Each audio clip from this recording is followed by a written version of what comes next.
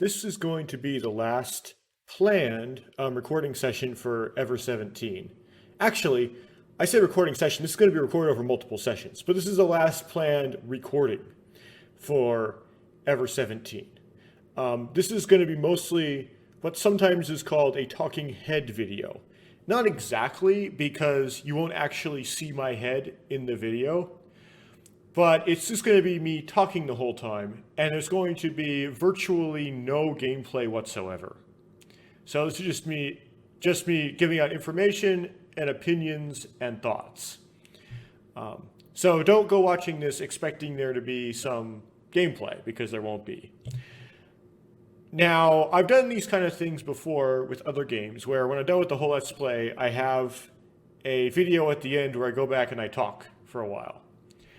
There's a tendency when I do that to start talking extremely fast. And it's almost like there's like a glitch in the perception of time in my brain, where I don't feel like I'm talking extremely fast. But when I go back and watch the video afterwards, it sounds like I was. In fact, talking so fast that I couldn't even articulate the words correctly, and they all got blurred together. So I'll try not to do that now, but just so you're aware, I am aware of that, and I'm going to make some attempts at slowing myself down. Given don't have a metronome in my ear or anything like that. That would be an extreme measure I could take in the future if this really doesn't work. So let's start talking about Ever17. Ever17, subtitled The Out of Infinity, sometimes. Depends on which port you're talking about, but sometimes subtitled The Out of Infinity, was developed by a Japanese developer that's now defunct. Okay, all the intellectual property that they had went to mages in the end, but it was called Kindle Imagine Develop, and they were partnering with Cyberfront, which is also now defunct. And it was first released in Japan in 2002. So what ports were released in Japan in 2002? The PlayStation 2 port and the Dreamcast one. They're both released the same time in August. And of course, they were only released in Japanese. There weren't any localizations. It wasn't released globally. It was released in Japan and only in the language Japanese. Then they released it for PC about a year later, about in May of 2003. And of course, you can read on the screen what I'm saying here.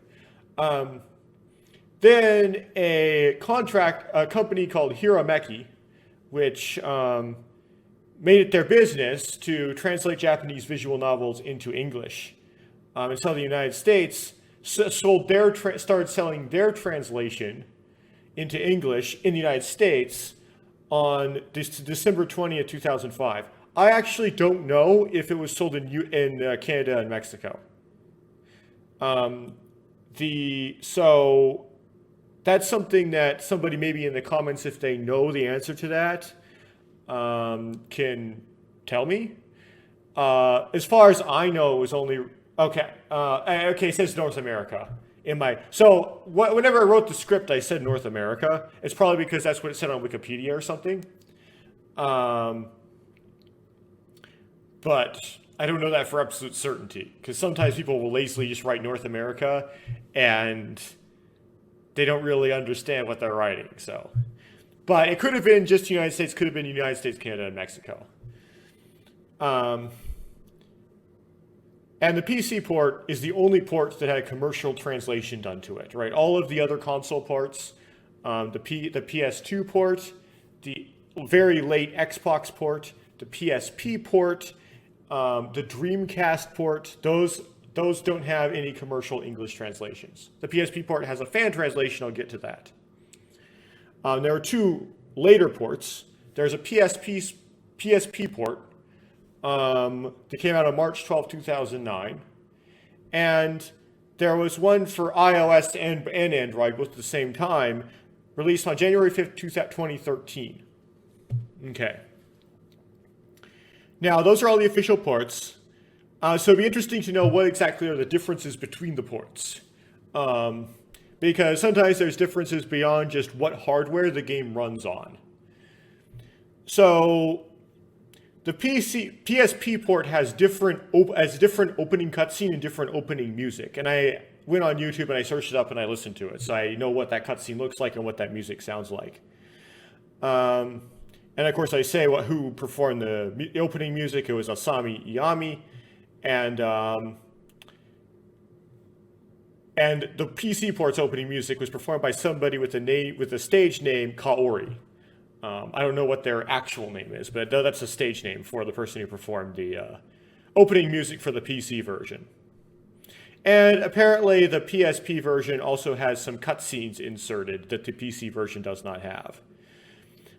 I said don't take that as gospel, though, because I read that off of stuff like YouTube comments and Reddit, right? That wasn't from a very official source from which I got that information. But what I was able to read was that it had some other cutscenes inserted. And apparently the text of the PSP version is identical to the text of the PC version and the original PS2 version.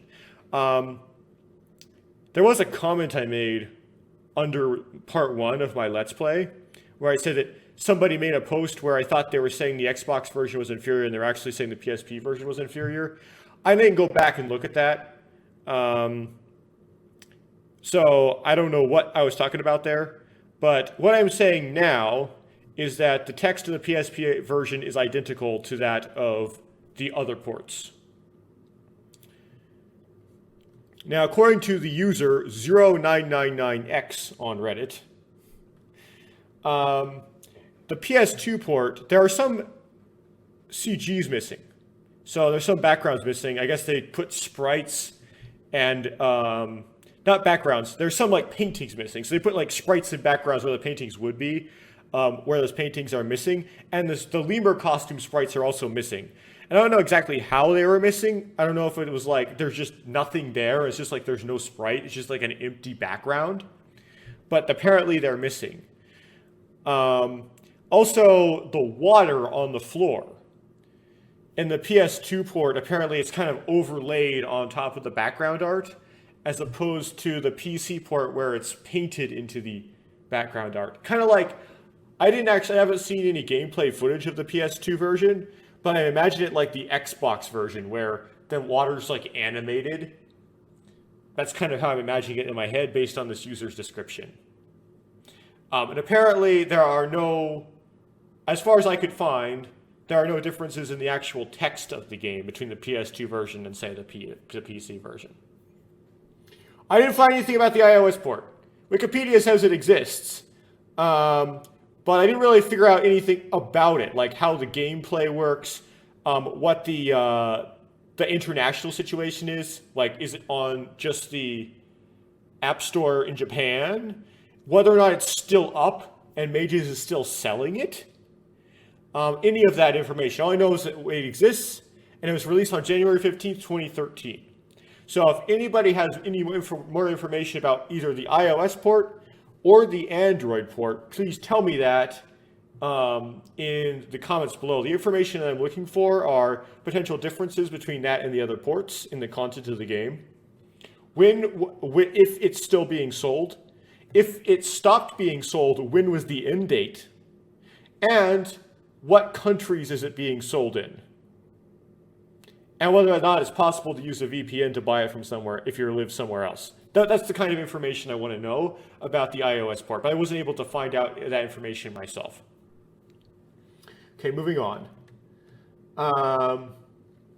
So as somebody who cares about the preservation of games, it is even more interesting to me when this port stopped being commercially available than when they were first launched. So I actually care about the end dates more than the launch dates, or the discontinuation dates more than the launch dates. Unfortunately, this information is a lot harder to find than the launch dates. For some reason, the universe thinks that you would rather know the launch dates for some reason. So I wasn't able to find out this information.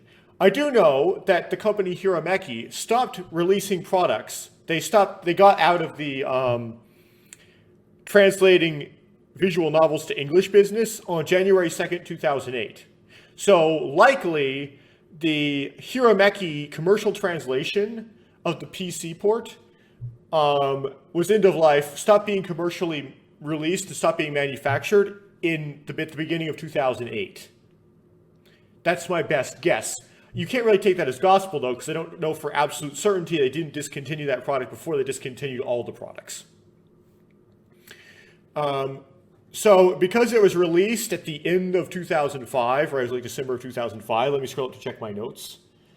Yeah, December of 2005, that's like 2 years. So you can think of it as like January 2006 to January 2008. So there was a 2-year window in which you could buy one from the factory. Okay. So this is a list of the people involved here. The opening music was written by Chiyomaru Shikura, and it was arranged by Sohimiti Isoe, and was sung by someone with the stage name of Kaori. The closing music, so the opening music track name I think is just Lemu, the Lost City of Lemuria, and the closing music, which I believe the title of the track is Aqua Stripe, was written by Chiyomaru Shikura, and it was arranged by Katumi Yoshihara, and it was sung by Hiroko Kashara, and it was ripped off by Sugar Puff. Okay. The other background music was written by Takeshi Abo. He also wrote the background music for all the other Infinity games, except maybe Code 18, because I didn't actually look that up, but all the other Infinity games besides maybe Code 18. The story was written by Kotaro Uchikoshi, Takumi Nakazawa, Kitaro Sasanari, and Nobuaki Umeda. I said comment on this. What I wanted to comment on was there's a game also written that Kotaro Uchikoshi was involved in writing called Zero Escape, Zero Time Dilemma. And if you're worried about this, I'm not going to say any spoilers for this game. So don't worry about it. In fact, I'm not going to say very many spoilers for anything at the beginning of this. Not even spoilers for Ever17 even at the beginning of this. But that was written by multiple writers. And the way it was written by multiple writers was they like kind of divided and conquered. They both took they all took different sections of the game, and just each one wrote each of those sections in their entirety. And so the writing of the game is somewhat heterogeneous. You can tell that different parts of the game are written by different authors. And this is not really a spoiler. You're going to know this before you play any Zero Escape game anyway. Zero Escape has escape room puzzles in it. And it has dialogue inside the escape room puzzles, and it has flavor text, and it has dialogue outside the escape room puzzles. It will sometimes change authors in between those two things. So you go into the escape room puzzle, and the writing style changes, and the personality of the characters changes. So there's multiple reasons why Zero Escape, Zero Time Dilemma is relatively disliked by the fans of the Zero Escape series, and just people in general. That's one of the reasons is the heterogeneous writing. In addition to the writing is also not very good in general, just as well as being heterogeneous. Some of these writers didn't seem to be very good. But it's not the only game out there that was written by multiple writers. There might be a lot of people sitting in the writer's room, right? That doesn't necessarily mean that the writing's going to turn out bad. There's some things you can nitpick about the writing of Ever17, of course. Of course you can nitpick it. But it's not like it was some cluster nonsense because 4 people were in the writer's room working on it. Another thing I wanted to mention is that Kotaro Uchikoshi is the famous writer here. I don't know anything about the other 3 writers. It's kind of a shame they don't get the credit. And that may just be because Kotaro Uchikoshi's later games were also famous, whereas these other writers aren't like writing credits for later games that are famous. He just has this broad discography that's all famous. Or also because he happened to be the scenario writer. So he's the guy who outlined the whole thing and planned it all out. Where the other writers were more of like filling in the dialogue. But don't neglect, these people worked on it too. I mean, this is got the famous guy gets all the credit. Okay, so that's all the official ports, right? PSP, PC, PS2, iOS and Android, Dreamcast, and when they were released. But there's also fan stuff. So on May 26, 2017, user Mr. Computer Ravo announced on the GBA tip forums a patch that translates the PSP port to English. So as far as I understand how you use this patch is you have to, if you buy the PSP port, what you get is you get this specialized media carrier that was developed by Sony called a UMD, which stands for Universal Media Disc. And you have to, and it only, Sony, when they came up with the UMD, planned to make all kinds of things that would utilize this format, the UMD, because they call it the Universal Media Disc, right? They didn't call it the PSP Media Disc. But it turns out that they didn't actually go through with that, and the PSP is the only thing that actually reads UMDs. So it became effectively, in a historical sense, looking back at it, a PSP cartridge. So in order to dump this cartridge to an ISO, which is what you have to do to apply this patch, because you have to do it on a computer, you have to get it imported into your PC. You have to hack the firmware of a PSP somehow. I don't know how to do this, but you somehow flash the firmware on your PSP to allow which then will allow it to take the information on the UMD and write it to a USB flash drive. And apparently there's a USB port on a PSP. I've never owned a PSP personally. It's this little handheld thing made by Sony that was actually really famous and well regarded in the video game community. But you can do that with a PSP. You can hack it, right? And then it will allow you to write the UMD to an ISO on a USB flash drive. Then you can put that in your computer. Then you put this thing that you can download from this post on the GBA tip forums. And you download it, you put it in the same directory you put that ISO file. You run that executable that you downloaded, and it will apply the patch to the ISO. Then if you want to play that on your actual PSP, you need to hack your PSP such that it can play ISOs that are on a flash drive. You need to put it back on the flash drive and play it back in, because you can't write to a UMD. And I don't know if that's the same firmware flash. You can do them both at once, or it's a different one. Or you can play it on a PSP emulator like PPSSPP, if you want to. To kind of go off on a tangent here about this whole issue, back when I first started getting into the video game world, which wasn't very long ago, it was like a couple of years ago, I didn't actually know about this. But I found out about this relatively recently, and this just demonstrates how politically uninformed I am. I didn't understand this at all. I went through as much of my life as I went through without understanding this very famous bit of U.S. law, which is U.S. Title 17, Chapter 12, Part A, right? Which says that, which sets up both civil and criminal penalties. Like, it's like the max is 5 years in jail, $500,000 fine. Crazy. For bypassing copyright protections. That's it. And of course, there's some exceptions for that. Like if you're law enforcement, or you're a library, or you are trying to reverse engineer your competitor's product in order to compete with them, or stuff like that, right? None of those exceptions, though, are for translating it to a different language just so you can play it in a different language. There's no exception to this,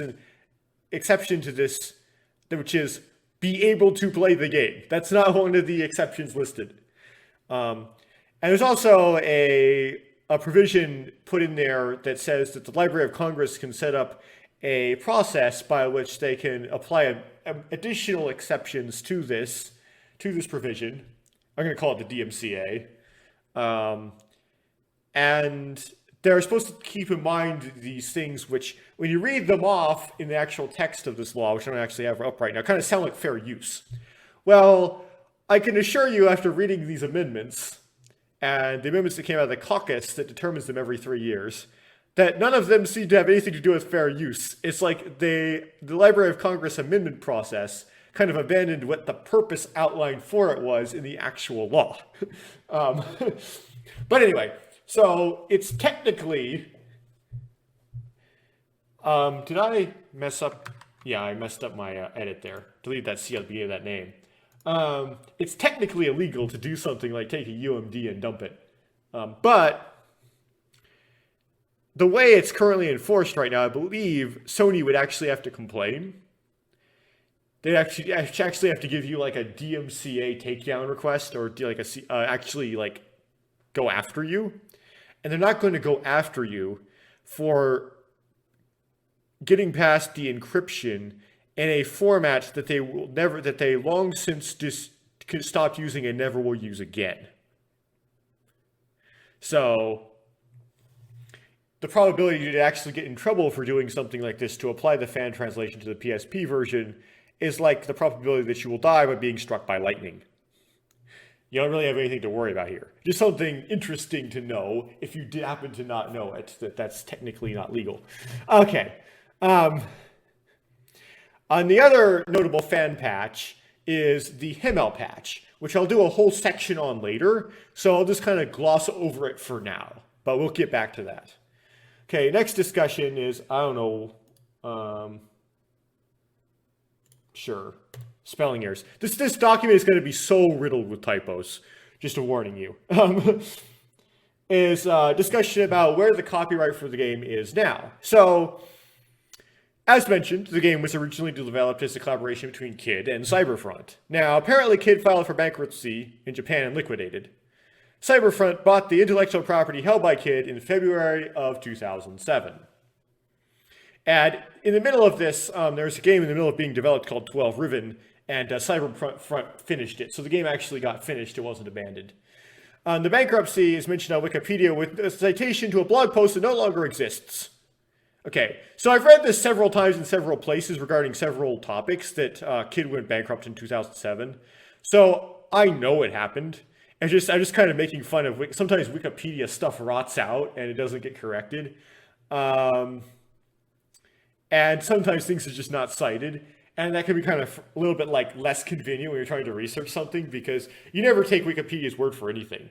What you want to do is you want to follow like the citation to like next to what it says and see if what it cites seems credible to you.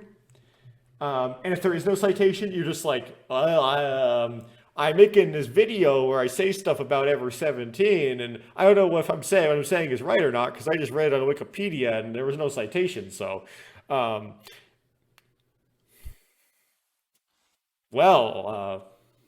go telling your friends this and credit me for it. Anyway. So when Kid went bankrupt, Kotaro Uchikoshi and several other staff from Kid went to work for Kotaro Uchikoshi went to work for Spike Chunsoft.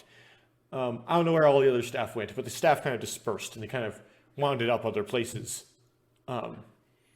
So from April 20th to March 2023, Cyberfront was bought by Kaga Create, and then, but it still retained the name Cyberfront.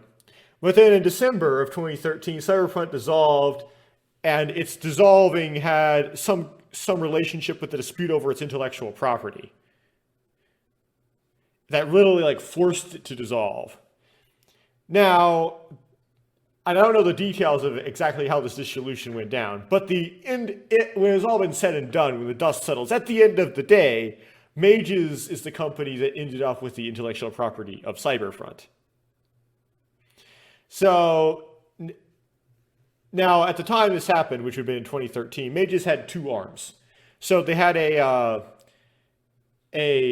record label arm and a game development arm. And the record label arm they called Mages, and the game development arm they called 5BP. And in July 2019, 5BP kind of merged with Mages. They just kind of had it be just all called Mages now. So it's not like 5BP went out of business. It was just another name for Mages. It was just another development arm of Mages, and now they just kind of got rid of that name and they just call it Mages now. So currently, the intellectual property of Ever17, all of it is in the hand of a company called Mages, which is a game developer. And they worked on stuff like Steins Gate, right? They're still out there and doing things. And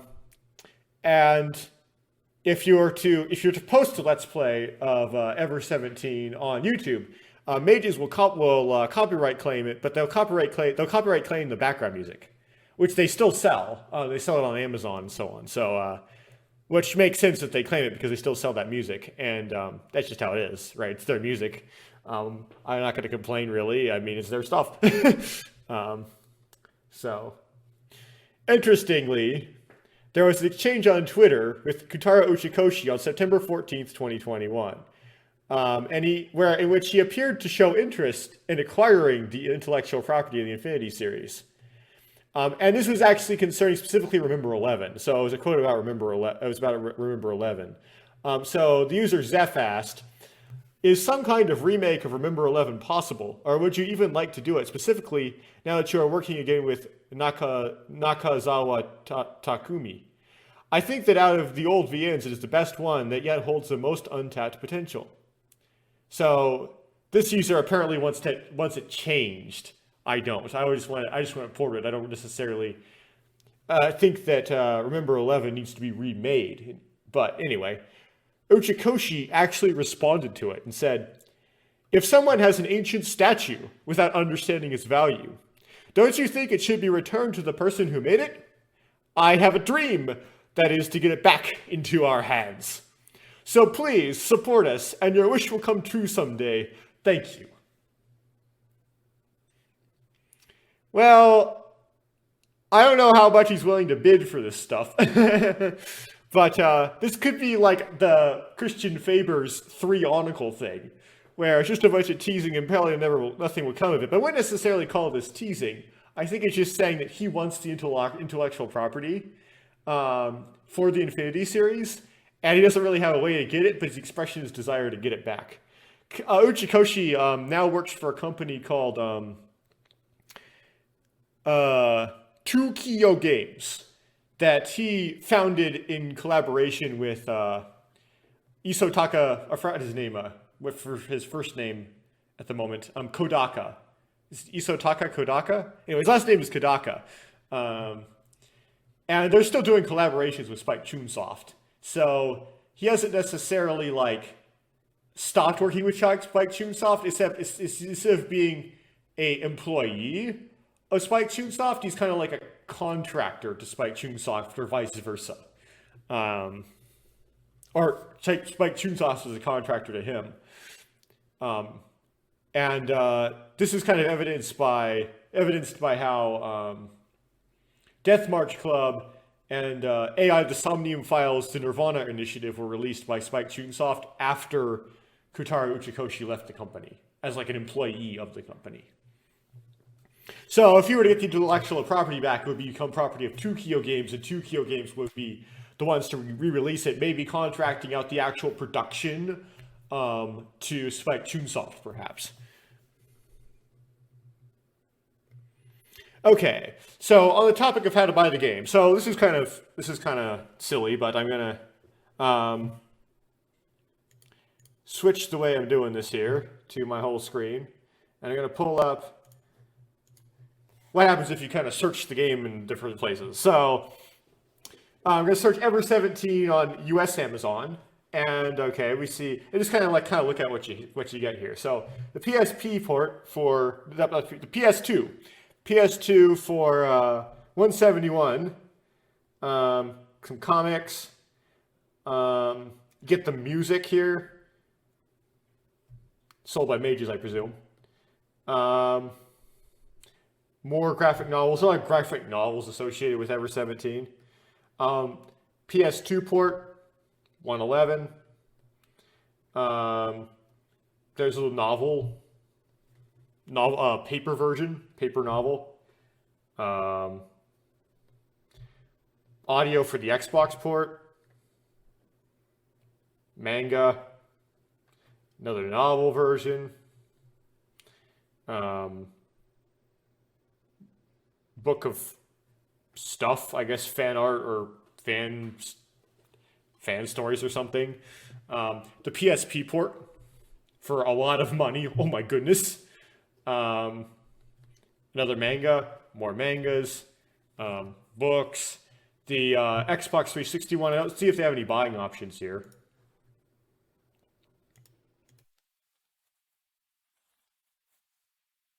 I haven't actually talked about this yet on my. Yeah, people are selling it for in the kind of mid-low 100s.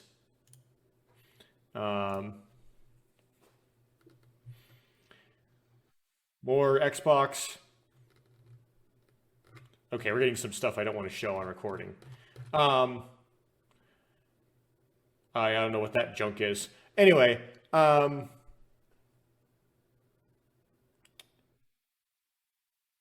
as you will notice there was no PC port being sold, and there for either English or Japanese. You notice they drew out the PC ports. This is going to become a recurring theme. So let's look on Amazon.co.jp. Yeah, I didn't know I was going to encounter some bad stuff if I went to the second page of that Amazon. I never actually saw that before. So get demonetized, I guess. I'm gonna have to clip that part out. I have to make it a little edit in post. Get rid of that. So but we see here PS2.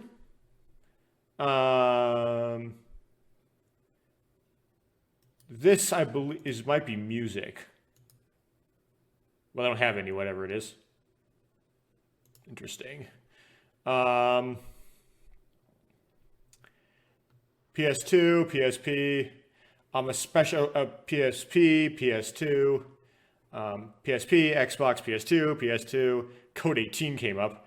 Dreamcast. And they're starting to get all off topic. So we finally found a listing here for the Infinity Plus box set, and this actually contains the Japanese PC port of Ever17. Problem is, they don't actually have anybody selling it, but this is like a way to get the PC version. And so let's go over to eBay now. So first PC, we found someone listing the PC version of the Hirameki commercial translation. There are some pitfalls to this, and I'll explain them later. Dreamcast, more of the PC port. Dreamcast, more of the PC port.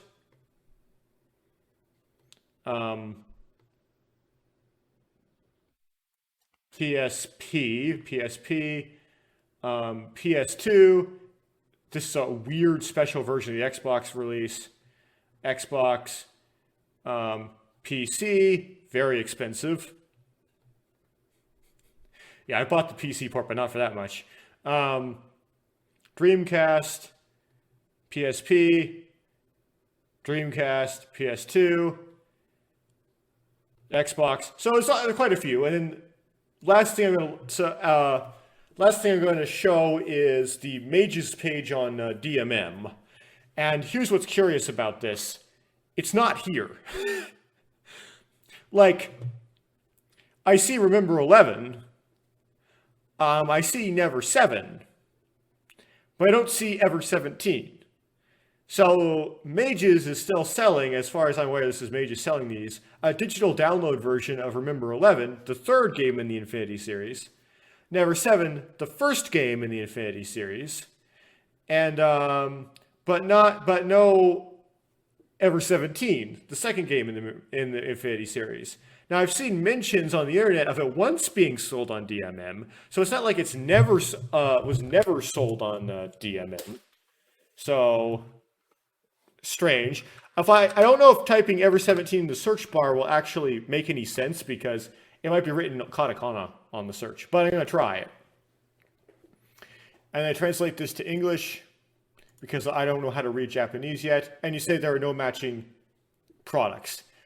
Although I did notice that there's the word products here, And if I turn it back to Japanese, this kanji means goods. So that's probably part of products.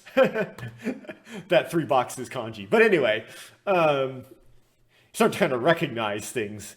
But I couldn't find it on DMM. Now, as far as I understand it, to buy something off of DMM, you need to be Japanese, or you have to have a doing it from Japan, or have a VPN that makes it pretend like you're in Japan, because they only sell in Japan, and you need a VPN to both buy and download the game. So, as far as I'm aware, just kind of an FYI. But as I couldn't find Ever17 on DMM. I don't know if I didn't search it right. It's just something interesting to point out for the audience. Anyway. Cool. I will go back to my document here. Now, oh, and to kind of like follow up at the end of that, here's a picture of me holding my copy of the physicals of Ever17. Now, yeah, so anyway.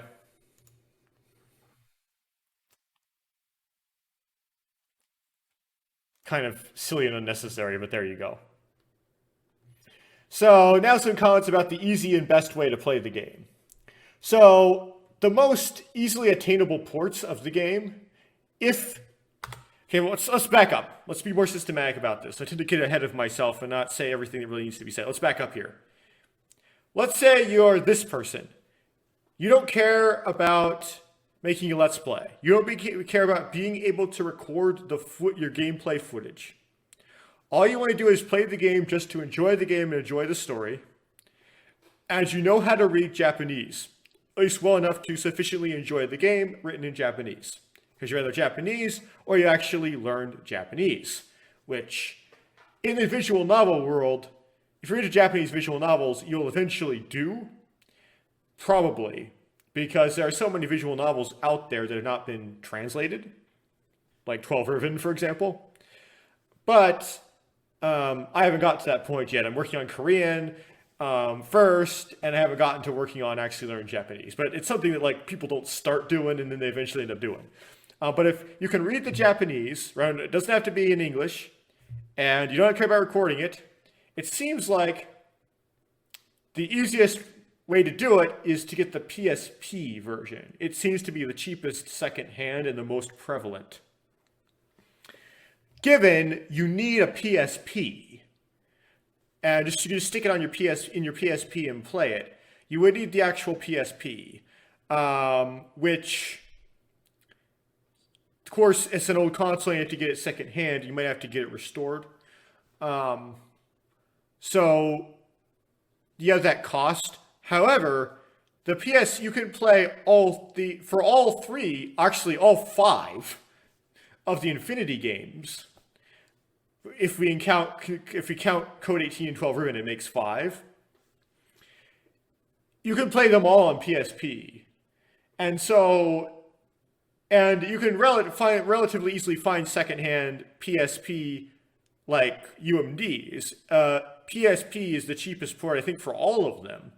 So with this one PSP that you buy, it allows you to play all the different Infinity games. So you get some use out of this one PSP, and you can think of it as dividing that PSP's cost into fifths and distributing it like 1/5 to each of the game's cost, potentially.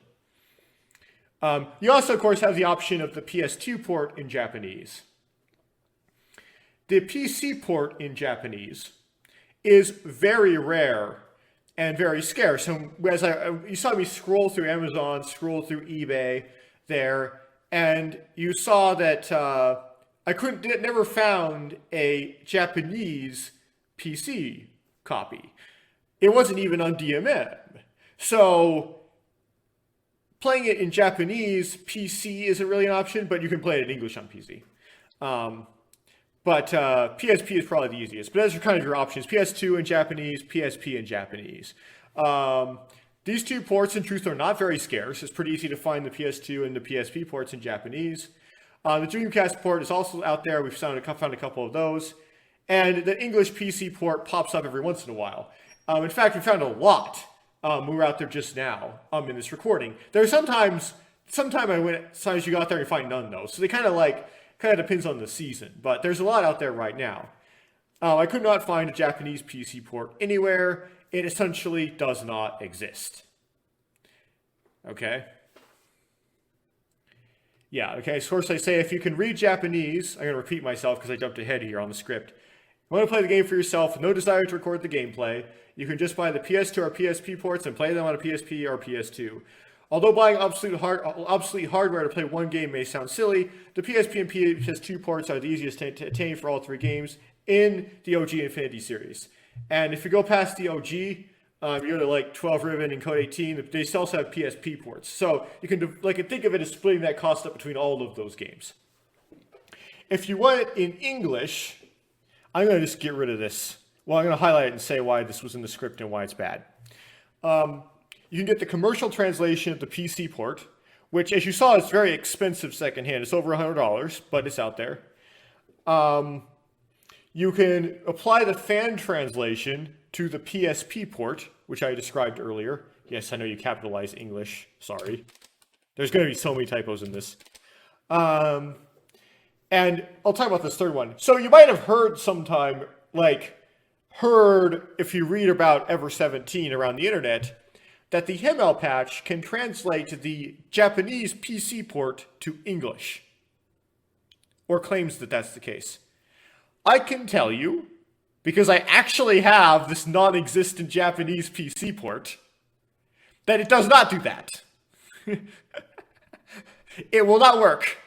So that is not an option. So I'm just going to erase this. There is no fan translation of the English PC port. I'm not the English PC port, the Japanese PC port to English. There is no such thing. Now, that doesn't really help you if you want to play it in English, because the Japanese PC port is actually even harder to obtain than the English one. So I don't know why you would care, but just clearing up that confusion. If you somehow thought that maybe the HIMMEL patch could translate the Japanese Japanese PC port to English, it can't. So there you go. The commercial translation to PC port powers now and again for around $160. Somewhat expensive, but it exists. To apply the fan translation to the PC port requires a ROM dump. The PC port is also called a Universal Medium the dump port by hack to crack PSP. This may violate the DMCA, blah, blah, blah. And then, although I've read the HIMMEL patch can translate the Japanese PC port to English, I said I don't know, but I wrote this document before I found out. I found out, actually, I tried it this morning. So the point is, it doesn't actually work. So we'll get rid of this.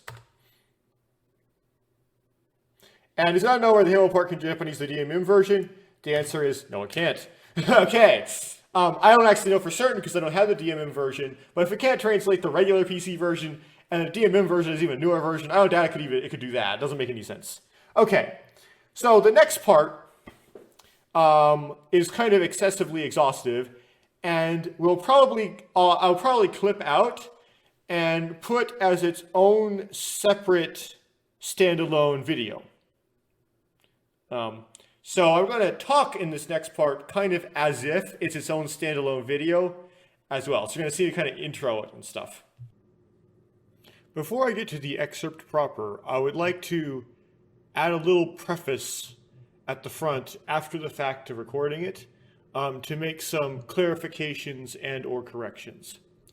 So first, this excerpt was designed originally to be spoiler free. So you don't have to worry about spoilers for the Infinity series. However, at the end, I will show the artwork for the covers and on the actual discs themselves of some of the ports of the games. So next will be pictures of the artwork. That's retail artwork, but that artwork for one or more of the games may contain spoilers for the game. In other words, the cover artist may have put something on the cover that it seems clear when you play the game that the writers of the text didn't want you to know. And these spoilers could be potentially the worst possible spoiler you could possibly draw. So keep that in mind. Although, if in order to actually purchase the game, it's very unlikely you'd be able to do that without actually seeing this cover art. But when that happens, it should be marked off by the chapters feature in YouTube. Okay, secondly, but other than that, it's going to be spoiler free. So that's the only thing you have to worry about is the cover art for the games when I show the games. Secondly, I say that the TL Wiki was somehow part of the Internet Archive. That was something I said because I was extremely under-researched. The TL Wiki is not part of the Internet Archive. It was its own separate thing. It was a community of fans of Japanese visual novels that worked on translating those visual novels to English. The site went down, and the only thing I could source that gives me a hint about the timeline of that was a tweet by someone with Twitter username thiskanji, which I don't know how to pronounce, but that's the kanji, and had a handle at Mookie0. And the tweet was made on February 13th, 2019. And the tweet said that the TL Wiki is down indefinitely. So by that time, it probably happened earlier, but at least by 2019, and this is being reported at the end of January of 2023, so that's about 4 years ago, the TL Wiki became no more. The person who was in charge of it and was paid to keep the servers up, to keep the paying the web hosting fees, disappeared, and it's gone. And all of the work that they did, the English patches that they created, some of them I can't find, like the one for Remember 11. I can find the whole thing patched, but I can't find just the patch, right? So I can't avoid piracy with the patch. Some of them you can find. So it kind of got scattered all over the internet. Their work got scattered all over the internet when it dissolved, and some of it was lost in that process. To those who were once part of the TL Wiki and worked on translating these visual novels to English, as a visual novel fan, I greatly appreciate the work that you did in making these accessible to somebody like me and other Americans like me, lazy Americans who haven't bothered to learn Japanese. And you did it without being paid. You just did it as a hobby because that's just what you wanted to do. And I'm finding that although it's very unlikely that I will get involved in translating games myself, but it's possible. The possibility exists. It's not out of the question. And if I somehow manage to get the know-how to be able to decompose games and actually get into it, then I can actually pick up trying to do this myself. Lastly, this isn't really a correction, but it's actually like a further research, a resolution. As for the issue with the background the opening cutscene of Ever17 in Japanese on Windows 10, I can confirm that has to do with trying to install the Japanese version while the English version from Hirameki is already installed. That does not come from Windows 10. That comes from a conflict between two installs of similar games. If I install it on a Windows 10 PC that it does not have the English version installed, I do not see that problem. Okay.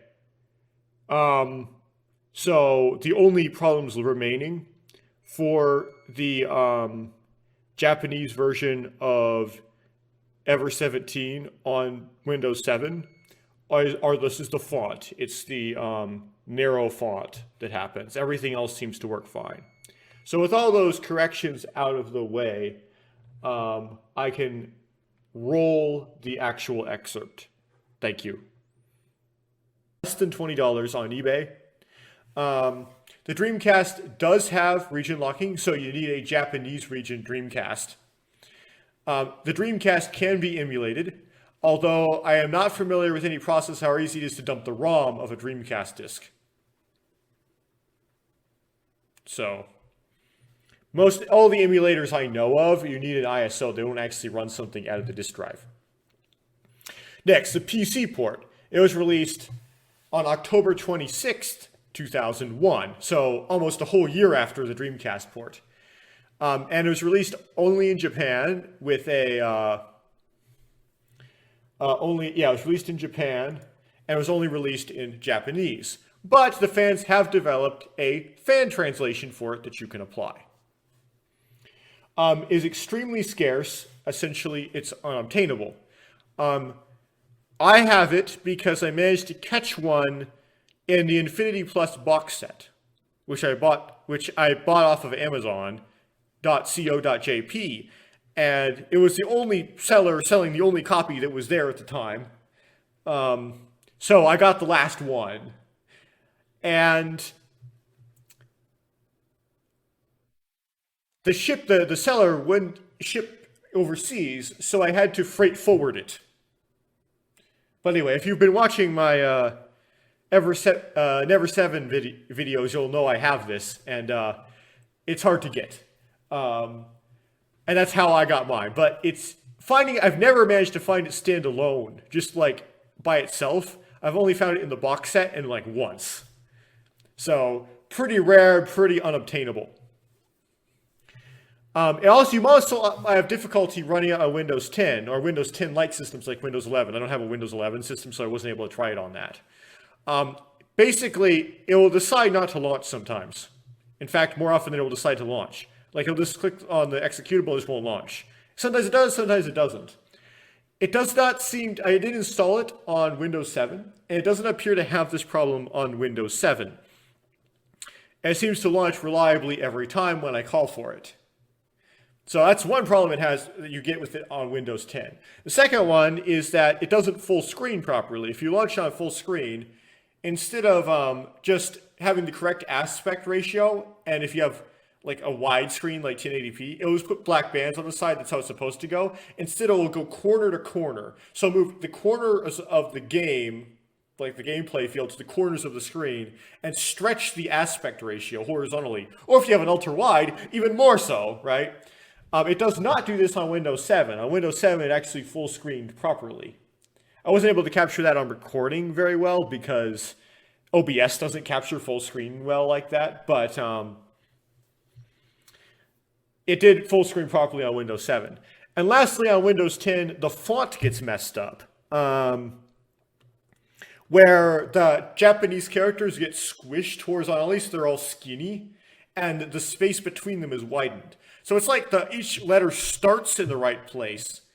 So like the space, the space between the lower left corner of each character is correct, but the characters are squished. So it's like a squished character in a wide space and a squished character in a wide space. And of course, that does not happen on Windows 7. And lastly, it requires a play disc in order for the background music to run. So it comes as two discs. One's at least on the box set. Maybe if you got the standalone version from 2001, it might have come as like 4 discs. But on the box set, it comes as 2. So one of them you install the game with. It also has this menu on it that's supposed to be smart and find the game if you have it installed and also allow you to play it.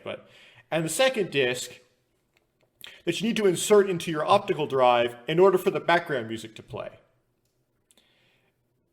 This disc also works as an audio CD, I believe. Like you stick it in your car and you can play like the background music for Ever7 while you're driving. It'll still play if you don't have this disc in your disc drive. It just won't have any background music.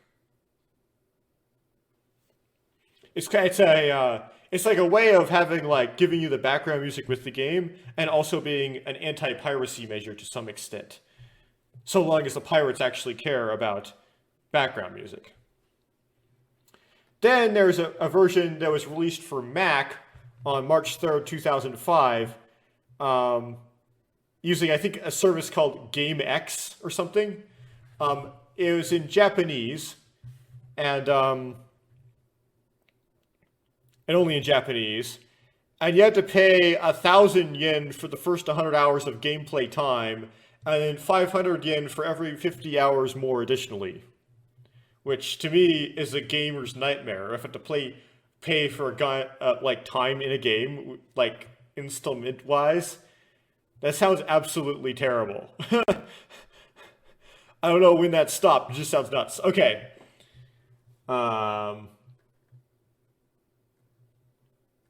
Next, the PSP port. So it was released in March 12, 2009, and it was released in Japanese, and Japanese only in Japan, but there is a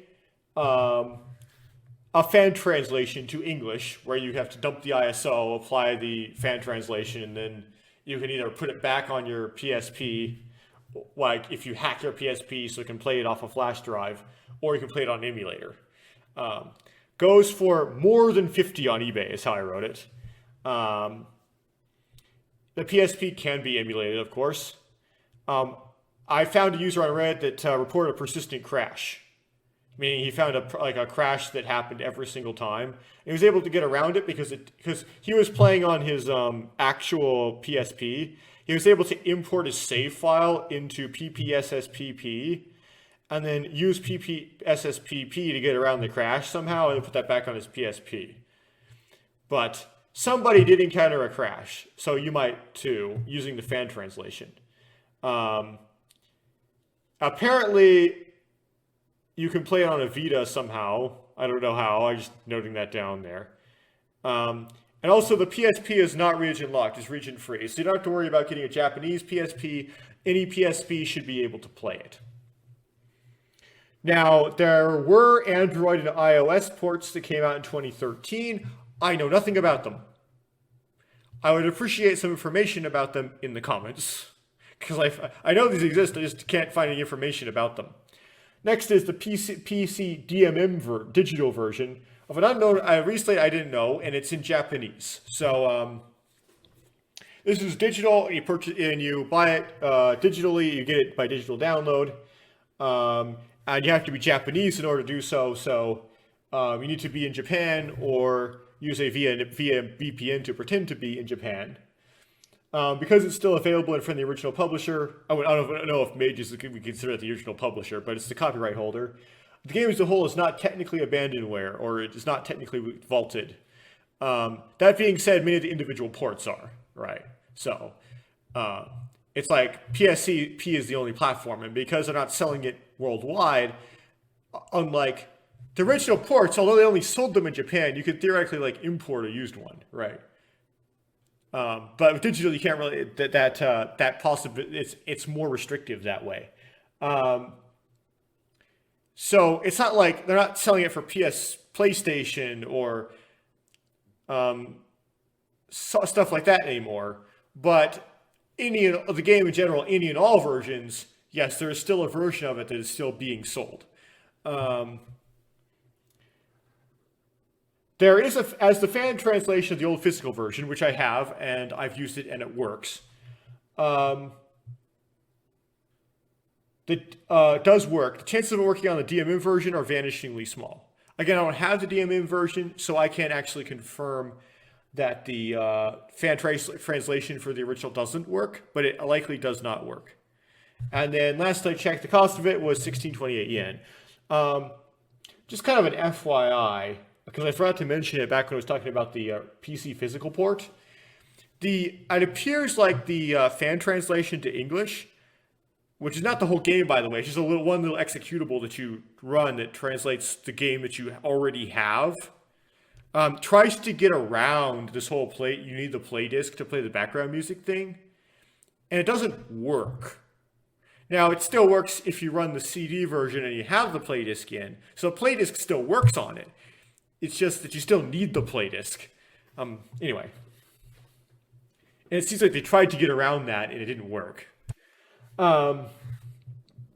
Okay. So talk about the DMM version. And then lastly, we have what's called the Eternal Edition. So the Eternal Edition is a fan port to the Love 2D engine. that I believe started out at about April of 2020 is when it was first created. Now, it's only in English, so it's meant to be an English translation. There is no Japanese version as far as I know, making it unique in that way. And it's considered by the fans to be the best way to play the game. Now, because it's fan-created, there's no way to buy it and pay mages for it, right? So it's essentially a piracy-only thing. And it's extremely unlikely that the people who created this and took the background music and the sprites and the backgrounds and the story and poured them into Love 2D actually talked to mages about it. So it's likely just completely and utterly piracy. Just kind of, yeah. There are a whole bunch of versions out there of it. One of them is like that you can find on the Internet Archive as portable. It's like has a bunch of DLLs with the executable, so you can run it without actually installing the Love 2D engine. But the latest version is version V0.4, and that one came out on February 2nd, 2022. Now, I did a Let's Play of the Eternal Edition, but my Let's Play was created before version V0.4 came out, so it must have been some earlier version. And I don't know which earlier version it was, but it wasn't the latest one. There's been a later one since I came out with mine. And I think there's my Ever17, not Ever17, Never7 Part 35. Never7 Part 35 is a link in the description of that to where you can download the executable version for V0.4. For that version to work, you need to have the Love 2D engine installed on your system. It's not portable, you actually need to have the engine as well. And the motivation behind creating this was basically that the original doesn't run well on Windows 10, right? It sometimes decides to not launch. So this is, and the Eternal Edition does, right? So it's kind of a preservation effort to make Ever17 still playable in English on later versions of Windows, because there's no, I don't think the English fan translation would work on the DMM version. It works on the old disk version, and the old disk version does not work well on Windows 10. It's also this is not really an excuse for these pirate ports, but it's also extremely hard to get a hold of, legitimately. I mean, you can get a hold of it, like, scumbaggedly, but you can get bootleg versions of it. But a legitimate copy is really hard to get a hold of. Okay. So that's all for Never7. Let's go through all the ports and their availability for Ever17. So first you have the PS2 port, which released on August, spelled wrong, because this needs to be a U. I know how to spell August, it just didn't seem to happen that time in my life. Okay. August 29th, 2002, and it was released only in Japan, in Japanese. It goes for on eBay as low as $28, but most people are trying to sell it for more than that. Particularly if it's the limited edition, then it really goes for a lot. The PS2 did have region locking, so it may be region locked to Japan, and you may have to have a Japanese region, PS2 specifically, in order for it to run. It is possible to bypass this. I have never done it. I don't know how to do it. I just know that it's possible. Then also at the same time, they released it for the Sega Dreamcast. Again, also only in Japan. You can import it, but it was only like sold commercially from the manufacturer in Japan. In the Japanese language only. It usually goes for around $30 on eBay. The Dreamcast has region locking. You do need a Japanese region Dreamcast in order for it to run. The Dreamcast can be emulated, but I'm not very familiar with Dreamcast emulators, nor the process of actually dumping the ROM so you can do the emulation. But I just know it can be emulated. There are emulators out there for it. Okay, next port, PC. This was released October 16th, 2003 in Japanese only, and only in the Japanese language. It's extremely scarce and essentially unobtainable. Again, I have one because I have the Infinity Plus box set, but I got the last copy that was on Amazon.co.jp that there was, and now there isn't one. And I did see it, like somebody list it standalone. I saw it listed, yeah, also saw it listed on Amazon standalone. But again, there was no one actually selling it. It was just like a page for it. You couldn't actually buy it. So I haven't seen an opportunity to actually buy a secondhand copy of the PC port in Japanese for Ever17 as of yet. And then only once for the box set that it contains it, I just snatched it up immediately. So to be clear, the HIMMEL patch cannot translate this to English. If you try to apply the HIMMEL patch and launch it, you get the error VLG load, file load error, hiromeki.cps. So, it doesn't work. You can't use the HIMMEL patch as a fan translation. It does not appear to require the physical disk to play after install, right? You just install it, and once you've installed it, it'll still play even if you don't have the disk. Doesn't have the play disk protection thingy that Ever17 does. It only in the box set, at least, it only comes as one disk, basically. On Windows 10, there are issues. So the first one is the intro cutscene does not play. Now, here's the problem with this. I installed it, right? And then the intro cutscene, the video part of it didn't play. You basically just get a white screen with the music playing. But then later on, I decided to try launching my English install of the Hiromeki commercial translation. And the intro video did not play on that either. And I was like, what in the world? What I changed was I installed a copy of the Japanese version after I installed the English version. I was like, what?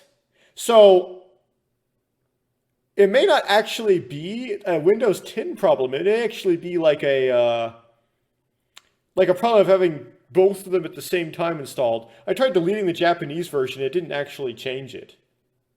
It didn't change it back. Like the intro cutscene on my install for my Hiromeki translation is our Hiromeki version is like permanently broke now.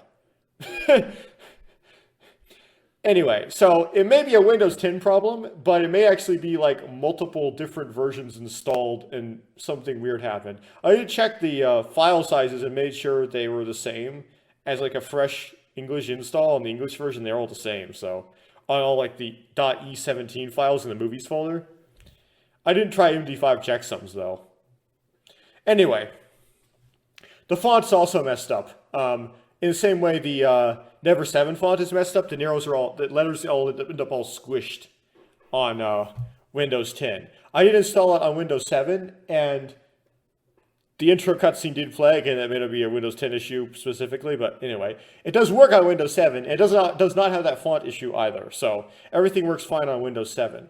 Kind of as a note, the Ever17, I said that the physical for Ever7. Oh, I'm getting all mixed up. The physical for Ever7 doesn't full screen right? The aspect ratio gets warped on Windows 10. On Windows 10, the physical for Ever17 in Japanese does full screen properly. So it also launches consistently. So the only problem that it retains from Ever7 is the font problem. And potentially an intro cutscene problem. And if it's an intro cutscene problem, potentially a problem with later cutscenes in the game. Because there's other ones, right, where like there's other cutscenes later in the game. They're like small. They're not very long, but they happen. Those could have issues too, potentially. Anyway, I just didn't get that far in the game. Check that.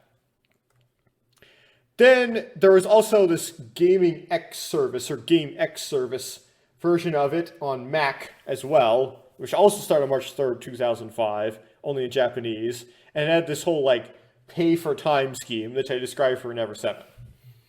Now the PSP port released on March 12th, 2009. The PSP ports were all released in 2009. Is it as released only in Japanese, but there is a fan translation that you can use to translate it to English. Goes for over $50 on eBay. You can apply a fan translation after doing a ROM dump. PSP can be emulated, of course. Is playable on the Vita, hacked Vita that is. And a PSP is not region locked. You can play it on any and all PSPs.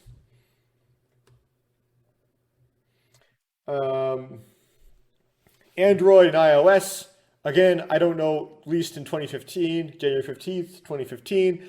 Again, I don't know anything about these, whether or not these are still up, what the regions they're being sold in are, any of that. So if anybody has information about these, please let me know in the comments. All I know is they exist and what date they're released, nothing else, nothing really more about them. The DMM version, unknown release date, and also unknown takedown date, because it's no longer up there as far as I can tell.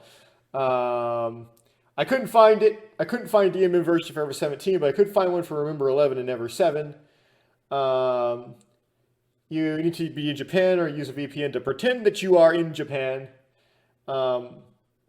And because it might still be available, I put might specifically in this entry as opposed to in Never7 and Remember11's entries because I couldn't find it, then it might not be vaulted. It may actually still be available from the publisher.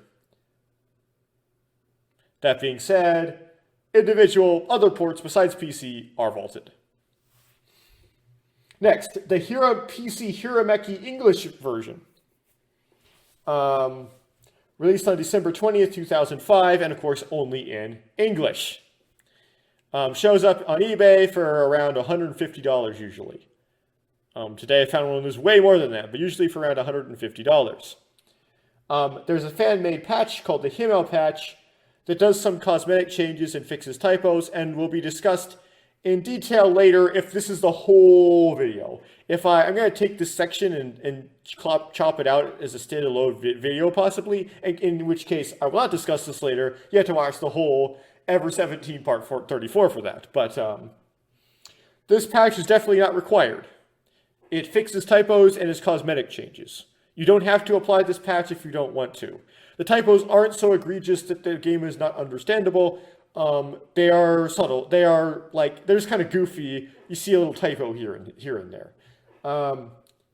There is also a couple plot mistakes that they made, but that fixes. Again, it's not really egregious. So don't feel compelled to have to apply the HIMMEL patch, but you can if you want to. Runs fine on Windows 10. There are absolutely no problems running this on Windows 10 whatsoever. Unlike the Japanese version, there's no font problems. So, yeah. I mean, the intro cutscene works. Everything works. So, perfectly backwards compatible. I read somewhere that some of the discs, the background music doesn't work. That's all I know about that. On mine, my discs, the background music works fine. Also, some of the earlier discs, they don't have the Japanese voice acting. I don't think this was actually a mistake. I think Hirameki just thought that the United States, our North American audience, didn't necessarily care for the Japanese voice acting, right? They just want the text. However, they later decided to put the voice.dat, is what that file is called, on their website, and it was added to later versions of the game. My copy, because I actually have a physical copy of the Hirameki translation, does not have the voice files. So now the voice files would be a very good thing to put on the Internet Archive. That sounds like something that would be what the Internet Archive is made for, and a good thing to put there. But unfortunately, they're not. Instead, they have the entire kit and caboodle. You can pirate the entire game off the Internet Archive. Well, so anyway, that's why my Let's Play had the voice files, because I pirated the entire game, essentially.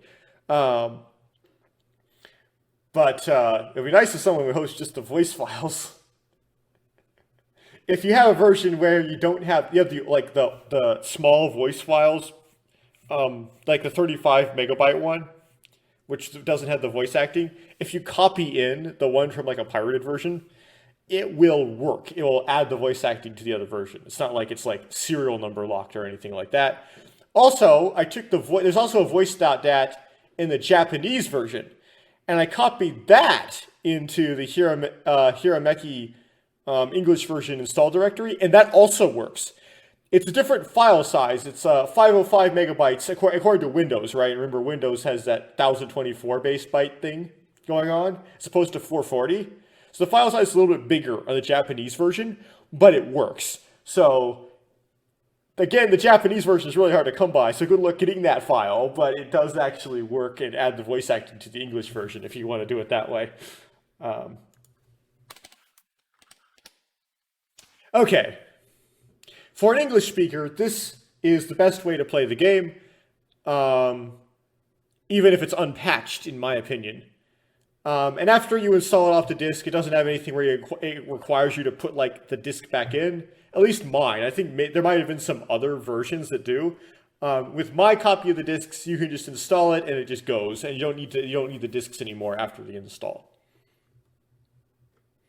Xbox port. Released in December 1st, 2011, Japanese only. So this is not just a port. I should say Xbox 360, because it's not the original Xbox 360. This is not just a port, it's a remake. So keep that in mind. It was released in Japan only and only in Japanese language. It costs in the 100 second hand. Mine cost 140, if you're wondering. The Xbox 360 does have region locking, and a Japanese region Xbox 360 is required for it to run. It does run on Xenia. To run on Xenia, you do need an ISO. I'll talk about that a little bit later, as in after I talk about this. So this is a remake. It's a complete rewrite of the text. And it does have resemblance to the original story. Like, it has the same characters with the same names. But there are many and very significant changes. And the fan base considers it inferior to the original.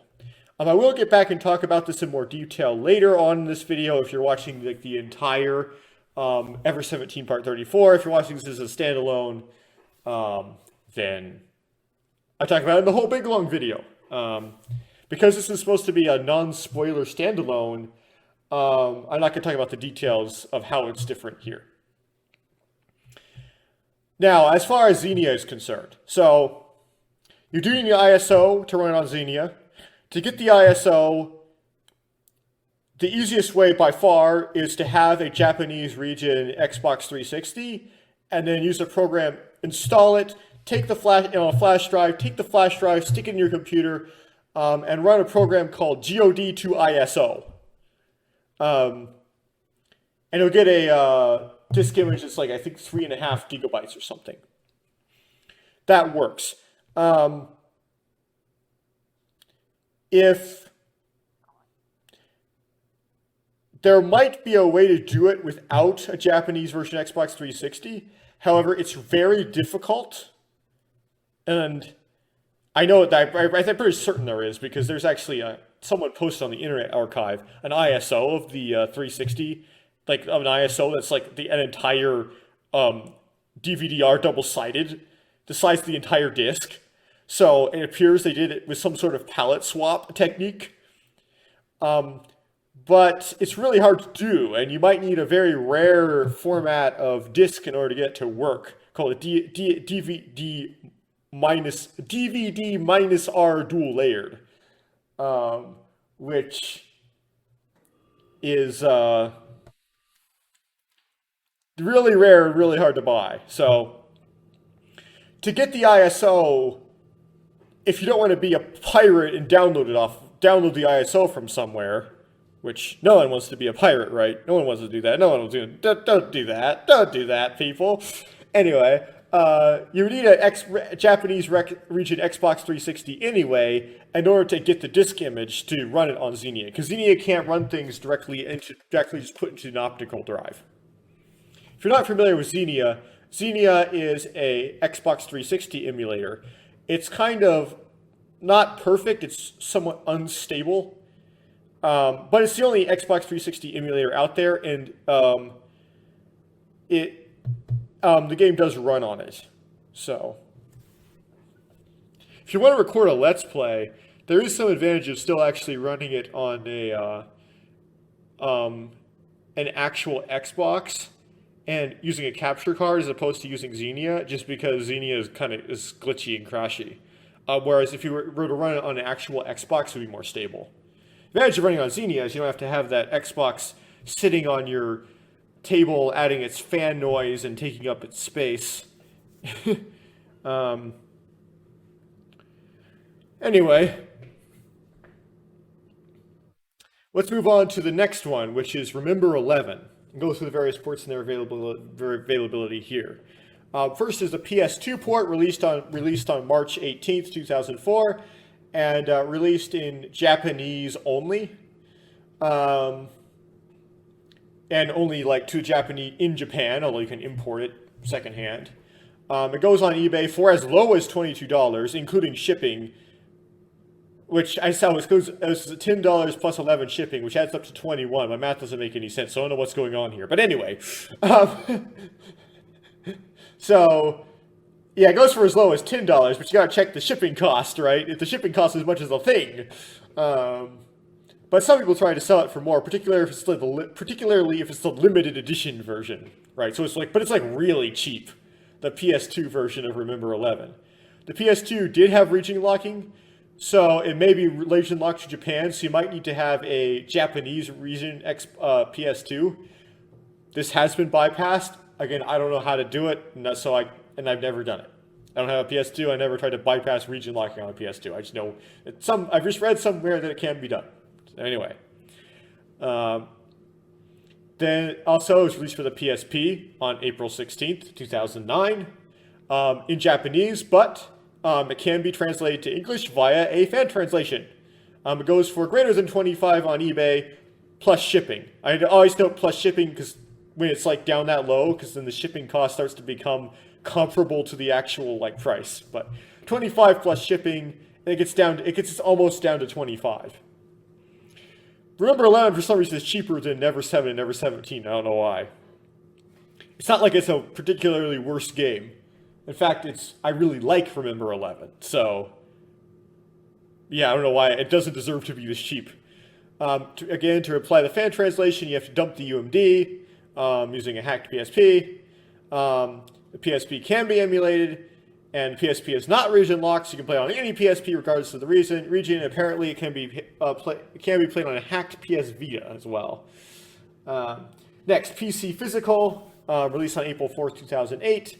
Again, Japanese, but can be translated to English via fan translation. I'll describe that more in detail. It can't really be translated to English via fan translation anymore. Anyway, this is the only one for some reason on this document that I mentioned. It came in a box set. I don't know why. Ever7 and Ever17 also came in that box set. I think it's more because when this was released on PC, that's when the box set started. Anyway, so this is exclusive. Okay, yeah, okay. So I guess the PC version in Japanese, the PC version of Remember 11 was exclusively in the box set. You couldn't get it by itself. That's why I mentioned the box set so prominently here. So it came in a box set with Ever7, Ever17, and 12 Ribbon. Extremely scarce, essentially unobtainable. Again, I have one because I have the box set. But I still stand by it's extremely scarce and essentially unobtainable because it is. But I have one. Has a fan translation to English, and it's called the TL Wiki patch. The TL Wiki is part of the Internet Archive. The problem with this is that I couldn't find anywhere where you could download just the patch by itself. Like you actually have your own disk, and then you apply the patch to it. I could only find where you could download it, the entire kit and caboodle pre-patched. Meaning, the fan translation of it, it's like you can only do it by pirating the entire thing. Which makes it effectively kind of like a pirate-only patch, somewhat reminiscent of the Eternal Edition for Ever7. Anyway, there is a fan revision to the TLWiki English patch on top of the TLWiki English patch by the same people who made the HIMMEL patch for Ever17 called the Gestalt Edition. I didn't apply it in my Let's Play, but it's out there and you can apply it if you want to. And it fixes some grammar issues, is essentially what it does, as far as I understand. And then it does not appear to require the physical disk to play after install. You just install it, and once it's installed, you can kind of move on, right? You don't have to keep putting the disk in to play it. And I didn't actually mention it here. For some reason, I forgot to put this bullet point. I'll add it right now. But it runs perfectly fine on Windows 10.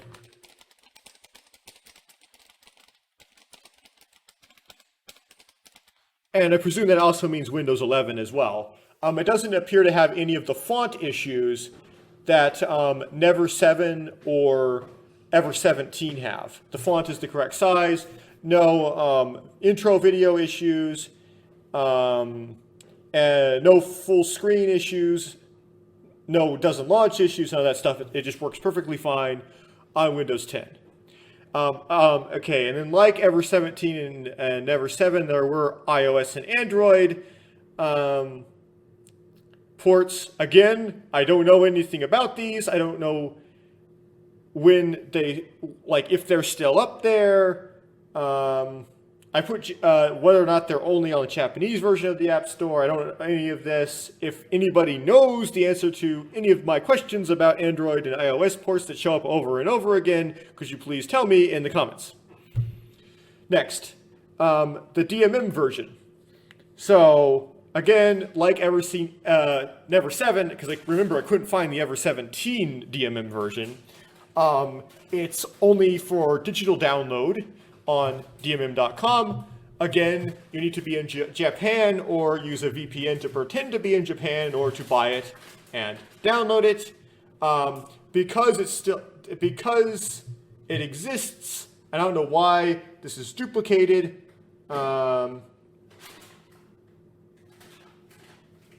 Cesaro might be. Yeah, okay.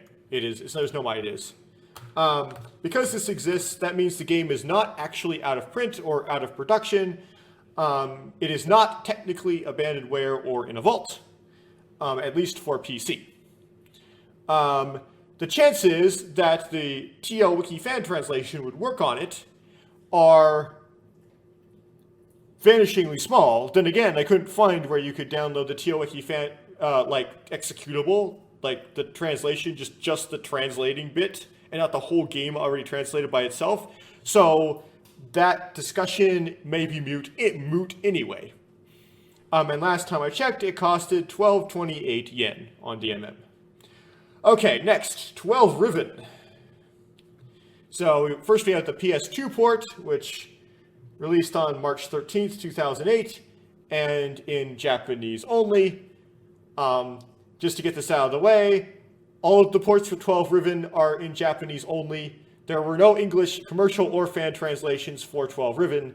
I've read somewhere that someone's he said, she said rumor that someone created one that was almost complete and never released it. Again, don't take that as gospel or quote me on that, but I did read it somewhere. Anyway, so going back to the PS2 port. So the PS2 port goes on eBay for as low as $22, just like Remember 11. And I'm saying $22 because I said $10 plus $11 shipping. Again, 10 plus 11 doesn't equal 22, it equals 21. I don't know what I was thinking when I wrote the script. That's just, I reinvented math there. Deal with it. The PS2 does have region locking again, so it may be region locked to Japan. Again, I know it's possible to bypass region locking on the PS2. I've never done it. I don't know how to do it. Okay, next. PSP, released on April 16th, 2009, the same date the PSP version of Remember 11 was released. Goes for about $50 on eBay. The PSP can be emulated, is playable on a PS Vita that is hacked, and the PSP is not region locked. You can play it on any PSP that you want to. Unlike the first three entries in the Infinity series, there is no fan translation for it. So there just isn't. So it's Japanese only.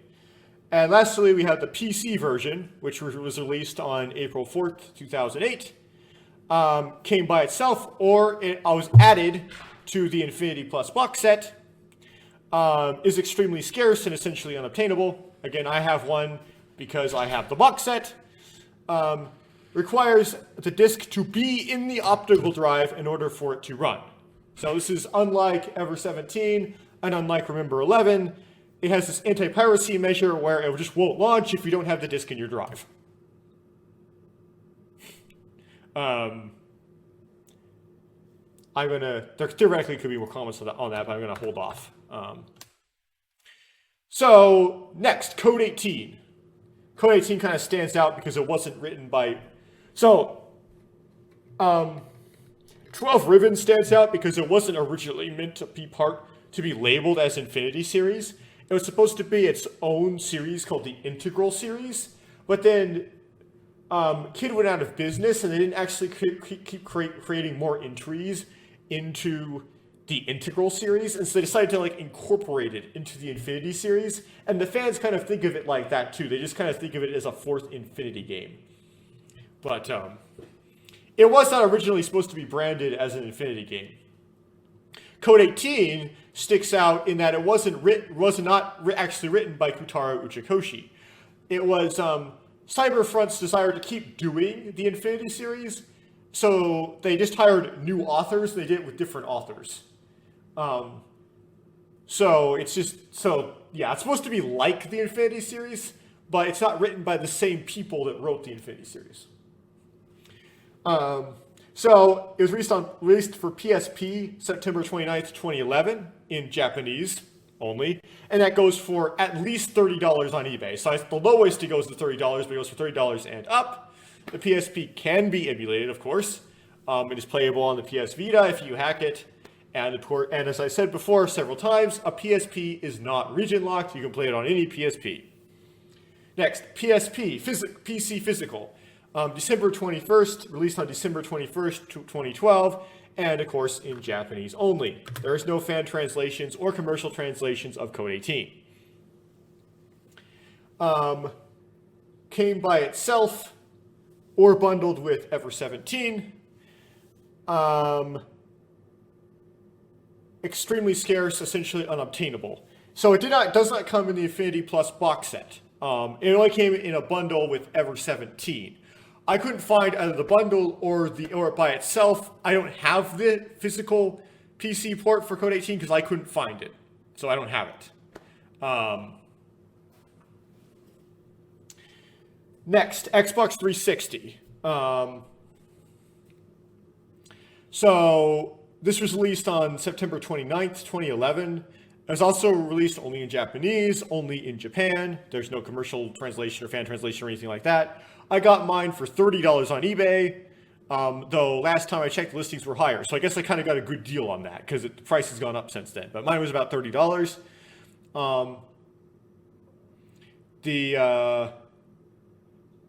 The Xbox 360 does have region locking, so although I'm not certain about this like I am with the Xbox remake of Ever17, I'm like 99% sure, just not 100% sure, that it requires a Japanese region Xbox 360 to run. And I don't know why I didn't say this when I was talking about the Xbox remake of Ever17, but both of them are not on all the forward compatibility lists that I have found for the Xbox One and the Xbox Series X.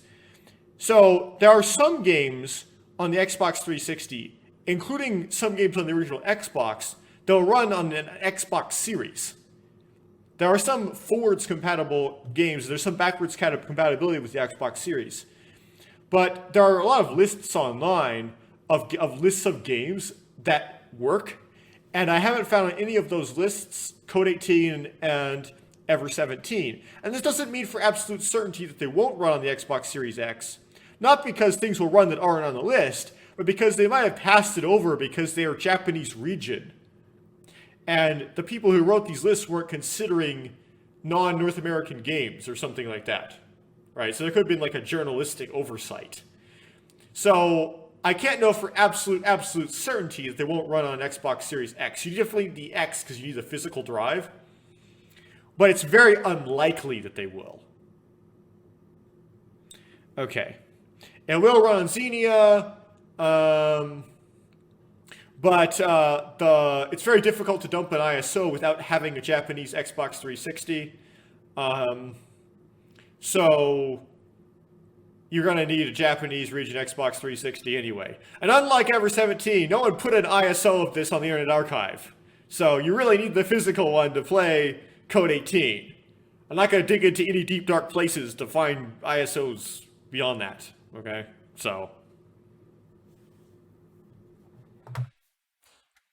that's it for all that. And then I think as a conclusion, to my description of the availability, as far as I know, I was able to research of the Infinity Series games. I'll show some pictures. So if I can work this correctly here, this image here is my collection of discs. So those white case covers the case covers from the Infinity Plus box set, they are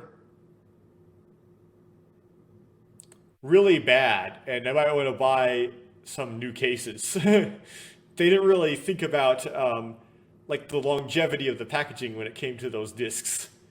And then this is a picture of the Xbox remake of Ever17 running. There's my Japanese region Xbox 360. I don't have a flash drive in at the moment. When I took this picture, I just ran it right off the disk.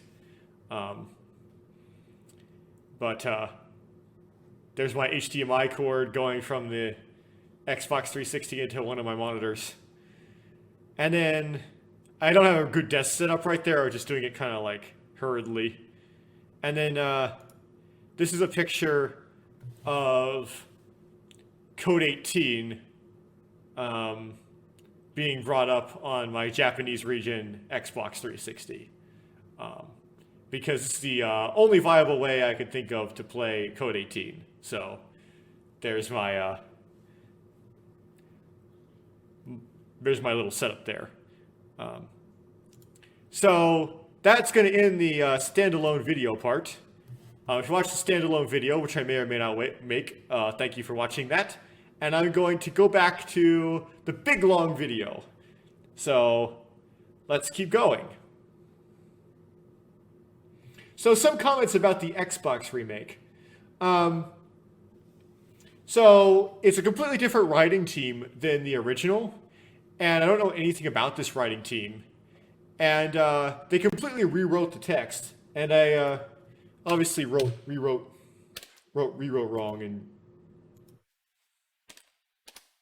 wrote something different. It's significantly different from the original. And it's actually so different that there's some suspense to it because you're like wondering what's going to be different next. So it's not like you're playing the exact same game again, despite a lot of similarities to the original as well. So there is like I find it worth playing after I've played the original to go back and actually play again the Xbox remake just because it's so different.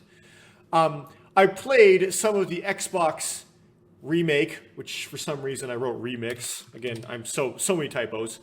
Although it's only in Japanese, so I was translating the text using an OCR. And I will discuss, like, this because this kind of supposed to be like a non-spoiler kind of part of this recording. I will discuss more thoroughly, like, what parts of the game I've played and what I thought about it, like, later on in this video. So, for now, I'm just going to say I played part of it. But it was kind of janky as I, don't know Japanese, and I was using the OCR to try to translate the text to English as I was going through. The Xbox 360 remake requires a Japanese region Xbox 360 to run. It is on the compatibility list for Xenia, and it does run on Xenia. You have to violate the DMCA to run it on Xenia. Just saying. I don't know when the Xbox remake went out of production. But I know the Xbox 360 went out of production in 2017. Not 2017, 2016. So I presume it went out of production in 2016. I just don't know by 2016. I just don't know if it went out of production anywhere earlier. Again, when games went out of production is kind of interesting to me too. Now for spoilers. So there was technically spoilers in that part. I just didn't point out what they were. Because I showed a lot of game covers in that, right? And the covers have spoilers. But one of the covers has the worst possible spoiler you could possibly have for this game in it. They spoiled it the worst they could possibly spoil it. Why? It's clear from the writing. The writers clearly did not intend for you to know that or see that. Okay. But now we're going to go into, like, hardcore spoilers for Ever17. So, we're going into the spoiler section now. So, drama CDs released December 18th, 2002. So I found some forum posts where somebody actually translated the drama CDs to English. So as far as I understand what a drama CD is, it's kind of like an audiobook with voice acting. So you kind of can tell which character is talking by which voice actor is speaking. And they have this kind of conversation with the voice actors. So, and both of these audio CDs are the short stories that are sequels to the story of Ever17, and they're to me, I don't know to what extent the original authors of Ever17 were involved in the writing of the drama CDs. And to me, just kind of generally, I don't have like a logical argument about this. The stories in the drama CDs kind of feel like an Ever17 deuterocanon, or deuterocanon, or apocrypha. They're like the apocrypha of Ever17. So here's just kind of my summaries of the plots of the apocrypha of Ever17. So there's two drama CDs. The first one was entitled 2035. And it starts with some sort of Sora x Kaburaki shipping, sort of a Sora x Kaburaki scene. And the idea is that Kaburaki, he never got his memory back, apparently, according to the story of 2035. The only thing he remembered again was his name, as depicted in the actual game. So he lost kind of all of his life purpose. He didn't even know what he was doing. In fact, he probably didn't even know how to find his parents again. So he basically dedicated his entire life from there on out to only one thing, and that was figuring out how to get to save Coco and Takeshi. Anyway, he worked with you on this project. And he maybe had some mental health problems along the way. And once they were able to rebuild Sora in her android form, Sora was a big encouragement to Kaburaki and was able to keep Kaburaki going. So Sora is kind of a hero for Kaburaki. And Kaburaki has a conversation with Sora, and he notices that Sora's acting a little strange, right? She doesn't seem to know what love is.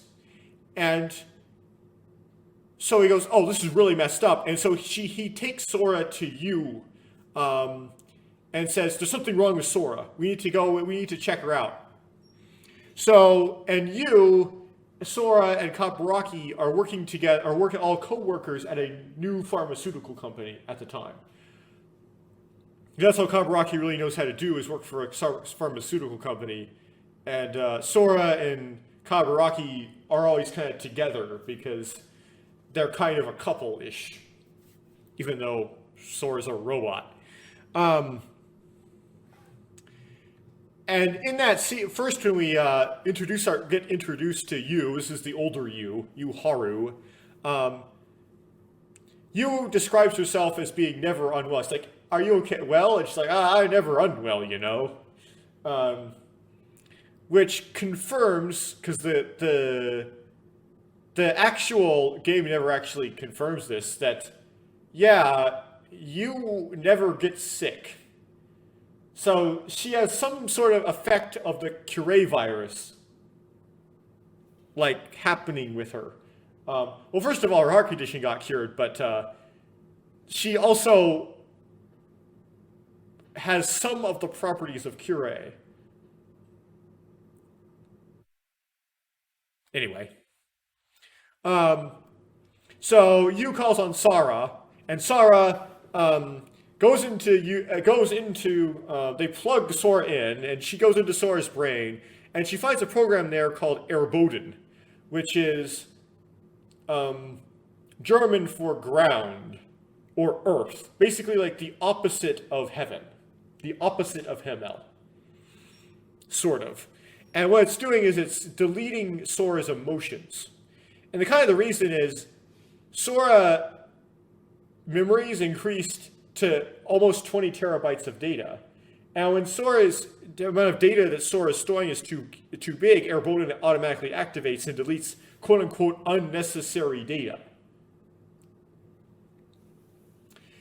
So, anyway, so after we find this out, we get a flashback detailing a conversation with Sora and Kaburaki from an earlier time, where it's revealed that Kaburaki never got his memories back, aside from his name. Okay.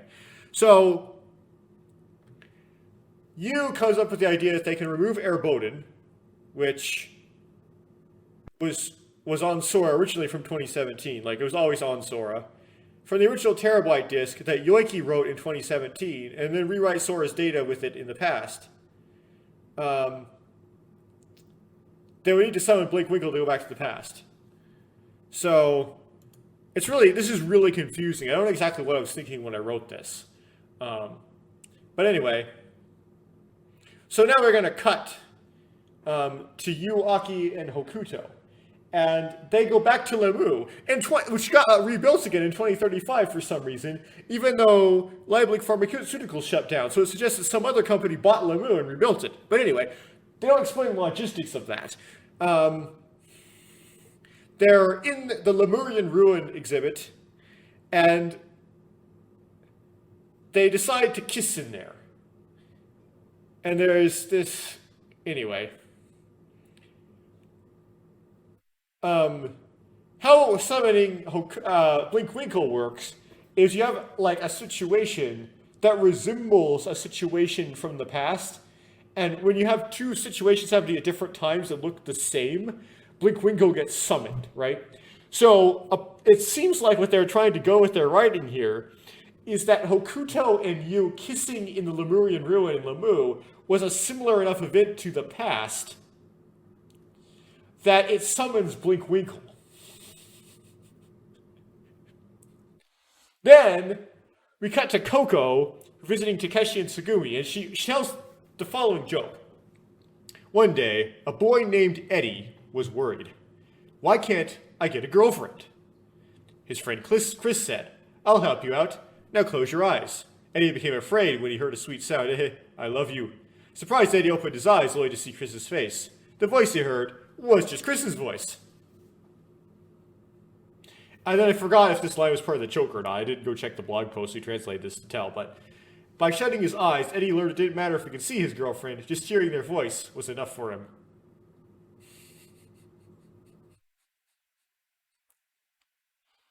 Now, I presume that the idea of this joke is about, it's kind of like, Coco didn't see Blinkwinkle, but she heard his voice. Or something of that nature. I mean, something to do with the whole kissing in Lemurian ruins summoning Blinkwinkle. But because most of Coco's anecdotes are plot-related somehow, right? They're not just random. But it doesn't really make a lot of sense, does it? But then again, her jokes don't make a lot of sense anyway, so I guess that was kind of the point. And Tsugumi and Takeshi are listening to this, and then Tsugumi starts giggling, and Takeshi's like, what? You get it? Which kind of further emphasizes the whole idea that Tsugumi really understands Coco. She really likes Coco, too. It kind of emphasizes this connection between Tsugumi and Coco that's in the original game is kind of this shadowy thing behind the scenes that you don't really see in the forefront. Weird, but I don't know. But apparently, Tsugumi finds this funny. And Koko starts addressing Takeshi as brother again, oddly, indicating that Blinkwinkle is back. Right. In the computer room, Blinkwinkle is summoned into Kabaraki and introduces himself. He's like, hi, and Kabaraki is like, hi, I'm Blinkwinkle. So they figure they can't go back to day 4 of 2017 because loading the stuff from day 7 onto Sora will change the past and create a paradox. What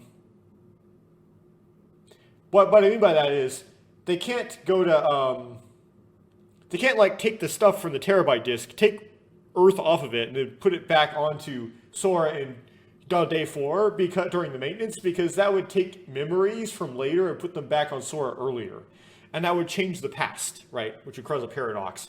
So. And then it says there's no way of hacking into Sora and surgically removing Airboden, as Sora is the only one who knows how to do that, apparently.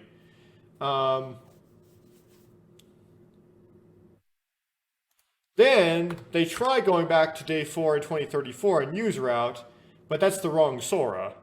Apparently, deleting stuff from this story doesn't actually. I'm not explaining this well at all because I didn't really understand it personally, but doesn't explain what happens to the Sora of 2034. At the end of the Ever17, Sora says that she made Sora's top priority to preserve herself, seemingly indicating that Sora had a way of preserving her memories from 2034, and her memories didn't get destroyed. And I just assumed she loaded them into the Sora of 2017 that was in the Android. She somehow loaded them back up. However, this drama CD story doesn't really confirm that and seems to kind of deny it. But anyway, they go, why don't we delete it from the 2034 Sora? They go, no, they can't because it's the wrong Sora, apparently. And then eventually, Sora tries to quickly teach, this is how they do it in the end, teach Kabaraki how to write a program that's like a time bomb that will delete Airboden at 1 p.m. the day in 2035 the drama CD takes place, and then repair any damage it does by that time. Okay, so she teaches Kabaraki how to do this somehow. Then he goes back in time to when Sora's undergoing maintenance. He injects this program into Sora on the night of day 2 of 2017. So there's some needless suspense about that after Kabaraki is able to come back, if Kabaraki is going to be able to come back to 2017. They had this weird thing about like he was like in too deep and he was forever going to be trapped in the body of Takeshi in 2017 and he wasn't able to come back. Because that's how Kabaraki, like, with Blinkwinkle went back to 2017, is they went back into the body of Takeshi. And somehow that didn't change the past by making Takeshi's body do something differently. So you can nitpick this about paradoxes. As a note, when Kabaraki, when he was in the body of Takeshi back in 2017, he happens to see Tsugumi kind of walking by in the hallway while he's in the security office making the changes, right? And he goes, what's wrong with Sora? Why are there so few memories here? And I forgot why Sora had so few memories. I think the answer was very simple. It was just Sora, that was just an older version of Sora. I just forgot how few memories Sora had back then. But, yeah, he thinks he's seeing a very eroded Sora from 2035, but he's not. He's actually seeing the Sora of 2017. He just gets confused as a brain fart, essentially. And Tsugumi walks by. He's like, what? I thought I told you not to talk to me. And this seems like lazy writing to me on the part of these drama CDs, because in the original game, Tsugumi never tells Takeshi, I told you not to talk to me. Don't talk to me. She says that to Hokuto, but she never says that to Takeshi. And it seems like whoever wrote these drama CDs kind of got them all mixed up, and they kind of forgot that she didn't say that to Takeshi. Anyway. The next drama CD is called After They Are Gone. And it's a little bit earlier in time. So unlike 2035, which picks up about a year after the events of the game, After They're Gone picks up like right after the events at the end of the game. Like they start with the characters on the boat that they were on at the end of the game. So there's some fluff. There's a fluff conversation that the characters have on the boat. The most like important note is I'm gonna pause for a second. Okay, stop pausing. My whole talking fast disease is starting to infect me, so I gotta consciously try to slow down here. Tsugumi says one thing to Yubisai Harukana, and that is thank you in what this guy translated. So I presume it was like arigato or arigato gozaimasu, right? Which is like this curious thing that I tend to bring up maybe when I get to the plot summary of the game itself, in that it doesn't describe at all any sort of conversation between Tsugumi and Yuharu. None. Like in the bad endings, you would expect eventually Tsugumi to just like chew Yuharu's butt. Or just get consumed with hate towards Yuharu. Right? But it doesn't, you don't see that aftermath. It's not actually, because I guess you only really play the game through the perspective of Hokuto, so you don't really get to.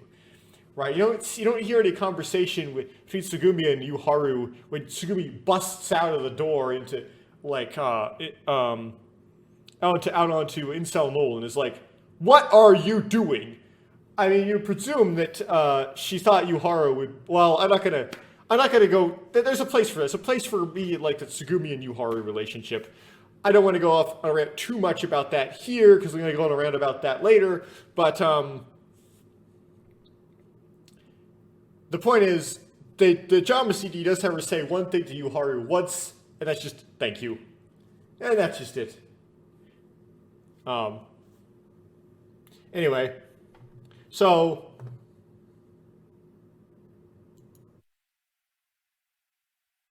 Takeshi goes and takes Tsugumi to see his parents. So this means that Takeshi's parents are still alive. I mean, it's kind of this weird big if. It makes him a little bit less Rip Van Winkle-y when his parents are still alive. They're, of course, 17 years older. So he's able to find his parents. Like, they are contactable. So he's able to, they're still alive, and Takeshi was able to get a hold of them somehow. And Takeshi and Tsugumi get married, apparently. Yeah, the way, it's a very interesting how Koko talks to Takeshi in the game, where he says, "You already have a girlfriend. In fact, Takeshi, you are already married." And Takeshi's like, "What? I'm not married." And then, when Tsugumi and Takeshi kind of interact on the boat, there's only one thing that Tsugumi says to Takeshi, that's just, "Welcome home." It's like she assumes that her home is his home. In other words, she assumes that they're, like, married already. And they don't even, like, discuss, like, should we get married? No, like, the way they talk about buying a house and stuff, it's like, yeah, we're already married. So, yeah, I guess they do the paperwork and stuff afterwards, after they get off the boat, but there isn't even, like, a discussion of this. It's like, we're married.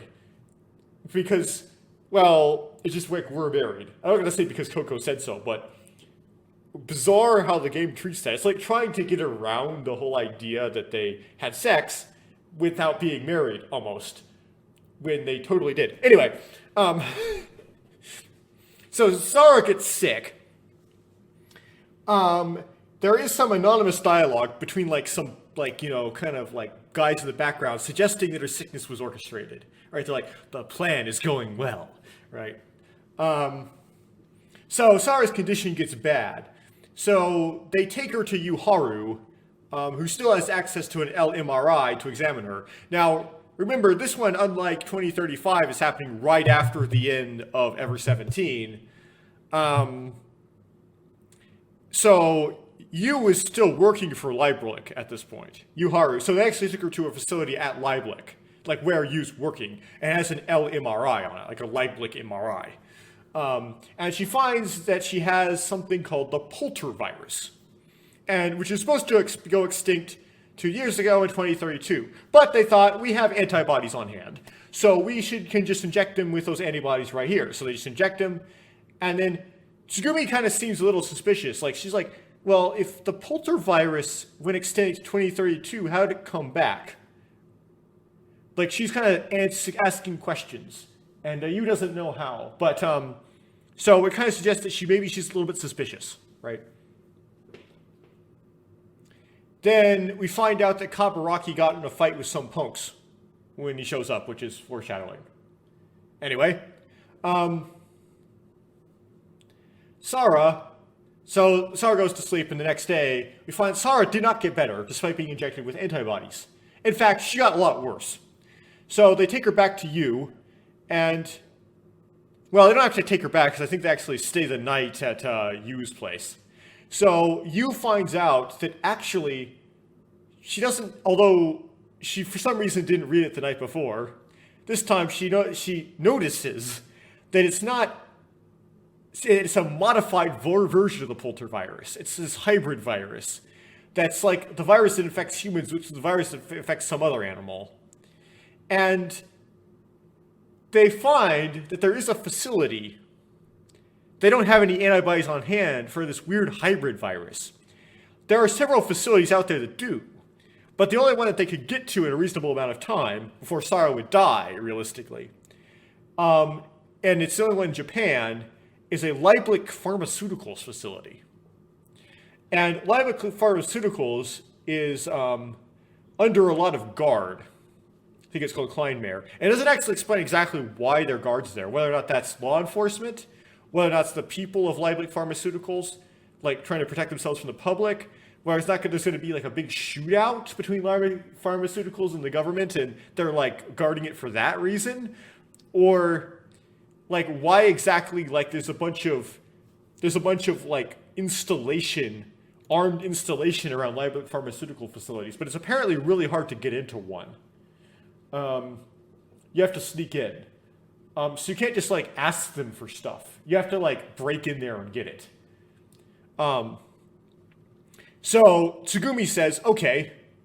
By the way, the name of the lab is called Kleinmeyer, if that makes any sense. Actually, hold on here. I didn't think to do this when I was writing this. I should try to translate that to English. Whoops. What is that in English? It's not anything in English. Okay. Just wanted to check if that was that. That was a German word that meant something. Anyway, so I didn't understand why it was all guarded. I didn't understand that whole aspect. Apparently it was all guarded, and you can't actually just kind of like request the stuff. You have to break in and steal it. There's some mechanic having to do with the criminal investigation to Leiblich that made that so. So this is an obvious trap. And you can kind of tell that Tsugumi probably thought it was a trap, but apparently Haru hadn't thought it was a trap yet, for some reason. But Tsugumi insists on going in alone anyway, and going alone without Takeshi. So, and she has this like, anyway, so she goes alone to spring on herself, I say as usual, because this is kind of like, 2034, where it was pretty obvious that she could tell there was some sort of trap. This whole, like, you can meet your kids again if you come to Lemu. But she went anyway, right? So she does this, she springs traps on herself intentionally. That's the thing she does. So Yuharu and the others realize later that it's a trap. And then they call Tsugumi, who has a cell phone at the time, and tell her, yeah, it's a trap. But it doesn't, they don't get any response when they do that. So Yuharu can look up where in the building the antibodies are, and she's like on the phone with Tsugumi when she's breaking in, trying to find the antibodies, telling her like which way to go, like as she's doing this. And there's a bunch of guards, and she basically like punches people. She goes in and punches the place up, trying to get where she's trying to go, while talking on the phone with you. But there's one guy she fails to subdue at the end. There's like this boss man. It's like a boss in a video game. Who manages to pin her down and grab her by the throat and pull a knife. And it's like, okay, what should I do? Where should I stab you first? In the throat or in the heart, right? Because his job, assigned to him by who she was about to meet next, was to stab her so that he could witness her recovery ability. And she would get another scar, of course. And Tsugumi can't really do anything. According to the translation, she's screaming the entire time, which is probably because of the way the format of the audio CD is, where they tell the story with the voice acting. So they have to kind of tell the situation with voice acting. So they have Tsugumi screaming, even though Tsugumi screaming is really out of character for Tsugumi. Anyway, this guy with the knife suddenly gets beaten up out of nowhere, and it suggested that this is done by some sort of paranatural thing done by Coco. Because Coco is taking a class and she has to go use the restroom. And this kind of hint that Coco's up to something. So it suggests that Coco somehow did this, but we don't know how. So Coco miraculously beats this guy up. Tsugumi gets out of there without being stabbed, walks into the room where the ampule of antibodies are, and encounters the Underground Doctor, so he's named. And he says, and the Underground Doctor managed to get a job, managed to get into this place at Lieblich. But then what happened is the building got locked down, for some reason having to do with the criminal investigation, and he couldn't get out. So he couldn't,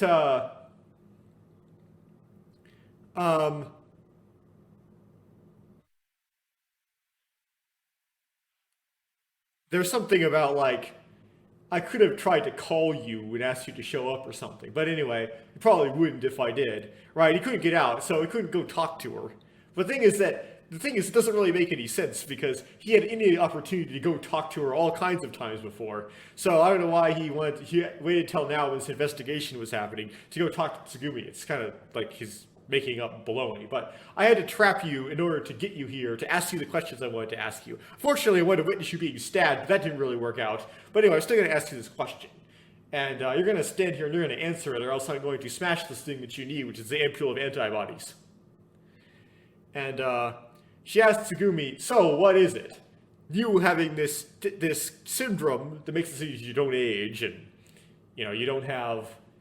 you have fast healing and fast metabolism and infrared vision and aren't susceptible to an infectious disease. Do you feel superior to everybody else? Do you feel super? Or do you feel isolated and lonely?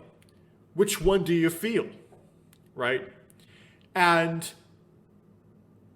Tsugumi responds, I'm the same as everyone else. And the Underground Doctor's like, what? That's not the right answer. And then she just snatches the vial and runs. Making it unclear whether or not that was Tsugumi's actual answer that she actually thought, or whether or not she did that because she knew it somehow stunned the doctor and she'd be able to grab the ampule. Anyway, she grabs it, back to you. There's this false suspense, wasted extra suspense after that about whether or not if they inject, there's going to be side effects to injecting Sarah with it, and because she's so weak at this point, they might be really bad, and do you want to risk it? And they do, and she lives, and whatever.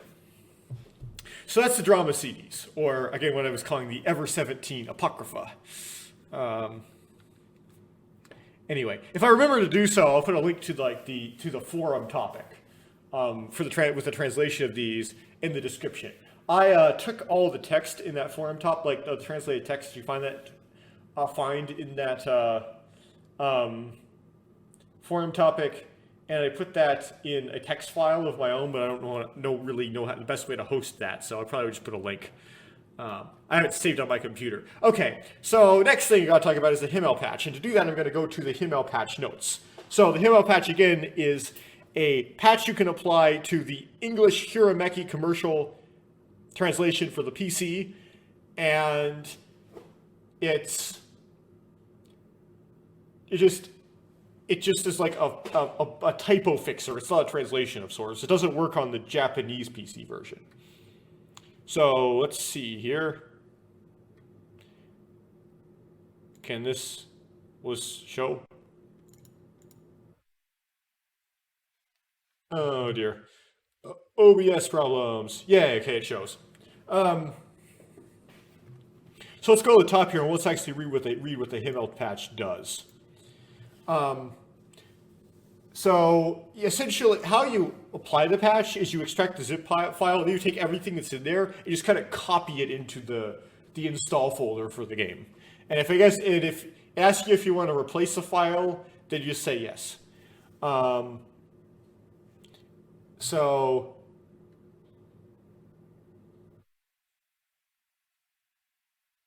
they have some stuff about fonts here. So let's go through the various changes that they make in the HIMMEL patch, and I'll comment on whether or not I like them or not or whatever. Remember, the version that I played was not HIMMEL patched. It was just the original unpatched version. I didn't actually apply the HIMMEL patch. So, of course, fix some typos and punctuation and some broken names in Sora's route. When I first started reading these HIMMEL patch notes, before I did the Let's Play, I read that line. And I thought, that what you're telling me is there's such a thing as Sora's route. That is spoilers. You just spoiled that for me. Pooey on you, and then I didn't apply the patch. You do not put spoilers without a spoiler wording in patch notes, because you usually apply patches before you play the game. Anyway. So, fixes typos. That's the main thing that it does. That's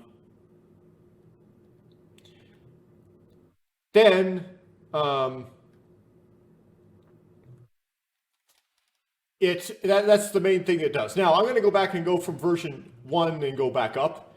To go in chronological order, but I just wanted to read that line first. So, option to change the character names to you and Coco, right-clicking while they're playing, note, main menu shows them as you and Coco. So the reason for this is,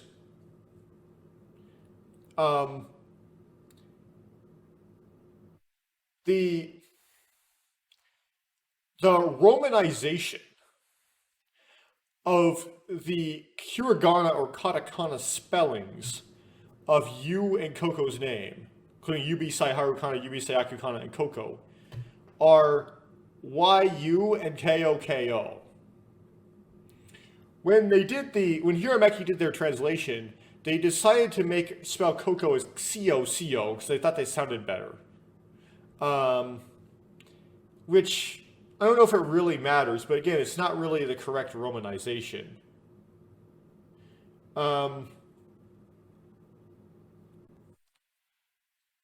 With YOU, it's a little more complicated because, yeah, the correct romanization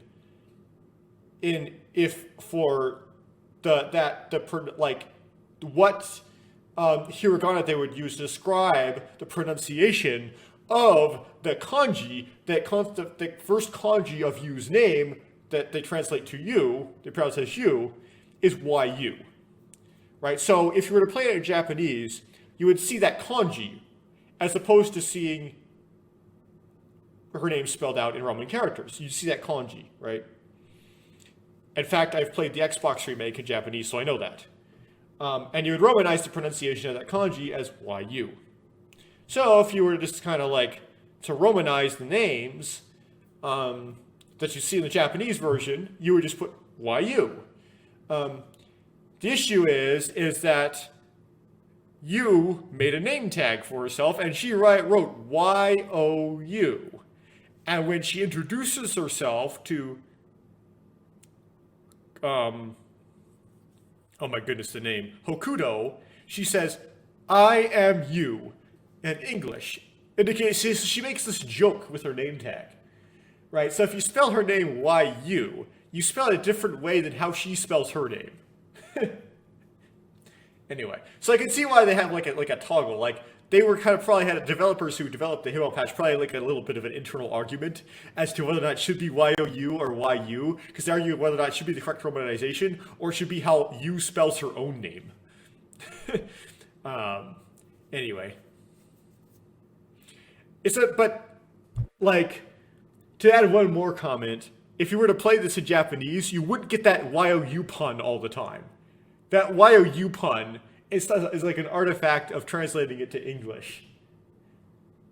So that how it makes all the sentences goofy, because it's inserting you every time it's referring to you. It's only an effect you get. It's only a joke you get in English. So, increase the skip speed. Yes, if you are very familiar with my my Let's Play, you're very familiar with how disappointed I was with the very slow skip speed. So yes, increasing the skip speed is a good change. It is an improvement. However, I don't know if I would have changed it to 12x. I might have changed it to like 8x. 12x might be really fast, but yeah, it was slow. So I do agree that it needed to be increased. Skip messages that are common between routes. Yes, if you'll notice that in the original, the skip isn't super high tech. And there are things that are like repeated dialogue that's actually repeated, but it won't skip it because it's in a different choice for a different choice option. So they made the skip be able to skip more things that are repeated than it was in the original. If you watch my Let's Play, you'll know what I'm talking about. So that's another good change. Music no longer restarts when you click out of the window. So in the original game, yeah, the background music will stop if that window is not in the foreground, and then it will restart from the beginning of the track every time you put the window back in front. So they apparently fixed that with the HIMMEL patch. Again, it's another good change. Improved the font. Well, I don't think there was anything necessarily wrong with the old font, but whatever you say. So here's a comparison of the old font to the new font. Yeah, I mean, I guess it's a little better font, but it wasn't that big of a deal. I guess it's positive. Debug menu is available. Right-click while playing. I don't really like that because debug menu, that's a way to cheat. It tells you like how many points you got. That's kind of really, but okay. Not a fan of that. Not a fan of cheats. Removed prompt to save system data. System save will automatically occur when you close the game or return to title. That makes sense. Yeah, I don't know why you'd ever want to not save system data. If you want to reset the game, you can go into the save directory, the install directory, and just delete everything that's in there. Remove system data, okay. Retranslated, edited, fixed typos and grammar. Of course, it was fixing typos. Converted imperial units back to metric. So if you remember in the original game, yeah, what they would do is they would do this thing where they would change all of the meters to 3 feet. So, and then they would do it wrong. So if you read some of my pinned comments, I think on the first episode I made a pinned comment. Yeah, it's 17 meters between each floor of Lemu, and so they wanted to make it 53. They wanted to multiply it by 3. 1 meter is actually a little more than 3 feet, but they wanted to make it 3 feet because they wanted to make it like still an integer multiple of 17. So that would make like Ersteboden at 51 feet, and then Vite stock at 102 feet, and then what's it called? Drite stock at 153 feet. But they put the wrong numbers in there, and it just didn't make any sense. They did it wrong. I forgot exactly how they did it wrong. And it was this weird assumption that apparently Americans don't understand metric. Apparently Americans don't understand meters. They don't understand how long a meter is or something. But I thought Hirameki was like Americans, so I thought they knew that Americans understood how long a meter was, and you just make things worse and more confusing when you try to convert to freedom units where you don't need to. Yes, that's a very, very good change. I don't know why they did that. fixed German. Okay, well, re-added the honorifics. This is a thing with commercial translations. This happens with things like, they are very often, they'll get rid of like the sans and the samas and the chans, and the kums and so on. That's not a weird thing for commercial translations to do. Typically, fan translations, they do not. Because fans translations want to be more faithful to the original Japanese. So that's not a weird thing that they did in the translation. That's things commercial translations typically do, but okay. I mean, whatever. It's kind of neutral to me. Yeah, for some reason, apparently Americans don't understand what a fried tuna sandwich is, and they might be actually kind of correct about that. I never heard of a fried tuna sandwich before, but apparently in Japanese, what Takeshi would fry would be patties of tuna, not patties of chicken. But for some reason, because it's Americans, we gotta make them chicken. Like, the Hirameki translation seemed like it was Japanese people trying to guess, like, what Americans understood. And they thought, like, Americans didn't think that tuna sandwiches would taste good or something, or maybe didn't even hear of them, so they decided to change it all to chicken sandwiches.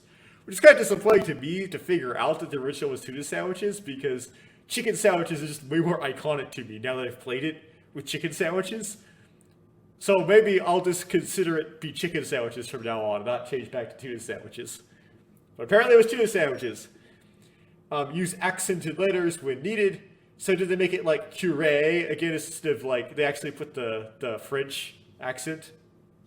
Maybe. Affix the whole what's it, umlaut issue where they identified a different spelling of yoiki using an umlaut in the files that Sora dug up after Sora hacked her. Yeah, you couldn't really see that. Maybe they fixed it in the HIMMEL patch. So now graphics changes. Changed all menus and UI. So the images used to look like this. Now they look like this if you apply the HIMMEL patch. Again, it's kind of like, I don't see why. I mean, yeah, you might have thought the old one was kind of messy. The new one does look better, but it isn't really necessarily. It isn't super necessary. It wasn't like, you know, I wouldn't necessarily put the effort into it, but they decided that the options menu needed to look different, so whatever. Updated title screen and menu images. Updated text box, mix between Remember 11 and Ever17 Xbox version. Why? I don't know. Yeah, so like the Ever17, the Xbox version, you kind of like this like transparent, like fuzzy thing going on. So I decided to kind of put that into, it's not this color, these colors though, it's like light colored. So I decided to put something like that into the PC version for some reason. And I decided to put these boxes with like the color bands on them, like Remember 11 in there. So if you remember, if you don't know, you probably don't know about Remember 11, but in Remember 11, if you play as, you can play as two different characters in that game. If you play as one of them, these bars are filled in with red. And if you play as the other, these bars are filled in with blue. So they wanted to make that kind of thing in Ever17 too. So they made like the green bars and the blue bars. They didn't really have to. I mean, the text box being blue or green was good enough anyway, but if you apply the HIMMEL patch, it will change it. So you have this fuzzy stuff in the middle here that's like the Xbox remake, and these bars, which are like Remember 11. And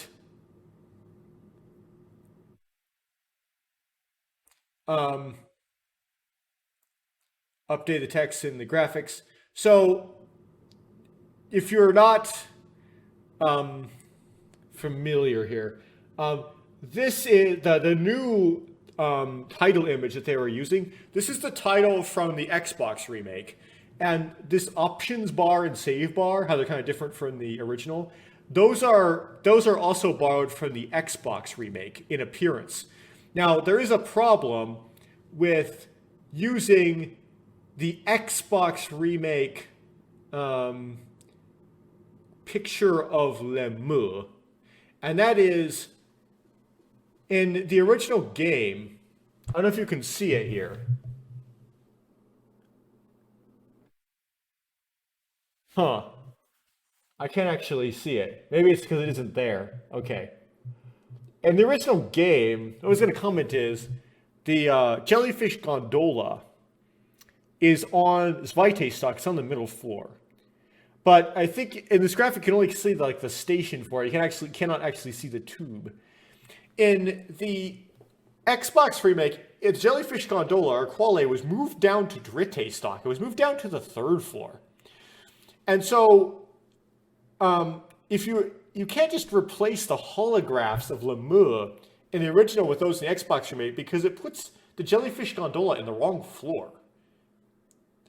Now, looking at these here right now, I don't actually see the actual track for it in like the menu, in the opening menu version of the holograph. Right, I don't really see the track here in either version. So I guess it kind of works just for the opening picture. But I don't know if the people who came up with the HIMMEL patch really thought about that. Anyway, the Xbox remake Lemur is fundamentally different in that way. I mean, the Xbox remake for Lemur is fundamentally different in other ways, but you wouldn't really, it's really reflected in the external appearance. But anyway, keep going with the comments. So 1.1. Fix an issue that caused the right-click menu to crash on Windows 7, 32-bit, which is really weird. Okay. Fix minor text issues. 1.2. Fix more typos. Re-added character indicator while saving. So they re-added this thing, okay, which apparently they didn't have.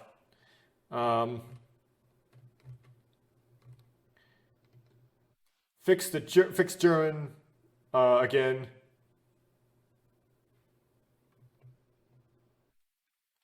And in 1.3, they came up with new high contrast text boxes for the visually impaired, right? And then they put like little labels saying which character you are here, just in case these color bars aren't good enough, right?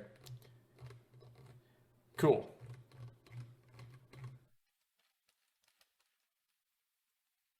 Known issues. So there's some latency in the debug menu. Scene transitions will appear faster than the unpatched version because they raised the FPS. This makes the text go faster. Okay. Disabling skip mode sometimes results in characters coming out extremely slow. Okay. Saving is a choice. Then reloading, looking at the backlog, sometimes cause the last line of the backlog to be glitched. Some segments of Coco Sara singing lag up the game. This happens in the original too. It exists in the original. It doesn't usually cause a crash. If you watch my Let's Play, you'll see that happening. Return to title occasionally crashes. Okay.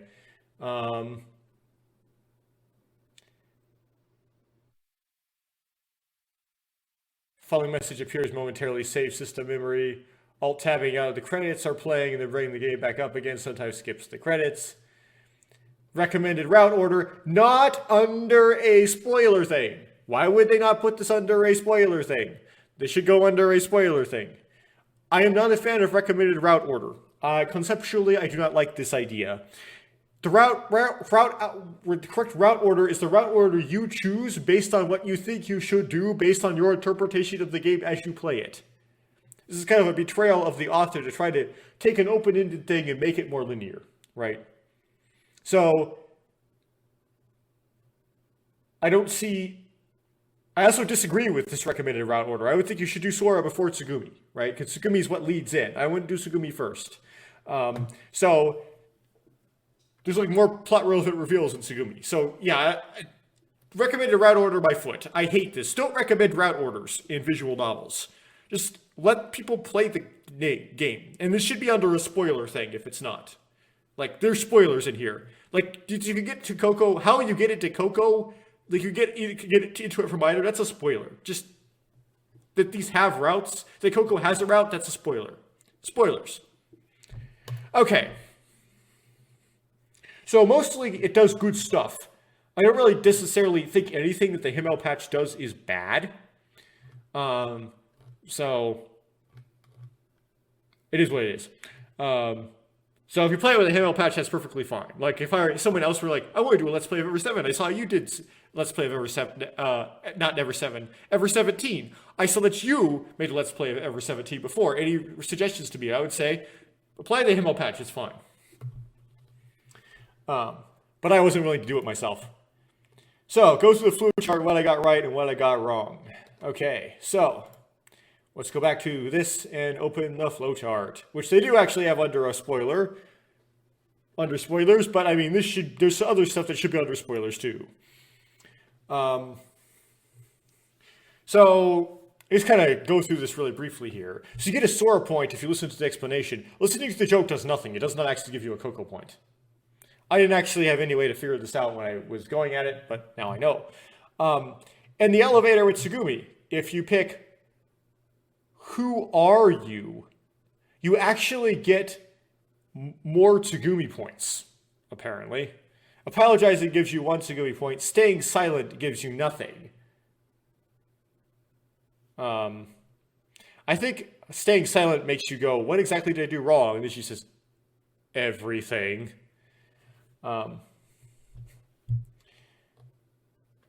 So apparently Tsugumi likes to be asked who she is for some reason. This might be, my logic behind this might be that if you ask who are you, that shows that you're smart. And you might actually like be aware that there's something special going on. Because Tsugumi is assuming, especially if you pick apologize, that you may think that she is an employee of Lemu, or that she can convince you that she is. Whereas if you do, who are you, that goes, I know something, I know that you're probably not. Right? I mean, if you look smart, that might give you points. I don't know. So if you're, if it's sort of like, I'm sorry I got you into this mess. If you say that's not important right now, you can get a Tsugumi point. Or you could say it's not your fault and you get 2 Sora points. Yeah, I could tell that this was not the right choice. There's something unlocks if you end up Coco's route. I'm not going to comment on this. This is not very interesting. I comment on things that are interesting. Assistant Chief Hug gets you a Sora point. Interesting. If you're satisfied with the explanation, you get more points. If you get unsatisfied with the explanation, and you want to get that explanation where you are swimming out through a pile of mattresses, you don't get these Sora and Tsugumi points. Here, if you're in the recompression chamber, this is obvious. You can tell, but yes, you get Sora points if you say, "Where's Sora gonna sleep?" There's obviously a typo in this flowchart. This should be, where did Tsugumi go right here? That typo in the flowchart. So, where Sora sleep is duplicated. Oh, I see. Oh, okay, I see. No, it's not a typo. It's not a typo, sorry. It's just hard to read. Okay. If you say where did Tsugumi go, you get 2 Tsugumi points. Interestingly, you get an extra one. If you talk to Tsugumi, so you'll Ohio when you see Tsugumi in front of the doors to the control room, when you walk up with marker all over your face, you get a Tsugumi point. So she actually likes being talked to. Interesting. If you go see Sora to give her a sandwich, you actually get 2 Sora points. We only get 1 Tsugumi point if you go look for Tsugumi to give her sandwich, which is kind of weird because, I mean, Tsugumi can actually eat the sandwich. You would think if she actually gets something to eat, you would give her more points. Oh, this is the... So, help Tsugumi, you get a point for Tsugumi. If you look for Sora first, you can actually get a Sora point, which is weird because I think this choice actually happens when the blackout occurs, and Sora's not going to be able to tell what happened during the blackout. So how would you know, look for Sora first? Like, you told Tsugumi that. How would you know you told Tsugumi that? So, part of the gameplay mechanics aren't really story realistic. Some of them are like user attitude based here. What about it? You get some Sora points if you go for more dialogue with Sora there. If you say I'll pass on the kick the can, you get a Tsugumi point for that, which seems to make sense. But one thing I noted here that I didn't think about, I'm in doesn't actually get you a Sora point. I thought that might do that if like you're allowed to play with Sora, but it doesn't actually. It's interesting. It gets you like a Sora point in the sense you did get a Tsugumi point. So the override mechanic is less likely to happen. But if you're under it either way, the amount of Sora points you have is the same. So if you say one to another sandwich, that gives you a Tsugumi point. If you ask where she go, you don't get it.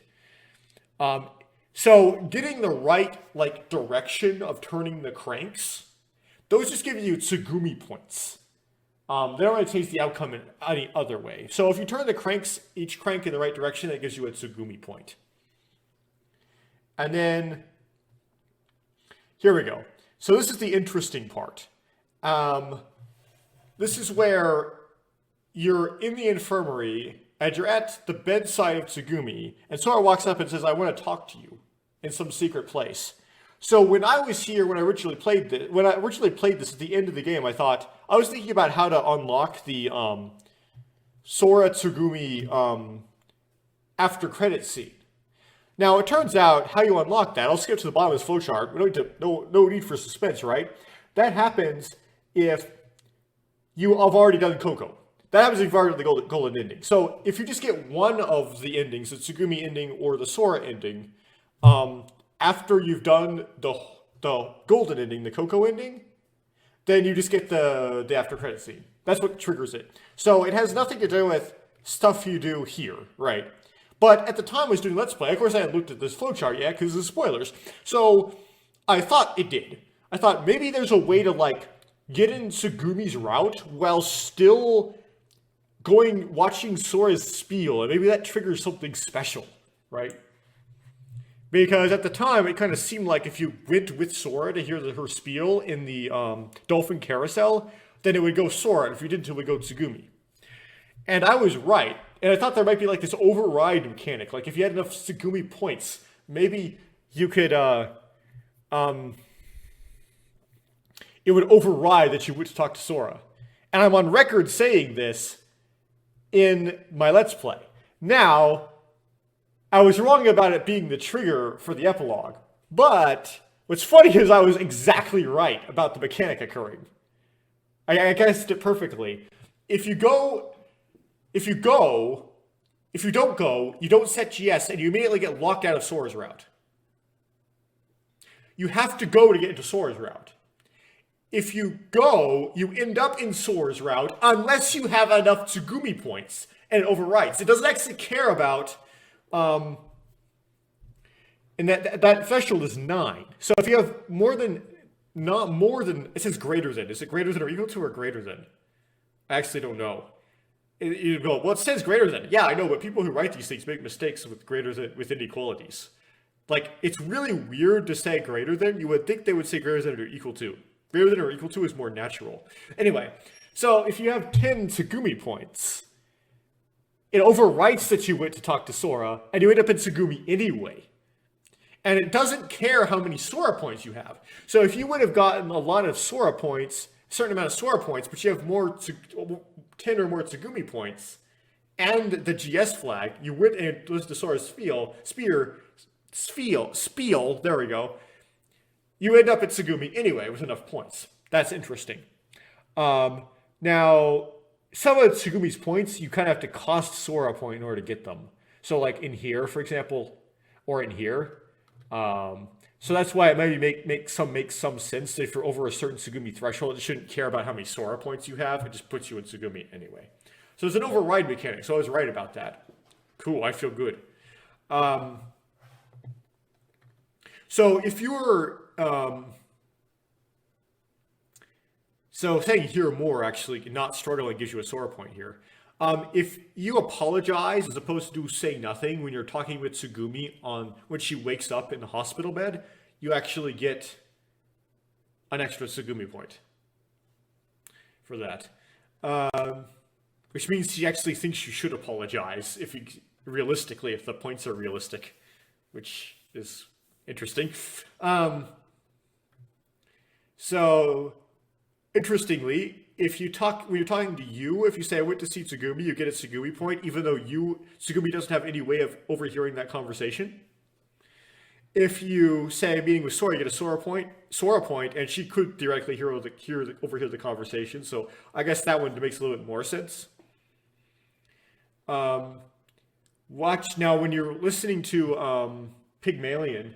If you say watch silently, you get Tsugumi. Write happily, you get Sora. Voice to your disagreement, you get nothing. Sora and Tsugumi are not there. When the story is being told, Sora could overhear the conversation, Tsugumi could not. So why did that get you a Tsugumi point? Yeah.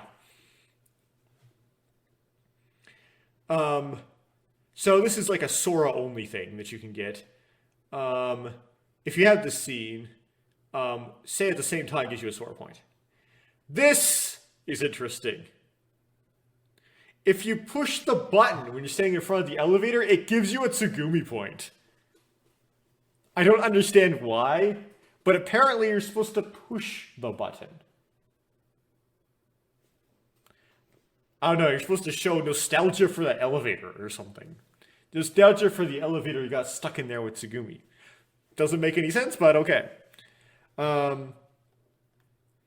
So when you go through people, control room, you get a Sora point. Go to infirmary, you get Tsugumi point. If you go to security office, that's with you and you skip them. To get all of them, you go to Sora, then infirmary. Now, when I went back through the whole game, trying to get like 116% or 114% completion, because apparently percent is not percent, I noticed that I still hadn't selected this option.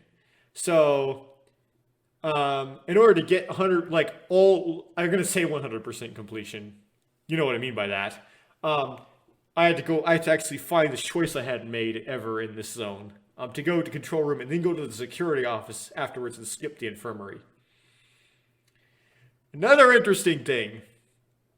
If you hit the kid, you get a Tsugumi point. And I remember saying in the Let's Play, I don't see why you'd ever want to hit the kid. But apparently Tsugumi likes it if you hit the kid. So, hit the kid if you want Tsugumi points.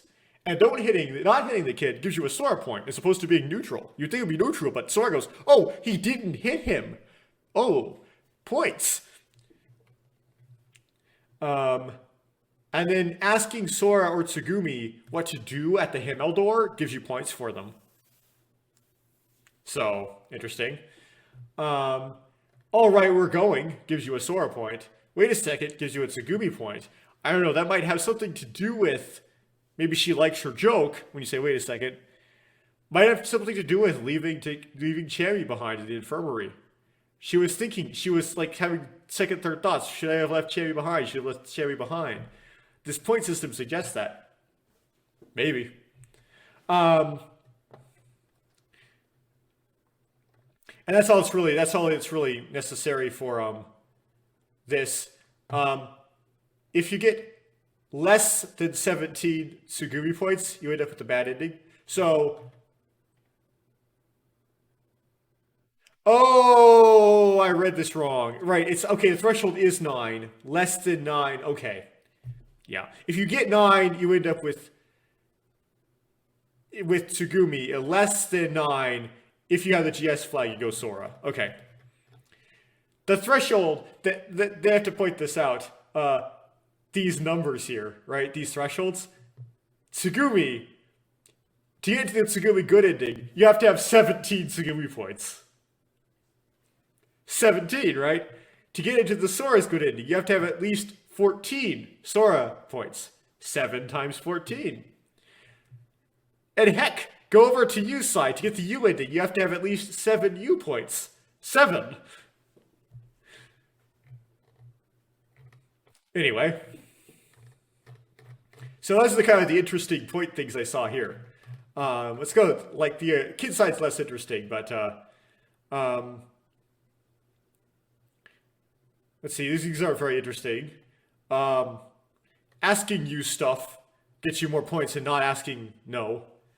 So basically, like, the more you talk to you, the more points you get. Contact outside gets you more U points. Worry gets you Sara points, which is interesting. Uh,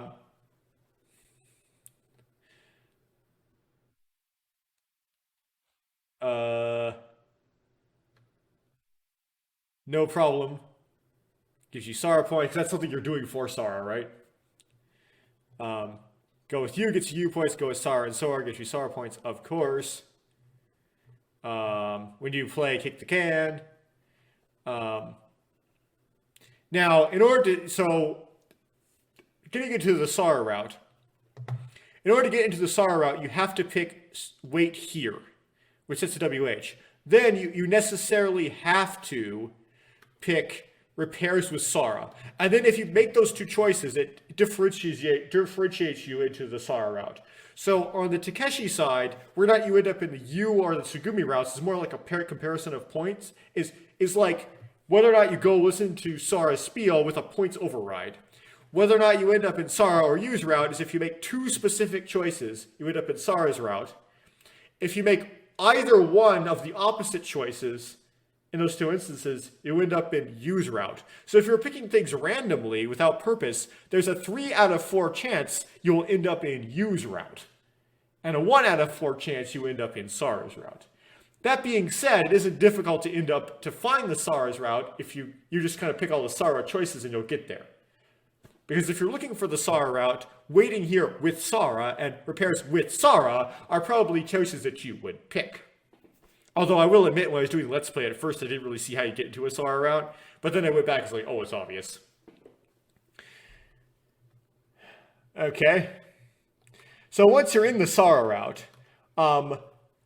basically, you get the bad end if you go to Dritte stock, you get the good end if you go to Zweite stock. The points for Sara only matter if you get the Sara epilogue. Only matter getting the extra after credit scene. And this is how I learned about the after credit scenes, is because my first time I got the Sara 3, which gave me the after credit scene. You see, the after credit scene happens in two cases. One of them is you've already gotten the Sara ending before. So you just go through it the second time. In fact, like, you could go back to put a save file before you go into the credits. Go through the credits, go back, load that save file, go through the credits again to get the after credit scene. The second way is to get a perfect Sara score, and then it will go through and get it the first time. So that's what the only thing the score actually does with Sara is determine the after credit scene thing. And the three things you have to do to get that perfect Sara score is worry, no problem, and go with Sara and Sora. And I got it by picking these because I wanted to get the Sara things, right? Because I wanted to get the Sara endings, so I was picking the more Sara-like choices. This one I think I just got by luck because I picked the opposite choice, but whatever. That I did the first time to get all the choices checked off. And so by luck I got this, and they got the Sara after credit scene. That's how I discovered the after credit scenes. Okay, going to U. So U, in order to get the U good ending, you have to have a threshold of points just to get the good ending. If you don't have 7 U points, you end up in the bad ending. But also, you need to have specifically solved the password puzzle. So you need to eventually figure out to rotate the password the right way. So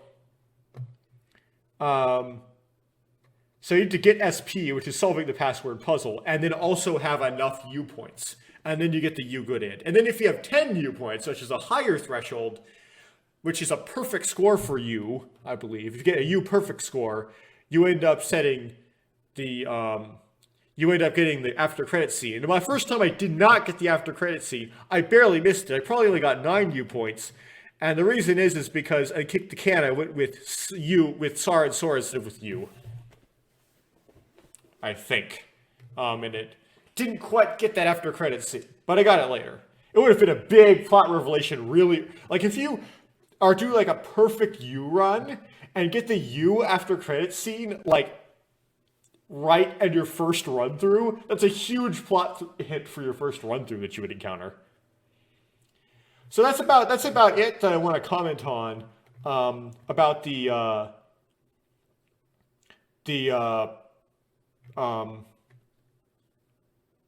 flowchart. I didn't comment on everything, right? I didn't comment on Coco's route, but Coco's route is like once you get in it, you're home free. Like there's no way to bad end in Coco's route, but it's kind of easy to tell that if you actually play the game, and then the flowchart confirms it. The flowchart only has the choices that affect good and bad endings and stuff. So there are a couple choices in the Sora route. I think there's Coco route. I think there's only like 2, but they don't actually affect whether or not you get the good ending. They're 2 neutral choices. So there you go for the flowchart. And I think I can close this now, actually, because I'm done talking through it. So go back to the document here. So now go to the game. Okay, so let me try to launch the game here. And remember from earlier, I broke the game so that the opening cutscene doesn't play, right? I'm just going to skip it. Oh, I'm going to turn the background music off here. Okay. So let's go to let's actually put the game on the OBS because it's not actually showing for you. Sorry about that.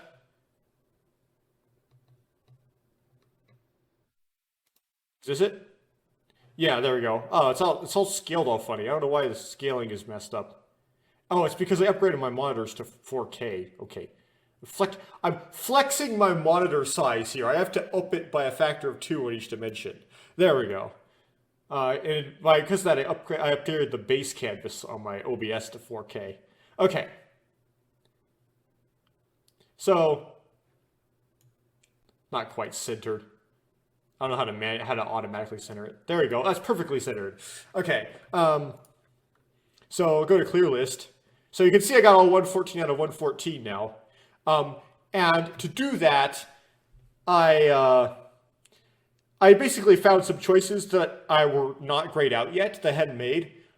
Most of those were, when you unlock the Coco route, it replaces the old scene with a new scene with the Coco choices in it. So all of the previous choices in the scene that was there aren't grayed out anymore. And you have to go and redo all the choices that got replaced by the unlocking of the Coco route.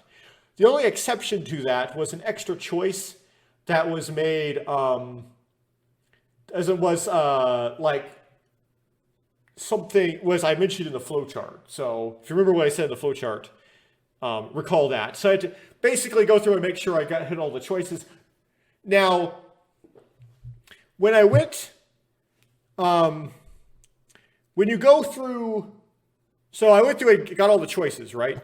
And once I did that, I got this 114, I didn't get quite, I got all the paths, right? The paths were all done, 225, but the percentage complete was still like at 113. And I was like, I don't know what's wrong here. So what I did next, so then I said, okay, I got the epilogue from Sora's side or whatever. So let me go to, or Tsugumi's side, I forget which one. So let me go to the opposite Sora or Tsugumi, I forget which one, and get the epilogue as that person. And the after credit scene, like on the other side. And I think I was actually as Sora. So I did it on recording as Tsumugi, and then Tsugumi, and then I went and did it as Sora off recording. And that did not make it, I got the after credit scene for Sora, but that didn't make it 114. Then I don't know why this worked. I went and did the bad ending, the Sora Tsugumi bad ending, and then it went 114. So for some reason I can't explain, you have to get, in order to get 114 out of 114 completed, you have to do the Sora Tsugumi bad ending again after you've done Coco's ending. That's silly, but for some reason it's coded like that. I didn't use a guide to that, I just trialed and errored and eventually figured it out. Now, in the process of, let's do a continue here, of Oh, I have to load. I had to load from my HDD of when I went through. I think it was on recording Tsugumi's route after we did Coco's route. There was a little bit of like extra dialogue. Um, Sora talks to you a bit more when you're in the recompression chamber, about to go back down to IBF. Just Tsugumi and Takeshi, right? She says a little bit of a goodbye to you. There is also extra text um, when you're um, when you go to through Sora's route after you've already done Coco's. Um, and this text appears. This is where my skip stopped. Now it isn't very long, I don't think. I'm going to load this though. Um,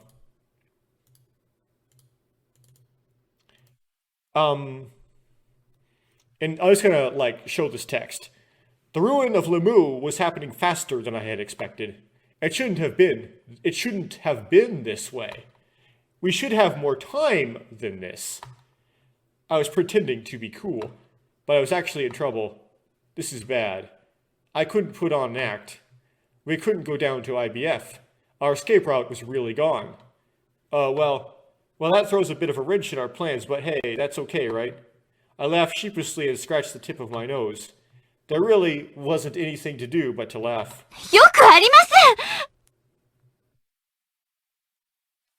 So, I don't know where the new text began and the old text begins again, but I think from here on out it's the same. Right. So,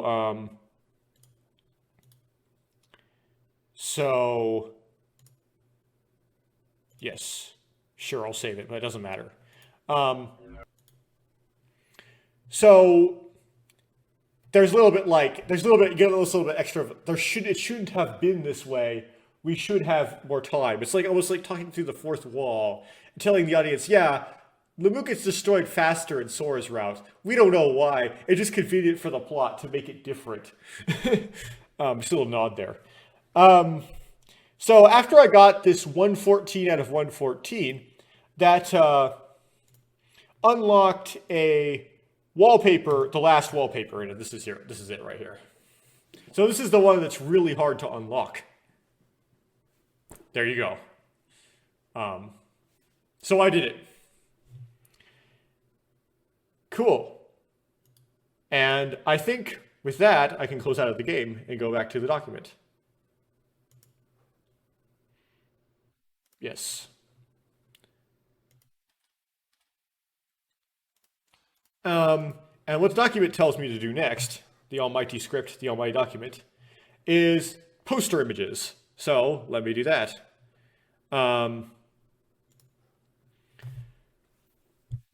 So this is a promotional poster. I don't know what it's from exactly, but this is one of them. I think I have this slideshow on a 15-second turnover, so it takes 15 seconds to move on to the next poster. This is the one of the covers. It's what appears in that little icon in YouTube to click on it to get to the game page. And it's also on the install. Like if you try to install the game, the little install utility shows that. I have no idea what in the world is going on in that picture. Hopefully it doesn't get me demonetized. No, I'm not monetized anyway. It doesn't give me like an age restriction.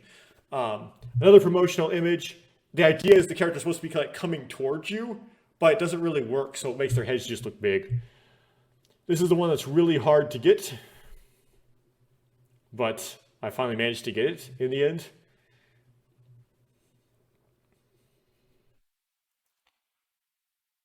Gonna take 15 seconds to go to the next one. This is the cover image for the first of the two, and the PC port. You can't actually save the second cover image, which is kind of interesting because that's the one with the big spoiler in it. But this is that's the cover image for the first disc, first two discs. I don't know what this is from, but it's another piece of artwork.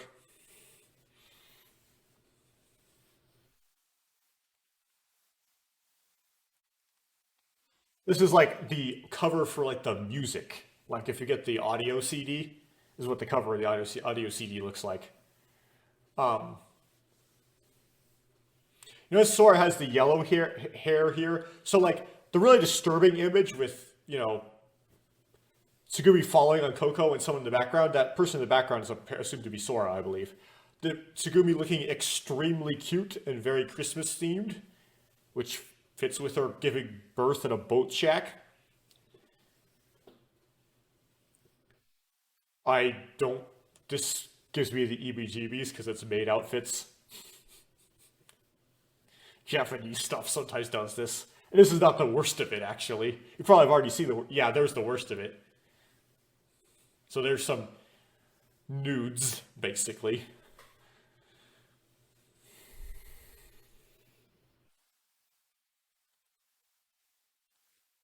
I don't think this will cause me some YouTube guidance problems, though, just because of the way it's posed, but... Wearing kimonos.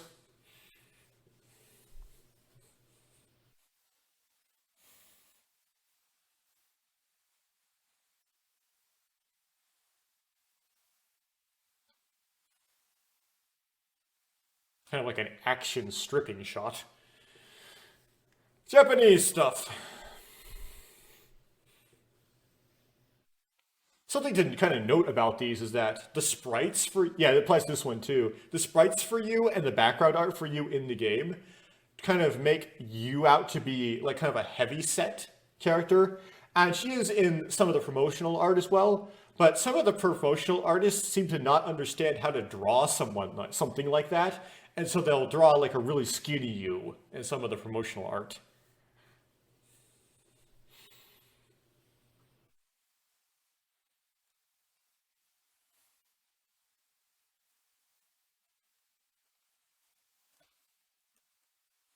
Kind of a um, clothes swap, although Sarah got used clothes.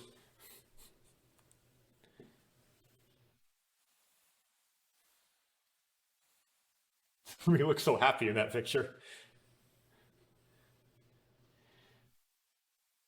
Like she doesn't have the open mouth smile, but she still looks happy.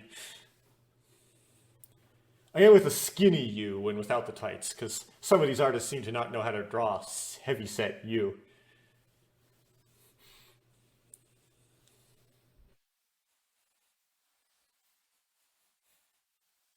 Okay, then we're gonna get back to the top.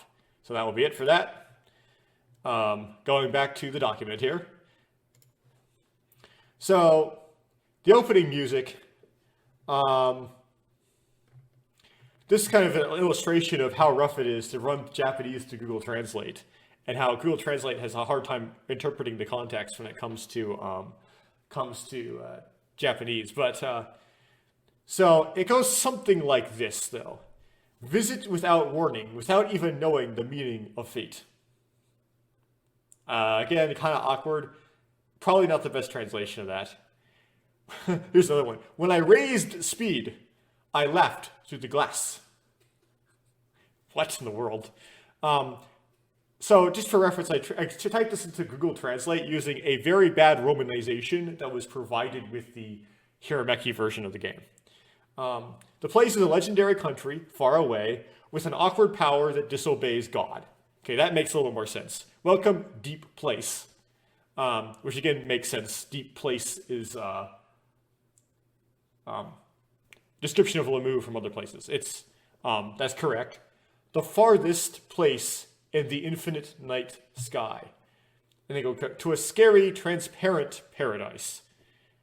This, and then have another line that doesn't really make sense. The answer is to connect for a spiral. Again, that might have been a typo in that bad romanization. Don't know. Doesn't make any sense. Then it's come together, see it together.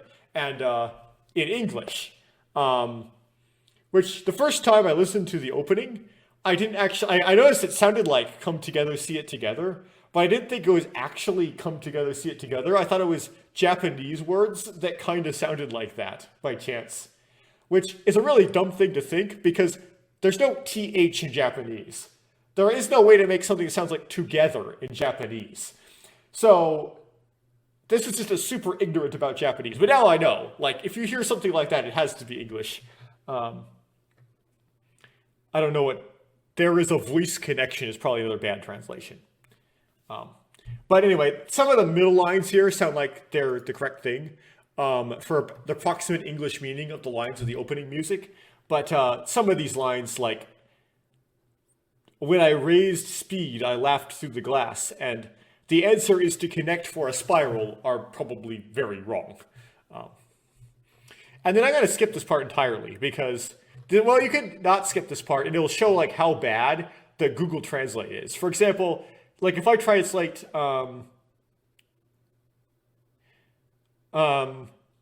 like this in Google Translate, it's rinse everything from the shining sky. And then the human translated it, and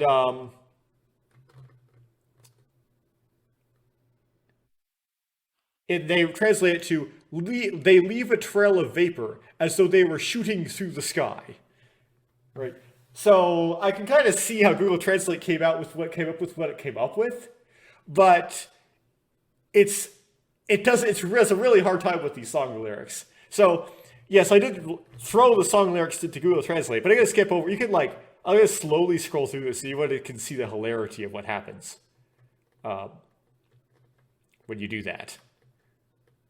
But anyway, this is like someone's English translation that they did voluntarily of the closing music, Aqua Stripe, which is very catchy and I really like it. Of course, we have the gratuitous English chorus. Now, there are little dreams and hopes in the sky is the best transcription that this translator could come up with. If you look at the Hirameki translation, they actually say as there are little dream. And and again, that doesn't make any sense because you have like a plural conjugation here of to be and a singular dream. But if you listen to the singer actually sing it, you don't hear him sing this S. So it is actually like he has bad grammar, but whatever. You also don't hear the S here. It's also like a singular hope as well. There are little dream and hope in the sky. So I think this is actually correct to what the guy's actually singing. There are little dream and hope in the sky. But again, the grammar is correct. And I think that's actually what the person who wrote the lyrics meant, was it to be a singular dream and a singular hope. Because that just makes more sense in context, in context of the story of Ever17, right? Like it's the dream of Takeshi and Tsugumi, and the hope is Blake Winkle in the sky that they're like pointing at to at the end. Taking dreams and hopes plural doesn't make sense. So this isn't really the right correction. The right correction is a. There is a little dream and hope in the sky. Anyway, enough with that. So the verses are, chasing after the southerly wind toward the season when our hearts start to dance. A squall from the bright sky washes everything away and slowly shows me tomorrow's dreams. Will I be able to save them out? Interesting translation. These feelings of mine. The moment I was looking for is now in my hands. Even a small childish faint noise attracted this trembling body of mine. Our eyes met. Surely this gaze can't be a lie, right? This childish blue surpasses the shining night. And then we go back to the chorus again. The spray of water bathes me in glistening light. I now feel the thoughts you wanted to convey to my fingertips. They leave a trail of vapor as though they are shooting through. They were shooting through the sky. No matter what tomorrow is like, gather your unsurpassable courage. Even the passing time acts as though it hasn't noticed and hides itself in the dazzling swaying waves. Ah, how lovely, how heart-treading this sight is. I want to fix my gaze on it forever because you are here. Ah, even when the time comes when the warm wind ceases, the blue shared by the two of us will be a moonlight epilogue in English. Epilogue in English. And I could actually hear that when I first heard the song. I was like, that's epilogue. She sang epilogue. Doesn't really make a lot of sense even translated, honestly. But obviously it's kind of an abstract love song. Okay. So that's it for like this recording session. It's not going to be it for the video. I have to finish writing the next part, and then I'll come in and record it. Begin the second recording session, the plot summary chapter of this very long wrap-up video.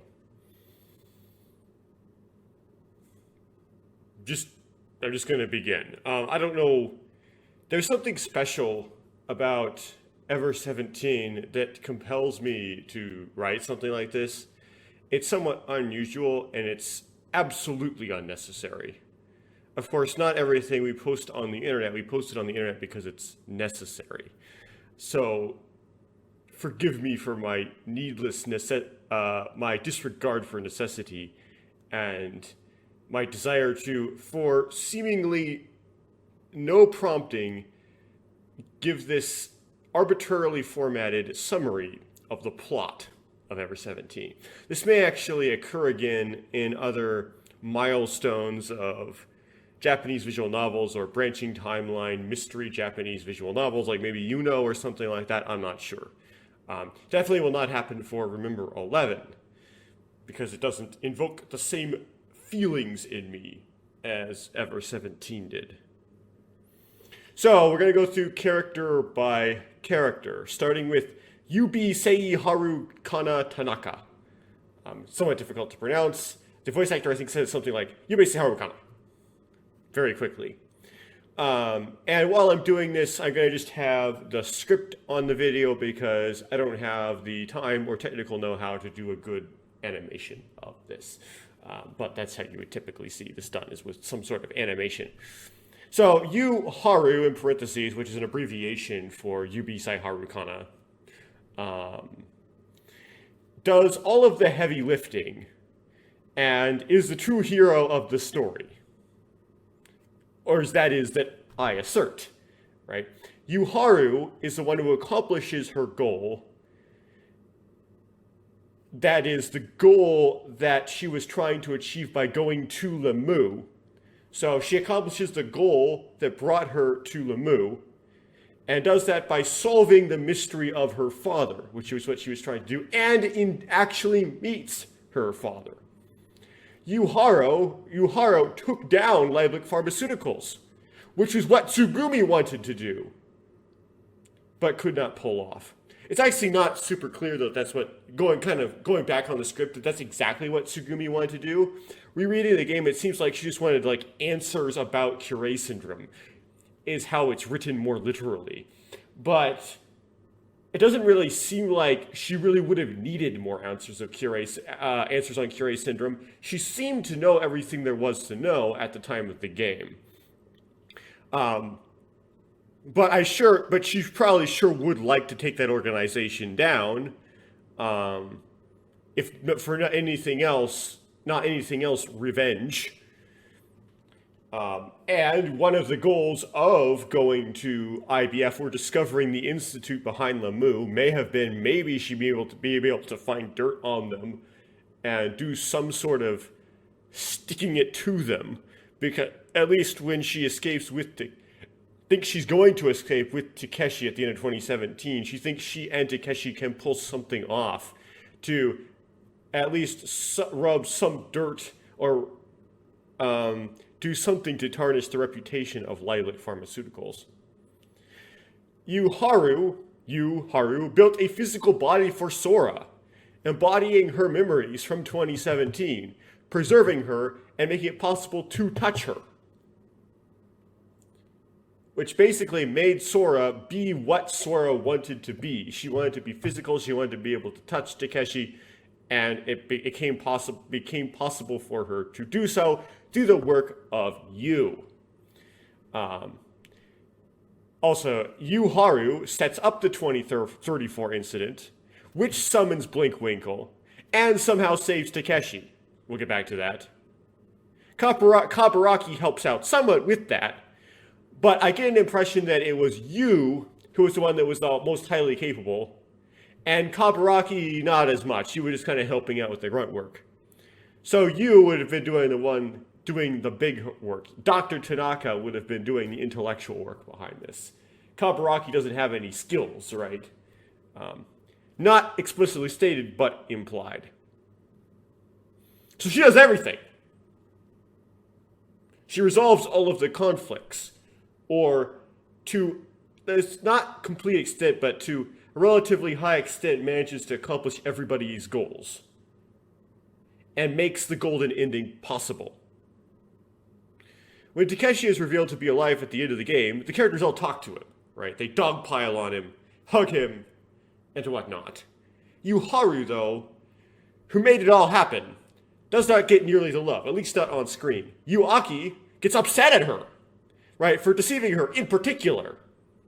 The others, perhaps Tsugumi, could not get over her method of tricking, basically tricking Tsugumi into being trapped in Lemu, again, experiencing an acting out of the 2017 incident. She was able to meet her children again, though, which is why she came. I mean, what the promise that Kaburaki and you made to her, they managed to fulfill. The others, especially Takeshi himself, have no excuse. Like, why doesn't Takeshi talk to you? Why doesn't say, I recognize, thank you, I recognize what you did to bring me back to life, right? Why doesn't Sara talk to you? What about Coco? Why doesn't Coco talk to you? Maybe she does off screen. It's like, Mew doesn't get the appreciation. Now, this may have been written, this part of the script may have been written before I read the translation that person on the forums made of the drama cities. There is one line where Tsugumi looks at you and just says, "Arigatou gozaimasu," and that's it. And that's from Tsugumi. So it just seems like the characters don't really recognize what she did, which is interesting. In comparison, at least not on screen. It could write some headcanon. You can put some fanon in there that it was done off screen, but you don't see it on screen. Yuharu is also one of the characters, if not the character, which has the least screen time and focus. So she's the hero, the person who accomplishes does all the work, and she gets perhaps the least screen time. And the reason why she has the least screen time is because she doesn't have a romance route. Yuaki, her clone daughter, basically takes up all of the budget for her romance. So Tsugumi has a romance route. Sora and Sara do. Well, Sara gets laid, but until then, it acts like it's a romance route. Kaburaki probably has more screen time because he is in both routes, right? So he's in 2017 and 2034, although he doesn't get much screen time in 2017. So it's kind of hard to judge that one, but he's potentially like the only candidate for less screen time. If anyone has less screen time, it would probably be Coco. Oh, never mind. My script, I immediately contradict myself. I did not qualify this, so I didn't necessarily count how many times each person's sprite was on the screen and how many lines they had and so on. This is just kind of a guess. There's nothing exact here. So it is one of at least the least focused of the characters that is the most responsible for doing the work to bring about the golden ending. Okay, according to the timeline, Yuharu was born on March 30th, 1999. I did not look at the birthdays for all these people, but for some reason I decided to look at the birthday for Yuharu on the timeline, which is in the PSP version, which the makers of the HIMMEL patch supplied to me in the HIMMEL patch notes. To Yoiki and Yuki Tanaka, who both worked for Liebig Pharmaceuticals. It is unknown what Yuki's role was. But she worked close enough to Yoiki to meet him at work. Yoiki worked on the development of the Lemu theme park, and most specifically, the behavioral programming of the theme park's robotic user, customer service, interaction person, which was Sora. The guy who would manifest itself as a projected image of a beautiful woman and named Sora, which of course is Japanese for sky. And it seems to be a non-gender specific name, like you can name men Sora as well as women Sora. In 2000, Yoiki found out that Leibniz was developing an artificial virus designed to be highly lethal and to be used as a bioweapon for when Japan and Germany will try and take over the world again in the 21st century. That's kind of a... if, like, they have to come up with something, right? So, that's not very creative, is it? This makes sense, since Yoiki was working on Lemu, which was the facade... Sorry, I didn't put a little thingy on my C in facade in my script. For the facility that they would use to develop the disease, along with some other bacteria work that required hot seawater. But they decided to do the disease, their virus work in the same facility they were doing their bacteria work. Although, because it was probably their most secret facility. Although there were people working on this and had not spilled the beans, Yoiki was somebody that either did not want to know about this. I mean, he was just a programmer, right? He didn't go through maybe like that training that they put the people through who need to keep it a secret, in particular, or they caught him they caught him spilling the beans somehow in the process before he like tried to whistleblow, but they caught it right before he could. They could have killed him, but for plot convenience they didn't. That's just me saying, why did they kill Yoiki? I mean, they made it so that it would be as if he was dead. And I guess the explanation I can think of now is they wanted him around in order to maintain Sora. And the relationship with him was just like, you maintain the Lemis system, and we'll not kill you. We'll give you 3 scars a day in IBF and not kill you. Perhaps because his skills with Sora were valuable, as I said. So they imprisoned him in IBF, under Lemu, where Sora was, at the very facility they were developing the virus, which is kind of a harsh punishment, right? The virus was called Deep Blue, which is often written in German in the game as Tief Bro. They convinced Yuki and that Yoiki was dead and died from some tragic accident in Lemu. But they didn't produce a body, which is important. Yuharu was a year old at the time. Yoiki was told by Leibniz that if he ever left IBF, they would kill Yuharu. When she was 14 years old, Yu develops a heart condition, and she's told that she has 3 to 4 years left to live, which would be when she's about years 17 to 18 years old. In response, she clones herself, and I'm going to gloss over that here because that's in Yu Aki's character section primarily. In 2017, Yuharu applies for and manages to land a part-time job at Lemu, which is where her dad works. You would think that maybe they wouldn't let her in to work at Lemu if she was the daughter of Yoiki. That's kind of they should have like vetted that a bit. But at the beginning of the game, during her intro, Sora said that Lemu was short on staff. So it was probably pretty easy to get a job at Lemu. Her goal was to figure out what actually happened to her father, and she actually believed, despite what her mother Yuki had told her, that her father was still alive. Like, she was able to kind of see through it. Something looked suspicious, right? There was no body. The 2017 incident goes down on what was implied to be Yuharu's first weekend on the job. It was that Monday, right? And Yuharu showed no signs of making progress into her goal to figure out what happened to her father yet. She was just kind of getting used to doing her job on that weekend. At the time, Yuharu was a freshman at Kyumei-kan Women's University. She was studying archaeology, as she had an evident fascination with antiquity and mythology. And this game sort of blurs the lines between mythology and archaeology. That being said, of course, the Tower of Babel is an actual archaeological site, right? There is a tower in Babylon that is believed at least the Tower of Babel is based off of. And there's actually reason to believe that there actually was a tower there at about the time the Tower of Babel happened. But anyway, and it was restored and rebuilt, all that stuff. But anyway, it kind of like throws words around, doesn't really make a clear distinction. So I'm just not going to do that. I'm not going to make a clear distinction either. Somehow, in the universe of Ever17, archaeology is like Rip Von Winkle being real and stuff like that. She was a bossy sort of, she had a bossy sort of nature, and she tends to bully boys. Or she's kind of person that bullies boys she likes because she doesn't really know how else to respond. Yu makes her first appearance. What I mean by like bullies boys is kind of like, hey, you do stuff for me. He's like that kind of character.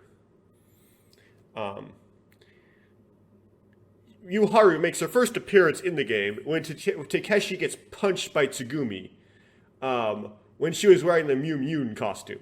Yu responds to a resulting commotion, but seems very unconcerned or just in denial that the person wearing the Mew Mew costume punched somebody. And Takeshi doesn't explain it either. It's like, what's wrong? Are you okay? It's like, I gotta ignore that. It looks like you just got punched by this person. Yuharu makes her second appearance when she, like with Kaburaki and potentially Koko, depending on whether or not Takeshi and Tsugumi, whether or not you're doing the Koko route or not, meet Takeshi and Tsugumi in the Dolphin Carousel, the Carousel Dolphin. She introduces herself as Yu Tanaka. It is implied that she did not evacuate because she was looking after Kaburaki in the infirmary, who had passed out. Right? He passed out because he got some sort of heat exhaustion or something like that while wearing the suit. And don't get this all mixed up with the Xbox remake, right? You get this all mixed up with the Xbox remake where it got kicked. That doesn't happen in the original. So once Sora explains that they are trapped there, Yuharu gets all perky and introduces herself with her full name, Yubei Harukana Tanaka, which is something that Aki does not do. But you may not remember, like, you might get your memories all crossed. It's kind of, if you do the Takeshi route first, right, you might end up projecting what Yuharu does onto Aki. So you may not notice that Aki doesn't say her full name. But if you were to do Aki's route, like the kid's route first, you would notice that.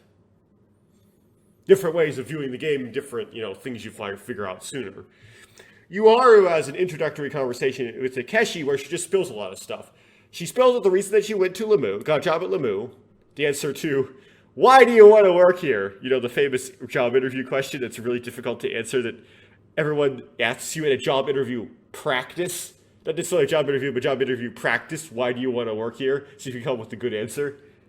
It's really hard to answer because usually the answer, you can answer why you want to work. Sometimes you can answer why you want to work there as opposed to the competitors without actually explicitly mentioning the competitors if you had choices. But oftentimes you don't have choices. And so the answer is really, you happen to be the company that offered me a job, or maybe did it first, or the first one that was not fishy that offered me a job. Or not offered me a job, sorry, asked me in for an interview. It's not like I had a choice, right? So this question doesn't have a nice sounding answer. Anyway, because she thought her dad might be alive and in Lemu somewhere. When Liebig imprisoned Yuki and IBF and told Yuki that he died, Yuki believed them. Yuharu, though, did not. Primarily because they didn't produce a body, but also because she had a hunch. Just the common fantasy anime hunch. Yuharu bemoaned all the attractions being underwater because she could not use them to try to discover Yorkie's research.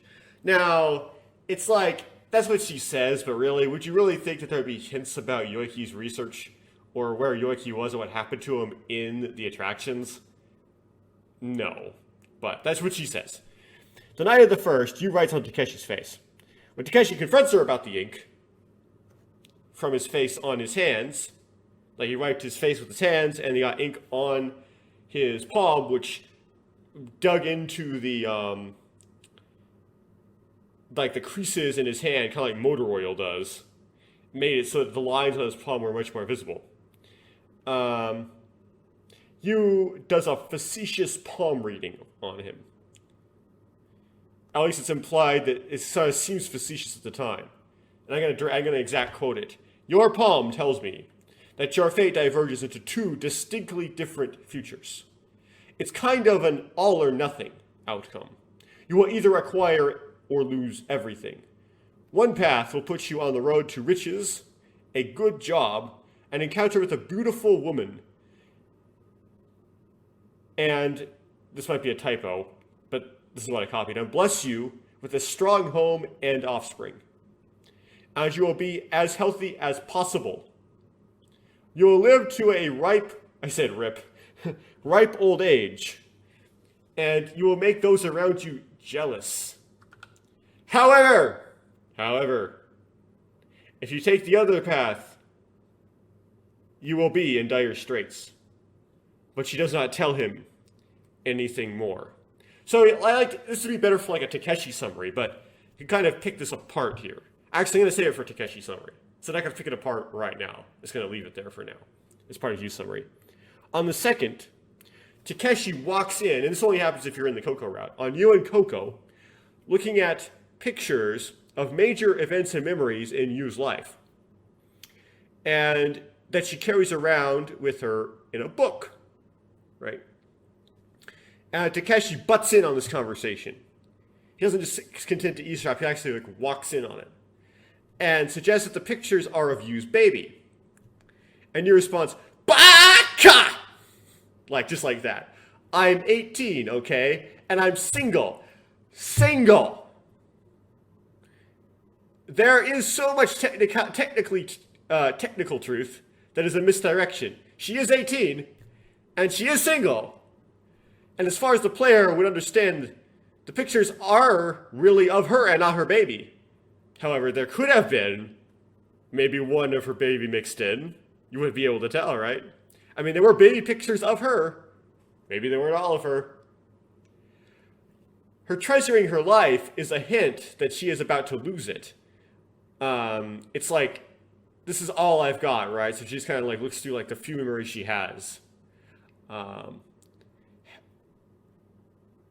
Now, Coco says, though, all girls carry around things like this. It's normal. And Coco probably knows that it's not. But Coco probably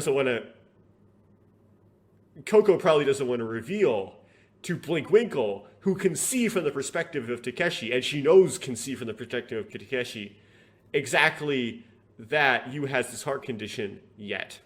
It's part of Coco's revelation pacing. We also learned that Yu's mom did not discipline her, or was not controlling in any heavy way.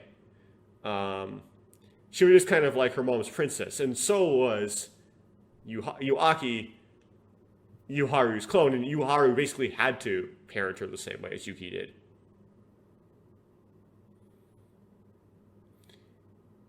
Yeah, and Yu knows full well that you don't have to be single. You can still have a baby even if you're single. Like, you're a fool, I'm single. Yes, you are. But Takeshi is not wrong, necessarily. Depends. He might have been wrong. Depends on if there was a baby picture of Yuaki in there. You would think it was, because you would think that she would carry around pictures of her clone. You would think so. It wouldn't have been all of them, though, because she was just a baby at the time, and there were, like, high school pictures as well. On the morning of the 3rd, Sora tasks Yu with sewing up Tsugumi. She was to say later on the 6th that she did not have to sew up Tsugumi. Like, the wound just closed on its own. Right? I presume, though, although the characters don't really talk about this, that she did have to set the bone and to pour a cast, because there was a cast.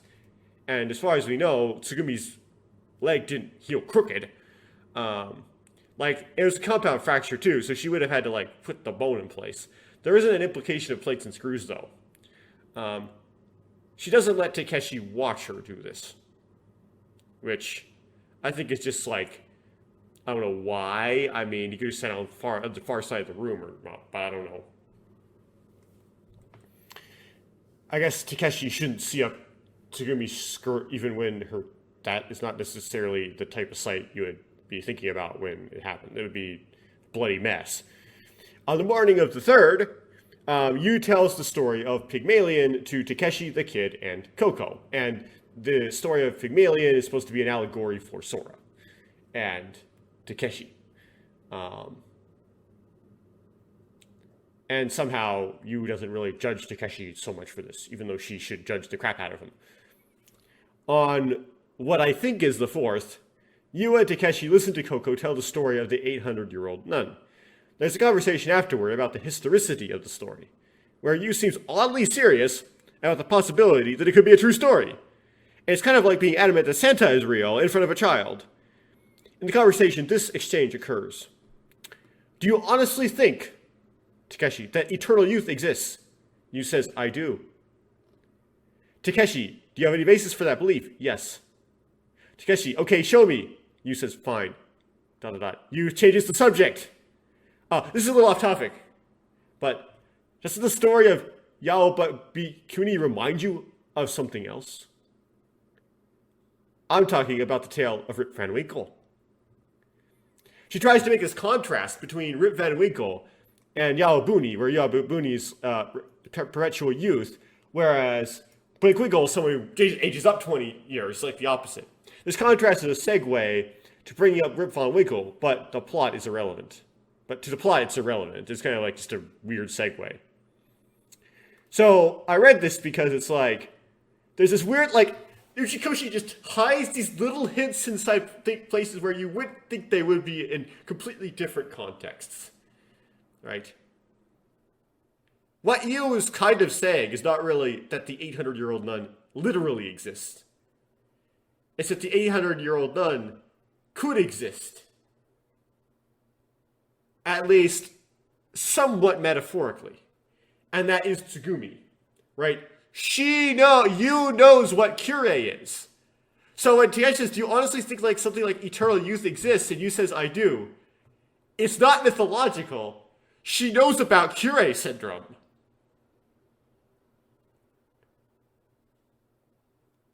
Do you have a basis for that belief? Yes.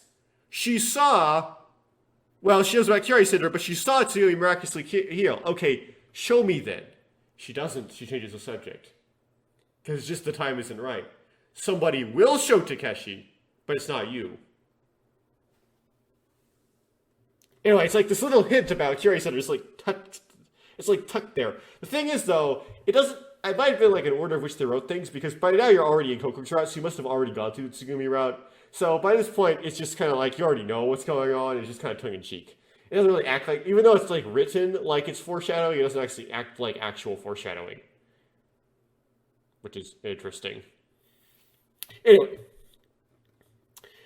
Yu purports that the mermaid's tears that cause eternal youth are, and dwarven liquor from Van Winkle may have been invented in Lemuria. Huh? Invented in Lemu, you mean? Kind of? Sorta? Stretch? Takeshi and Yu then get into a debate about Lemuria. When Yu is about to supposedly prove that, she says, yes, I can prove that Rip Van Winkle exists. And this could be considered foreshadowing, because Yu claims that the 800-year-old nun exists. We know who the 800-year-old nun is. Then she claims Rip Van Winkle exists. But we don't have a Rip Van Winkle. So you can go, maybe you could read this and go, wait, Rip Van Winkle also exists. The reason why this was completely lost on me when I was reading the game was because I'd never heard of Rip Van Winkle. So I had to look it up afterwards what Rip Van Winkle was, what the story of Rip Van Winkle was. So it's kind of lost on me, but it can be a hint if you take it that way. Well, that just means it can be a hint. When she's about to prove that Rip Van Winkle, according to her, was real, which last time she was asked to show Takeshi basis for the 800-year-old nun being real, she changed the subject, so you'd have no faith in her actually doing this. She gets cut off by her heart condition introducing itself for the first time. As Takeshi is carrying her to the infirmary, she insists that Rip Van Winkle exists as she's being carried. She still doesn't show it. Right? And Rip Van Winkle does exist in the universe, but metaphorically. The whole Lemuria thing is this motif that has no relevance to the plot whatsoever. I couldn't figure out what Lemuria was all about, really. Lemuria could actually exist or not exist in this universe, and it would make no difference. Nevertheless, Yu always relates folktales to Lemuria, and tried to tie the immortality and jumping forward in time together with it. You could say Lemuria is just metaphorically Lemu, but that's kind of lame. So I don't know really what the whole point of emphasizing Lemuria all over and over again was. When Yu would give some evidence or truth for that immortality or time between time exists, she gets cut off conveniently, right? I suppose the idea is the game itself is showing the metaphors or whatever. And I said expound here in my script, but I'm not going to expound because that's for those characters. That's for Takeshi and Tsugumi summaries. So I'll expound way later, but I have to remember to do that. Later that day, Takeshi finds Yu in the security office and asks her about her health condition. There's actually two versions of this. You could have a conversation in the security office with Yu in the non-Coco route. Maybe I'll get to that. She switches the subject from her health condition to trying to get into Lemu's database to try to find out what happened to her father. They never found his body. At that time, she could not figure out the password, which would be for Yoichi's account. Takeshi says, I know you'll see him again. Which sounds religious, and is kind of foreshadowing because she will see him again, literally. Yu begins to say she cloned herself, but stops short in this scene. Yu calls Takeshi back to the security office the next day, which I think would be the 5th, to explain the rest of her heart condition and how she cloned herself. There's a remedial version of this conversation in the security office in a non-golden ending route, where Yu says she's trying to get into Lemu, but doesn't have her password, is trying to find the override. She mentioned at her end that her father had a habit of suggesting habits, and is suggesting that she'll eventually find the password off screen. And as far as we know, she does. That day, she does figure out what the password is somehow.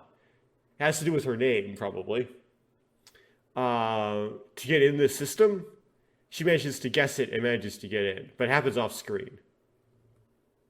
The reason why we think so is because she manages to figure out information about Kirei according to her in the Ms. database.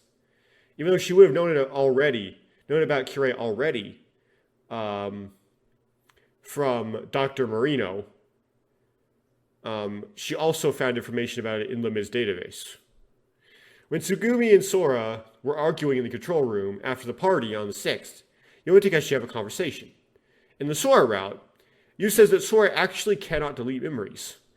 And she found that out in the Ms. database. That would mean that when Sora said she deleted a certain part of her memories, it's her, not here.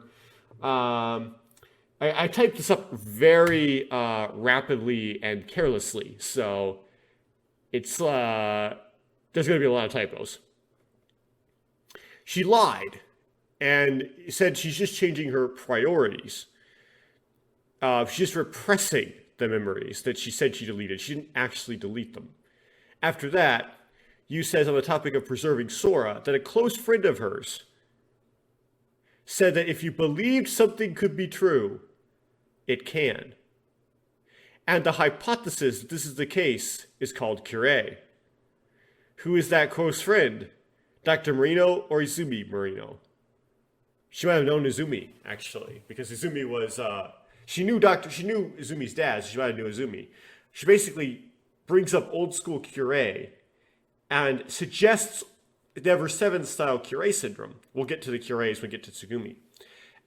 As something to Takeshi to actually give him hope that his desire for Sora to be physical, or desire for Sora in general, could be realized. Strange. In the Tsugumi route version, you instead, this would be uppercase U, but you are lowercase u, brings up how Tsugumi could heal very quickly. She said she found a description of a virus that matches Tsugumi's ability to heal quickly in the medical database for reliable pharmaceuticals, and that virus is called Kirei. So in the Sora side, she brings up the old school Kirei, the Ever7 Kirei. But in Tsugumi's side, she brings up the new school Kirei, the Ever17 Kirei. Find out in the golden ending that she also found out about the Kirei virus from Dr. Marino.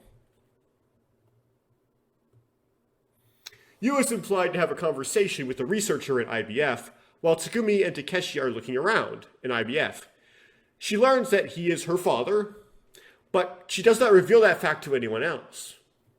Tsugumi Spell check didn't catch this one. Summery. Would still mistake him for Coco's dad. One scene later, it's in Tsugumi route. So Tsugumi would think the researcher is probably Coco's dad because she said, "Take care of my daughter," and she's wrong. Tsugumi isn't always right. The researcher dies. The reason why they do that is they try to suppress that reveal. They want to try to make some doubt in the reader's mind that the researcher is Yu's dad, but it's so obvious anyway. A note that they found this. The researcher died. Okay, and returns, leaving off with my daughter. My daughter, take care of her. A note that specifically tells the player that Yu's eyes were red. Okay, as a note. The narrator just tells the player Yu's eyes were red because she had been crying in the golden ending route. Golden ending route specifically. After Takeshi and Tsugumi get back to the infirmary in IBF, Yu may or may not go and have a conversation with Takeshi in the hallway. In the golden ending, Sora's route she does. In the golden ending, there is the Yu conversation followed by the custom in part for Tsugumi's. I presume this is to put the correct conversation in the golden ending.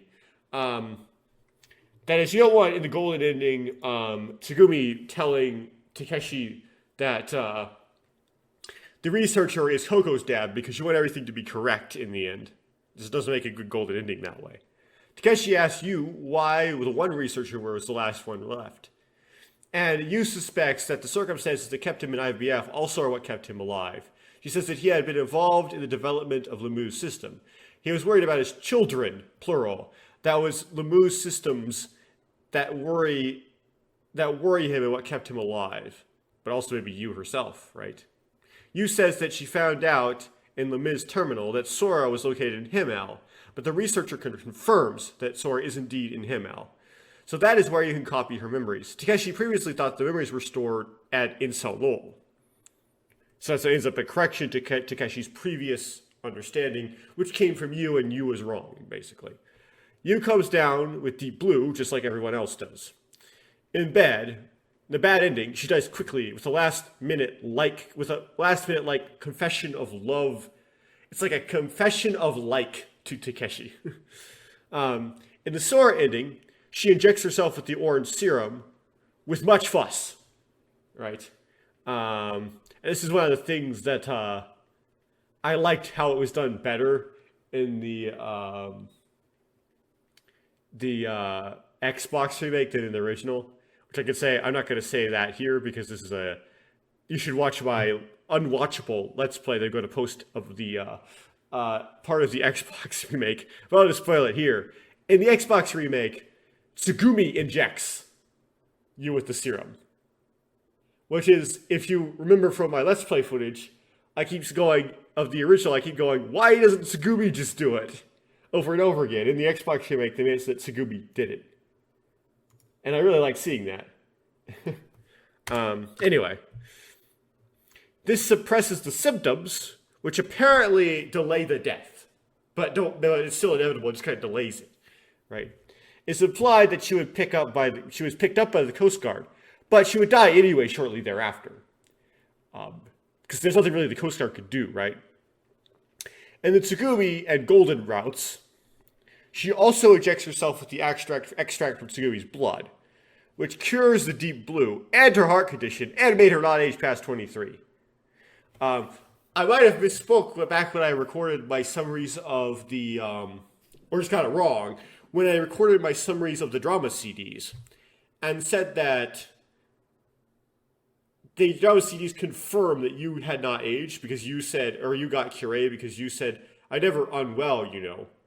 But we don't need the drama CDs to confirm that. It actually explicitly says that in the golden ending in the game itself. So I just forgot that it does. Leaves needles on the floor of IBF after she injects everybody with the antibodies. She doesn't put her used needles in the biohazard sharps container. I guess that's just evidence that she has no medical training, but when I played the Xbox remake, right, I did this little Let's Play, I did commentary, and some spoilers for the Xbox remake. We'll just say, because who cares if you spoil the Xbox remake? Yuma is kind of displayed as more of like a butthole, like the rear entry, the rear door of a donkey. In the Xbox remake, she's just not as nice, right? And there's a lot of emphasis on her just throwing needles on the floor. And I thought when I forgot about that in the original, you also throws needles on the floor. And so I thought I complained about that a lot in the Xbox. I go like, man, you's a jerk. Or you doesn't know what she's doing. But going back and rereading the original, no, she throws needles on the floor in the original as well. In fact, it's like more described, it's described that she does that even more times in the original. Back up on Incel Knoll, you suddenly hears the voice of Blinkwinkle. And Blinkwinkle says that Takeshi and Coco are in cryogenic suspension pods at IBF. PP right there, and has finished to show Coco in the hallway. I can't spell hallway for some reason. And she has a disc that has Sora's memories on it, which she gives to Yu Haru.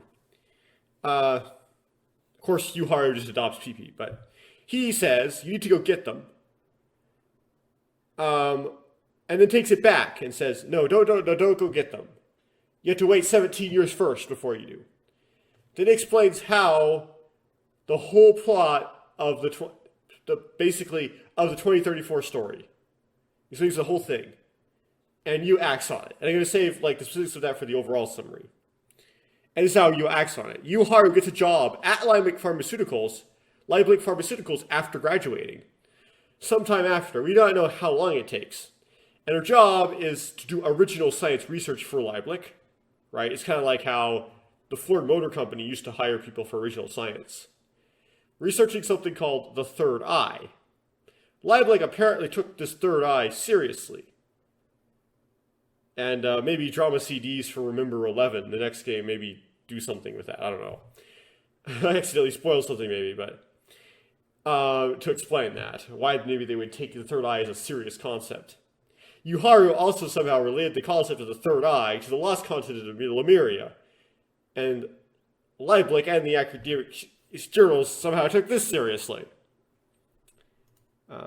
Yu Haru eventually sets up an experiment where she would test her hypothesis about the third eye, where she would destroy Lemu and trap people in it.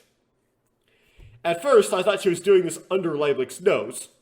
However, as a fridge thing, as kind of a fridge realization, or a fridge theory, not a fringe theory, a fridge theory, I would say this experiment is indeed part of her research for Liebling, as it is research about the third eye, is it not? For some reason I wrote the third eye as opposed to the third eye. I once thought maybe you pitched it to Liebling, as is, and then let her carry it out with full sanction. Now, this would suggest Liebling did not want to use this as an opportunity to capture Tsugumi anymore, and is okay with letting Sara go. Perhaps they did not care by that point, or they just were apprehensive of keeping them because of the whistleblower report at the time. Right? Maybe the whistleblower report was already out. Yeah, the whistle was already blown by the time the experiment happened. Just before then. In the process of this, she somehow develops a robotic body for Sora. Somehow. We don't know who she gets help from. In Yuaki's epilogue, Yu Haru also says to Hokuto, "It's been a long time." She doesn't follow up like she does in the Golden Ending, and Hokuto thinks, "I wonder if she was talking to me. It seemed like it was the first time I'd met her. Or had I met her in the past?" It just says, "What?" Yu Haru proceeds to hide what would have been massive disappointment. In the Golden Ending, when Yu Haru says to Hokuto that she did all of this. She did this experiment to summon Blinkwinkle. She explains to Hokuto how he got possessed by the perspective that is Blinkwinkle. Blinkwinkle's consciousness crystallizes, and Yu says, "Haha, it's sure been a long time." But this time Blinkwinkle responds with, "A long time?" He has not spoke to the past you yet. See, he says, like, he's like, I don't know what you're talking about. Not because he doesn't know what she's talking about, in the same way Hokuto didn't, because he hadn't crystallized his, like, consciousness yet. But because he hadn't actually gone to talk to the past Yuharu, so he would know why Yuharu had been at all. Yuharu takes a submersible down to IBF and picks up Takeshi, Koko, and Hokuto. It is unknown whether she knows they will be dead or other than in other endings, and she just tries to move on with life, or she goes down to IBF to find Koko's bones. Right? Yeah, the only ending, like, she doesn't really know. She may not necessarily be certain, like, what it takes to know that Blinkwinkle has been summoned. So it's possible in, like, the other endings to the 2034 incident, she goes down there anyway in a submersible and just finds Koko's bones. But the game doesn't describe that, so we don't know. And that's a little bit patchy. A lot of stuff is, like, in clarification has been left out there. But I'm just trying to organize these by character. So that was just kind of like everything that Yuharu did. Next character, Yubei Seiyaki Tanaka. It looks like I might have spelled one of these wrong, because is there an I or an E here? Yeah, this is Yubei Harukana Tanaka. And here I wrote Yubei Akikana Tanaka. So I might have spelled one of them wrong. Oh well. Yubei Seiyakana Tanaka, also known as Yuaki, and to me 2034 Yu, or New Yu. Yuaki has more screen time than Yuharu. Because unlike Yuharu, she has a romance plot route with the kid, who was Hokuto. Or, yeah, I think it's Hokuto. I was wondering if I spelled that wrong there. And following the end of her route, and towards the end of her route, Hokuto describes her as their leader. She also delivers her the opening cutscene line, "I am you," after Hokuto's voice actor voices in English "YOU" as he reads her name tag, right? She looks at her as like, "YOU?" And she says, "I'm you!" Why that's kind of funny is because, ironically, the line that's said by, I noticed I didn't bother to look up Hokuto's voice actor. I put fill in there and didn't fill it in. Whatever. Ironically, this line is said by Yuaki in the game, but it's attributed to Yuharu in the opening cutscene, right? In the opening credit, like the opening. The developers did this probably because they thought that her iconic line, most iconic line was indeed "I am you." But in the script, Yubei Akikana that name is hidden until the end of Yu's route. Because Yuharu and Yuaki have different names, and that they're different names is a hint that they were different people.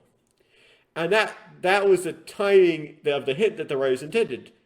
It would make more sense to put a big reveal regarding Yu's name on the side of the game that was Yu's route, because that was her route, right? So you resolve mysteries about Yu mostly on Yu's romance route, and it was Yuaki who was being romanced. So it would make her be the one who wouldn't reveal her name. So her name would be the one that would be hidden. Right? So you have the name you wanted to dramatically reveal was the name of the character that was different. Was the character of the voice line you wanted to use. And this suggests that the opening cutscene was likely created after the script in response to it. So just to kind of like to keep the secret somewhat hidden, they used Yubei Yuharu Kanaka as a name, but the quote was Yuaki's quote.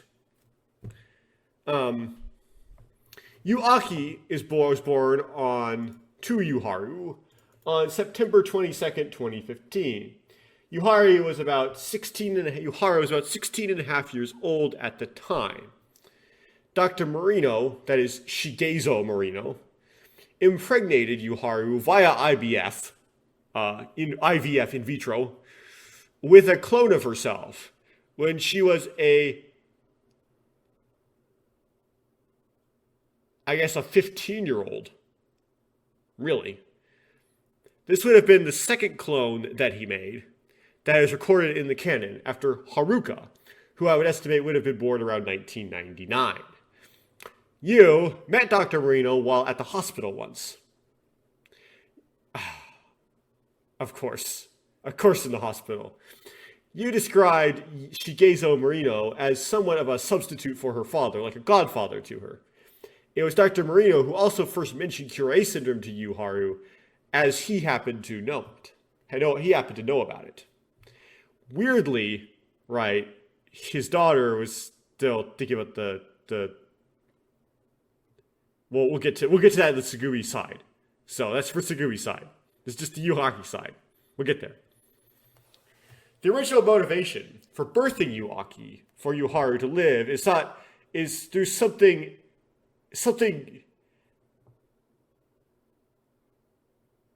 I don't know what I was trying to write here, but she was facing imminent death that was incurable, and this was by plot convenience.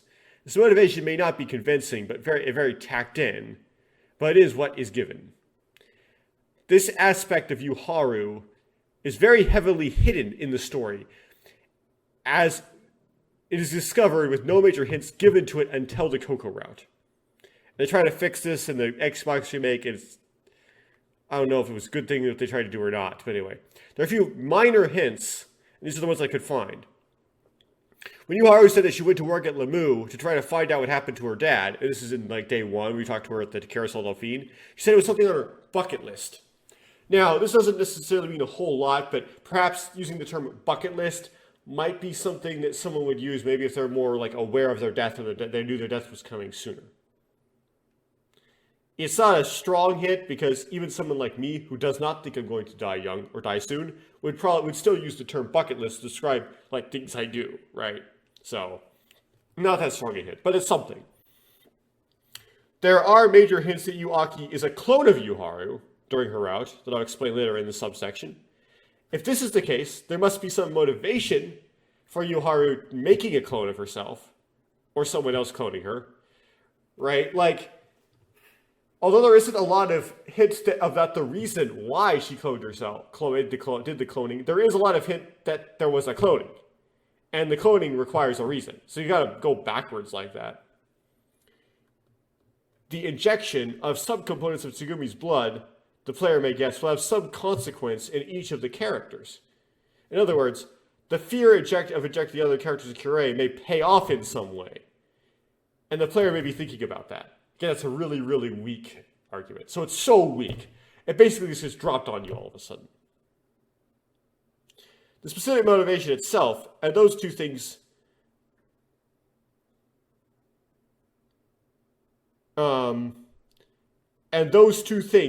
whatever, I guess it was the first and third bullets I put down, are essentially impossible to guess, right? I would prefer it if there was slightly more hinting that Yuharu had a health problem earlier on. So when it's revealed, it's more of that's why this or that, or that's why I was this moment. Maybe not so much like the Xbox remake where they should have tell you. But and it's not just dropped so suddenly. Once the player gets into the final route, significant hits start to be presented, right? So that one I just listed before was the ones before the Coco route. Takeshi walks down Yuharu, sharing a photo album of herself with Coco. Takeshi finds carrying around an extensive photo collection of oneself unusual, but Coco dismisses it, claiming that every girl has one. It would seem that Coco knows that what she says is nonsense, but she knows that Takeshi is from whose perspective Blinkwinkel is observing, and is trying to mediate the hints she gives about the differences between Yuharu and Yuaki. Coco will eventually claim to know everything Blinkwinkel will come to know. That being said, Coco is enigmatic, and her motivations may not even be decided by the author, right? Yu begins to suffer after Coco storms the 800-year-old nun. This is basically the reveal, right? She clutches her chest, goes pale, and has a desperate fall to her knees, stabbing her hand into some candy. Yuharu tells Takeshi of a sin that she committed, one for which she has some reason for some reason feels that she cannot be pardoned, and for which she must be damned. I don't see how she would think cloning herself would cause damnation. Like, there's no doctrine of it or religion that says that. But, anyway, the player may guess that this would have something to do with the clone. By this point, the player would have already figured out that Yu Aki was a clone of Yuharu from 1.5 years ago, so the new implication was that Yuharu knew about the clone, and feels responsible for some act associated with it, for which the simplest supposition would be that she cloned herself of her own intention. Okay, they might not know this yet, but if they have not seen the Yu epilogue, which is technically possible. Then the motivation for creating the clone, Yu Aki would be motivated for that. I guess the simplest thing you would think the writers would try to work at is that Yuharu was going to die, ? Okay, I don't necessarily, I wrote this in haste, right? I just kind of smashed this down with the keyboard, so there's a lot of typos in here. So you go, okay, we see the health condition, right? We have some like bucket list hits and things. We have this sin. We know that she cloned herself. This is probably she cloned herself. Probably connected to this heart condition and the cloning of herself. You get to guess it by this point. You eventually in the scene titled 34 Years, explains to Takeshi her heart condition and the story behind Yu Aki's creation, revealing the resolution of the mystery. You see, Yu Aki has a route, but Yuharu does not. So you learn a lot more about Yu in this Yu route without learning the potentially most important thing. There is completely separate character, Yuharu, with a completely new mystery that is hidden beyond the Yu route and not revealed until Koko's route. What I tried to say here is that the biggest mystery of Yu is the mystery of the Yu that you don't interact with. There is no motivation for creating Yu Aki, was to preserve Yuharu in some sense. I could get philosophical about this, but I forgot how exactly I would do that. Like, it's just...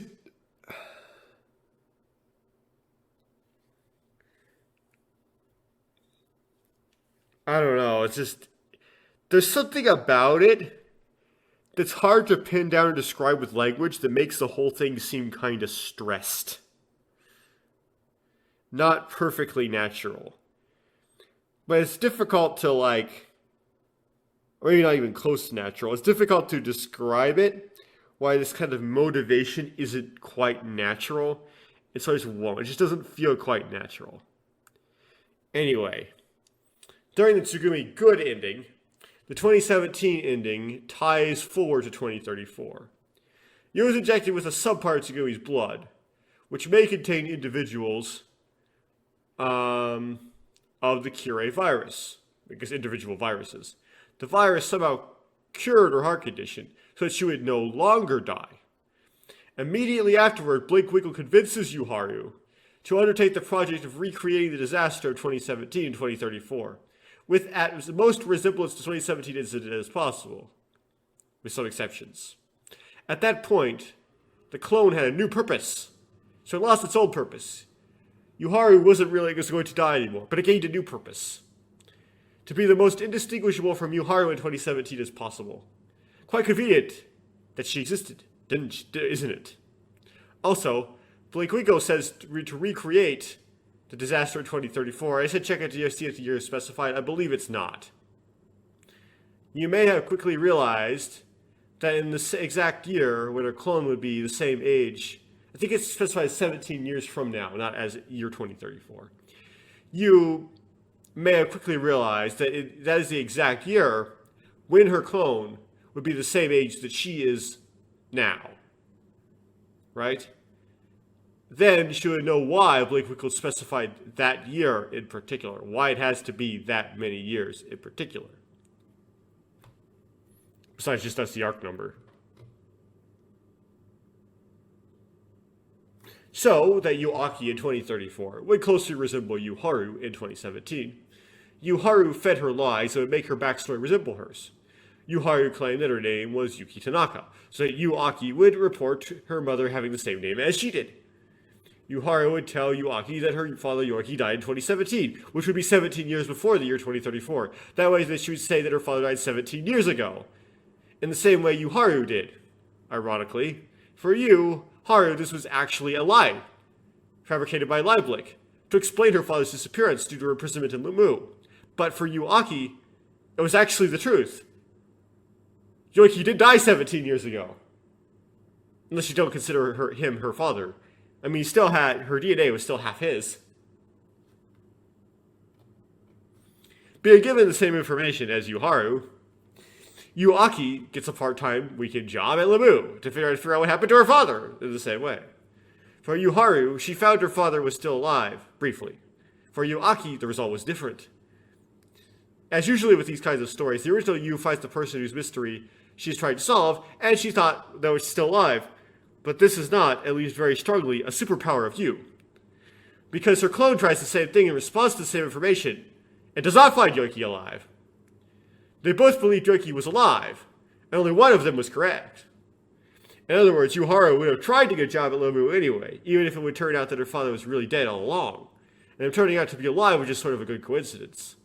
Only sort of, because he was dying at the time he was found. This introduces the concept of the trick where characters will refer to events by how long ago things happened, and not the year they happened, obscuring the exact year. Aki and Haru were both told that their father died 17 years ago, but different years. Haru decided to match the years ago between them, but not the years between them. The years themselves between them. Taking a gamble at Aki, if she were to refer to how long ago her father supposedly died, she would do it relatively. That is, how many years ago it was.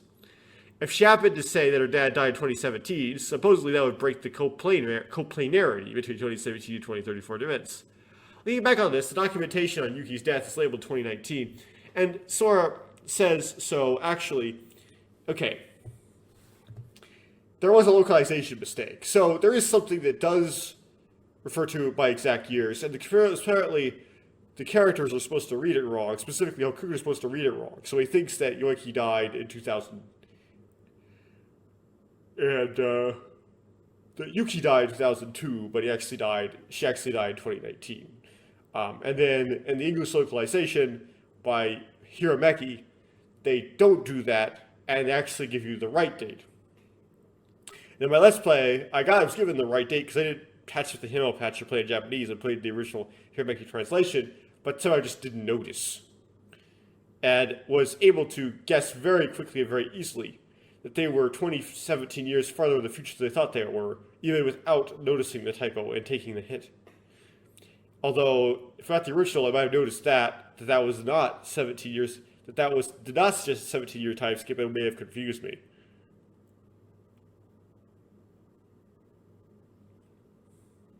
It has to do with somehow Germans write their dates in a different order than Japanese people.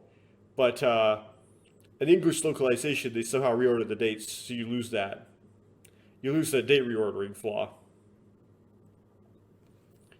There's something else that is that the illusion very much depends on. And that is Aki not say her full name. Compared to Haru, she has more of a complex about it. It does not reveal it until the end of her hero Koko's route. This is just convenient. Did Haru somehow not do something to manipulate Aki into being self-conscious about her name and to hide it? The way the events are presented may indicate Aki says her full name to Sora and Kaburaki off-screen when they first meet off-screen. Kaguraki. That would be when he was pretending to be Takeshi, because we're talking about Aki here. It's 2034. Aki also had to get trapped in Lumu, which did not seem carefully planned, right? It's like,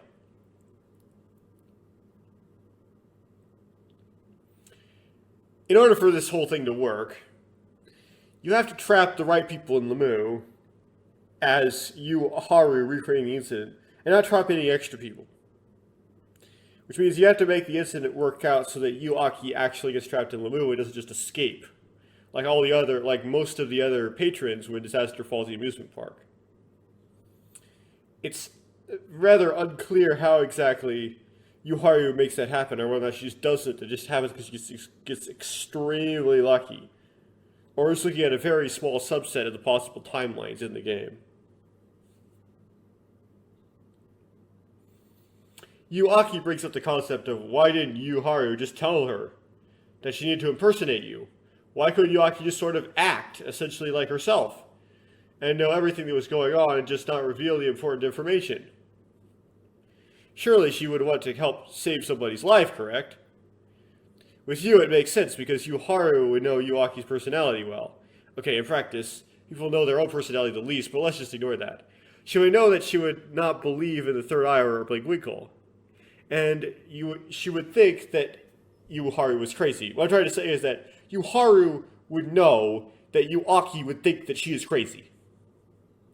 Although Haru would not know this until Yuaki was older, she was in denial of anything remotely superstitious or beyond physical, at least as an external showing. She also might act strange if she was acting, of course. So, what I'm trying to say is, Yuaki turned out to be very skeptical, or at least act very skeptical of all the mythological stuff that Haru believed. Haru would have to tell her, we're doing this in order to save somebody's life. That's why it's important you act exactly like this way in this incident with Lamu, right? But Yuaki would believe her and would make up a big fight about why exactly they were doing this and whether or not it would actually work.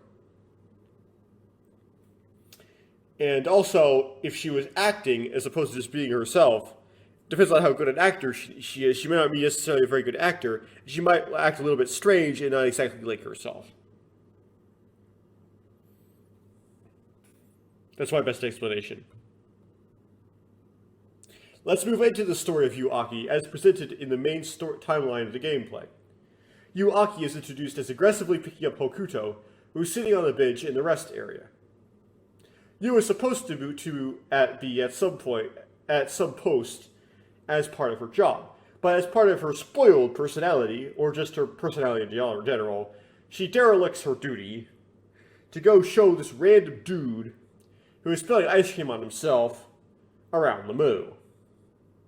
As far as the game says, Yuaki does not know that Hokuto is the vessel of Blinkwinkle, that he is the one to command Takeshi to live, that he is the son of Takeshi and Tsugumi, or that Haru planned for him to be trapped in Lamu. She did not know who Tsugumi was. She just happened to see her,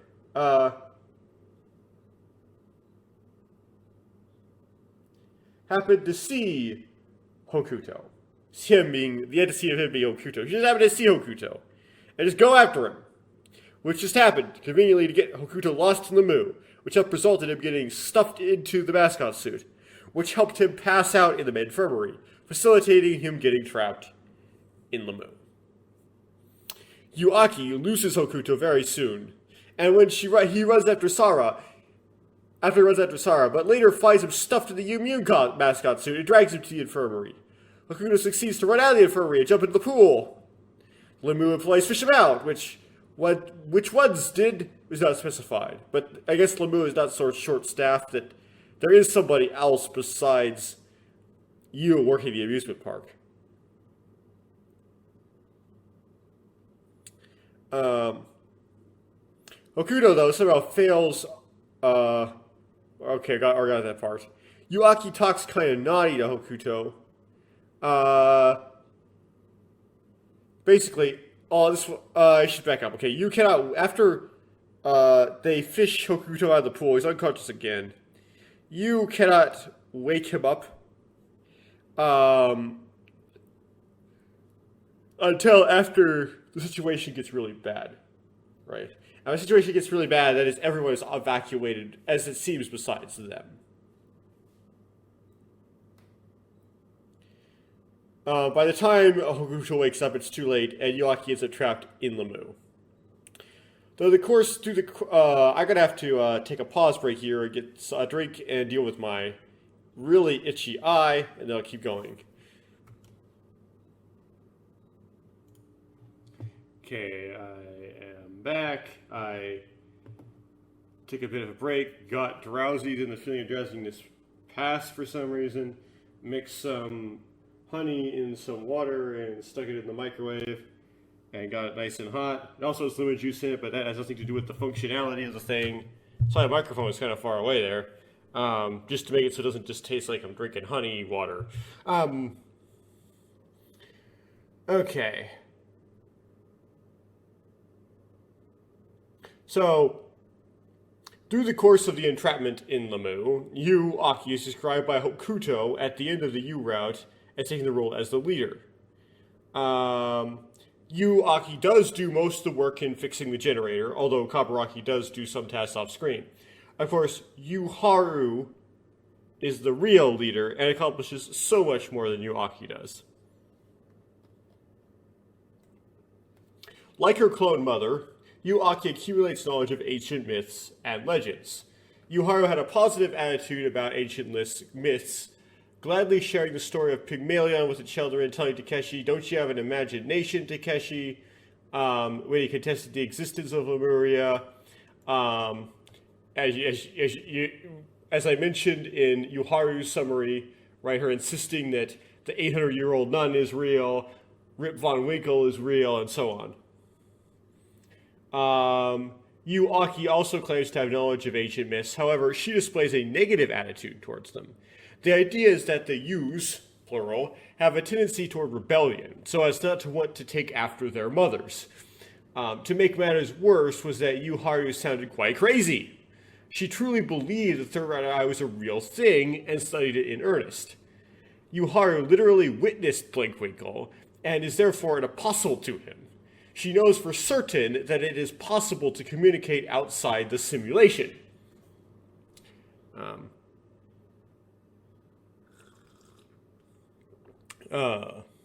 Yu Aki did not want to be seen as crazy like her mother is.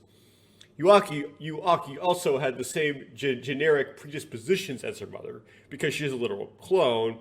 As a result, she wants to learn mythological things anyway. She's kind of internally conflicted, right? Where it's like, she has similar interest in mythological things, but her mother's so crazy, she doesn't even think they're mythological things. Her mother is like, thinks they're real and stuff, and it makes this conflict between her nature and her nature and her anti-nurture. To convince herself that she is not like her mother, she claims that she learns these things so that she can use the knowledge as weapons against those who actually believe them. And it tells Hokuto such. Yu Aki has the same motivation as Yu Haru, and that is to find out about her father. And this is the primary mystery and the focus surrounding Yu Aki. Because Yu Aki does not believe she is about to die, it is not a bucket list item for like Yu Haru, so perhaps Yu Haru manipulated here in some way to give her extra motivation, right? Maybe she didn't have enough already, so maybe like, I don't know, Yu Haru made her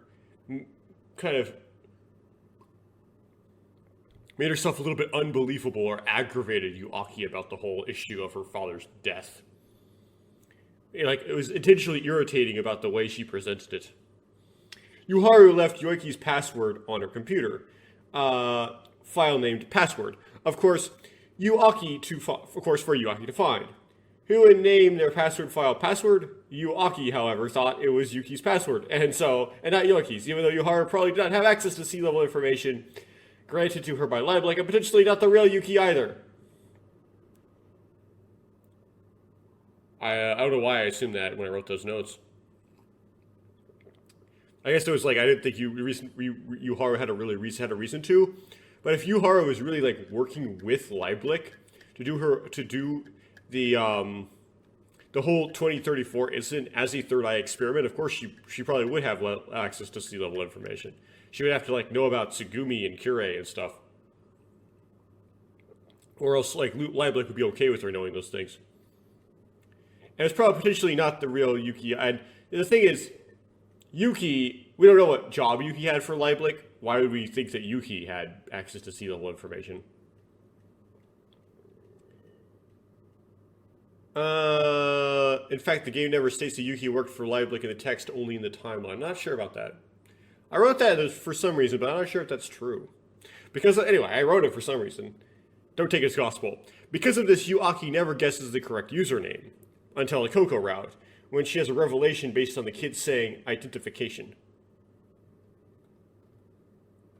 The password is, the empty fall sky, a single cuckoo calls, brings a chill to me. The translation is probably significantly warped to keep it into a 575 format, syllable format. What I mean by that is a haiku has 3 lines. The first one is 5 syllables, the 7 is 7 syllables, the third is 5 syllables. And these syllables are like literally the syllable the characters in the syllabaries for Japanese, right? And they had to translate it to English. Into English is the empty false sky. 1, 2, 3, 4, 5. A single kaku calls out. 1, 2, 3, 4, 5, 6, 7. Brings a chill to me. 1, 2, 3, 4, 5. And it's very rare that you get syllable conservation in translation. So translation might have been kind of warped. Here I would divert specifically down Yu Aki's character route. Yu tends to take minor but non-zero roles in other routes. On the 4th day, May 4th, Hokuto enlists the help of Sara. He manages to hack into Sora and change our priorities so that helping the people trapped in Lemu in any way takes precedence over protecting Leiblic's secrets. Sora manages to find that Yuki Tanaka died 15 years ago with the appropriate documentation in 2019. But there's like supposedly like some typo where supposedly Hokuto misreads it so that he thinks it's 2002 instead of 2019. If the player is actually paying attention, they will notice that blah, blah, blah, it's 2019 is if they get that mistranslated version. I was not paying attention. It's a translation mistake. One of the text logs after Yuki's death is the only mention of Yoiki spelled Yoiki. All mentioned with a umlaut, right? All mentions of Yoiki were scrubbed except for that one because it had an umlaut. And because it had an umlaut, Sora also found it because it was one of her search results for Yuki, right? So she searched for Yuki, and she found Yoiki and found nothing. Then she searched for Yuki and found in the results for Yuki this result that mentioned Yoiki, but it had an umlaut. The text log said that Yoiki died 19 years before Yuki, the year 2000. Hokuto and Yu Aki consider the evidence that Sora digs up and conclude that the evidence is so overwhelming that Yuki died 15 years ago that must have been the case. The person that raised Yu Aki was then a liar. So they could not take her word for it that Yoiki was alive 17 years ago. But had to be in order for Yu Aki to exist, question. They end up sort of concluding that Yuki died 15 years ago and Yoiki died 17 years ago. But for Yoiki, it would be for the wrong reasons, right? They would think it's because he was an accident in Lemu that was some different one than the actual accident in Lemu that he died in.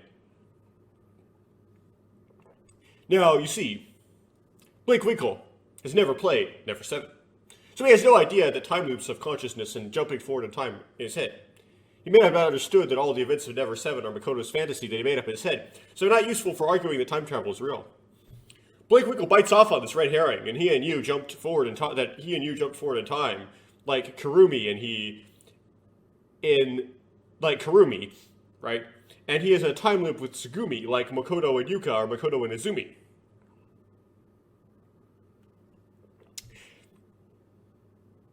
He insists to Yu that time travel would explain everything. But Yu denies time travel. Blake Winkle may get frustrated at Yu for not understanding that she is a character in a work of fiction where physics bends to the will of a potential fickle author. Blake Winkle does not understand how babies are made also, which is kind of a joke, but ironically, Yu Aki does not know all the way babies can be made.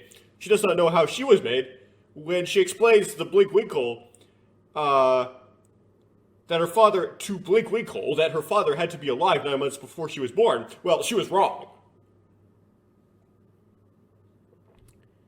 The player may get frustrated with Yu and her insistence that time travel is not real. After all, Never 7 proved it was real in this universe. Maybe. I just contradicted myself, right? In the first paragraph, I just said that Never 7 says that it's all just a made-up thing in Makoto's consciousness. Except, what about the time travel of Karumi? How'd that happen? I don't know. I'm contradicting myself. The law of non-contradiction does not apply in the universe of the Infinity series. Winkle can represent the player and their argument with Yu Aki if the player falls for everything just right. It's somewhat clever writing. Okuno thinks he predicted the future when he saw the doors to the generator being hot and the leaks in the pipes in the warehouse. He takes the same explanation as Yuka does in Ever17, that he has been through this already and traveled back in time with a little bit of his memories retained. Tsugumi, saying that she had been through this before, as well, reinforces Winkle and Okuko's misinterpretation. But it is contrived and convenient wording given by Tsugumi, who knows exactly how she has been through this before, and she knows it was not time travel. Really, it was Hokuto's infrared vision that allowed him to see the heat, right? But he just doesn't know he has infrared vision.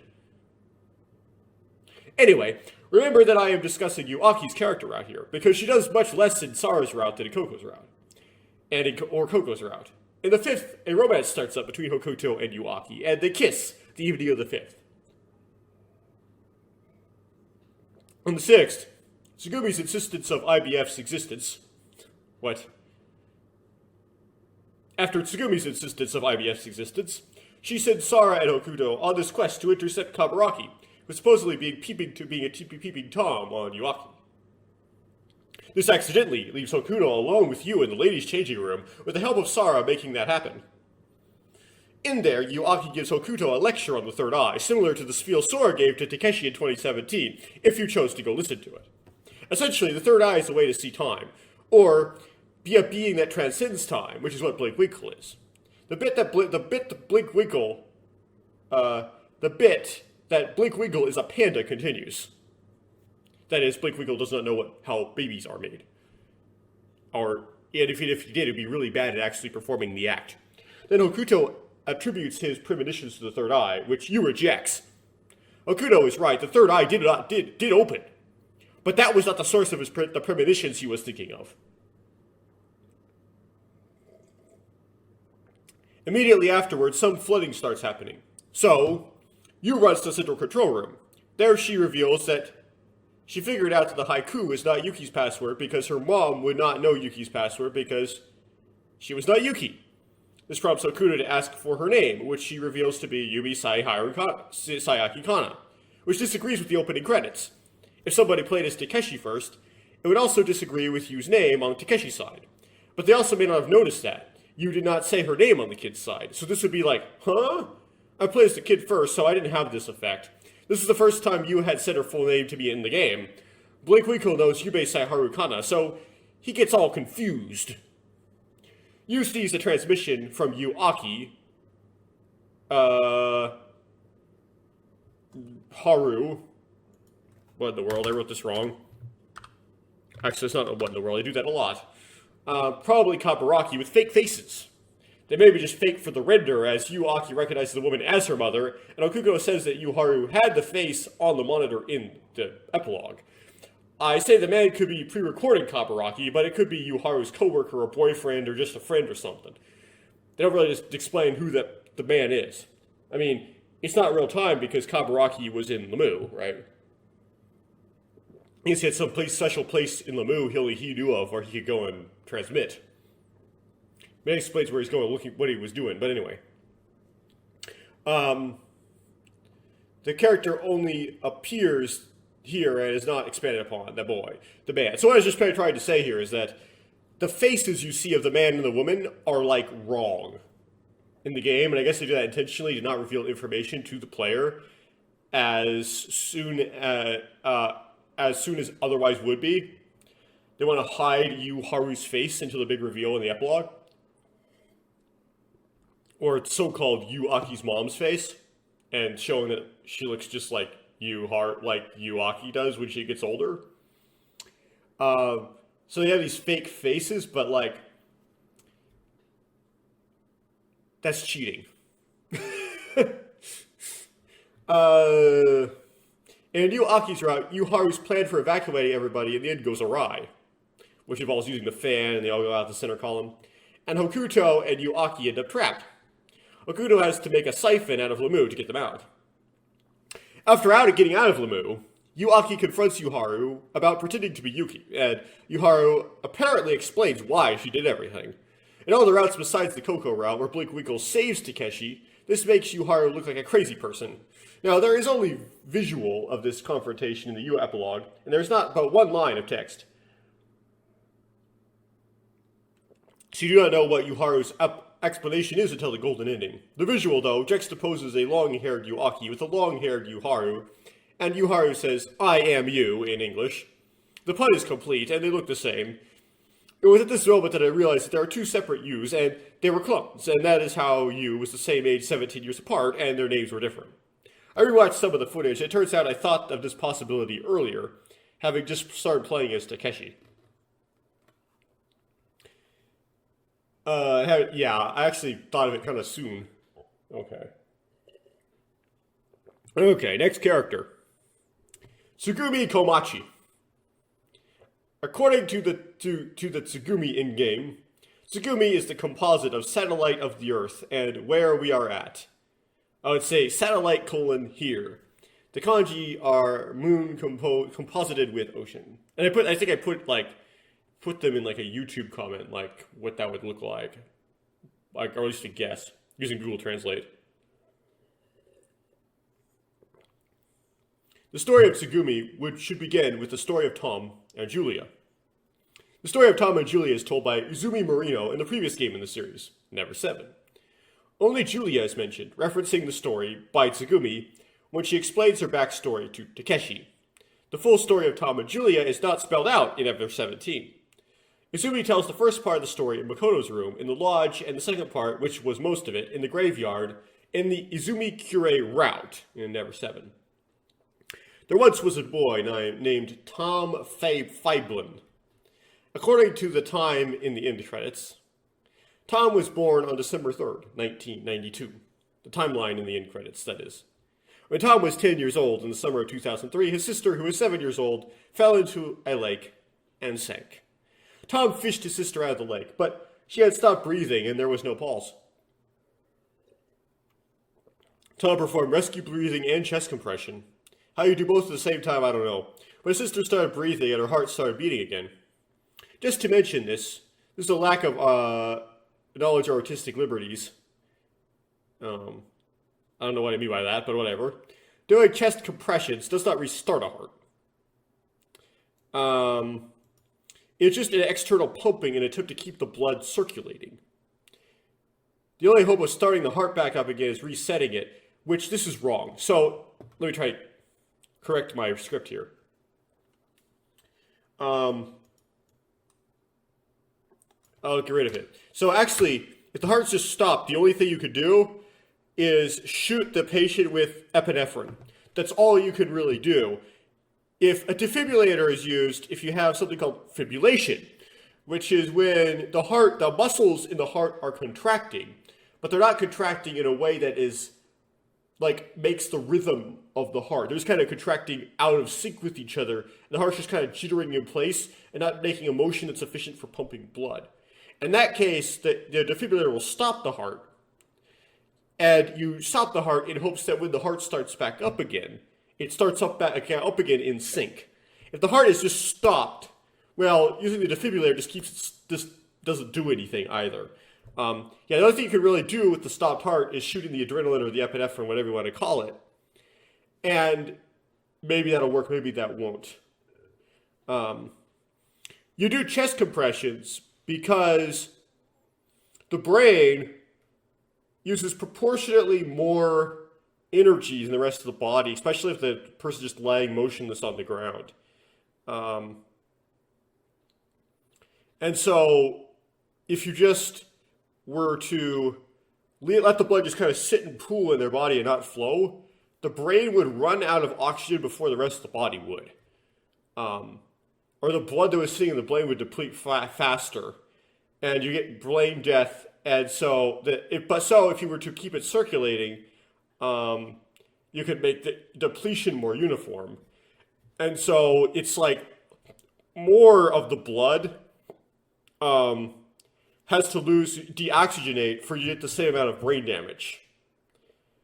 So it helps like make it so that there might be less brain damage once you get the heart actually restarted again from oxygen, like from hypoxia, which is lack of oxygen. Okay. Accidentally had some bad information there. Don't shock a stopped heart. Shock a fibrillating heart. Perhaps what Tom did was miraculous after all then. Tom's parents reacted to this event with, Tom, you're able to bring dead people back to life. Yeah, again, that's what I'm saying. It kind of makes sense, right? Like, just doing chest compressions. Will you really start her heart up again, right? Just saying. Big brother, you have miraculous power to make miracles happen.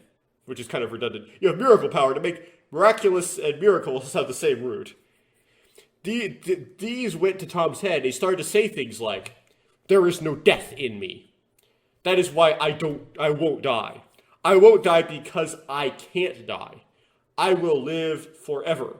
Anyone who touches me will also become immortal. By infecting others with immortality through this immortality contagion, death will soon disappear from this world. No one will die. They cannot die anymore. They will live for eternity. Tom was diagnosed with paranoia, which gets you hospitalized in this universe. There, he was introduced to an American psychiatrist named Michael Cabin, who named Tom's condition Curie syndrome, a French word that is spelled like what Tom, an American, called cure, and meaning clergy. The characters of Ever17, the psychiatrist Michael Cabin and the psychologist Izumi Marino, do not acknowledge a biological immortality contagion, although they use that language.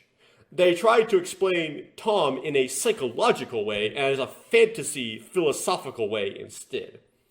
It is that people are biased towards explaining things using their own fields, right? Izumi was a psychologist, so she would like to explain things using psychology above other types of explanation. Which is, anyway. Izumi explains Tom's exaggerated interpretation of saving his sister's life to I have an immortality contagion by saying that Tom already was thinking a lot about death and had substantial fear of death. He wanted to be immortal. Apparently, you really start to think about death at the age of 10 in Japan. Curie syndrome, as described by Dr. Cabin, has 3 traits. The first 2 are the spreading of delusions and shared psychotic disorder. In the same hospital that Dr. Cabin worked was a 12-year-old girl named Julia. She had leukemia, and it was terminal. Tom and Julia were childhood friends. Tom touched Julia's forehead. He happened to believe that he had the miraculous ability to cure illness, and Julia's cancer disappeared that same day. Again, in that same day, all kinds of diseases, heart disease, strokes, liver cirrhosis, kidney failure, diabetes, aneurysms, stomach ulcers, and pneumonia all disappeared throughout the hospital. Izumi described it as the miracle spread in the blink of an eye, like it was some kind of virus infecting them all. You see, in Ever17, the word virus is used to describe the effects of Curie, but only metaphorically. According to the timeline, this happened in August of 2005. Where Ever17 goes with this is the third trait of Curie is that delusions become truth. If the third trait is actually true, then it might overturn the foundation of the way things are in this world. Michael Cabin tries to explain the miracles of the major world religions with this. For example, the various miracles performed by Jesus of Nazareth were made possible by Curie syndrome and the firm belief by Jesus that those who witnessed them that they could actually happen. According to the timeline, Dr. Cabin publishes the Curie hypothesis sometime around 2006.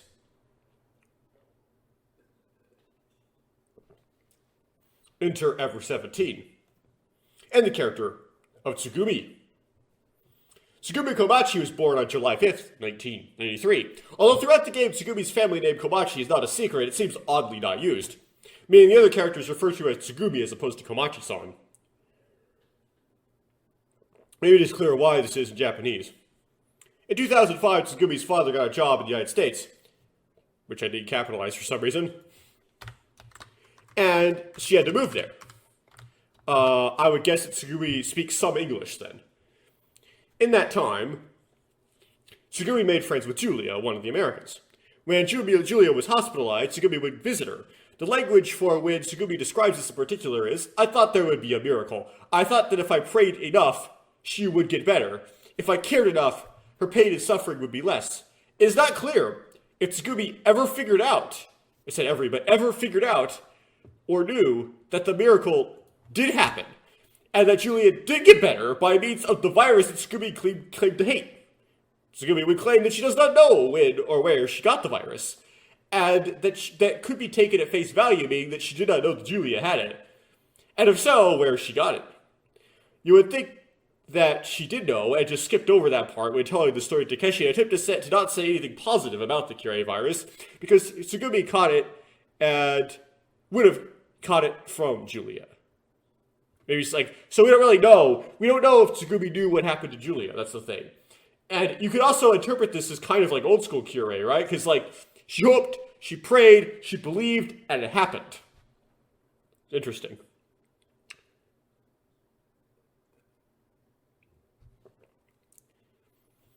For that the Kirei virus ended somebody's suffering is against Tsugumi's point that the Kirei virus makes you suffer. For Tsugumi not to know, she must have happened to visit Julia after she was touched by Tom, but before her lack of cancer was discovered. Actually catch the virus directly from Tom by accident, she would have to bump into him or something. Or a third way. The third way would be that Tsugumi would already be a Kirei carrier, and that Julia actually got it from Tsugumi and not Tom.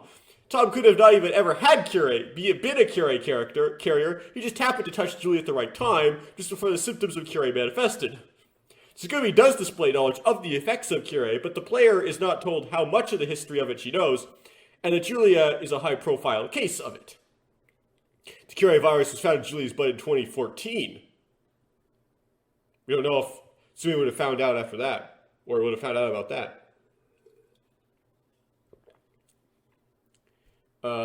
2014 is after the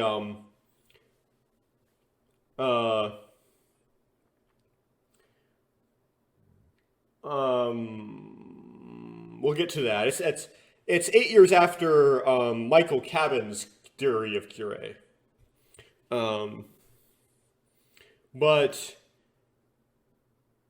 And so maybe that's how Dr. Marino would have known about it, is from 2014. But Lieblich Pharmaceuticals, of course, knew about it before 2014. Knew about it from 2005. There's also another presentation on an effect of Kirei that involves somebody believing something would happen, so it happens, as I already said, right? I'll say more of that in a little bit.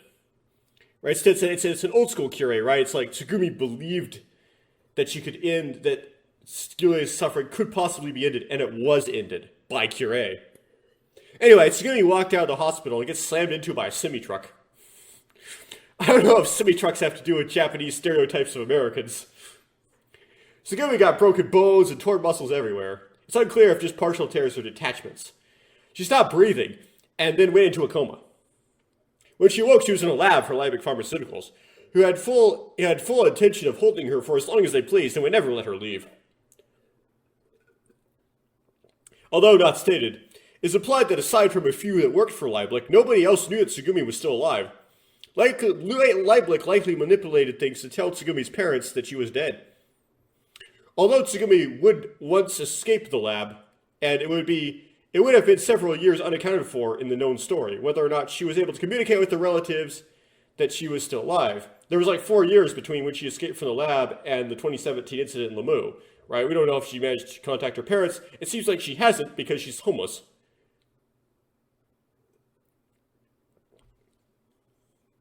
The reason I bring this up, and I will get back to it later, is that Tsugumi is described as being very alone and on her own, sometimes homeless. She has no friends or relatives that house her, hide her, or support her. You can hypothesize that Tsugumi is trying to protect her parents somehow. If Lieblich wanted to blackmail Tsugumi with something like, "We will kill your parents if you do not come back to the lab," they would have done that anyway. Another hypothesis would be that Tsugumi was being held in Japan, and she could not get out of the country without leaving a paper trail. And that would let Lieblich find her, and her parents stayed in the United States. There is a suggestion that she was held in Germany, though, as well. Tsugumi was also unable to contact them for lack of ability to remember to look up their address or phone number, maybe. Or all her mail could have been intercepted. Her parents could be jerks. You can explain it away in all kinds of different ways, fanfics, headcanons, but the game does not use any of them. So it just leaves it all up to speculation. Something to point out here, and might slip my mind now that I've gone through the whole game, is that in Tsugumi's stories and explanations, she never uses the word Kirei. That is introduced by Yu Haru.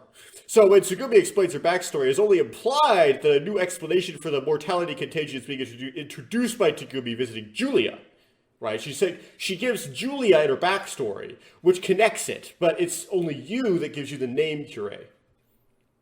Once Yu names the virus Kirei, it starts to settle in that Tom is a Kirei character, and he spreads his immortality by spreading the Kirei virus around.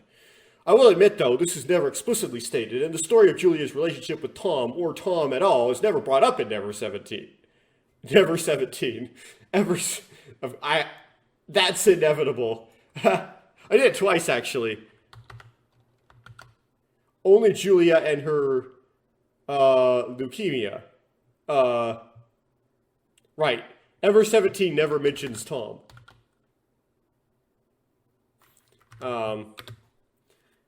Taking something that was previously fantasy and re-explaining it, or retconning it into science fiction, a trope named Doing in the Wizard. And what Dr. Kaplan tried to explain with the Kirei was also had the wizard done in, which is pretty goofy. That being said, it seems that if in Ever17 they leave the vestiges of the old Kirei behind a bit. So, trying to kind of explain what Dr. Kaplan tried to explain with Kirei has also had the wizard done in. What I mean by that is, Dr. Kaplan tried to explain religious miracles with Kirei. So, if you say, okay, nope, we did find a way miracles could happen, but it wasn't only specific kinds of miracles that are within the way the Kirei virus can operate, right? And that actually is what explains what Dr. Kaplan thought was just like a theory of how the universe works, was all based on human perception. Then we can apply that, it applies that to what he was trying to explain, like it applies that to those miracles. So, in other words, Jesus had the Kirei virus, and he could heal diseases by passing the Kirei virus around. And he raised from the dead because his body put itself back together after the crucifixion because he had the Kirei virus. And he knew that would happen because he understood that what he had, and he understood like what his capabilities were from having the Kirei virus. And you go, well, that doesn't explain that at all. I mean, how do you walk on water with the Kirei virus? How do you multiply bread and fish with the Kirei virus? How do you, and then Dr. Cabot, and then these sci-fi Jesus actors, these characters that would theoretically exist in this universe would just say, okay, well, that was just all exaggerations, but the core of what Jesus did you could explain this way. And this gets even, like, you could kind of go further with this and really English teacher it up and say, you know, Jesus said, you drink my blood, eat my body, and drink my blood, and you will have eternal life. And that just essentially just means substitute. What he meant by that is substitutional atonement, right? I become you, and then I become your sin, become a surrogate for you, and then I bear the wrath of God for you. And then you become my righteousness. But you can, like, mess around with that in this fiction, and just, you probably can tell, and just, like, Christ figure up Tsugumi into an oblivion and just make a mess of things. Anyway.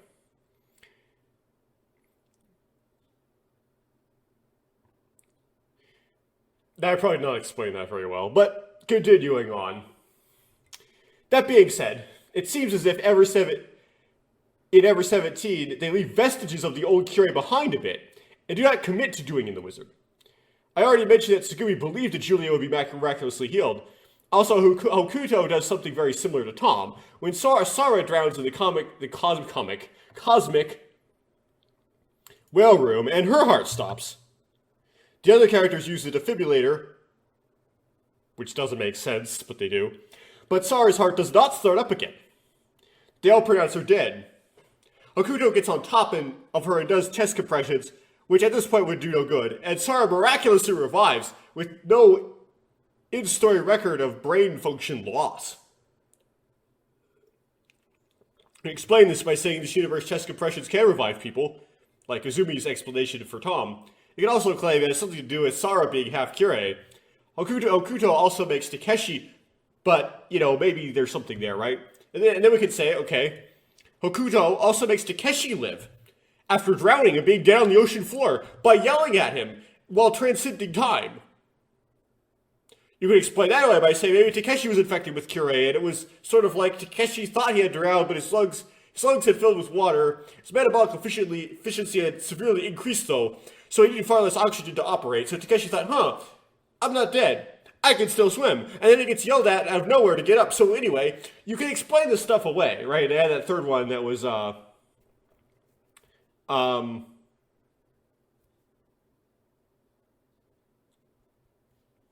forgot what it was. I already mentioned it earlier.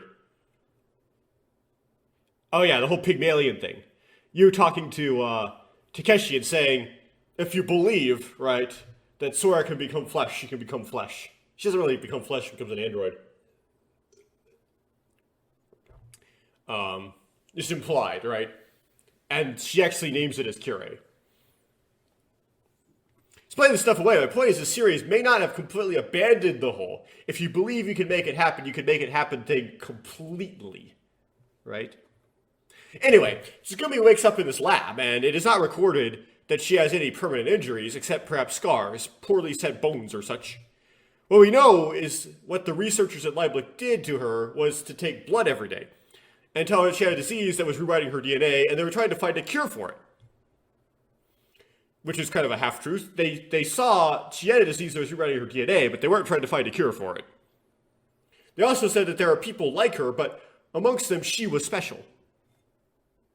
We know that, so there's like other Kirei characters, but somehow she's like a special Kirei, somehow.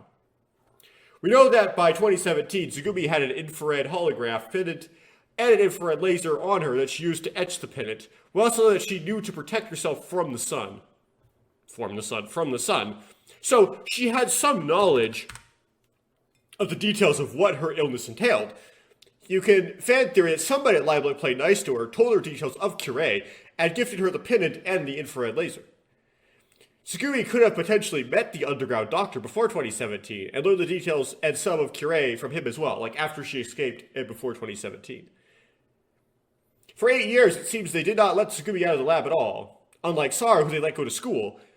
Essentially, she got no high school education, like at all. Tsugumi woke up right next to a boy. This boy had amnesia, but claimed he could see the future. This is similar to Hokuto, who had amnesia, but thought he could see the future. But it's kind of a red herring, right? What Hokuto was really seeing was a parallel past. Hokuto was being possessed by Blake Winkle. This kid in the lab, it's left unexplained. The boy said that Tsugumi would experience a tragedy in 5 years, then 3 years, then another 3 years. That'd be 2010, 2013, and 2016. If you allow some uncertainty as to when the boy said this, you could say 2011, 2014, and 2017. Approximately, the first one is unknown. The second one is when Tsugumi escaped from the lab, which somehow was tragedy. And the third is 2017. It may be that 1 in 5 years, the one in 5 years, the first one, was the death of the kid as he disappeared one day. It is implied that Tsugumi knows how he died, and he was killed by the researchers at Leibniz. The authors intentionally make the dialogue vague about the details of how and why, probably so that he or she did not have to think up a how and why. I mean, the writers are just lazy, right? Like, they just wrote, Tsugumi says, you don't want to know what happened to this kid, because they're too lazy to write an explanation about what happened to the kid. Tsugumi has many scars all over her body. They do not mar her physical appearance to any significant degree and are not visible from a distance, but you can feel the subtle texture interruptions in her skin, right? The whole awkward scene, which we will get to later, there's an implication that Tsugumi looks good naked. She has a really nice looking.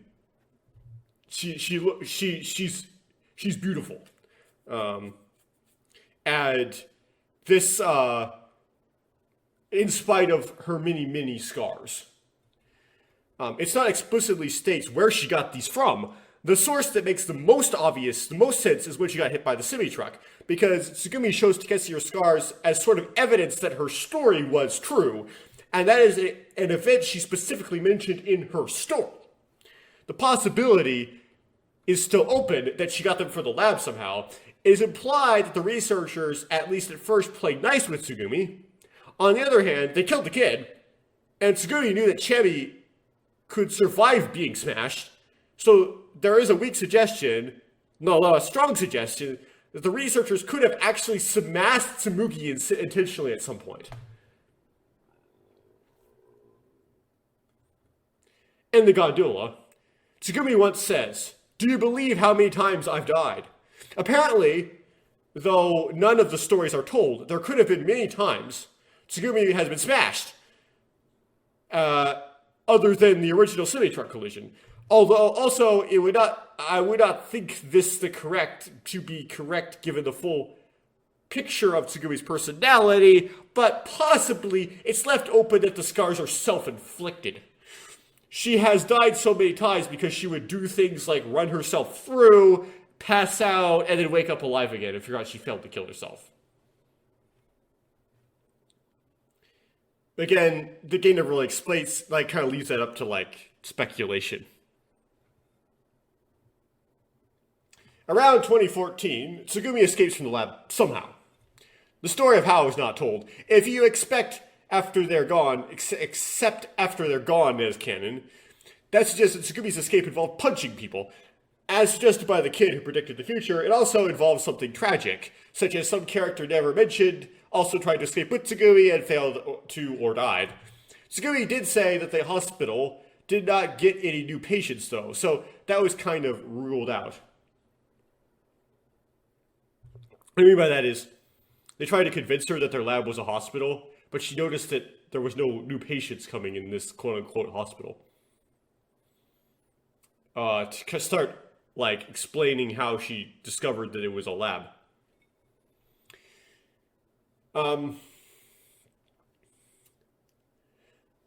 Tsugumi picks up a hamster she calls Chami at some point, the story of which, again, is not told. The player, or at least me, would think that Chami was a lab animal that Tsugumi stole out of the lab. There's also some implication that Chami was not a Jungarian hamster, but a literal rat. And Tsugumi did not want to believe, or did not want Takeshi to believe, that Tsugumi was literally carrying around a rat. The artwork for Chami, though, does match the appearance of a Jungarian hamster. The CG is like a Jungarian hamster in her hand, not a rat. Tsugumi would describe Chami as her, and this is, I'm not sure if this is true anymore, because I actually reread that part, and I don't think it's actually her only friend. I'm going to put a question mark. I think that, don't take that as gospel. She does seem to act like he's her only friend at some points, though. It's like an Xbox remake comment. In Xbox remake, they try to make it more firmly established that Chami is not a rat, Chami is a hamster. But the original doesn't pound that in as hard, and sort of leaves that open. Having nobody with her, I presume Tsugumi lived as a homeless person, though she did not develop the appearance of one for reason of marketing the game, as I say, right? Homeless people very quickly sort of develop this appearance of the homeless person where they have teeth that are not taken care of, skin on their face is not taken care of. They tend to develop a limp, it appears. Tsugumi doesn't look like a homeless person at all. And you can attribute that to Curie syndrome, I suppose, but apparently her skin is actually really susceptible to damage. So, I don't know. That's why I just said appearance of marketing the game, right? You can't have your waifu not look like a waifu. In 2017, Tsugumi had a habit of smothering food in condiments and eating very quickly. In 2034, she is revealed to be able to not gag and eat something surprisingly quite bad tasting. This does not state, but it implies that Tsugumi would eat disgusting things and helped herself do so by dousing them in mustard. Because her immune system was heightened in strength, she could eat all kinds of pathogens and not get food poisoning, like maybe even botulism. She could eat the gas station sushi out of the dumpster, and her immune system would destroy the parasites, and she would avoid ending up like in a Chubby Emu video. Basically, yeah, like, she could eat like whatever rotten junk, and it wouldn't matter, and so she could survive off that, and survive that way. And get a lot of calories in.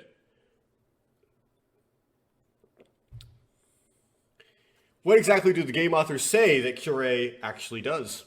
Cure is a retrovirus, that, unlike HIV, can infect every cell, not just the immune cells. It somehow manages to infect every cell in the body, and use them to create more viruses while maintaining the required functions of each cells, right? Your blood still has viruses in it when you have Cure, which means you're still replenishing the supply of those viruses in the blood, so you can pass on the disease through your blood. But every cell is already infected.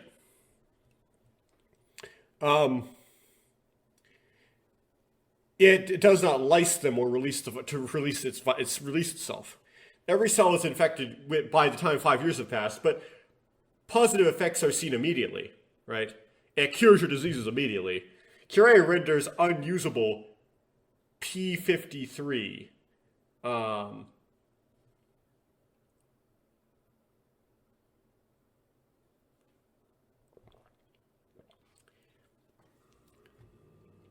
And I forget what in the world I meant by that. Wrote some of this stuff a long time ago.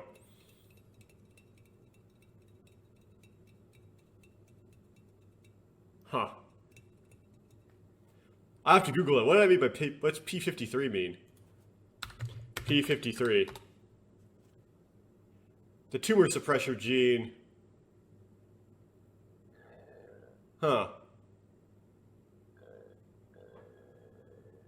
Interesting. Why did I say that? Where did I get that from? Okay. I don't know if that really matters too much for this whole thing, whether or not I'm knowing what I meant by renders P53 unusable. The host telomerase turns on in every cell, which in this universe's pseudoscience causes the host to not age. The metabolic rate and efficiency greatly increases. This increases the muscular and cardiovascular endurance of the host. As far as strength, the plot is not consistent. Explained verbally. So, when Takeshi and Tsugumi are running for the initial surge of water in the observation deck, Tsugumi grabs Takeshi and yanks on him, and it's implied that she's really strong in this scene.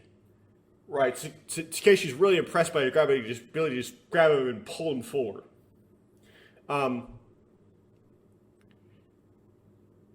That being said, this is not something the game says Cure can do, and only in the after they're gone in the drama CD, the underground doctor says that it does not expect Cure to increase strength, increase physical strength, like linear force production. So, but like Tsugumi just seems kind of strong in general, right? She can fish the dead weight body of Sara out of the flooded cosmic whale room. That's actually really hard, like to dive brick like 100 pounds like that. So there's she's not weak, that's for sure. The host can see infrared. No specific wavelength is specified. So there's something infrared, some wavelengths, some range of wavelengths infrared. The host easily gets skin cancer.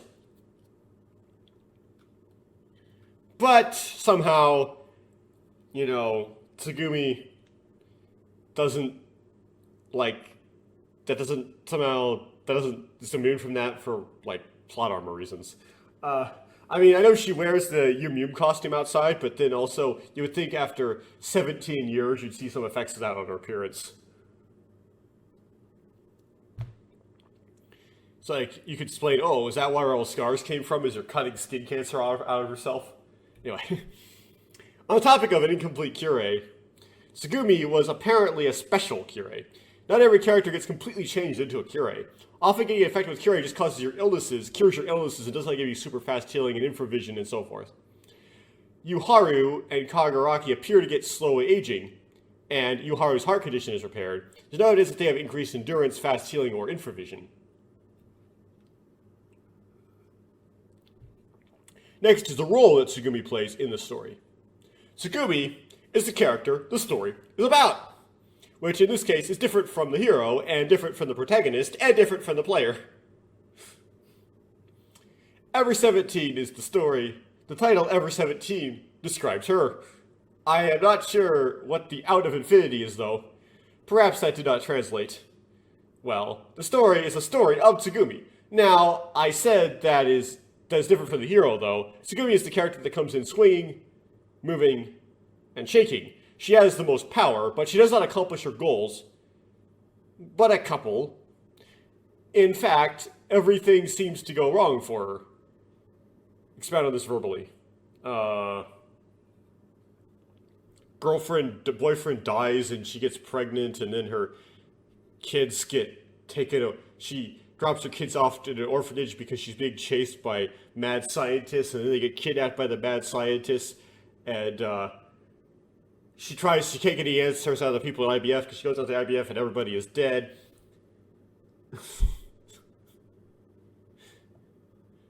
She doesn't really get anything she wants. It took others to bring her what she wants, right? Tsugumi is a philosophical moral thought experiment. Her blood has the power to cure any disease or perhaps grant immortality to anyone. The implication is this I should go about verbally. Okay. So, the idea is, this is kind of what the game is going for. I don't know if they necessarily do it so well. Tsugumi has, and it has to do with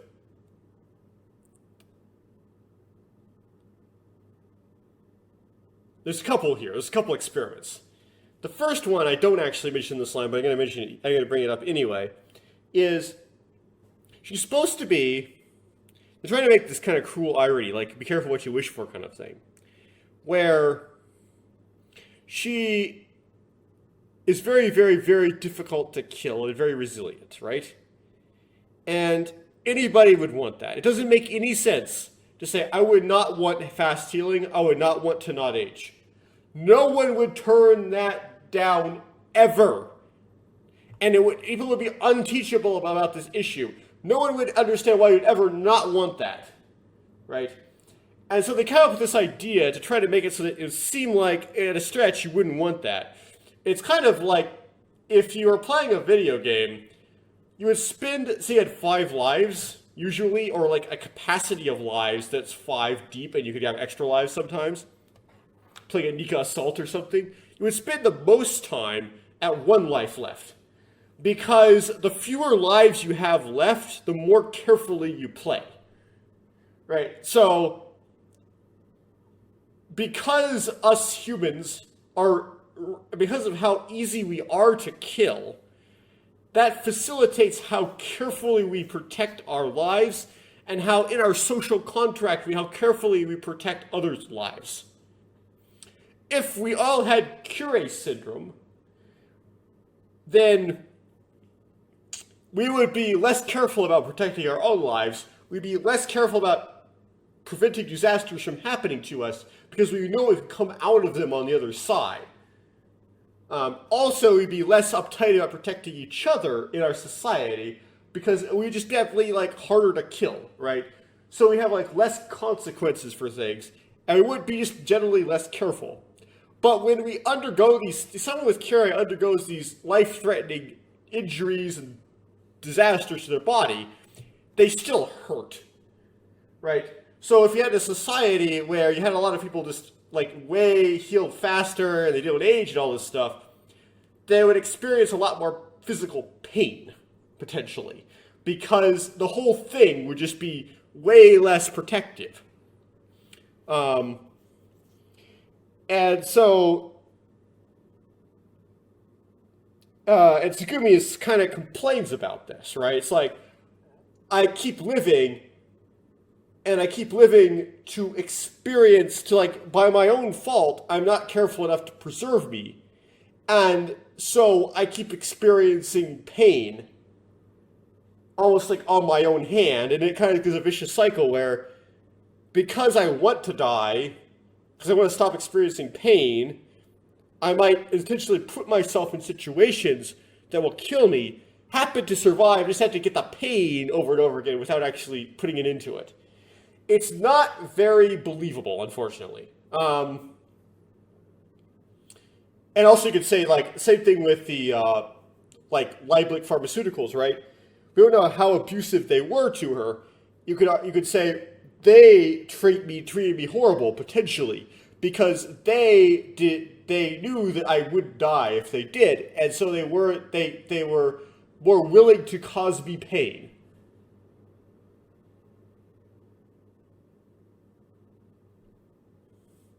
That someone like this would make you philosophical, like all like jaded and edgy and suicidal and so on, isn't necessarily believable, right? Like, you have to bridge the gaps, you have to bridge the steps to the reasoning to get to that point. I didn't. And that's the reasons I can't. So it's hard to, it's kind of, it's a stretch. And that's why some people really don't like Tsugumi as a character, or the concept of Tsugumi. It's hard to relate. It doesn't really make a lot of sense. They're trying to make it so profound by trying to, like, do that thing where you take something you would think you want and try to, like, make it something that it's bad, you know, like, blessed by suck. But that only really works if the blessed by suck is believable, and it's kind of hard to do that with Tsugumi. The other one is, like, the whole argument where you have to read about sometimes in philosophy class, and I can't figure out the name of the person who wrote it. I thought it was someone last named Dershowitz, but it's really hard to find this person because he gets overshadowed by the famous lawyer Alan Dershowitz. They're not the same person.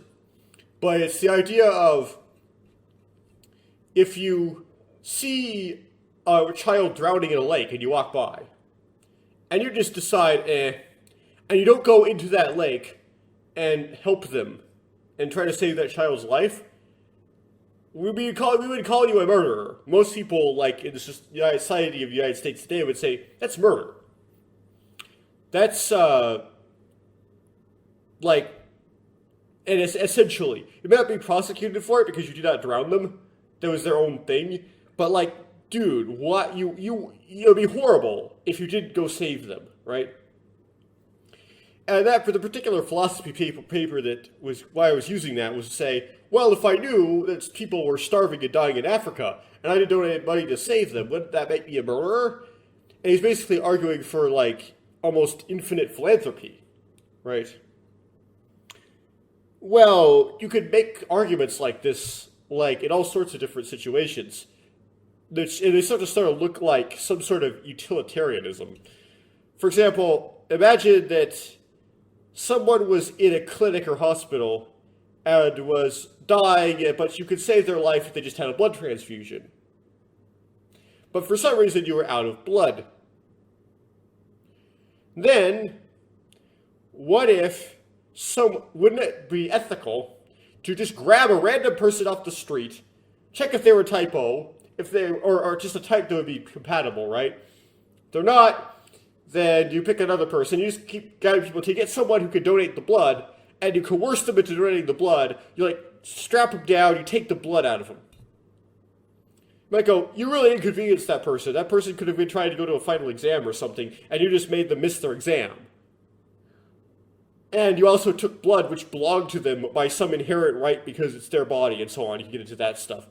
But the person someone was going to die, and that is just so much worse, the inconvenience you cause this person by this coerced blood draw. So you did the right thing. Tsugumi has the capability of curing every disease, right? Which you could argue that makes her somehow morally obligated, or other people give her this moral obligation pressure to cure all diseases, and that pressure enslaves her. So, all that kind of nonsense. Tsugumi is the character used to sell the game. She is the dopamine producer. There's a sense in which you could call her trash, fitting romance tropes and stereotypes, and written to be a man's simple fantasy. Tsugumi is what we call a tsundere, which Sora the troll describes as somebody that acts mean, but is actually nice. It is sometimes more like that they say they do not like something, and show it in the micro body language, but their large-scale actions show they do. Or they don't like somebody, but their large-scale actions show they do. It is implied that her predisposition to be supermom, where she is nice, caring, may go some distance for you and to protect you, the way she behaves towards you are, if you are a good-looking man, I don't know how this is.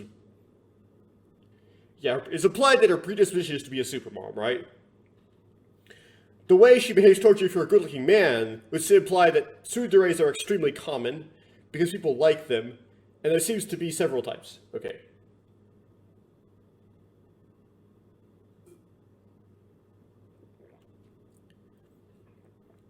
I wrote this right, I just read it wrong.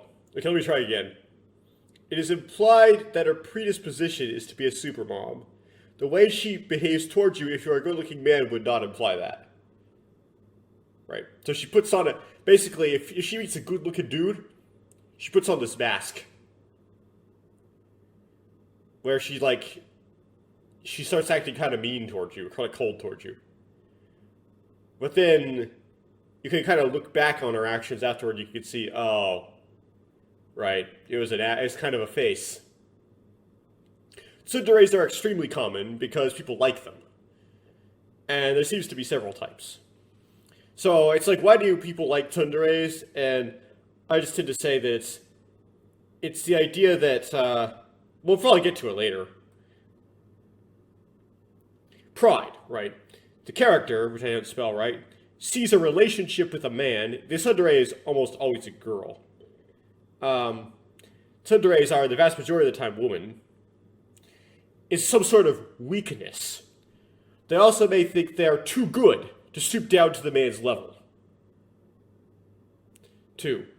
They may have some negative quality they see of themselves that makes them want to push away people, especially men, because they are not good for them. Or they will figure out that negative quality of them and then criticize. The criticism that they will get for it is worse than the criticism they get for pushing everybody away. That is, they do not deserve the guy. Right? They want him, they like him, but they don't feel like they deserve him, so they push him away. Similar to 2, they have something about them. I know I said amount them, I misspelled that. There's something about them that's outright dangerous for the other person. And they try to push them away to protect them. 4. They have some job or something where it would be bad if they got involved with this other person, but they still like them. That's the kind of the idea of forbidden love. And there are more that I'm forgetting. Tsugumi has several of these at the same time. Right? There are a few flavors of tsundere, but in the real world, you would not get one. They would push you away, you would not get one, right? They would push you away and you would think, they do not like me, and made it clear, so you would stop pursuing them to avoid being a creep and potentially losing your job and other bad stuff, right? So, tsunderes work well in fiction, but not really in the real world, because if you tried to interact with someone who acted like a tsundere in the real world, you'd just be like, she doesn't like me. If I keep pursuing her, she's gonna, punch me or something. I might get in trouble with, the law or something. I might get a restraining order put on me, right? You don't really mess with a tsundere. So, okay, we'll keep going. Now I said Tsugumi has several of those, right? Well, she seems to have one. She does seem to have pride, right? it's not really hard to give a specific example of this. It's just how your impression you kind of get of her as you go through it. You think that she is kind of like above Takeshi. She does have some number 3, right? I think she has something dangerous for Takeshi, right? She's somehow this complex where she thinks Kirei is dangerous. She's also like being chased by Leiblich, right? She's on the run, and she wouldn't necessarily think that it would be good for somebody else to be subjected and get involved with her tragedy. Like, she doesn't want someone else to have to deal with that for her. She doesn't want to burden someone else with her burdens. So she's kind of like multiple different tsunderes.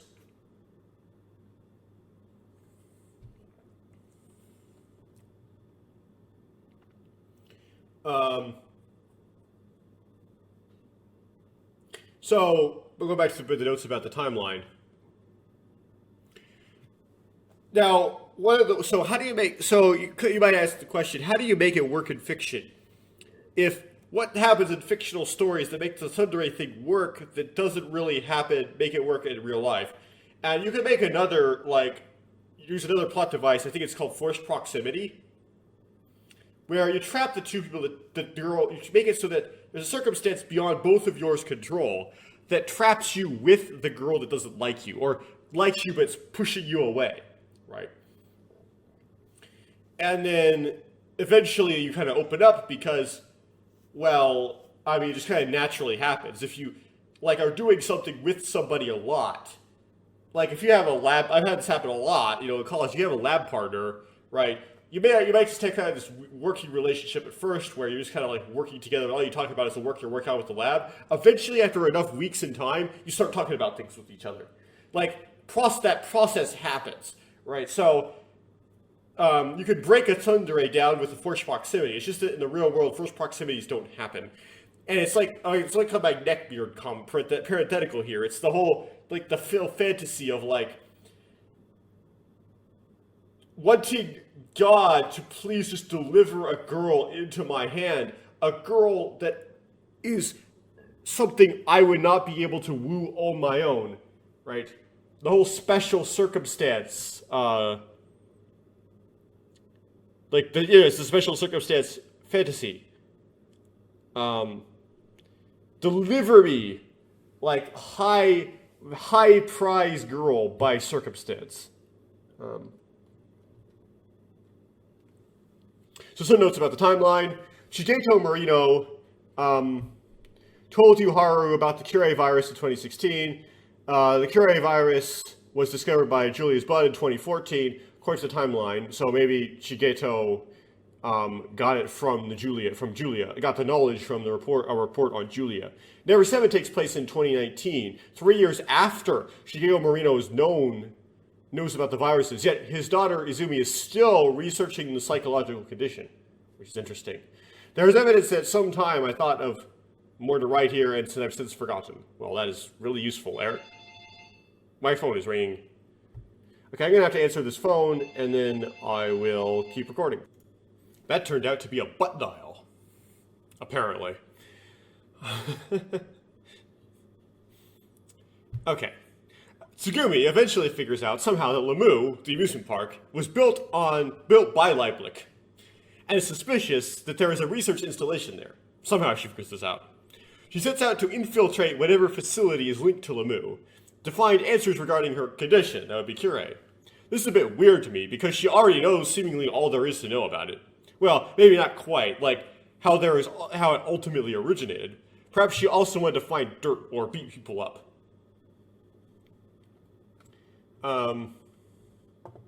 Tsugumi is first encountered on Incel Knoll wearing a mascot costume. Her appearance is not yet revealed, but her voice is. Tsugumi goes with Takeshi into the compression chamber, but does not compress, somehow gaming the system so she doesn't have to and just walking in. You'd think the door would be locked, but somehow she bypasses that. This is the first hint that she is superhuman. Tsugumi is next encountered when Takeshi stumbles upon her while looking for a Lamu employee, after Sora got taken from him by someone else. thinking the mascot must be an employee, he asks for help, although is handsy about it and obnoxious about it. Tsugumi punches him and leaves without saying anything, because she is not a real employee and does not want to get found out. Her tensions were high, as she was on a mission that was probably nerve-wracking to some degree, right? She was in the hornet's nest, right? So it's kind of understandable. Realizing the mascot just punched somebody, right? They come after her. She ditches the mascot suit. She does this by stuffing some random kid in the suit, framing him up for the punching, essentially, by doing so, and tries to blend it. The boy, who was harassing her while in the suit, turns out to be alone with her in the elevator. Right? It's like, oh, this guy again. Tsugumi thinks the boy had intentionally followed her. She hadn't succeeded in losing him. And that it's not a coincidence this happened, even though it was. And the suit ditching, and then she says, like, why are you following me? It's like, I'm not following you. And it's like, oh, well, this elevator's for employees only. Which is kind of like she's like this weird, like, doesn't quite know how to handle the situation. She's still in the mode of thinking maybe he thinks she's an employee or something. Which would be based on her being in the suit, which she doesn't know she's succeeded in not being identified as the person who's in the suit. Actually, Takeshi is just a baka and does not know anything besides this girl shows animosity towards him for some reason. Right. Lemieux decompresses and the elevator malfunctions, but the dude has a phone with a light and figures out how to open the elevator. Tsugumi tags along with Takeshi for a while Takeshi spouts nonsense. Suddenly, on Tsugumi's prompting they could be in danger, they run to the emergency corridor, but do not make it to the surface before hitting a locked door. They wind up on Ersteboden, the room with the glass panel. It's called the observation deck. Sora suddenly shows up and telling them they should escape, partly because of the outbreak of Tief Blau, and partly because the room is about to implode. The room implodes, and Tsugumi drags Takeshi out of there, displaying superhumanness, but with nowhere else to go, she ends up dragging him into a laundry chute-like thing, winding them down to Zweite Stock, which traps them because Ersteboden is now completely flooded and they can't get back up through it. This is Sora's timeline. 12:45, the blackout and alarms go off. It's 45 minutes after noon. This is when Tsugumi and Takeshi get trapped in the elevator. And somehow they don't hear the evacuation order in the elevator, so when they get out, they're confused. They don't know why there's no one there. 12:54, the Intel Null elevator comes online from emergency power, and the evacuation order is issued. Lemieux is exposed to the atmosphere by improper evacuation, and this is kind of confusing because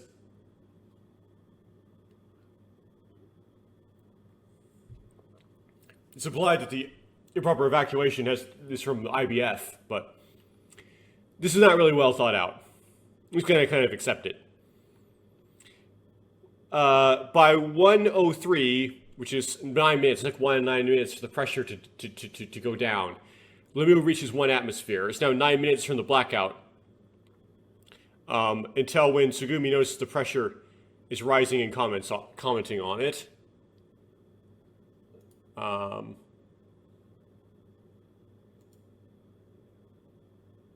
That is a longer time than the dialogue made it seem. I don't know why I wrote that. Tsugumi can notice the pressure is rising and it doesn't finish rising for 9 minutes. Oh no, my problem was. Okay. At 2:39, the power comes back on. At 3:55, Ersteboden Sector 3 of Dritte Stock and Zweite Stock flood. This is 3 hours from first being trapped in the elevator to the implosion, right?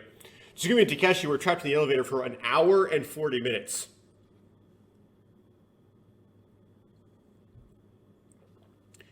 And they wandered around Lemieux for a whole hour.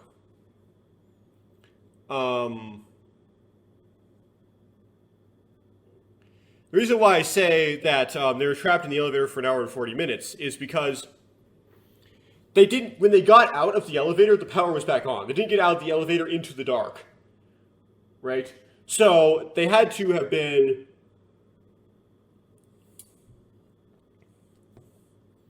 trapped in there for like that whole time, and it were wandering around for an hour before Ersteboden floods. Yes, this stuff is really drawn out, oddly. Tsugumi does not give her name until she senses that Yuharu is about to ask it. You kind of ship Tsugumi as Takeshi a little just by circumstance. When Takeshi suggests everyone split up and look around so they don't get bored, Tsugumi takes the opportunity and just leaves everyone, starting the split up, which allows for character exposition.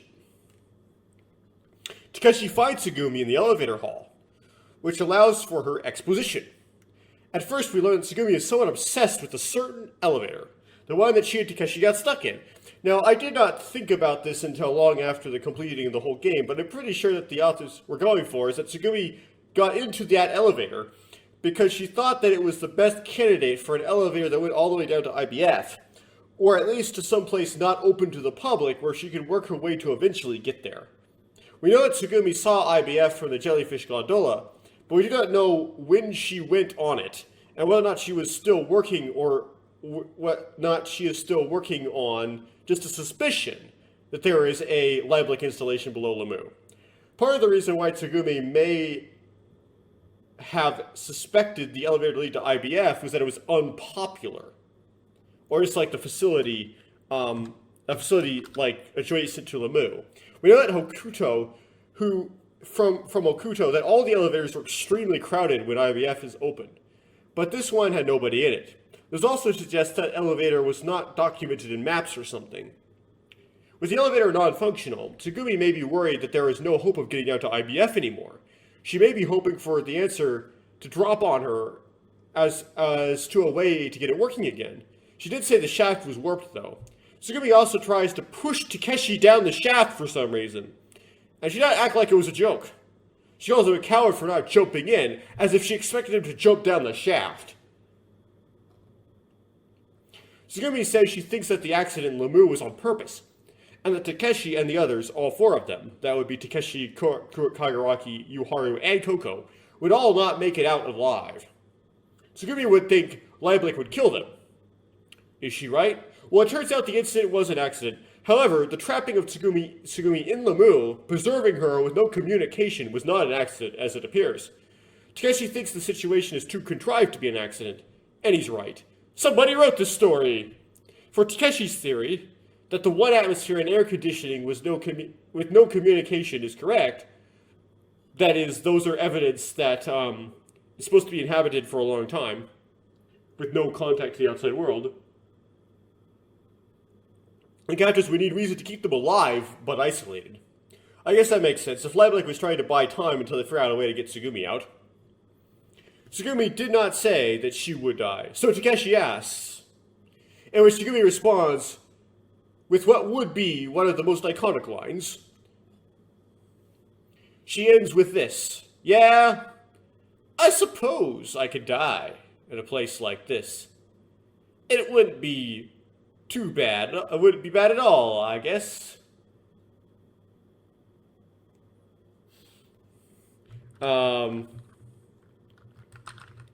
I say I'm supposed to unpack this. I don't know really how to unpack this.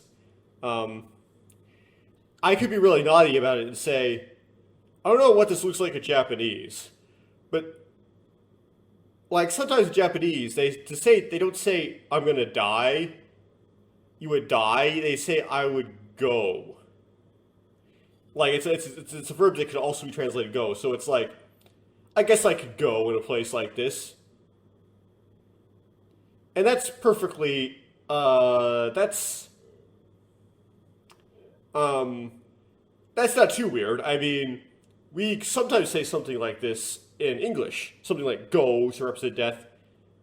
But also, they use go as a euphemism for what us English speakers would use come as an euphemism. Take that as you will. Tsugumi suggested not to make up a name for Kaguraki, who cannot remember his name, just calling him Kid. She is thus majorly responsible for Kid.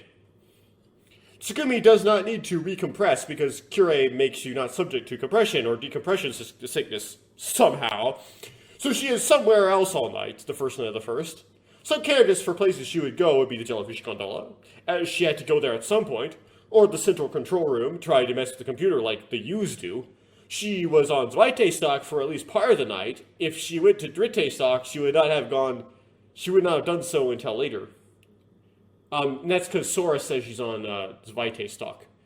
Going to the pipe room and generator room would also make sense, as she would know about them later. Tsugumi would have found the HIMMEL door by the next morning if that was where she went, as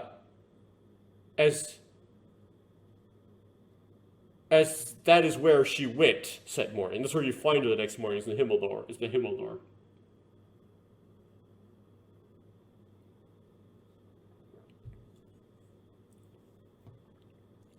Maybe not immediately the next morning. You find her there when you, make breakfast for her. Anyway, Tsugumi takes the initiative to fix the generator, because it's a pain with the lights off.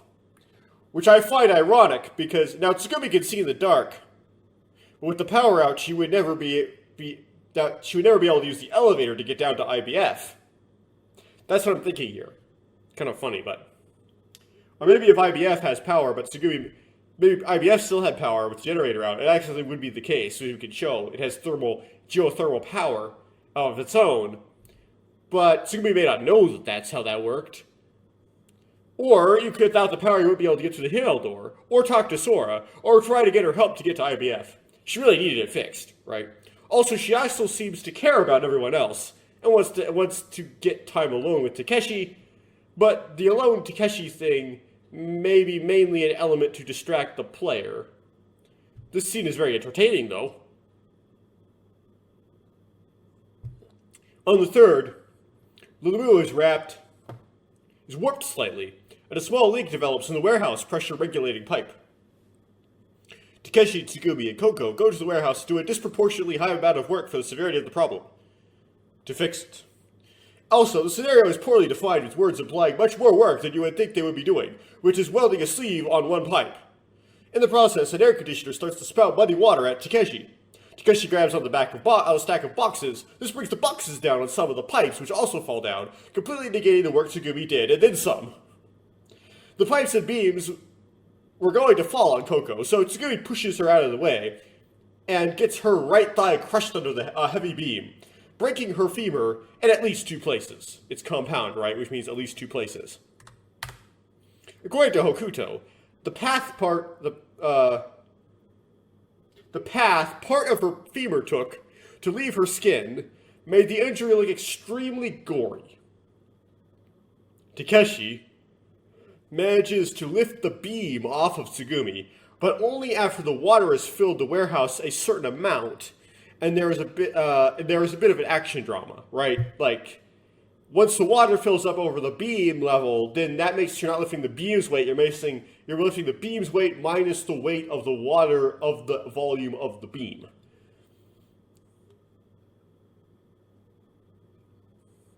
So it makes it easier. Once the water comes up, then he can lift it.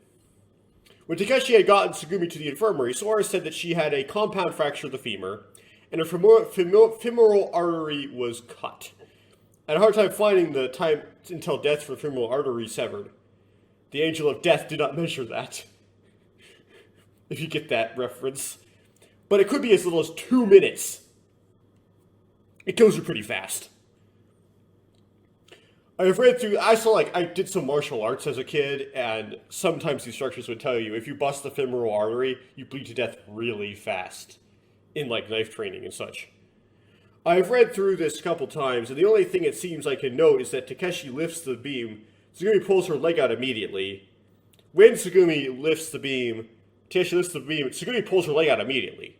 She did not intentionally make an act of just being stuck there still, and takes the opportunity to escape. Something to note.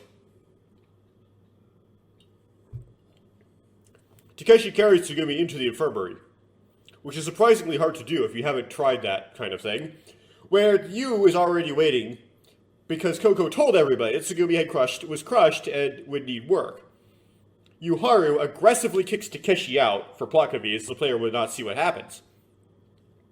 When Yu goes to sketch Yu, capital U-I-U, goes to stitch up Tsugumi's leg, it closes up on its own and heals right before her eyes. I would presume she would still have to set the bone, because if it was not aligned, it would just heal at an angle. But the game tries to gloss over those kind of complications. Sora says immediately afterwards to Takeshi and Coco that Tsugumi required 40 stitches. Sora lied. It is unclear why Tsugumi volunteered to fix the pipe leak. She does have some vested interest in keeping Lemu intact, because if all of Lemu is destroyed, she'll not be able to get to IBF. Maybe the game writers did not try to think up an explanation. After the incident, though, the cat got out of the bag on her ability to heal quickly, which she would try to hide. She will proceed to try to hide it, but in a half-butted manner, which does not work very well. When Tsugumi wakes up, Takeshi and Coco, either depending on the route, just happen to be there. Coco is there in the Coco route, and Coco appears to blame herself for Tsugumi's injury. Tsugumi says that she should not blame herself, and how things happen is just how they happen. This notion is attributed to Coco in the opening crawl, even though Tsugumi is the one who says it. If Takeshi is there alone, Takeshi blames himself. When this happens, Tsugumi says she wanted to die. Now here's my unpack. From my intuition about this, which is just intuition, I have little knowledge of psychiatry and psychology. The reason why Tsugumi would want to die is because she thinks she is doomed to a life of perpetual misery because the way the world will treat somebody with her condition. She cannot have the kind of life she wants. This seems similar to the mechanism by which social media may induce taking the one's life amongst teenage girls.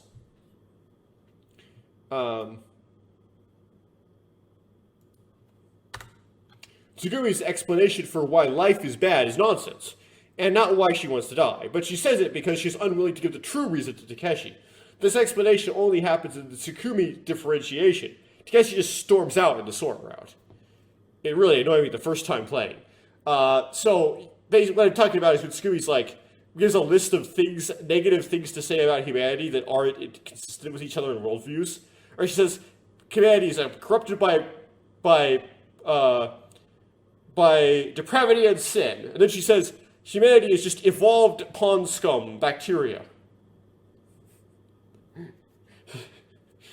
She like mixes Christianity and atheism together. Tsugumi is also a tsundere here, and she's trying to dismiss all possible reasons why she thinks anything good about Takeshi, right? It's like, I'm not thankful you saved me. Tsugumi's actions are not entirely consistent with somebody who wants to die. She came to Lemu to get to IBF. She cannot get to IBF if she's dead. On the morning of the 4th, Tsugumi notices that Chemi is missing, or has left the infirmary, which Takeshi observes if he does not go with Sora to listen to her spiel about branching timelines. Tsugumi knows he is in Sector 4, so she goes to the pipe room, which is connected to Sector 4 by a water-filled passage. She does not want anybody to know she left, as that would reveal her fast healing. So she smashes the medical computer and somehow takes out the sensors in the infirmary, which she would somehow have to explain later. Right? It's like, yeah, she does. It's like they would find out she did that later, and she'd have to explain it. But I guess it's worth it to hide that she could heal quickly. But not very effective, I say. She also put emergency flares in the elevator down to the compression chamber, which led to the emergency corridor. They blew up on the other characters.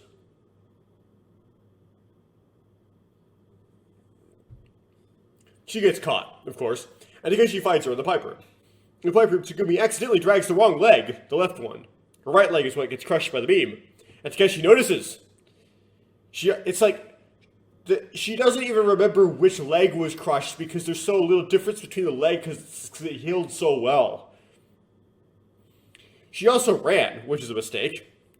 Something to note is that when Takeshi says, "I do not care if you are from Germany, America, or Japan, got it? I am not your friend." Tsugumi says that Germany and America and Japan are the three nations in which Tsugumi had lived. Germany may make some sense since they were in a German-built facility, but America is a new one that comes out of nowhere and made me think, what? Right? So you don't know that she was in America yet. She'll explain that later, but that's in a later scene. So you're like, American? What the heck?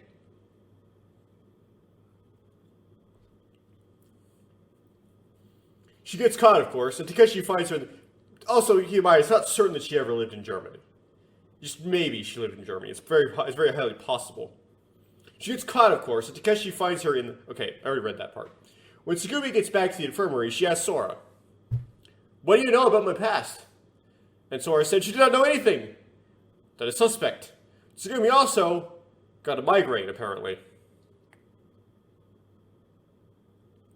Later on in the day, Takeshi goes to deliver a sandwich to Tsugumi, but she's not in the infirmary, but in the security office, watching Chami on the cameras. Then Chami got let out of the bag. Takeshi means to go retrieve Chami from Sector 4 by swimming 51 meters to a flooded emergency corridor. And the Tsugumi route, Tsugumi says she would go instead, but Takeshi refuses to go. Refuses and goes anyway. And the Sora route, Tsugumi punches Takeshi and then just goes. When Takeshi goes to get Chami, he succeeds. When Tsugumi does, she fails. The implication is that without another person in the security office giving directions on where to find Chami in the darkness of Section 4, you can't find him. When Takeshi goes, Tsugumi is in the security office to give directions. When Tsugumi goes, Takeshi is doubled over in the pipe room. What does not make sense is that Tsugumi, you would think, would be able to see Chami in the dark, depending on what band specifically she can see. And it would be nice to have that show up in another scene for another moment of understanding about how that worked in retrospect. If Tsugumi fails to get Chami, he scampers back into the pipe room, and Takeshi just grabs him. This is the part of the summary that is nice to just gloss over. I started playing the game with no anticipation of seeing something like this happen. You could argue that I should have, because it has happened in another one of Uchikoshi's games that I know the plot of. I won't say which one because of spoilers. That game was edgy in multiple ways, though, so it fits more into that game. The characters also know each other much longer, and it just makes more sense in the situation in that game. Complications and peculiarities. So, I'm assuming you know it's just scene I'm talking about here, right?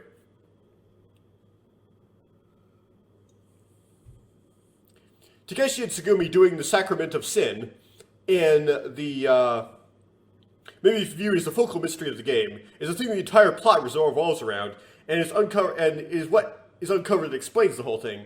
This means giving the game a content warning about it would be a bigger spoiler that you could even give it to the game, right? The problem is, the Sora route exists, and it's not subtle. As such, you could argue it's not really a mystery.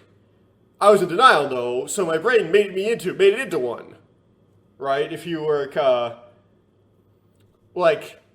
during that scene where Sora says, "I saw what you did in the gondola," I paused and I said, that makes me think something.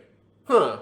And I just moved on. Why didn't you already think of that in the scene? The scene wasn't subtle at all, right?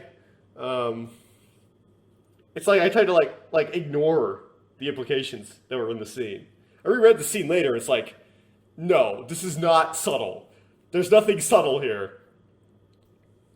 Usually in race to the finish line romance plots, the reward is the intimacy and only happens when the relationship with the person of interest is sufficiently built. You also go through a set of steps. In this case, it happened anyway. What changes is that Tsugumi explains what Takeshi is getting into first. At least it's not cliche. What I mean here is that usually the final reward is the sex, right? But here, Tsugumi just has sex with you anyway. And just in her route, she explains what you're having sex with before you have the sex. Whereas in the Sora route, you just have sex. She just takes advantage of you, basically. Different variation on that. And a little bit edgy.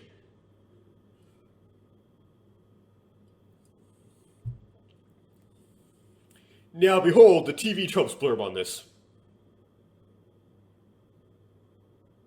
In Sora's route, this is coming right from TV tropes, Takeshi is lured into confined space with Tsugumi, strangled, pinned to the floor, and then subjected to a forceful kiss before being stripped and, well, no one seems to consider this rape, at least Least of all, Takeshi, whose only objection to having a private conversation with Tsugumi afterwards is that it would be kinda awkward.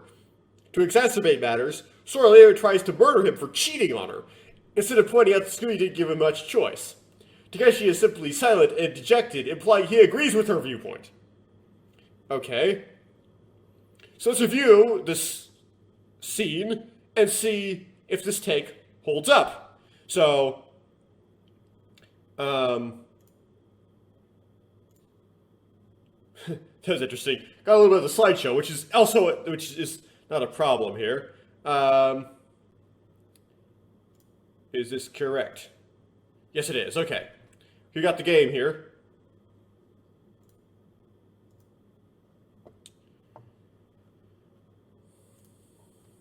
So, let's go to continue. Oh, good. I get a good day. Could I crash the game? So, yeah. Okay. We'll wait. We'll wait on it. Hopefully, it'll go through.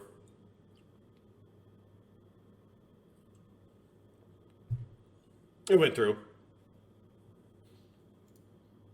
Man, these save files are old. Ah, it crashed. Okay, let's relaunch it. Why don't we watch the intro? Why not? Just randomly, let's just watch the intro. So you got the intro working again. By not doing anything. Just randomly started working again.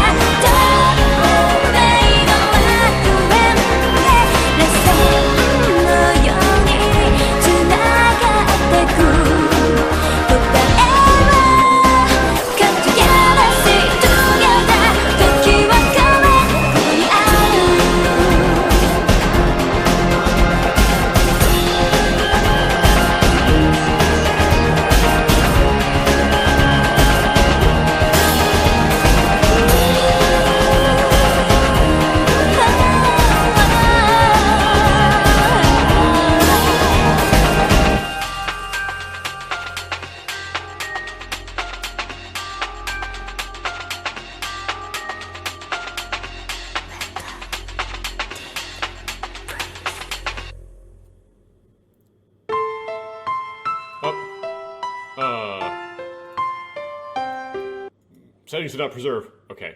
That probably will get me the copyright, but... because it just wasn't long enough. It wasn't 10 seconds. So, now I should be able to pull this off without it crashing. What in the world?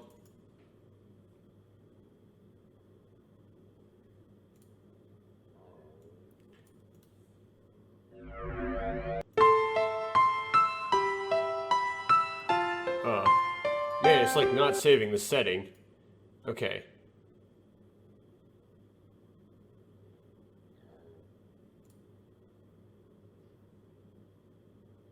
Man. Okay, so this is unexpected complication here. Managed to get to work,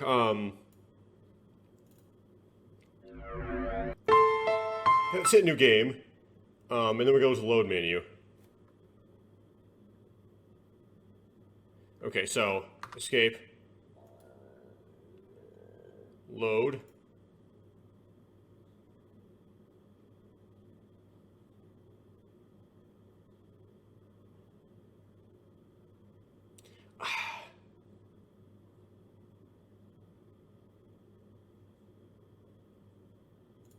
I cannot get this. This is technical problems.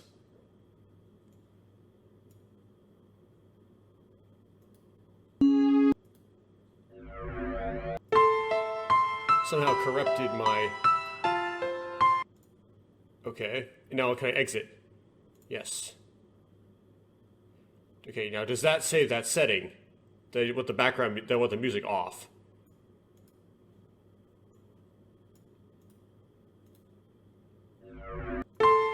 No, it doesn't.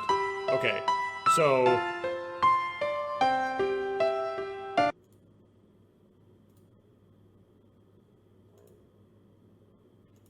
Try to...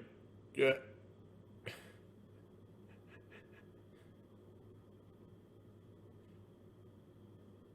How do I...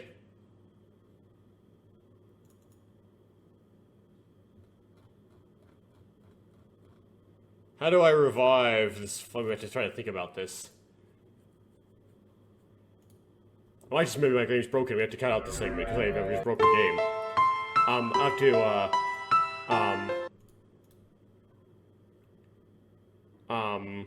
copy the save files into another instance of the game. Potentially.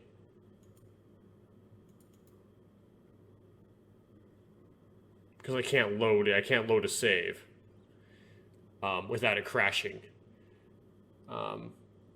Let's see if I have another instance laying around.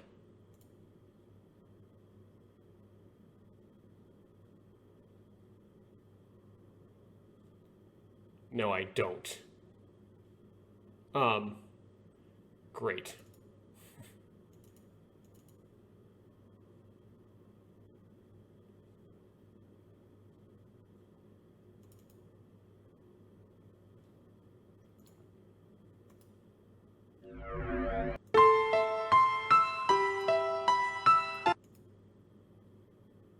Okay.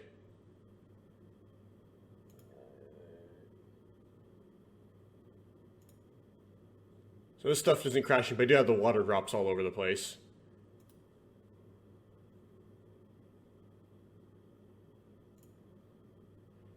Okay, does this crash?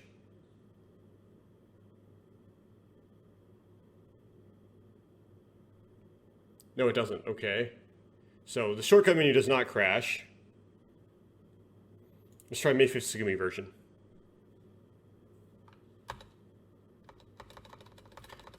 Let's try to spam forward. F3, I believe, is skip, but the skip is really slow.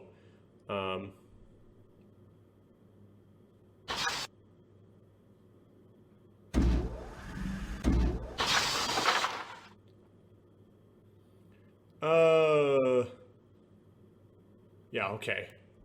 You push the button. Let's go forward. And I messed up.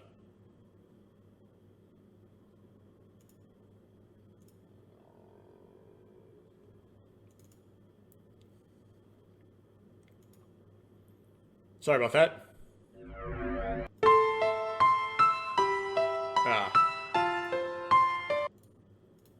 Okay.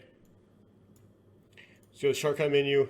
We're going to do the Sora version, right? May the 5th Sora version, not the Sugumi version.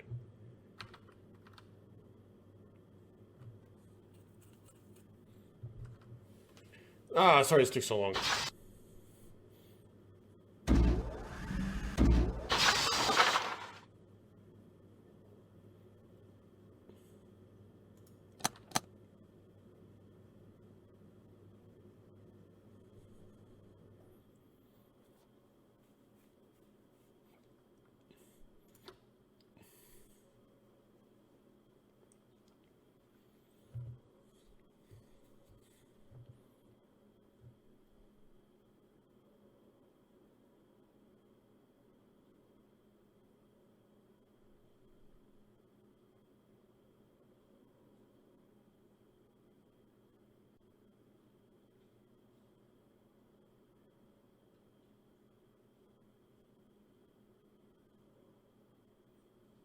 philosophical stuff.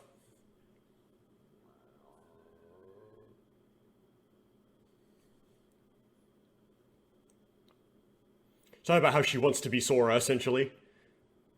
Sora wants to be Tsugumi, and Tsugumi wants to be Sora. Okay, so let's go through what the list is. So, strangled, pinned to the floor, yep. Okay. And, so we have that.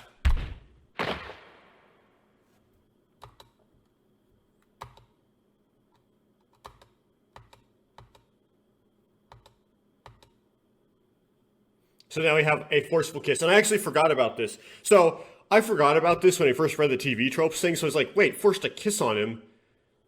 What? I didn't read that anywhere, right? Like that was... And then I reread the scene. I was like, oh yeah, okay, I guess you're right. Okay. Continuing.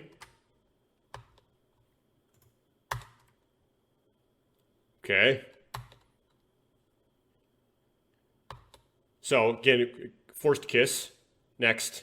Dot, dot, dot, dot, so also dots. 殺してやる Okay, I'll kill you. 殺してやる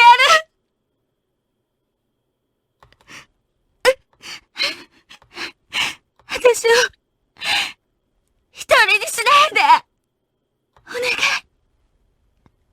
お願い Okay, so darkness surrounded me. Or maybe I wasn't there at all. Darkness without awareness. I heard only the slight rustle of clothing and Tsugumi's sigh.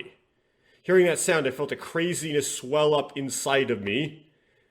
Then we have two shadows overlapped and become one, which is oddly also in the Xbox remake. And I plunged into the chaos further and further and became one.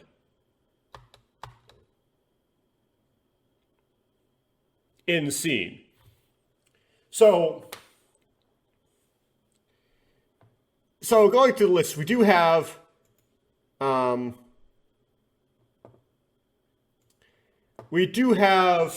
strangled, pinned to the floor, subjected to being a forceful kiss. We don't have stripped. So I don't know where they get that from. Well, I do actually, that's not what I need to, that's not the right, I know where they get it from, right? There's that whole line of, all I could hear was the rustling of clothing and Tsugumi's sigh, right? So there's a suggestion that something's going on with clothing. That doesn't mean that Tsugumi forcefully stripped Takeshi, right? And then what does Takeshi say? Why does Takeshi blame himself? Because if we're going to rely on the narrator, what does he say he did? What does he say he does? Hearing that sound, so it's either Tsugumi's sigh or the rustle of clothing, right? He didn't feel his clothing, he heard the clothing, which kind of implies it's not his, Tsugumi's clothing. I felt a craziness swell up inside me.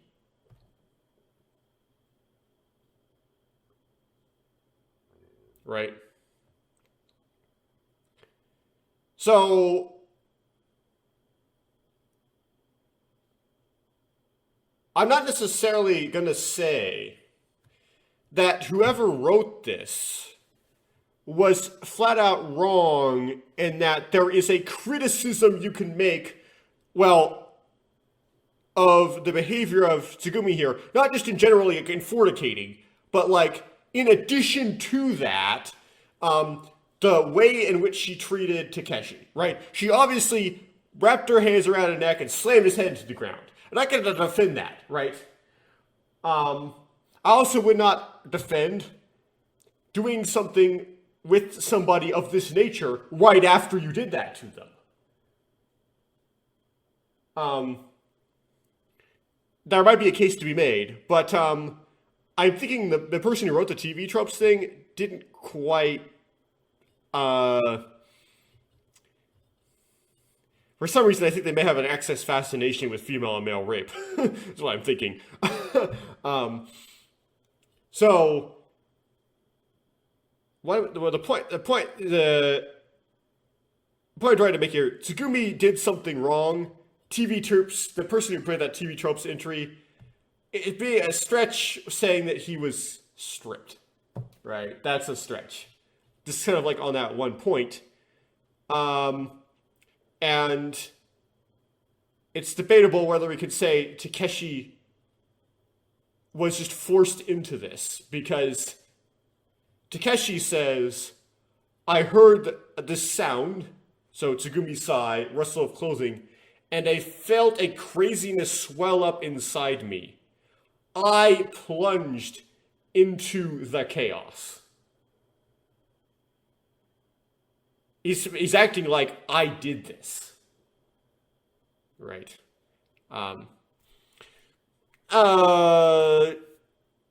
Does this matter in any sort of way besides just being like persnickety about the absolute facts of the case? Yes.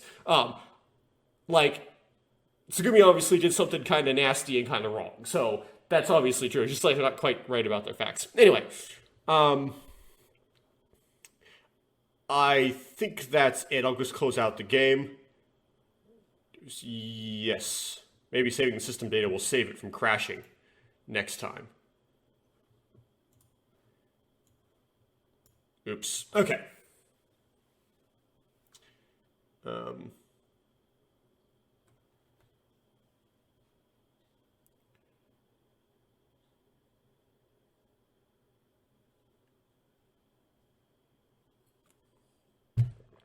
The next morning, very early, Takeshi happens to wake up at 3:18 a.m. after having a vague nightmare.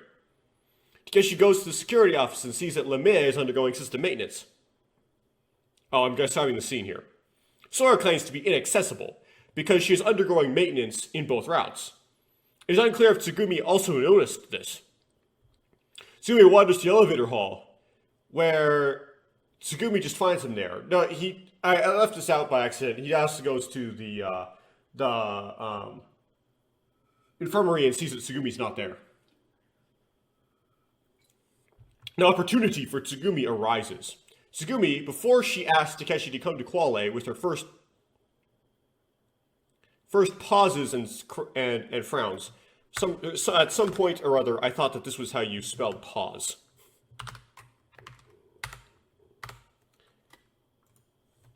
This indicates that she's mulling it over.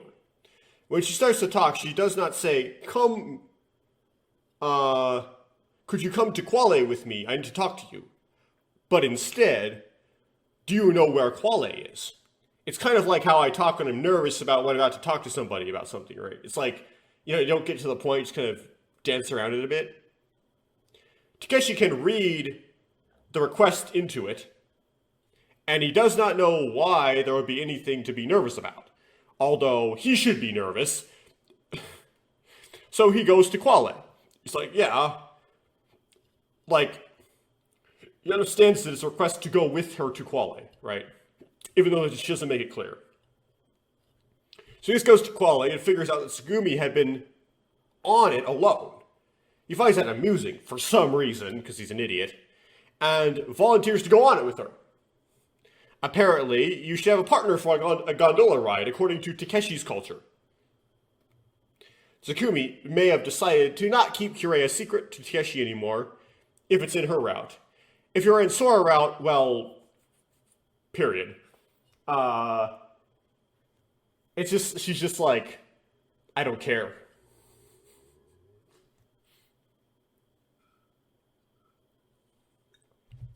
The main reason for this is because the exposition needs to be given to the character, and the requisite backstory of the character needs to be rewarded to the player for choosing to pursue that character's route. The in-story explanation, I believe, is simply Tsugumi wants Takeshi, real simple, but she finds it too evil to entrap him, without first explaining what she is. It's a bit funny, the translation, because it says, there was no mischief in Tsugumi's voice. She was serious. Now, yes, she was serious about what she would explain to Takeshi. She was not going to make up nonsense, so her voice would reflect that. Nevertheless, given her long-term plan, the statement is kind of ironic and seems seems like an awkward translation. Tsugumi explains the symptoms of Kure with the exception, and I don't know why it's possessive, of being able to see in the infrared. That comes at the end of the scene for no other reason but the order at which the information needs to be fed to the reader, right? They need to, like, play as the kid first. Radiation sensitivity is also omitted.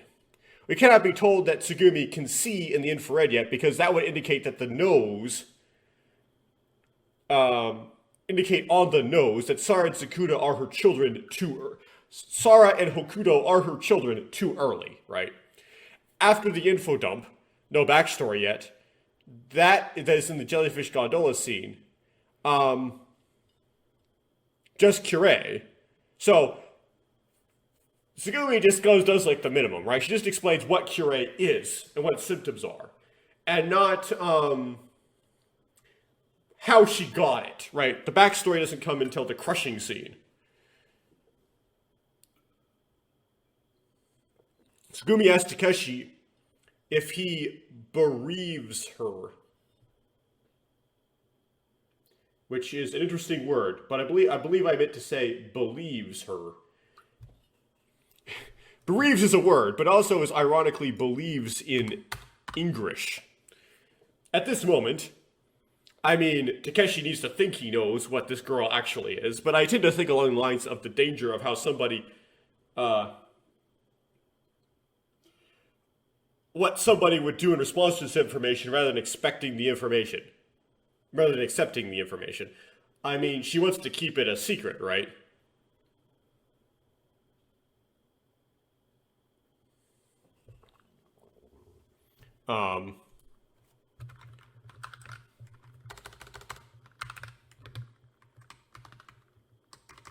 Right, like, if I were to write this scene, I would make it so, like, given, Takeshi, that you know this,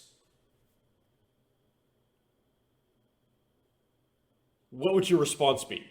Because most people's response to finding a woman that's, like, perpetually has a body of a 17-year-old that never ages is quite,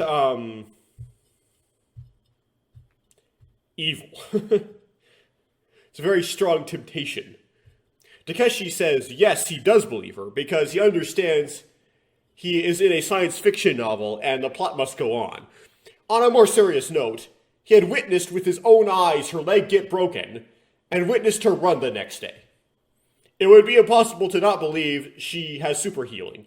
As far as the other things, he had also witnessed her super metabolism, but it would be a hard kind of thing for him to think of it at that moment, right? For her super immune system and lack of aging, he had not yet witnessed that. He would soon, but the fast healing breaks the ice. If you witness something you think is impossible already, you would be more willing to accept other things that you thought were impossible. It's not surprising to believe what Tsugumi said, despite Tsugumi at least feigning it being surprising.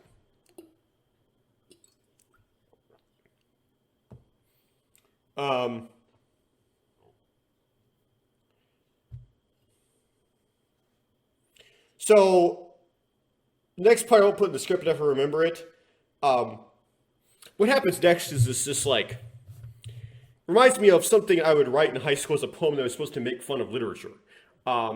Where it's almost like this corruption of, look at my hands and put your finger in my hands, put your hand in my side, put your finger, like, touch the holes in my hands and feet. It's like that kind of thing, where she says, where it's, you'll believe me. Okay, you'll really believe me if you feel the evidence on my body. And it tries to, like, double entendre that, with sensuality. Kind of awkward. The Sora's side of things may warrant some mentioning. Tsugumi is saying almost Sora-like things, which Maybe a bit of sacrifice. I said bet, but should be a bit of sacrifice to character accuracy for route focus, maybe. Right? So, what I mean by that is, it's like, I want to be like software, right? Take me out of this body and rewrite my soul into a different one. Interesting how I expanded on that for the next game. That's something you could do with Sora, right? So, because you're in the Sora route, well, it kind of makes sense, to have Sora-like stuff, Sora-like ideas in the dialogue. So you get, like, Sora-like concepts in in Tsugumi's dialogue in Jellyfish Gondola to be mulled over, right? Because it's Sora's route. You're talking about Sora. But would Tsugumi say those things otherwise?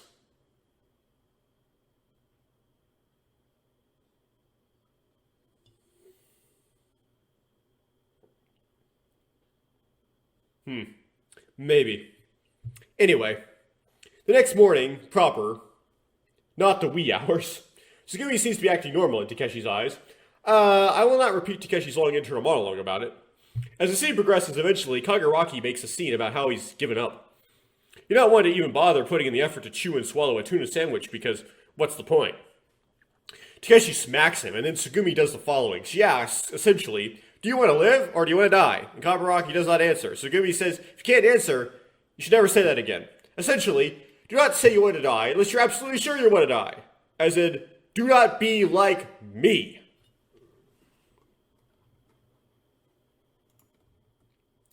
If you are Tsugumi differentiated, Tsugumi then drags Takeshi by the ear into the Jellyfish Gondola, where they start having this vague back and forth argument about nothing.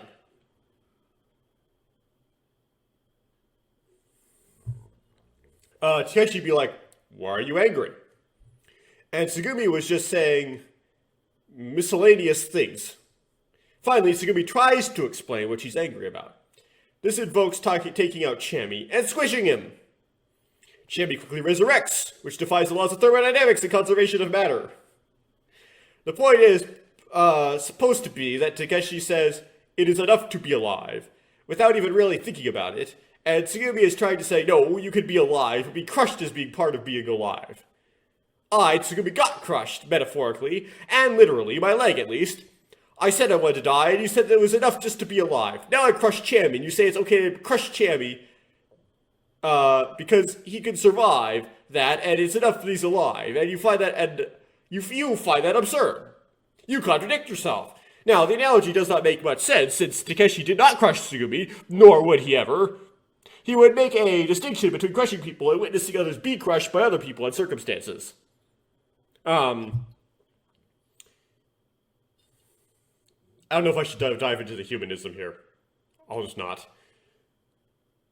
Takeshi is kind of frustrating, because he just asserts stuff. He's just like, no! You should want to live! That is what your whole point of yourself is, to live! It's like, and what is your basis for that?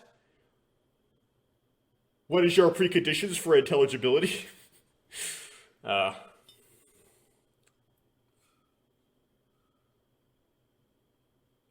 seems to be a problem with all sorts of Japanese, themes and visual novels. It's this whole, you gotta be hopeful that something. Hope in something. Don't be a nihilist. Why? Why shouldn't I? Anyway, the scene is when Tsugumi says, hey, do you know how many times I've died? Well, I do not. The game does not count them for me, and only tells me the story of one of them. That is the lead into the explanation of her entire backstory. The remainder of Day 5 is essentially not recorded in the game.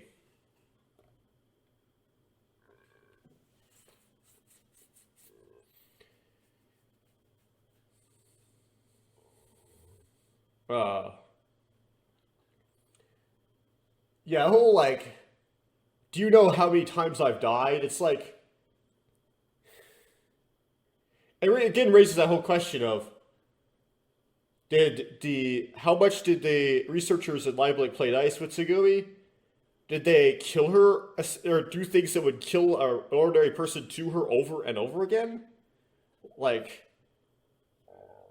what were these instances?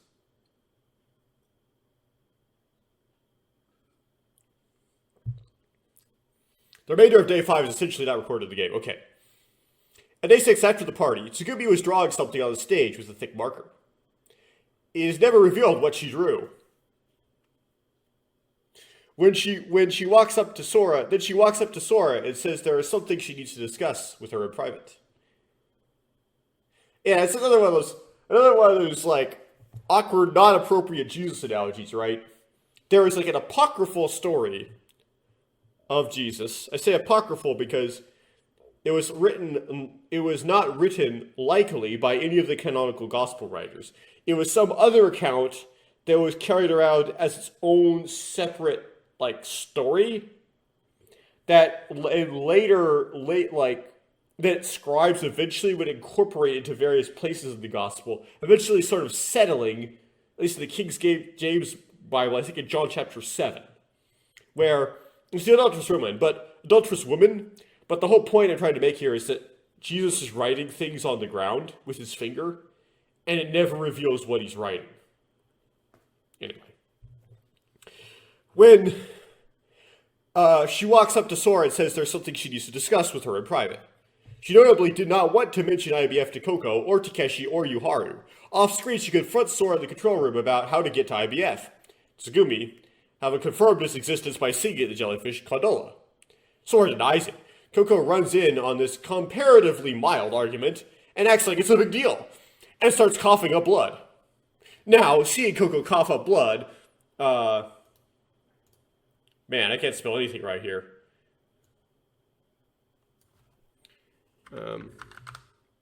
Cough up blood,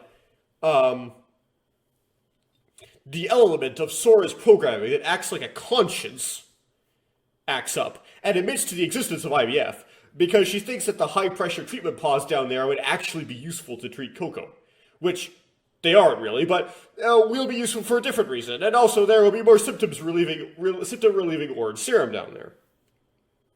When everyone goes down to IBF, Tsugumi leaves Chemi behind in the infirmary. Now, Tsugumi couched IBF as a way to escape from Lamu, which it is, because the radio works down there, and there's also a submarine, although Tsugumi would not know that. Nevertheless, Tsugumi could also consider IBF her final destination, not plan on coming back. Tsugumi leaving Chemi behind is a bit weird, and perhaps even a major convenient plot weakness. So, it seems like she didn't necessarily forget Chemi. She just was like in a hurry to get Coco down there, right? So she didn't have time to grab Chemi. But the last stop they make right before they go for IBF is the infirmary itself. When you're about to go down,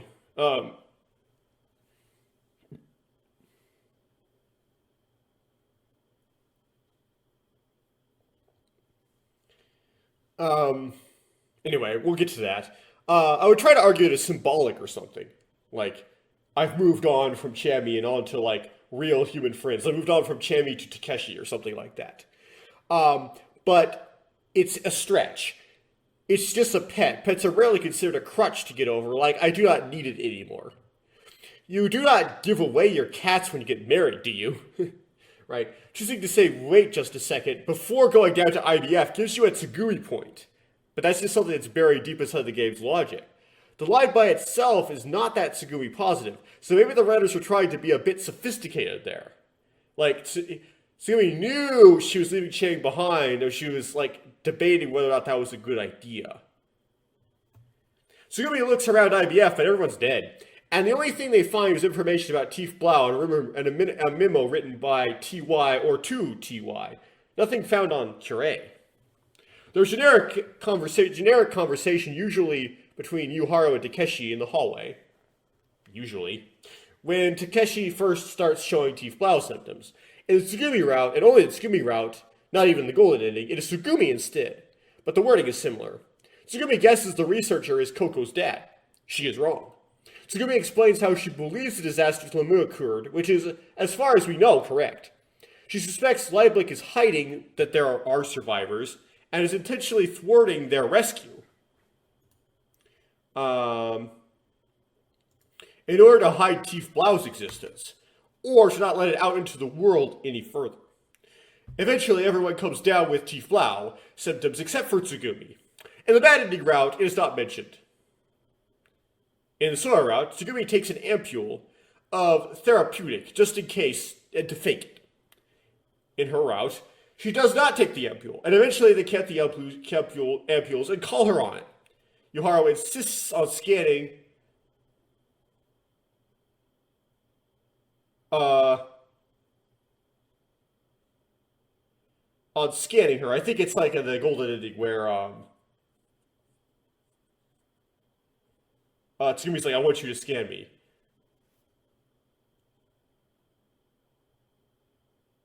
Yeah, okay. Yuharu insists on scanning, I wrote this wrong. Scanning her, with the LMRI. Yuharu knows what Kirei is, and learns that Tsugumi is a carrier. And Yuharu is also suspicious of this. And the golden ending, beforehand, right? In the golden ending route, Tsugumi broaches the topic herself and asks you to scan her.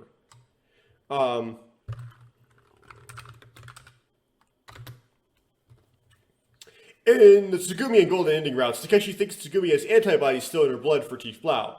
What if we could extract those and inject them? Well, the game is realistic about this, and yeah, they're not going to be able to isolate just the antibodies. They would not even know which layer to use. This upsets Tsugumi because of possibly an Omela's-like concept. I already did this early on in the summary. The way that Tsugumi, though, just says it is she seems to just be really concerned about the other characters getting Tief Blau. Not Tief Blau. Kirei. And that's all she's really worried about, is just them all getting Kirei. And she's not worried about how they're treating her like a blood form. Like, they're treating her how Lieblich treated her.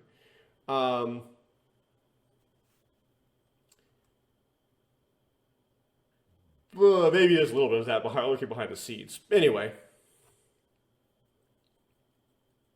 Tsugumi, also something to note here, is that in her character route, when everyone, including Yuharu, learns Tsugumi as the Kirei, Tsugumi has the Kirei, is not affected by Tief Blau, she thinks everyone will be jealous of her and then hate her. It is not true, but she thinks it. Afterwards, Tsugumi goes up to get Chami. When Tsugumi is up there, Takeshi wakes up after being passed out, finds the others asleep, talks to the Coast Guard. It's to set up the submarine, sets up the submarine, or just to be just a push. They have to do some sort of setup where you set it up so that with just a push of a button it will deploy. Takeshi gets up, he learns that it takes 12 hours to decompress from 12.5 atmospheres to 6 atmospheres safely. He does not even compromise and explosively decompresses. Like, he doesn't even split the difference. How about 2 minutes? How about 5 minutes? No, he just explosively decompresses. And survives because of old school Kirei syndrome. Another example, probably. Now, it's not clear whether Tsugumi explosively decompressed herself or did some sort of compromise, right? She went up to get Chami, so she also went up the elevator, but she may have done something like, hey, Sora, decompress me, but like a little bit like quickly. Or whether or not she did like Takeshi did, just like explosively decompress herself, which we don't know, it just happened off screen.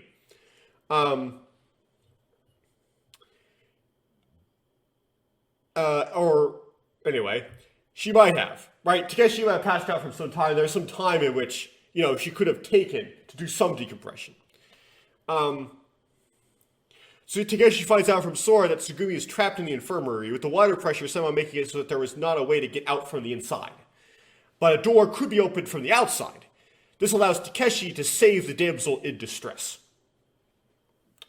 I remember, like, I got really kind of frustrated with this when I first played the game. I was like, Tsugumi's all, like, nasty and mean in this kind of playful, fun, entertaining way, right? Like, she'll grab you by the ear, drags you around, and, like, smacks you, and, you know, makes fun of you, and sprays acetone on your face. And, like, she's kind of, it's just kind of entertaining. And then, right here, from this point onward, Tsugumi just turns into, like, really sweet. And after, like, rereading this, it's like, I don't really see a problem with it anymore. I don't know why I was complaining about that so much. I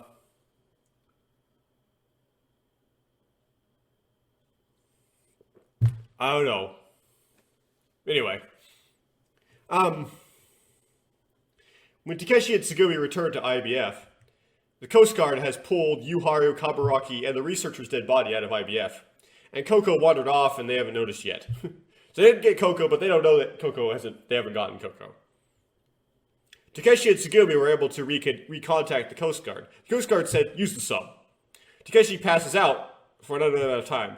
Tsugumi had started the sub at an unknown time, but it would make it to the pool 1 hour after Takeshi woke up.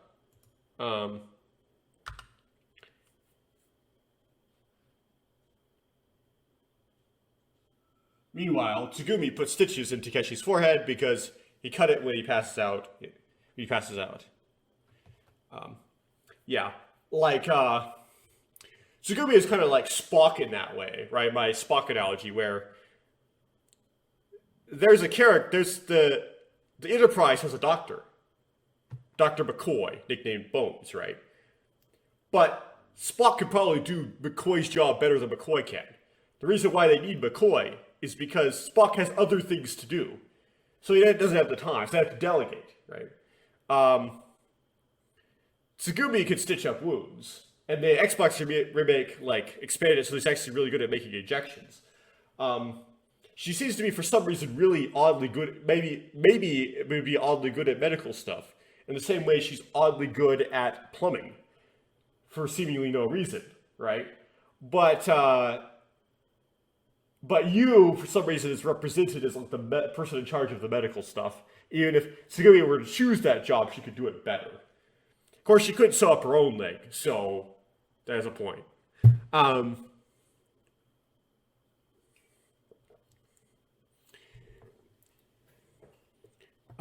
Meanwhile, Tsugumi, okay, there is some fluff romance, which gives you some of the best CGs in the game, which you can imagine, like, Tsugumi having little fangs, but she doesn't, because they decided it's the vampire idea. Of course, and when the sub finally arrives to go for it, they immediately go for it. It's like a misconception I accidentally developed. Like, I played the Sora route of the Xbox remake, and then in the Sora route of the Xbox remake, Tsugumi implied goes alone to the surface in the sub. Yes, they changed it. I thought, well, the sub's a dud, right? Well, yeah, but if you had, like, one person as opposed to two in there, maybe it would have enough momentum to make it up, right? So, you know, it wouldn't have been a death sentence, maybe, if you're just her alone in the sub. But then I thought, well, maybe what went wrong, just thinking back to the original, is Takeshi and Tsugumi were just kind of messing around, right, in the infirmary. And Tsugumi was passed out and stuff. Maybe they didn't go for the sub until, you know, after they heard the message that says there's 5 minutes till Lemieux would implode. And they didn't really understand that Lemieux would implode did not mean that IBF would implode, and they had nothing to worry about. That's why they went for the sub. But then I reread it, and it's like, oh, no. Tsugumi says they need to go for the sub as soon as the sub shows up at the dock, in the pool, in IBF. That just happened to be 5 minutes before the implosion. So they didn't sit and wait around with the sub there, wasting its batteries, sitting there in the pool. They got there as soon as the sub got there. So it's not Takeshi and Tsugumi's fault, actually. Messing around, making love, or anything like that. That's another thing, like, TV tropes did, is they said that, like, Takeshi and Tsugumi, like, did it in the IBF infirmary. Where did they get that from? It's not recorded in the game. Anyway.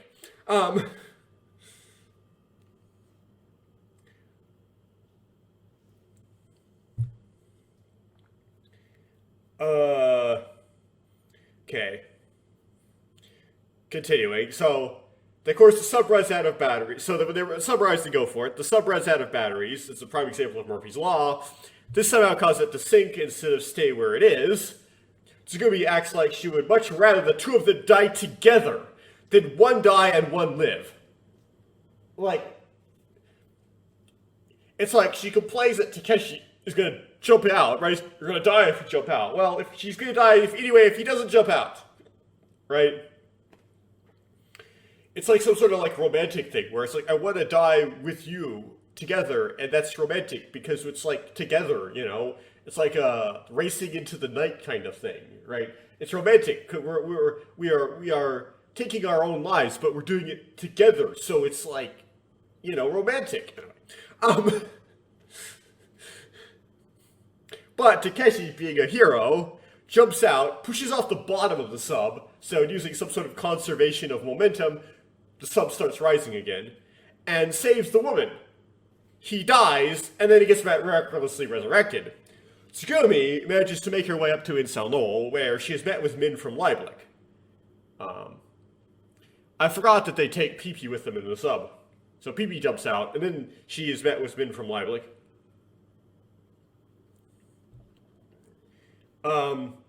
Who must know that she went to Lemieux and was trapped there somehow, because they said they had been waiting for her, right? Likely Lemieux had some way of communicating with Leiblich that Sora did not know or did not disclose. Yeah, Sora. Ugh. They try to give her some sort of pitch, but she runs away and hides in the bushes, which works somehow. Tsugumi, of course, is established to be ludicrously fast. That's part of being a Kyurei. It's part of, like, that faster metabolism. There conveniently happened to be a ship docked in Incel Knoll, which left that night, so she stowed away on it. Tsugumi had the lifestyle of a vagrant and a fugitive. If you were to theoretically try to live like her, you would look terrible, with leathery skin, tooth decay, and likely an uneven gait. Being a Kyurei, staying out in the sun, and by some plot convenience, Tsugumi maintained her cuteness through this. Tsugumi finally accepts the reality that she is pregnant 2 months in, and manages to get an illegal doctor to verify. I do not know how the money works here. Tsugumi gets morning sickness, and because she cannot get sick any other way, the symptoms were too oppressively suggestive. Although Tsugumi did not want to face the possibility she could be pregnant, once she does, she becomes extremely happy because she hated everything about the world, and there was nothing that she could do. How she has babies... Now she has babies, should be a now, which would give her something to do, and people that she does not hate. The babies also were the children of somebody that used to be her only reason to be alive, although that is not the best phrase to use. Labor starts on January 21st, 2018. The back alley doctor was removed for plot convenience. The clinic would not take her and beat her, as in with a rod. She gave birth at a boat shack helped by an old woman with it snowing outside. I oddly did not absorb all the details I read the first time. I thought it was like, somehow turned it into a barn. The old woman was staying there, but was otherwise not background. She was already in there, and she did appear to walk in. The building was a boat shack, not a barn. When you read things, you realize you remembered them wrong. It was snowing because it was January. It is a little Jesus-y, though. Still. Right? Like, weird, inconvenient circumstance birth is, with it snowing outside, feels Jesus-y. Not because it was snowing outside when Jesus was born, but because of all of our cultural nativity scene stuff depicts it, right? So it, like, makes it feel more Jesus-y. Now, having babies, Tsugumi got a job at a small room. This was somehow possible for a year because she found a town remote enough that she did not need to always be moving to avoid Leiblich. On May 7th, 2019, Hokuto fishes Sara out of the ocean. Just like Tom fishes his little sister out of the ocean. First, they're not little. We don't know which one was born first, so we don't know which was a little... Actually, we do. We do know which one was born first. I just forgot. This is when Tsugumi says that she actually took...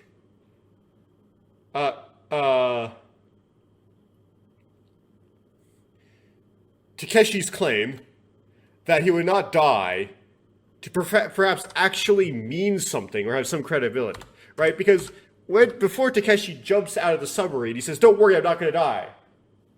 And then he proceeds to die. And then resurrect. As long as the right stuff happens in 2034, that is. Sometime soon after, men from Leiblich suddenly show up at the room, and Tsugumi runs again, bringing it on the next paragraph. This paragraph is out of date, since I rewatched the scene. It's an interesting case study, and perhaps remembering things wrong, though.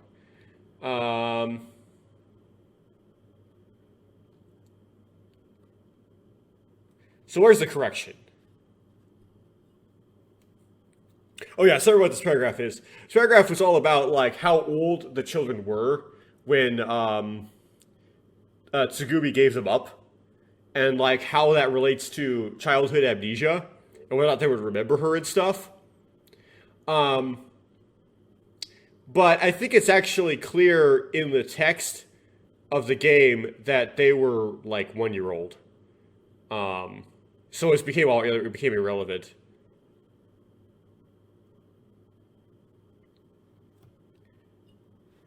Okay, keep going. So going back. So Tsugumi goes back to the orphanage 9 years later, which would be somewhere around 2028, right?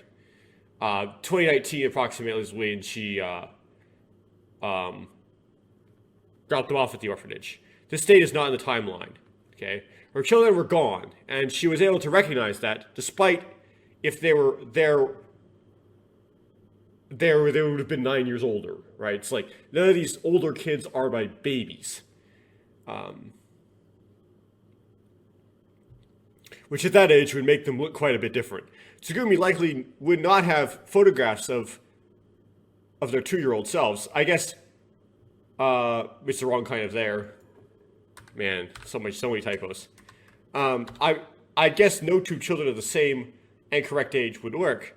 Tsugumi does show signs of being able to recognize them as teenagers at first sight, though, in 2034. Tsugumi shows no signs of knowing that they were adopted by Leiblich or why they were gone, at least not at the time. She did not know that she failed to protect them from Leiblich in that way yet. It is not stated why she would pick them up at 11 or 12 years old, which actually is more like 10 or 11 years old. She may have thought that would be odd enough for them to understand her story.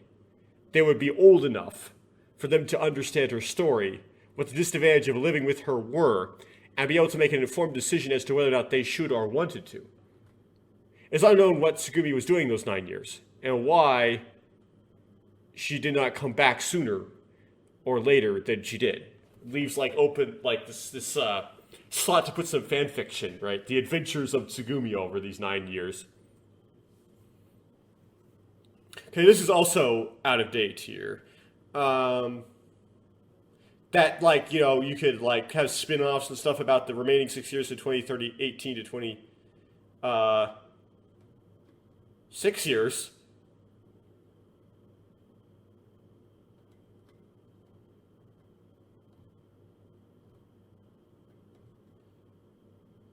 You mean 2028? There you go. It basically says that she wandered around aimlessly, like an empty shell, trying to find her children, is basically what she said.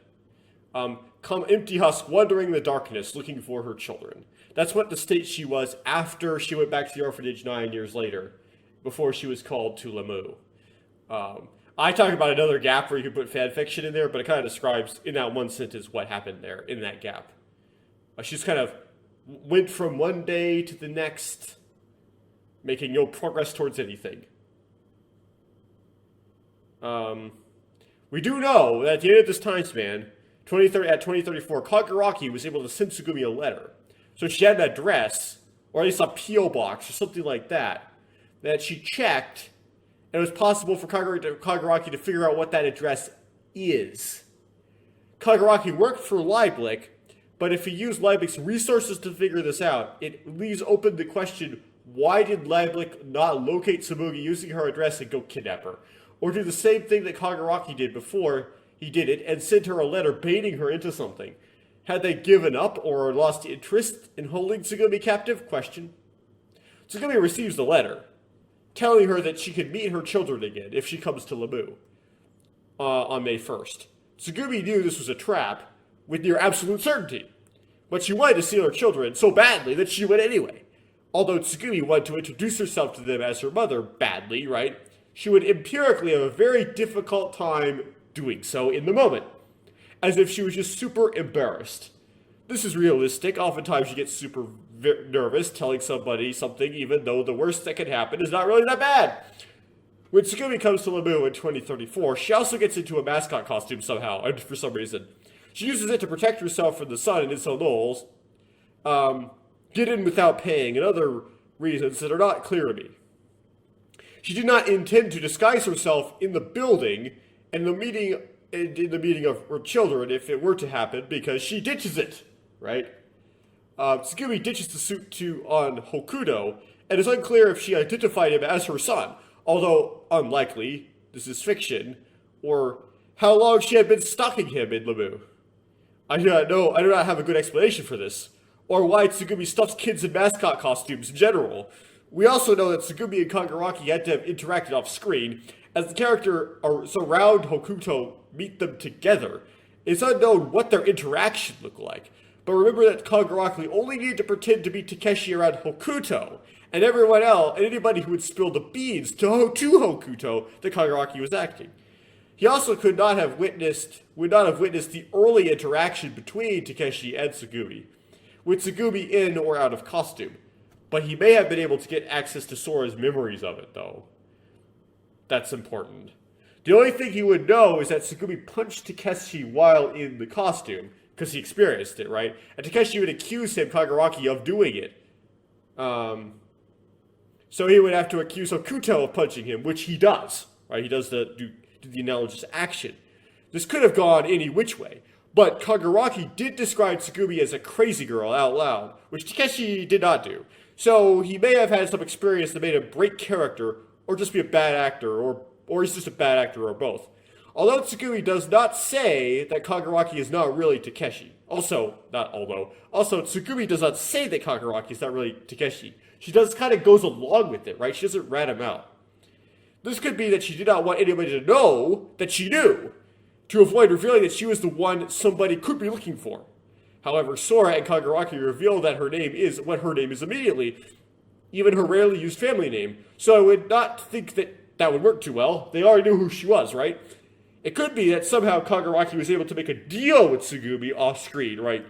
That she would not reveal that he was acting. He's like, I know this is weird, but this is really important. We do this to save everybody. Tsugumi, I'm gonna act like I'm Takeshi, okay? Just don't rat me out. And Tsugumi somehow agrees to it. Coming to Lemu, Tsugumi already had the mindset that she was going into a trap.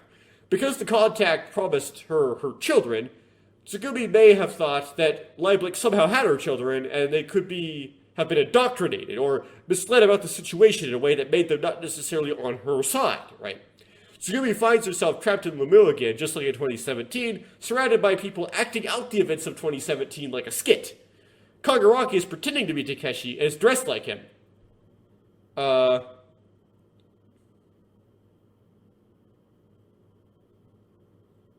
It is unknown if Tsugumi recognizes him from 2017. His sprite design had sure changed a lot since they were talking about Kaguraki here. So much so that Blinkwinkle does not recognize him. There is also Yu, the same age as Yu in 2017, which is weird, and Hokuto saying he has amnesia, just like Kaguraki did in 2017. The only person that was not acting, as it appeared, was Sara, who was not trying to act like Hoko.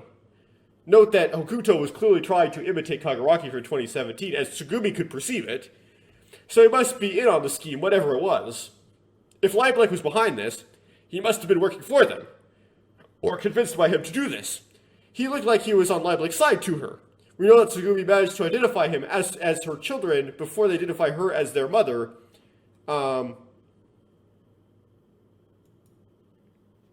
Why?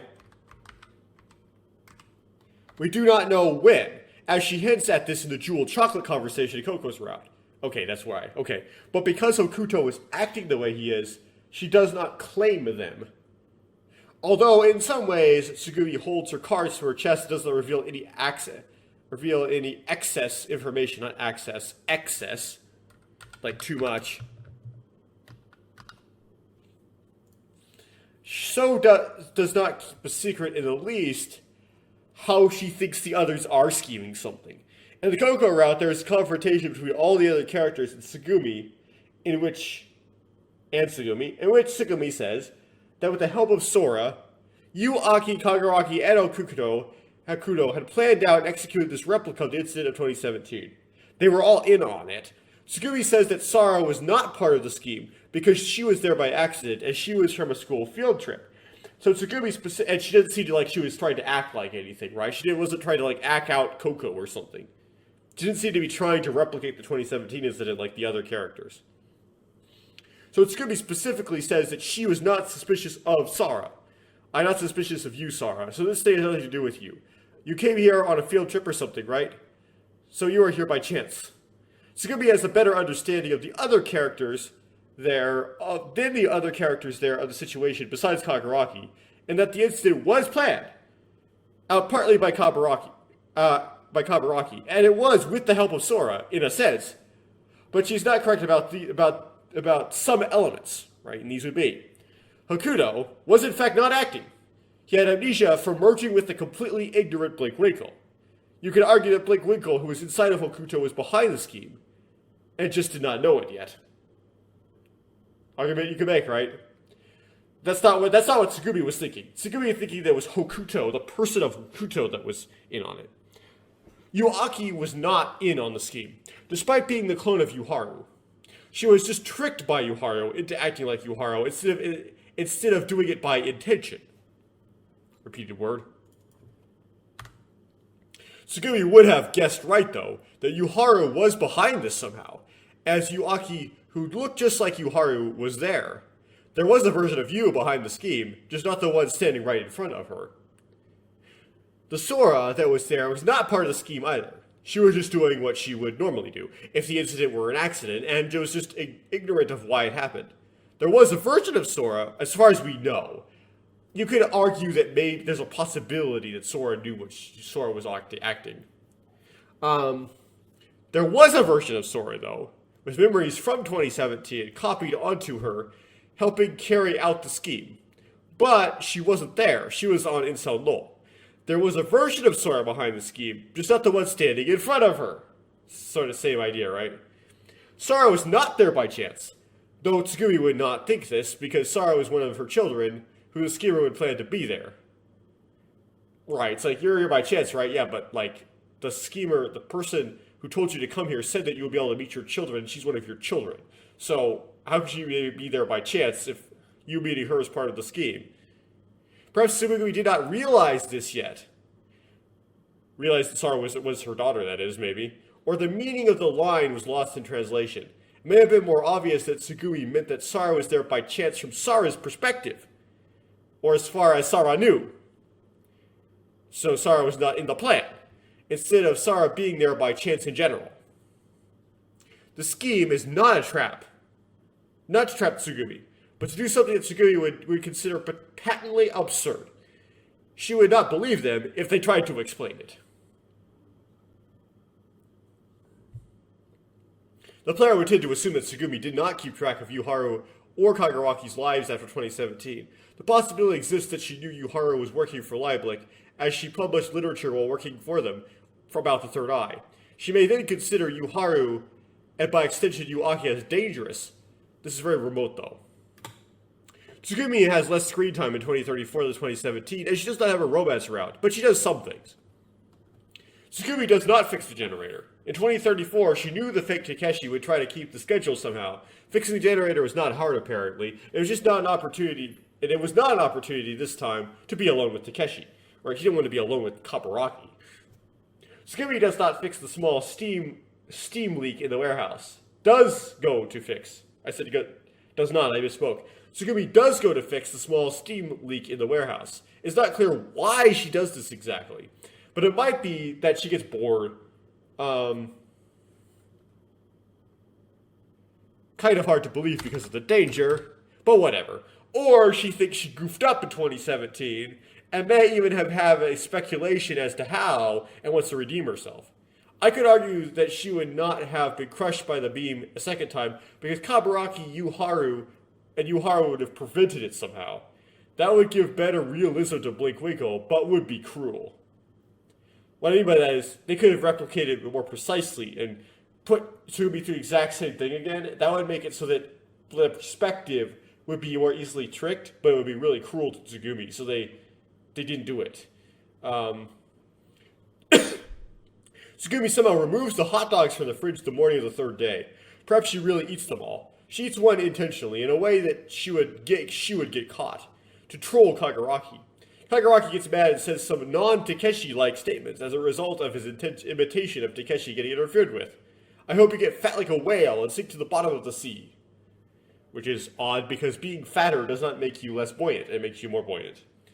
On the afternoon of day 3 of the... but it may make you sufficiently less athletic that it may be harder to do things like tread water. Just put the effort in. I don't know which way it goes, though. On the afternoon of day 3 of the 2034 incident, it is an important scene occurs if you are not in the Koko route that does not make sense at the time, but can be understood looking back on it. Kaguraki, Yu, Aki, and Hokuto are in the infirmary trying to fix the LMRI, which, as it turns out, was just not plugged in. Apparently, it was actually broken somehow in the 2017 incident, but unplugging it may be how Kaguraki loosely tried to simulate the LMRI not working. Anyway, Tsugumi shows up and Sara follows her in, shouting, "Quit running away and answer!" I say, "Give me an answer!" So what, did you run away from him the same way you're running away from me now? Him implying to be her father.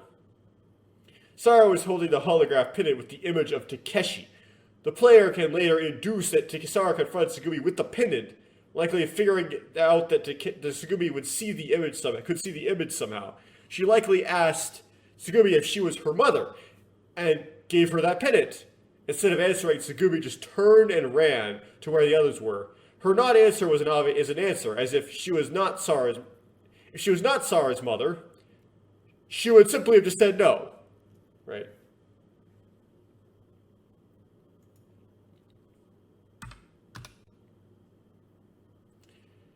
Sara gets very angry at being denied by her mother, and they have a bit of a spit that involved Sara slapping Tsugumi, and Tsugumi almost smashing the pendant against the wall before restraining herself. So Sara found her long-lost mother, but it was met with instant disappointment upon doing so. She went to Lamu to see her children again, despite it being an obvious trap, and when she finds them, or it's probably one of them, she finds one of them, she runs away! The question remains, why does Tsugumi act this way? The way I understand it was that Tsugumi thought if she admitted to having a mother-daughter relationship with Sara and Okuto, and she wanted to see them again, or even claim them again, Sara and Okuto would try to manipulate her into a trap, or the other characters would somehow use them as a ransom of sorts if they knew that she knew they were her children. Not super rational, but characters are not always rational. The trappers would just tell her that Sara and Okuto were her children. Right. When Sara said she knew Tsugumi was her mom, Tsugumi gets scared and runs, trying to find some place private where nobody could potentially overhear the inevitable conversation. The first place she tries the infirmary, hoping perhaps to get into the recompression chamber. She finds everybody else already there, so she turns to leave to find somewhere else, but Sara catches up to her and boxes her in. Feeling trapped, Tsugumi loses her cool, screams, "What are you scheming?" and almost smashes the pendant. Eventually, she escapes. I decided to write this with the feel of an afterthought. The "what are you scheming" is not said in the U route, only the Sara route. In Yu's route, Tsugumi says they're all scheming to Hokuto after the fact more calmly. Something to note is that Tsugumi thinks that Hokuto's memory loss could be, or likely, induced by Lieblich, the other people that are trapped, or the mastermind behind the whole thing. She is right, but in an indirect way. Another note is that, if I remember correctly, there is a harsh metal drumming music during the confrontation between Sara and Tsugumi in the Sara route, but not in the U route. Yeah, there's a unique sound file, a unique music file for the confrontation between Sara and Tsugumi in the infirmary in the Sara route specifically. In the Koko route, this ends much differently, potentially because it is Hokuto and Sara at the same time confronting Tsugumi, and she did not think she could run from both of them. Also, the confrontation happened in the Cosmic Web Room by Hokuto's design, which felt more private. Also, perhaps you could say Tsugumi learns to trust that Hokuto is not in on some plot. Mostly, the happy outcome is reserved for the golden ending. Sometimes the right outcome happens if you make certain choices in these games and see certain seeds, even if those choices would not affect the outcome because of gameplay mechanics. As a note, in the Sara route, when this scene happens, Hokuto projects a researcher who was mad at Sara for breaking something onto Tsugumi, which is a complete backwards projection, a total red herring, and attacked Tsugumi. That raises the question, though, was the researcher mad at Sara for breaking the pendant? Tsugumi, as a person, may have been special to him, this researcher at Leiblich. And he might have been the person that gave Tsugumi that pendant. In the next scene, after the spat in use route, Tsugumi tells Hokuto, at the last minute of a conversation, that if he keeps working with them, on the 7th he would die. This is said on the 4th. The meta reason for this is Uchikoshi trying to mess with the minds of those who played Never 7. In all the routes of Never 7, the girl dies on the 6th, and in a couple, Makoto also dies. Predicted death at the end is part of framing a red herring that Hokuto is in a Never 7 style time loop. In story, though, it makes less sense. Now, Kaguraki did not die on the 7th in 2017. He is there pretending to be Takeshi, and if Tsugumi did not recognize him in her ending, she would not know if he lived or died. Takeshi recovers from Deep Blue, it seems, in Tsugumi's route, but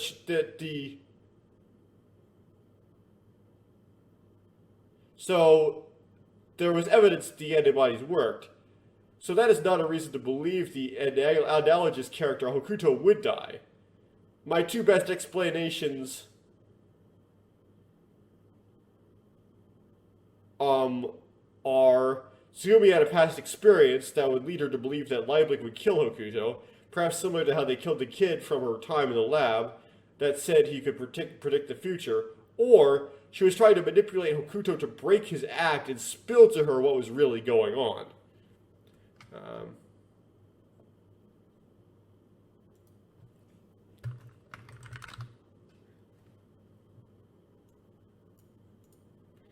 Fixing the document here. Not that I'll ever use it again. Hokuto! I said I'll do the jewel chocolate scene in the Hokuto summary. In 2034, Hokuto receives a phone call from somebody he does not recognize, who he would later learn is Kaburaki. The man on the phone said he came to Lemu on May 1st. If he came to Lemu on May 1st, he could meet his sister and his mother. Hokuto was waiting then in the rest area on the bottom floor of Lemu, eating ice cream in the meantime when Yu Aki walks up to him. When you play as Takeshi, Yu Haru and Kaburaki join Takeshi, Sora, and Tsugumi as a pair, with or without Koko, depending on who rescues her for the elevator. So you would, from Takeshi's perspective, think that Yu Haru met Kaburaki off screen at some point earlier in the day. Therefore, when Yu Aki arrives, who just looks like Yu Haru, this is the start of the events becoming similar, and Blinkwinkle begins to be drawn in to the mind of Hokuto.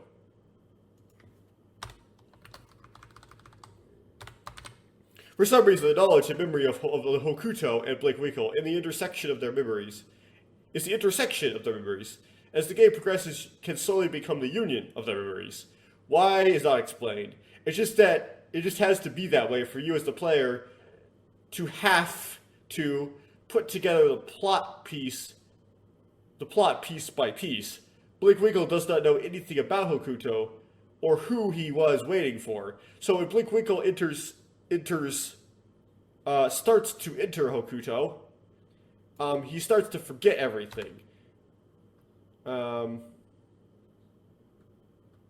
He cannot tell you who he was waiting for. Yu convinces Hokuto to go with her on a tour of Lemu, where, when coming out of the EI elevator, Hokuto sees Sara. Hokuto forgot her name, maybe, or why she was waiting for her, but at this point, could still identify her as the girl he was waiting for, or at least somebody important. He ditches Yu and runs after her, but loses her. Off-screen, Hokuto encounters Sora, who we do not know anything about, but we don't know anything about that conversation. He also encounters Kaburaki, we would assume, where Kaburaki attempts to recite to Hokuto what Takeshi said to him. asking if Kabaraki had seen Takeshi's friends in 2017. We do not know for certain as this happens off screen. Hokuto, having lost sight of Yuaki, Sora, the other girl, quote-unquote, is wandering aimlessly about around Lemu when Tsugumi, the 40-year-old Tsugumi, leads him entranced into the woman's dressing room. There, she blinds him and, with some smooth words, stuffs him in the Mew Mew costume. Hokuto, for some reason, could not resist, and it's a pattern with Tsugumi that you cannot resist her. She's not necessarily that strong or anything, she just does that somehow. Like her smell or something. When Hokuto is stuffed into the Mew Mew costume, he says that there was a smell inside, a sweet smell that made him dizzy. Again, Tsugumi has some sort of magical pheromones or something. Anyway, it's unclear if Tsugumi recognizes Hokuto as her son, but the way she marks him out might mean she has a feeling. Given she stuffed Kabaraki in a Mew Mew costume as well of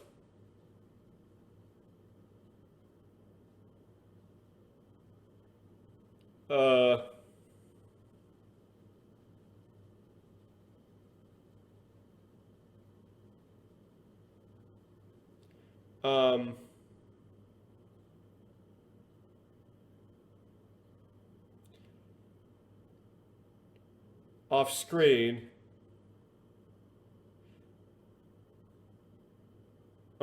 she would do this to anybody. Basically, what I'm trying to say there is that it's not because Hokuto, she wouldn't only do this to Hokuto, right? She would do this stuffing in the costume thing to anybody. So just because she stuffed Hokuto in the costume doesn't mean that she knew that he was her son. We presume that Hokuto gets in bad shape due to some heat exhaustion, and is taken to the infirmary where the suit is taken off of him. One way or other, he eventually jumps in the pool. The Lemu employees fish him out of the pool and drag him back to the infirmary. After a while, he wakes up to Yuaki looming over him, and being a bit creepy. She foists acetaminophen or ibuprofen, don't know clear which, it's not clear which, on him. You then leaves the infirmary and comes back saying that they had to get out of there. The elevators do not work. They try the emergency corridors, but they cannot get through Erstaboden. The emergency corridor suddenly floods, and they are washed down to Vitae stock. They search around the move for a way out, and eventually Sarah trapped in the elevator just above. They eventually find Sarah trapped in an elevator just above Dritte stock. They rescue her from the elevator. And if the Coco route is opened, Hokuto can know her name prematurely.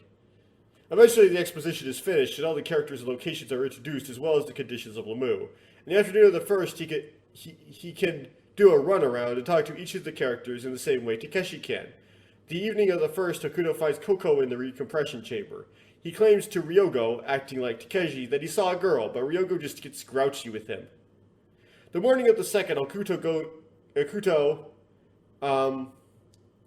is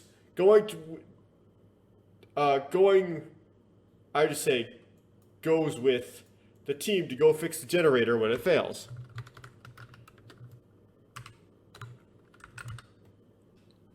When the others are in the pipe room, he claims to have seen Coco in front of the door to the generator on the Golden Ending route. Nobody believes him. While fixing the generator, he has a long conversation with Yuaki about Coco that he saw, Lemuria, and the Third Eye. Kick the can was a thing. On the night of May 2nd, Hokuto wants to sleep the night after Kick the Can, but Kabaraki will not let him, aggressively dragging him off the examination table and with some unintentional help from Yuaki. In the ensuing conversation about legal drinking age, Hokuto remembers he is 16 years old.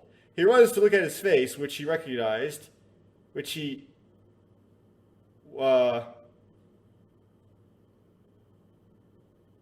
in the world?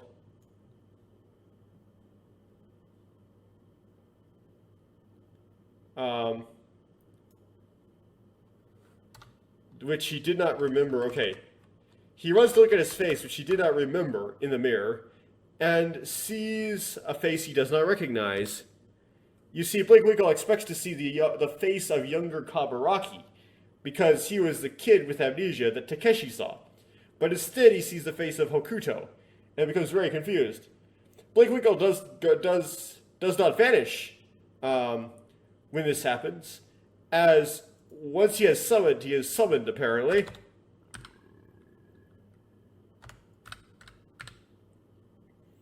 But Hokuto Blinkwinkle goes berserk and faints. Rockish music plays. Into the morning, while passed out, Hokuto sees a vision of the morning of May 3rd. From Takeshi's perspective, seeing Tsugumi's leg get crushed by a pipe in the warehouse, or a beam in the warehouse. You could say that because Hokuto was unconscious, only Takeshi's observations existed. So those are what Blinkwinkle lived. If you are not in the Koko route, Hokuto does not look in the mirror, and so is not passed out in the morning. On the 3rd, so he sees the 2034 version of things, with just a little flash from 2017, if he goes to the warehouse.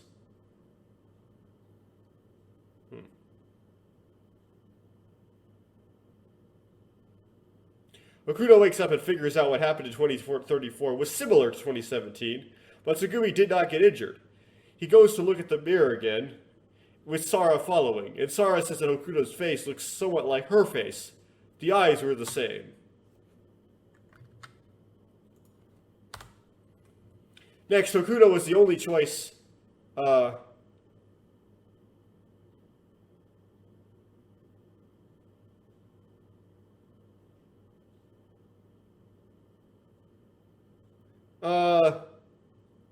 going to make a recording session break right here.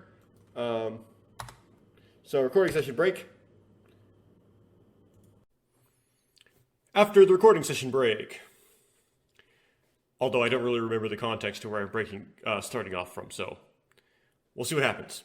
Next, Hokuto has the only choice that decides a scene in the Koko route. Meaning, I think there's only, if I recall, once you get firmly established into the Koko route, there's only 2 choices you can make. One of them is use inquiry of, have you ever committed a sin? It's kind of a silly question. And the second one, the only other one is if you want to, you choose whether or not to talk to you in the security office or go with Sara into the warehouse. And only one of those 2 actually gives you a different scene depending on which choice you make. So you choose whether or not you talk to you Aki or discuss with Sara in the warehouse. It is not that plot important, and the you choice resembles the you route, which I described in Yu's summary. After 5 hours of meaningless conversation with everyone, Hokuto follows Tsugumi out of the conference room because he had caught some eyes from Tsugumi during the meaningless conversation. Hokuto asks her why she showed herself so much when she does not trust the others. Tsugumi responds with the rings story, for which I do not get the metaphor for exactly, and I can't spell metaphor for some reason. It's an L. I at least know it's an A, and then it's probably a PH because it's Greek, right? Yeah, okay. If you think about it, you can know how to spell it, but I just don't think about it. Just type letters.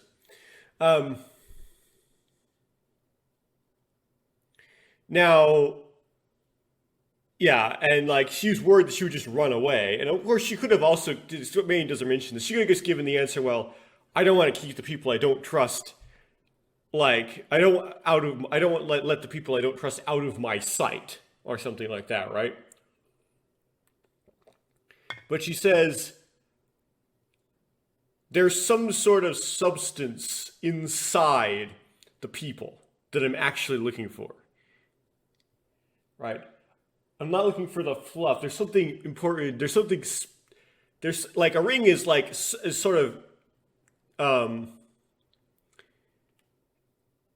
representative of the idea of treasure. I'm looking for the hidden treasure inside the mud that is the meaningless conversation in the conference room. But like, it's not just simply that. Like, there's details to the analogy, right? It has to do with, it's like I'm collecting rings, And that's my loose interpretation, but it's not, it's very loose. Like, isn't very specific to the metaphor she's making. Where the other metaphors in the game are more specific, like, the 800-year-old nun and the Rip Van Winkle and so on. There's like more similarities between the metaphor situation and the actual game. Something to note here is the background music. And this is something you miss if you do it like me and play it without the background music so that Mages doesn't copyright it. When Tsugumi starts responding to Hokuto, and which begins the whole rings, the whole jewel chocolate parable, the instrumental is the background music is an instrumental version of the lullaby that Sara claims to have learned from her mother. And that's, I believe, the first time that, no, it's, okay, it's not the first time that music plays, right? Because you hear it play on Sara's route. Yeah, it's not. But it's a little bit of it's a big hint to the background music. Like, it's big. And likely, it's so big that I'm even willing to claim, although there's no way to demonstrate this, that if I would have played it the first time with the background music on, I would have taken that hint. Like, it would have hit me. You completely miss it if you don't have the background music, unfortunately. But it is kind of a neat, like the game writers, I don't expect them to like take into account Let's Plays, right? Let's Plays are supposed to be like, they didn't like even exist in 2002, and they probably did, honestly. I don't remember. I didn't watch any in 2002, that's for sure. Given I was like a second grader, somewhere around there.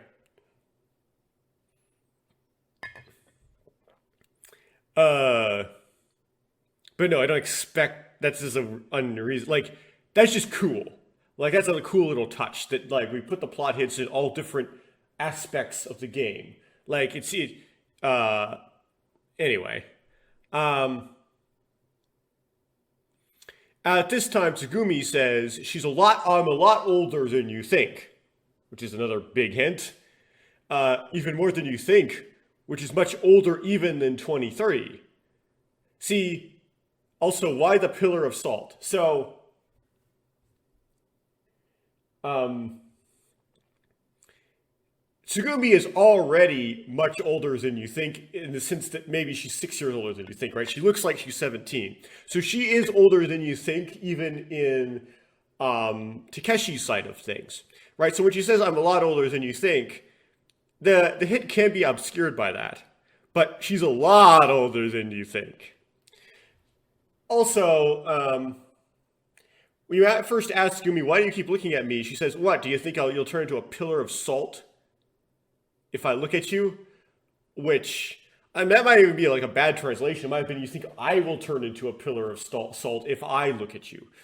And this is some reference to the destruction of Sodom, right? So, if you are not familiar with this, but you probably are, because the destruction of Sodom is very famous, not only in the sacred, but also the secular, the secular worlds. I almost said sexual, where God has already decided, right? I'm going to destroy the cities of Sodom and Gomorrah completely by means of divine intervention. And we think you could argue that everything is by means of divine intervention, but this is like a way that may, although it doesn't necessarily like guarantees to be the case, a way that defies like uniformity. The reason why it could theoretically not defy uniformity is that God could have prepared the astrological phenomenon beforehand that would cause the destruction. So it could actually be physically modelable. Anyway, and so but before, in order to make the destruction go into Scripture to make the point it's supposed to make, God talks to Abraham. He actually appears to Abraham in the form of a man. We call these Christophanies. and says, I'm going to destroy Sodom and Gomorrah.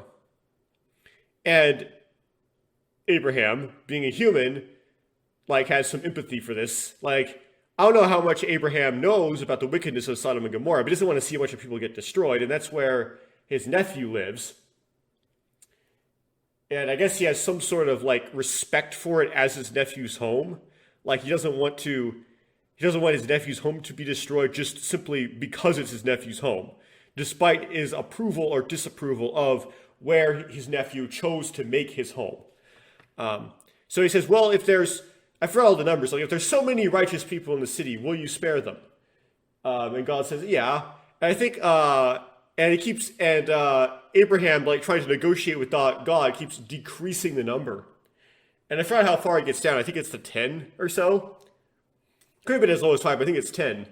But the only people that God would consider righteous by the standard he's using in the context of the story are Lot, his wife, and his 2 daughters. And that's only 4. And so God destroys the city anyway. But before he does that, he, like, goes to scout it. Not necessarily because God doesn't know what's going on in Sodom, but because it's just for, like, us, right? Reading the Bible in the 21st century. Like, we can see, like, a demonstration of the nature of the people of Sodom. God goes down to Lot's house and him and some other mysterious men, which we don't know really what they are, but we tend to presume that they're angels. But some, God and another man, or more men, go stay with Lot as guests in Lot's house, and the people of Sodom gather around Lot's house and tell him, those men that are staying with you, bring them out so that we can, and the best way to describe this in English uses profanity, but I don't know if I want to insert profanity into the Bible. That's probably why the translators didn't use it. Don't ever use it. So they just, modern English translations just say have sex with them.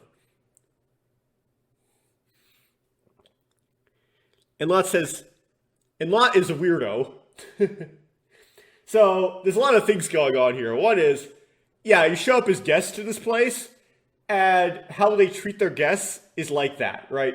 Even if they were women, and they did that, like, it was women guests. What if they didn't want it, right? It's like they had this intent so that we can do this. It's like, what if they were to say no? Well, we know that if Lot says no, that doesn't count. So they would gang rape anybody.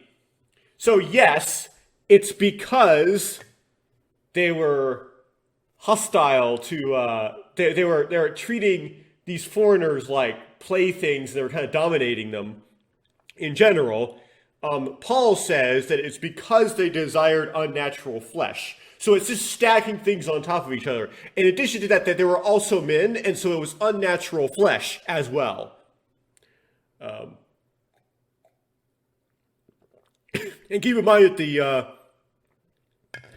that the people of Sodom really had no evidence to believe they were interacting with the Christophany.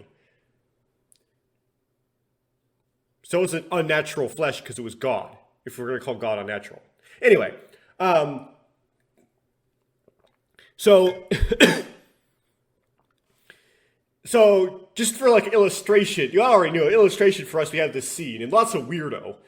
And Lot says, oh, you can have my daughters that are both virgins and do whatever you want with them. That is so much better than you gang raping these 2 men.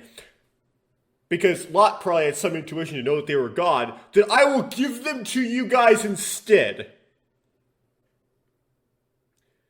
Which, to me, just sounds crazy, because it's like, I would just be like, do you really need to protect God?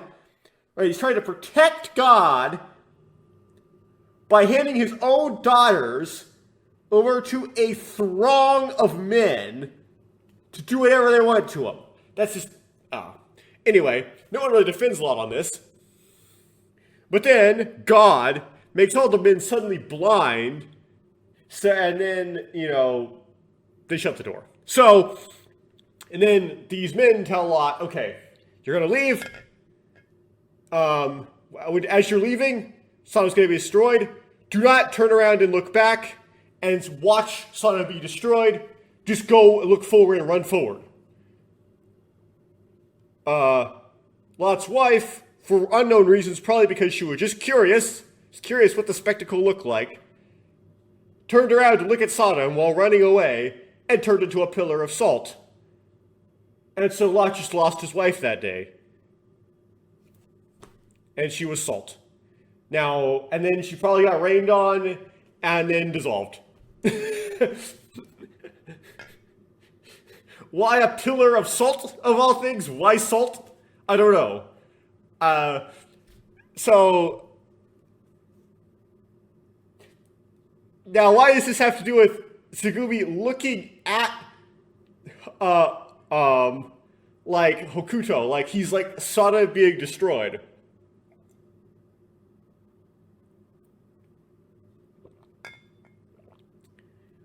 I don't know, and I don't know why you would choose Sodom in your illustration.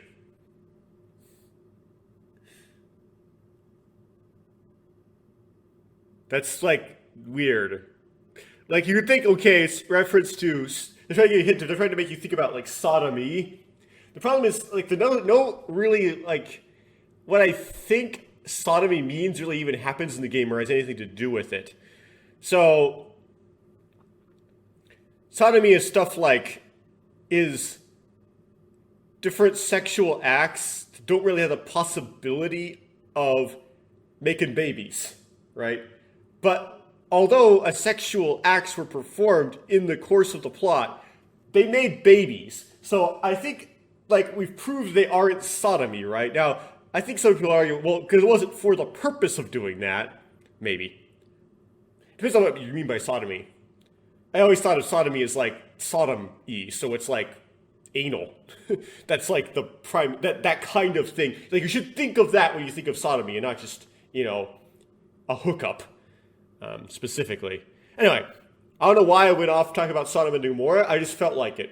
It wasn't even my notes or anything. I just had this I was in the Sodom and Gomorrah mood. I digress. Hokuto returns to the conference room to find that Kaguraki had left only Yu and Sara there. He asks Yu where Kaguraki went, and she said he went to the Dolphin Carousel, or the Carousel Dolphin. He goes there to overhear Kaguraki talking to Sora. It's funny how I just kind of gloss over this scene, like, it's fine, Yu and Sara there, just asking you this question. It's like, there's more to it than that, but I'll keep going. So there's a Kaguraki x Sora implied here. Like there's kind of like the same ship happening. Or Sora just kind of trying to act like she did toward Takeshi to Kaguraki, because Sora might actually somehow, by the influence of Yuharu, the 2034 Sora in Lamu, knows what's up. But it's kind of hard to believe because Kaguraki, like, just looking at the sprite designs, is implied to be much less of a, like, piece of man candy than Takeshi, right? He's less physically attractive, but maybe Sora's just desperate. So, where he overhears Clone Law. It's the only Clone Law, just Clone Law is the only part that Hokuto overhears, which is a bit silly because I know that they're adding stuff to what Takeshi said to make it so that you can recognize the conversation from the Takeshi route, but Takeshi never goes Clone Law in the Takeshi route. This triggers Blinkwinkle and Hokuto passes out again, right? Maybe what triggers Blinkwinkle is this reminds Blinkwinkle of 2017. He goes back to 2017.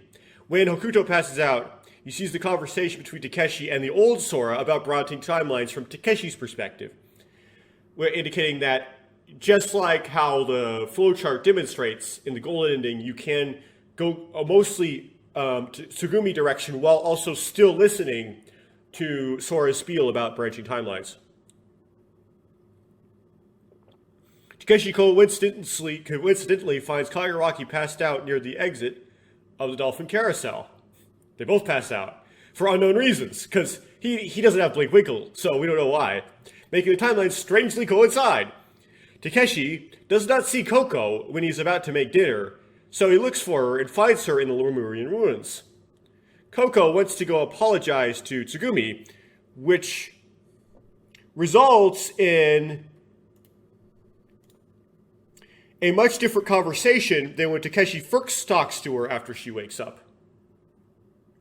I don't know what I mean by that. Like, not first in the other timeline when he talks to her when she wakes up. Because in the Sora and Tsugumi timelines, he talks to Tsugumi after she wakes up, and Tsugumi's like, "Don't take credit for saving my life. I want to die."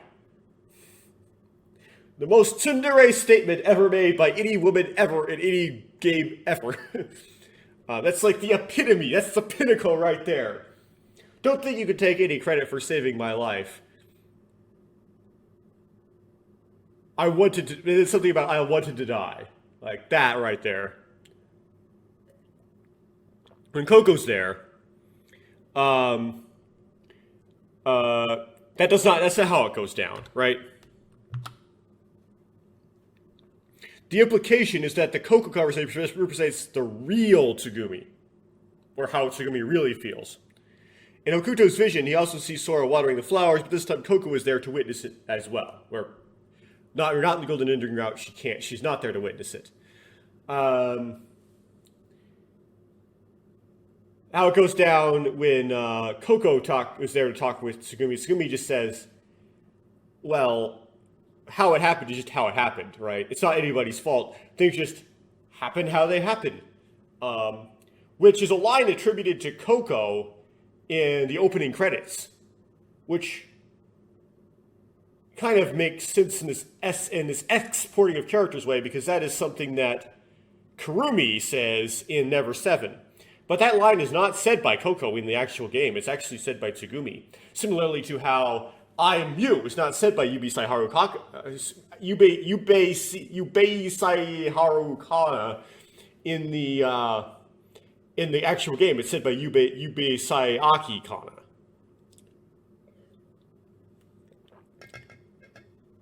Past midnight on the 4th, Hokuto and Sara have a conversation in the Cosmic Whale Room.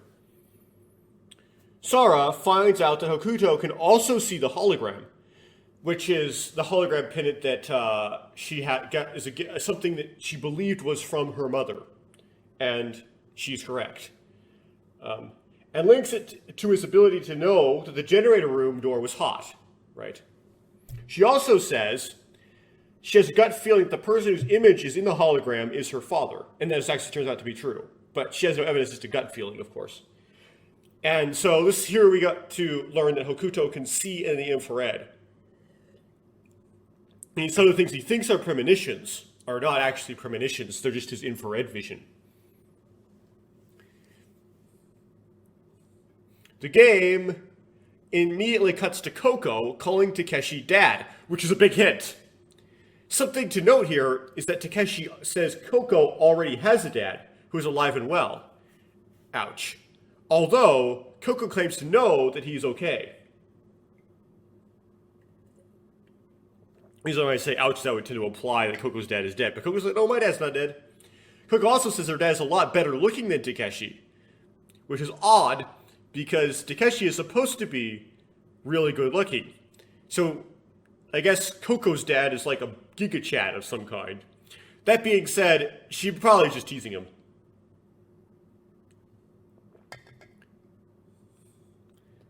Or Coco's dad is just straight up God. Which is kind of, I guess, how some people would interpret this given some parodies of Japanese visual novels. That night, Yuaki extracted the fragment of the hologram from Hokuto's thumb. Sora told him that he had infravision, and using a DNA test, discovered that Sora and Hokuto are brother and sister. Later on the 4th, I presume, there is some contrast between Yuharu and Yuaki when it comes to belief in fairy tales, but I digress. The point is that Hokuto thinks that he is harboring memories of the past, which is not a bad assumption. Yu tries to convince him to ask Sora, I didn't write this right, what his name is. Or not Sora, Sara. Because Sara would know because Sara is his brother. I mean, Sara is his sister.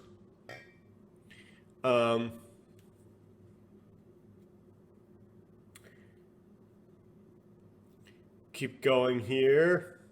And Hokuto doesn't want to. He's like okay with not having a name. Which is really because it's not really Hokuto talking, it's Blinkwinkle talking, right? And Blinkwinkle doesn't really have a name.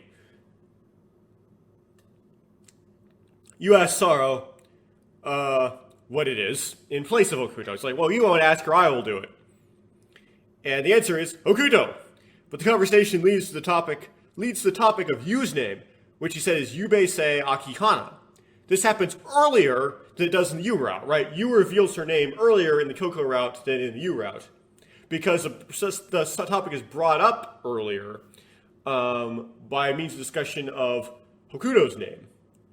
Blinkwinkle is confused, thinking it should be Yubei-sei Harukana, because that's what Yuharu said her name was to Takeshi. Blinkwinkle also never even heard of the name Hokuto before. Meanwhile, the game keeps segueing into 2017. It's unclear if all the material from 2017 Hoko is remembering or seeing in visions. Some of it must be what Hokuto is starting to know, right? That Blinkwinkle is starting to like make this connection. Hokuto is starting to get the knowledge of Blinkwinkle. Even later that day, the Sara hacking Sora scene happens, and Sora discovers the information that she does in the Yuaki route when Yu's parents died. In the Koko route, unlike in the Yu route, this is truncated to Yuki died 17 years ago, Yuki died 15 years ago. 2019, the year of Yuki's death, is not mentioned this time. After this, Hokuto and Yu Aki have a conversation, can't spell conversation for some reason, about names in the Lemurian ruin, which somehow leads to Yu to realize that the password she printed out was probably not paired with Yuki. When Yu runs off, Hokuto hears Koko say the password and gets up just to the tip of realizing that the person Yu Aki thought was named Yuki was named Yubei-sei Harukana, but not quite. Koko sings the lullaby to Hokuto and says she learned it from Tsugumi, which is a hint that Tsugumi is Sara's mom. She says she knows everything, knows everything Blinkwinkle knows. She says she has been waiting for Blinkwinkle to see him again. She also, like she saw Blinkwinkle in the past or something, which is kind of weird. She takes a sledgehammer to the fourth wall, basically. Hokuto passes out and gets a vision of Koko telling the joke of the doctor and the nurse. Maybe. Not sure if these are visions. Koko's last statement was that the dream Hokuto saw was real. That's how she interferes, right? Hokuto interprets that as the incident in the warehouse actually happened. So the story of the doctor and the nurse, right? Again, another metaphor, but this time it's not really a metaphor for anything. It's like, not like a metaphor for a character's story. It's more like we're preparing you. It's like mocking the player, like, you were thinking something dirty, weren't you? When you were thinking about Takeshi and Tsugumi in the Jellyfish Gondola, because it's still kind of relying on maybe you might think, due to the vagueness of that scene, that maybe maybe it's not dirty, you know what I mean? But I know you're thinking it, and it kind of it's like a near foreshadowing, or like a prep to I don't know if indicate, I don't know what words to use here. It's like the scene where it confirms it without a doubt what happened in the gondola is about to happen, it's about to come up, and that's like a pre-shock of it, right? The doctor and the nurse thing. When he wakes up, the night of the 5th, he finds Tsugumi in the central control room, and lifts up her skirt, seeing the scar. and gets smacked and doesn't care.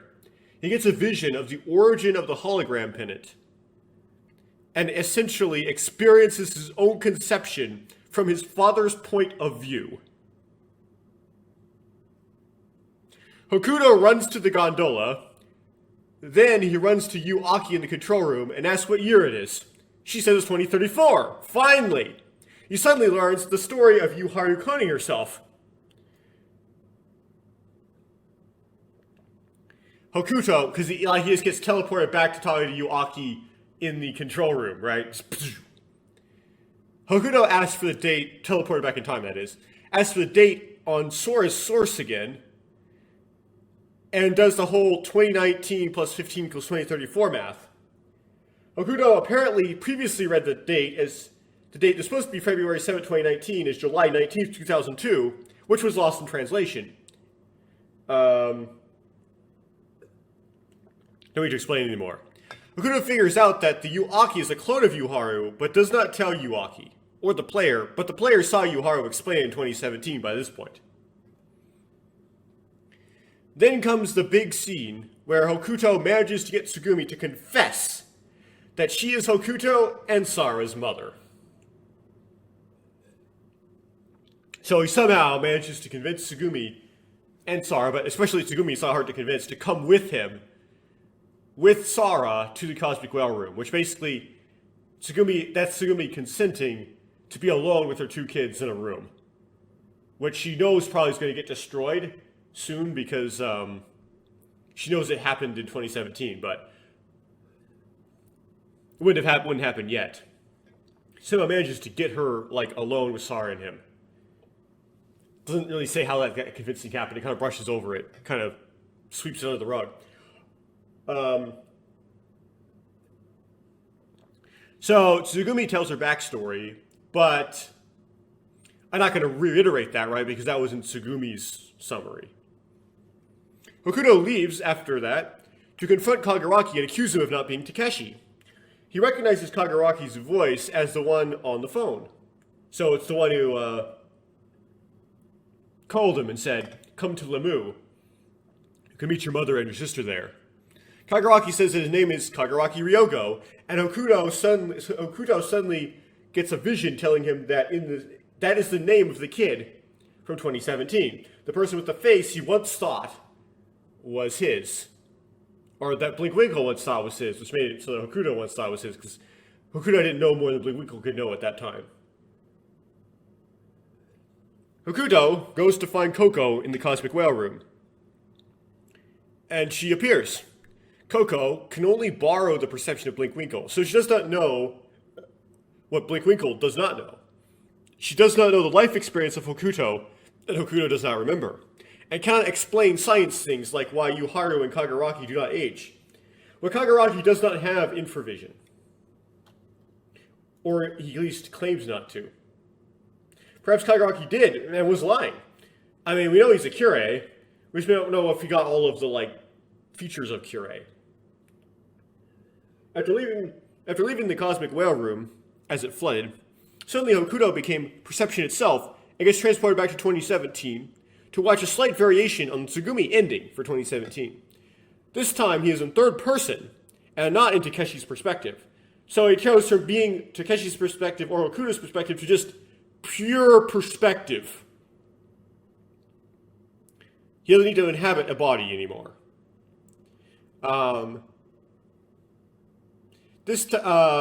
So this time he's in third person and not Takeshi's perspective. So the text box is blue. And Takeshi has voice acting and sprites. You see Takeshi's sprites now. Unfortunately, his voice acting is the actor is the same as Kagaraki's, which is annoying. And I claim just doesn't fit the character. There's a brief interrupt for Hokuto to escape Lemu before it implodes according to Yuharu's plan. This corresponds to when Lemu implodes in the Vision in 2017. Nobody is left behind this time. After escape, in the Yu route or the Sara route, right, Sara or Yu ends up left behind with Hokuto who goes back for them, and they have to figure out a way out after the fact, right? But in the golden ending, everybody makes it out of Lemu, according to Yu Haru's plan, no mishaps like that. No one has to be saved after the fact.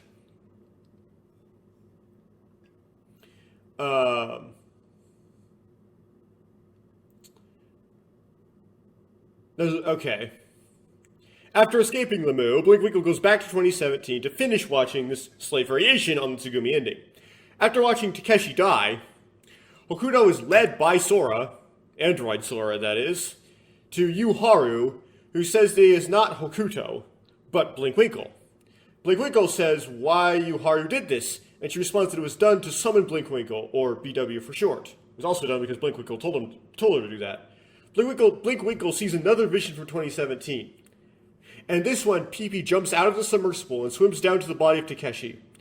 Next to Takeshi, PP finds a disc containing Sora's memories, which Takeshi grabbed in HIMMEL, having been copied by Yoiki before Yoiki went down to IBF with the other characters. PP then swims to IBF and finds Coco. Coco is weak and passes out. PP then swims up to the surface, still having that disc, where he delivers Sora's memories to Yu Haru, and footage of Coco in IBF, also delivered to Yu Haru, but like visually, not in a disc. This is the first time that Blinkwinkle and Hokuto learn that Coco was not rescued and was left behind in IBF. Then Hokuto, or Kid, as the name card is written, yells at Takeshi in the past through Blinkwinkle's way of going back there, and somehow miraculously and retroactively raises Takeshi from the dead. This may remind me of old school Kirei. Yes, in Takeshi, I think it says like in Tsugumi's route that Takeshi had his like arms outstretched, like on the bottom of like the ocean, so like he was like in a Jesus pose. Anyway, Takeshi swims. And remember, Hokuto tends to do like old school Kirei, right? Like miraculously revives Sara in the Sara route. Takeshi swims to IBF, finds Coco, injects her with the antibodies, and puts her in cryo suspension. Wait, does he injects her? I forgot. Oh, that's weird.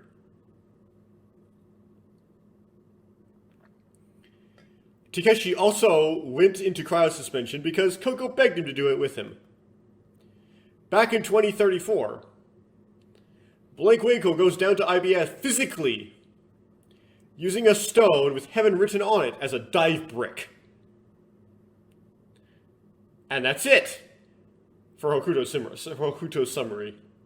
Hokuto, of course, gets back out because using a submersible piloted by Yu Haru. Right? He doesn't get stuck in IVF forever down there. That's how he gets there. It was Blinkwinkle's idea. Okay, Sara Matsunaga's summary. Sara was the female twin of Hokuto, also born in January 21st, 2018, and somehow knows that is her birthday to the day. Tsugumi would have to have left her that information, or it's just the game being its usual self and having characters know things inexplicably. Sara, though she may not have seen her mother until she was in the latter part of 2 years old, aside from her birthday, also remembers a lullaby her mother would sing to her, and is pretty sure that the holograph pendant she has came from her mother. So a lot of memories from her mother for how young her mother left her. Although I tried to illustrate when I was playing the game on my Let's Play that my first memory, the earliest thing I can remember is my mom singing and what my mom would sing. So this is oddly, from my perspective, the lullaby isn't super unrealistic. Anyway. And I was like a baby. That's the only memory I really have from that baby. I think it's my mom singing Siki first, and how the light shone on the back of the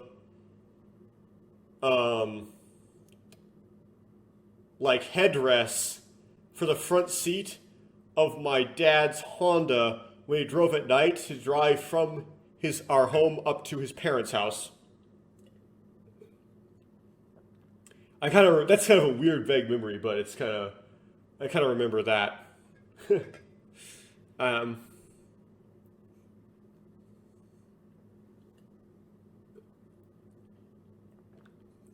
Let's see here. When Sara first sees Tsugumi in Lemieux, she gets a dark look in her eyes.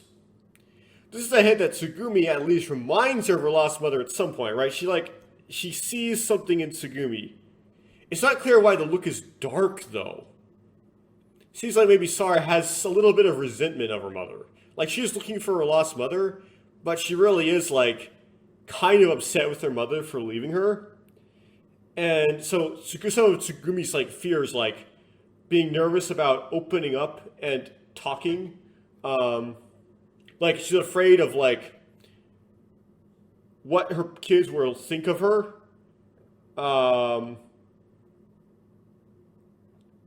Is maybe a little bit true. And maybe just to mask the nature of the confrontation between Sara and Tsugumi later, it does not make any sense in hindsight. Maybe, right? Might be some just sloppy writing, basically. Sara recognizes Hokuto as her brother if she sees the scar on his thumb, but doesn't know right away. She does not claim him, though, until she revives after drowning with Hokuto on top of her. The reason she doesn't may have to do with Hokuto's amnesia. She wanted him to come to first, right? Unlike Hokuto, who Lieblich let go because Sara displayed exceptional computer skills, they held on to her, given it was a different reason than that of the original kidnapping, right? They kidnapped her because she was a half-curé and she was their prime experimental subject's daughter. But then she figured out she has these computer skills. So they keep her for that reason.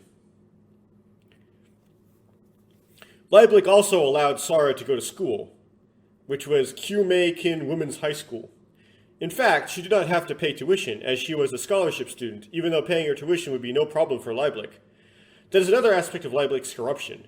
The headmaster was a friend of the family, but Sara does not have a family, so he was really just bribed, threatened, or in league with Lieblich or something.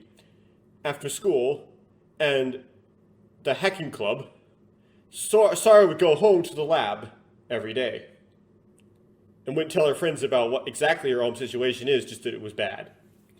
There's an oddly named character at Kyumei-kin Women's High School, for which it seems odd that he was named. One, I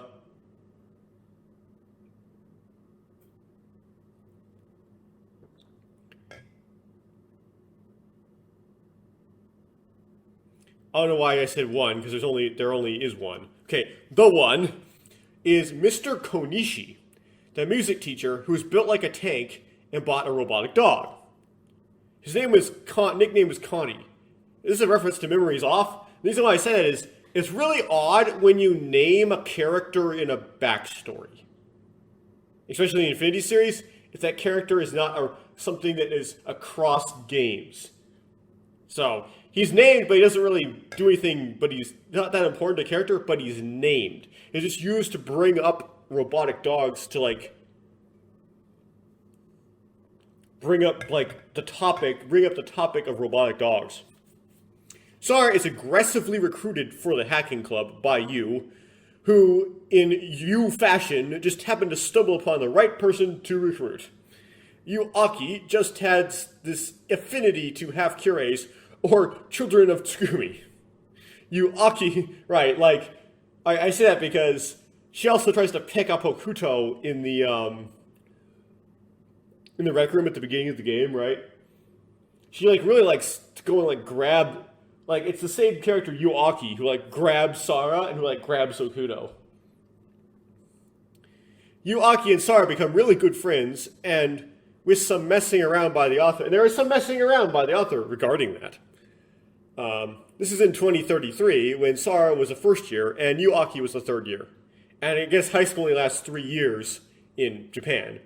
Although they are good friends, Sara was only able to tell you that tell you, capital Y, not lowercase y, my script is wrong, that her home situation was bad, and did not tell her exactly how. You would tell Sarah, you can come over at any time, we're friends, right? But Sarah could not leave Leiblich, or Leiblich wouldn't let her, so she couldn't and didn't explain why. The encounter with Tsugumi and Sarah at the end of day 3, I talked about it in the Tsugumi section. In the Yuaki differentiated route, Sarah kind of drops out of the story, aside for some comedy with Coco.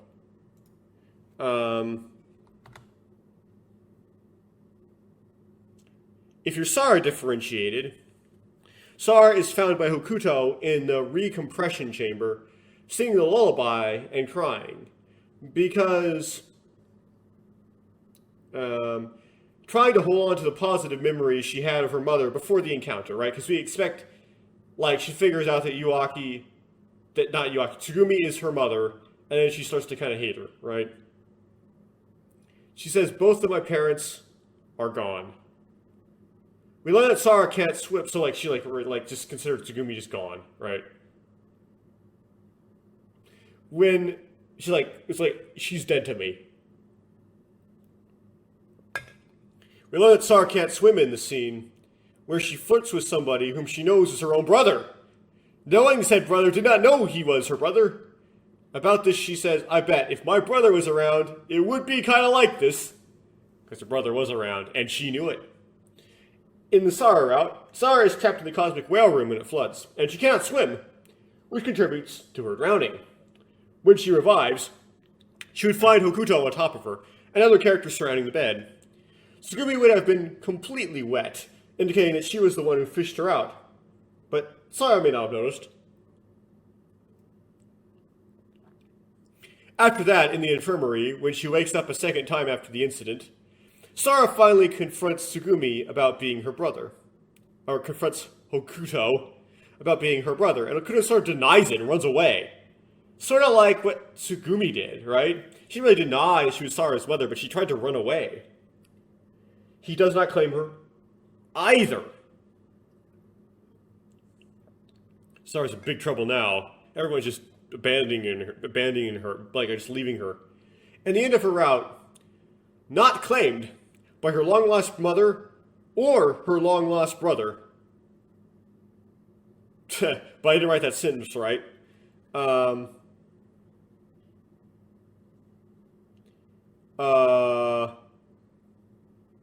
I don't know, that sentence is all messed up. But she's not claimed by either of them, right?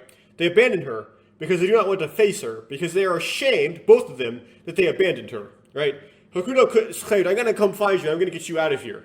I'm going to get you out of Leiblich's lab, and he fails to do so, right?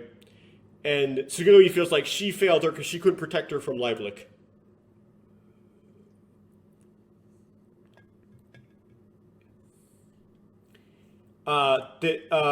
Sarah had nobody left to hope will come and rescue her from her life at Leiblich. All that's left is Leiblich. I thought that I would never be free again, is what she says at the very end, right? She essentially becomes suicidal and goes back to the infirmary. He's supposed to escape to find the missing shard of the pendant, supposedly, as she claims. She goes back when Haru sends out that transmission and says, you can all escape now. Sarah turns around and goes back to the infirmary. Implied because she just wanted to die. She's like, I don't want to go back to Leiblich, I'm just going to drown and die. When Hokuto finds her there, she has given up, and he has to convince her to try to escape with him and live. On an extra note, Sarah says at the end that she initially thought the 2034 incident was an experiment by Leiblich used specifically to observe her. This is a bit ironic in that she is the one who confronts Tsugumi the most intensely about thinking that the other characters were carrying out some scheme on day one. And Tsugumi says that Sarah in particular was there by accident. Sarah says she ultimately figured that the incident was an accident because Yuaki was there. Of course, now as the player, I know that Sarah was trapped in the incident intentionally, and Yuaki being there was not a reason why that would not be the case. Yuaki's mother worked for Leiblich, and she was trapped intentionally also. She being Yuaki. It was kind of an experiment too, as well. It wasn't an experiment necessarily on Sarah, but it was an experiment nonetheless. So Sara was kind of right. One last thing to note is that Sara does say in the Yuaki branch, what Sara does say in the Yuaki branch, she has some sort of tasking, right? I have something I need to do before I leave. She said in the Yuaki branch. When he leaves Hokuto with you in the changing room, she says, I've got things to do. Lots. There are things I gotta take care of. You can, not you, like you as in like the second person pronoun, subject pronoun, can ask her about it at the end of you's route, and she says that she has settled what she wanted to settle, but has not figured out how she will escape the lab and where she will go after she escapes Lemu. She also said that Hokuto helps her, but somebody will hold that against him. So we don't really know what that means. I presume it's like she settles it with Tsugumi. There's a conversation between Sara and Tsugumi off screen. Interesting. But he just kind of leaves it hanging, leaves it open. Right. The Takeshi summary. Takeshi is what I would call a blank slate player character. The whole podcast or book or think textbook, or I think I meant a thick textbook, could be written on the topic of the nature of characters whose point of view a story is told from. And I could abandon the script and rant a bit about this. I'll also script some stuff as well. I'm probably not going to. The subject, though, basically, they had this idea that some, I guess, our early state, there's a rule that visual novels writers have a tendency to follow, that you want to make it so that you, as the player, can sort of insert yourself into the story as the protagonist. They think it's easiest to do that if they make the protagonist like the most undefined character possible, with as little backstory possible and as little like strong personality traits. It doesn't really work though, because you, the player, don't have no backstory, no strong personality traits. It makes it so that by not making it, trying to make it relatable to everyone, they make the main character relatable to no one. But there's kind of two aspects of that, right? One is the whole not much personality, the other is not much backstory. They're separate.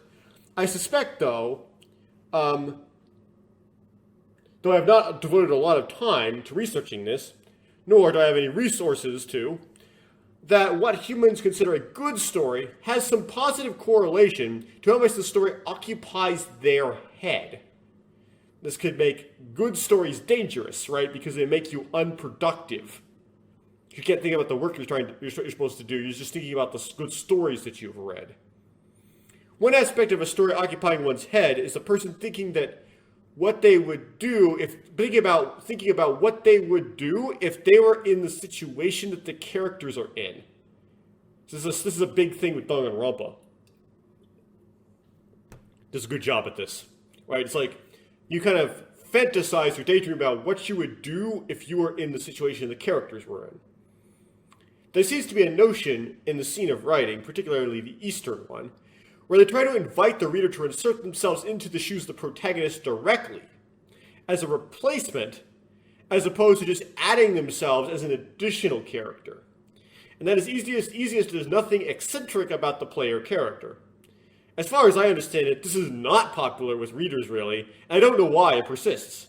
Right? I haven't heard of anybody who likes it. Like, I think all I've heard about these like generic protags is just complaints.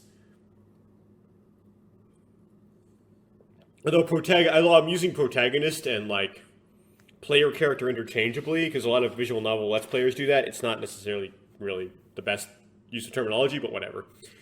Takeshi, I suppose, could deviate from being completely generic in that he is a little loud, right? Has a bit of take charge or I have an idea sort of personality, only to break ice, and not because he has a particularly good ideas necessarily. The Antibodies is the one I can think of right now that really mattered. this may be an intent to make him seem somewhat dad-like, right? He must have a little bit of like a dad personality. Takeshi has very little backstory. We know that he's 20 years old and a college student. We also know he came to the theme park just to go to the theme park as a theme park, and it was not on some special mission, right? He was just like going there to have fun in a theme park, which you do at a theme park. He had 3 friends. They're described in a way that makes it obvious that they were not important. You do not know anything about his family, or what he is studying, or so on. The game makes the point that it is intentionally keeping Takeshi ambiguous with 3, that I remember, questions where the player chooses his backstory. One is, has he had... Okay, I mistyped here. Does he have a beloved waiting for him outside of Lemieux? Where you can choose if he still does or they broke up.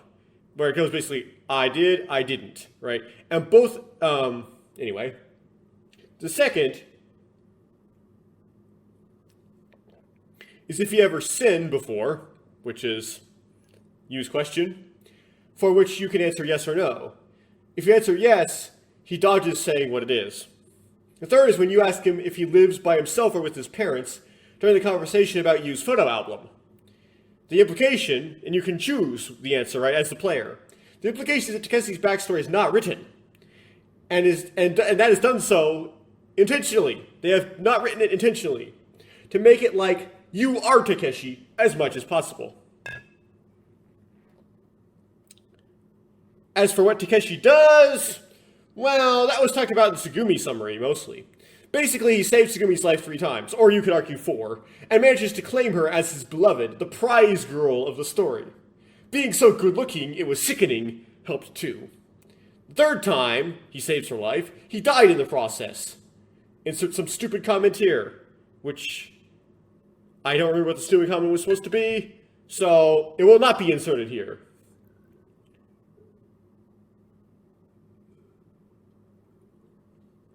So the 3 times I believe I was thinking about are prevented her from drowning in the when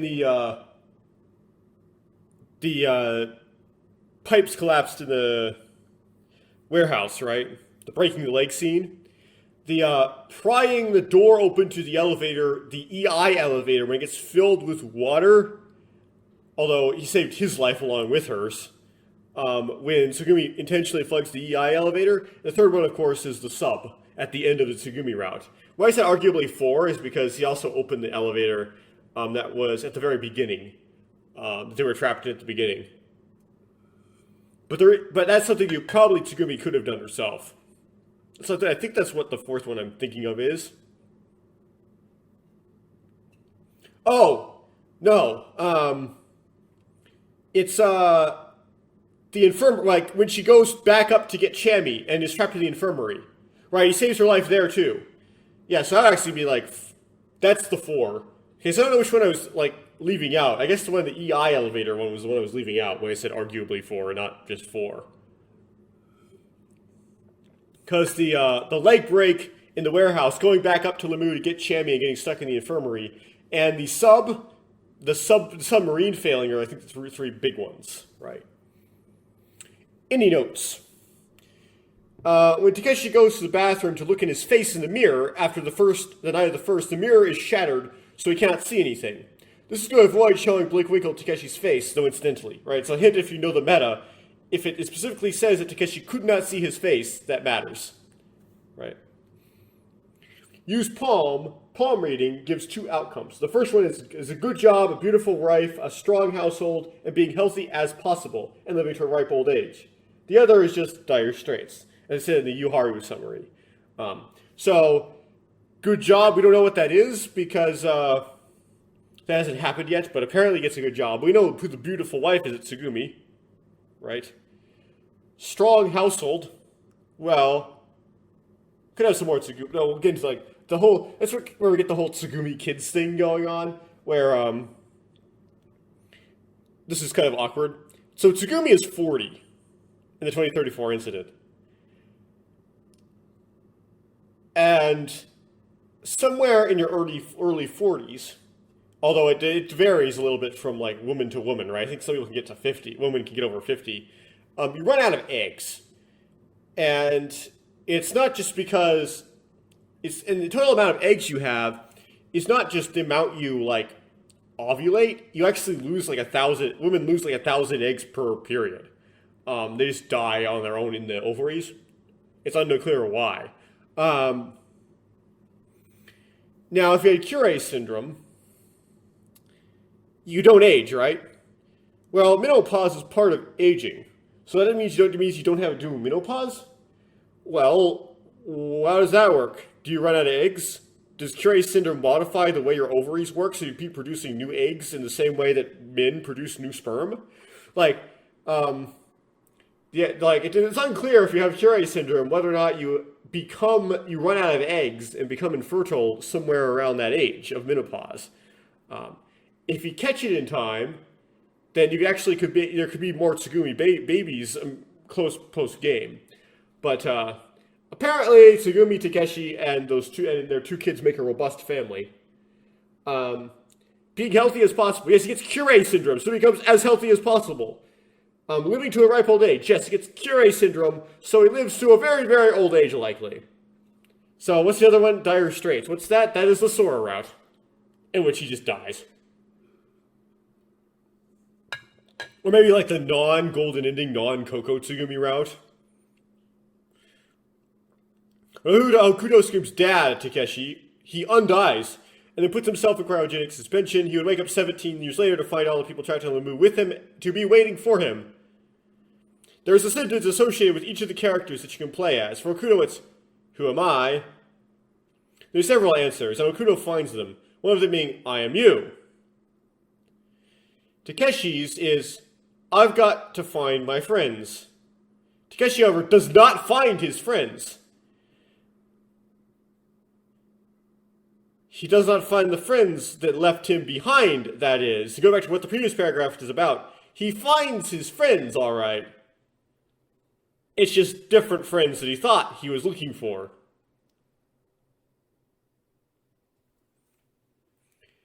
Now, Rip Von Winkle, right? I never read Rip Von Winkle. I just read the Wikipedia page for it after it was brought up in the game. Apparently, it's like somewhat a man with an overbearing wife. He's just like out drinking, and then he drinks some stuff that you mentioned, and he suddenly like gets pushed forward in time 20 years, but he also ages up 20 years. It's like he went through his aging of those 20 years like somewhere. So he finds himself like 20 years older 20 years later. And he goes back to the city to find that he had twin children that he didn't know he had that are grown, but his wife has died a while ago. And, yeah, that's just how it is, right? Takeshi, so basically, I guess his wife got pregnant very soon before Rip Von Winkle got thrown forward 20 years in time.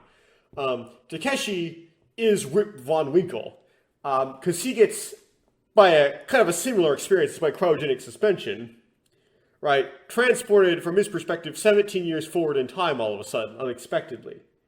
And he is similarly greeted with 2 children, which he didn't know he had, right, all of a sudden. But, unlike Rip Van Winkle, first of all, it was only 17 years instead of 20, but close enough, he didn't age up. And his wife is not dead. And his wife also did not age. Now, she isn't his wife yet, but from Yu's palm reading, you would presume, as the reader, that she would become his wife. The reason why I say it like that is not by saying they get married in the drama CDs, is because the game should be able to stand by itself without the drama CDs, but it's implied in the game as well by that palm reading. And of course, the bringing up of Rip Van Winkle, right? So that's Takeshi. Very short and sweet. If I made it sweet, that is. Sora! Okay. Sora is a character that I'm tempted to not write, and for some reason I can't write the right, very much about. Perhaps because I'm tired of writing stuff, but often she just does not come across to me as that important or interesting a character. And her information may be more suited for an overall high-level summary. Her route, going absolutely nowhere, and contributing nothing to the game, does not help.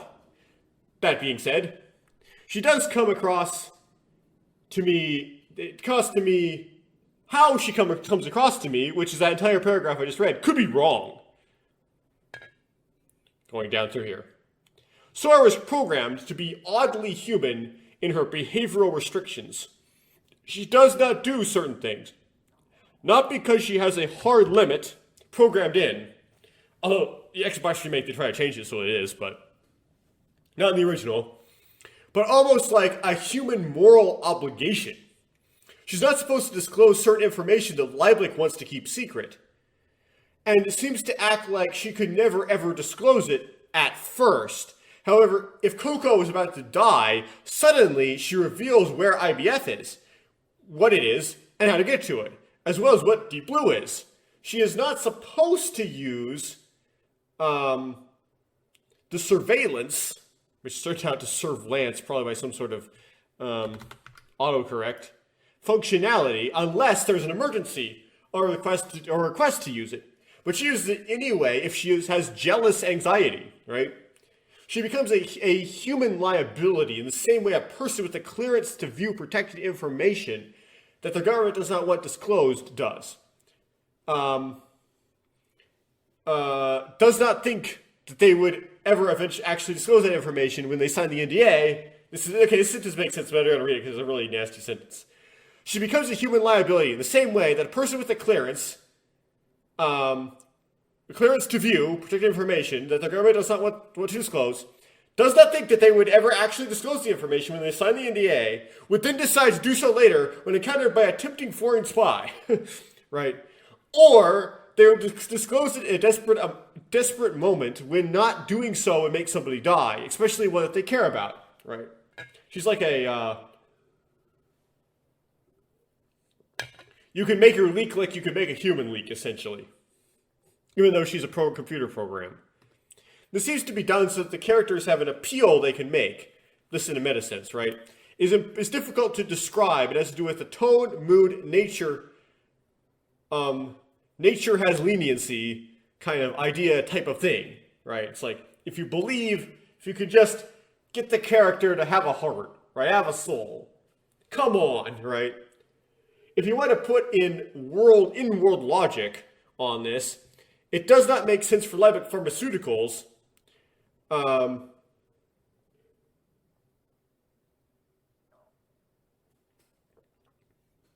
have a beautiful human, I don't know why I said to what here, to have a beautiful human behavior simulator as a customer service representative and attraction for the amusement park to be leaky.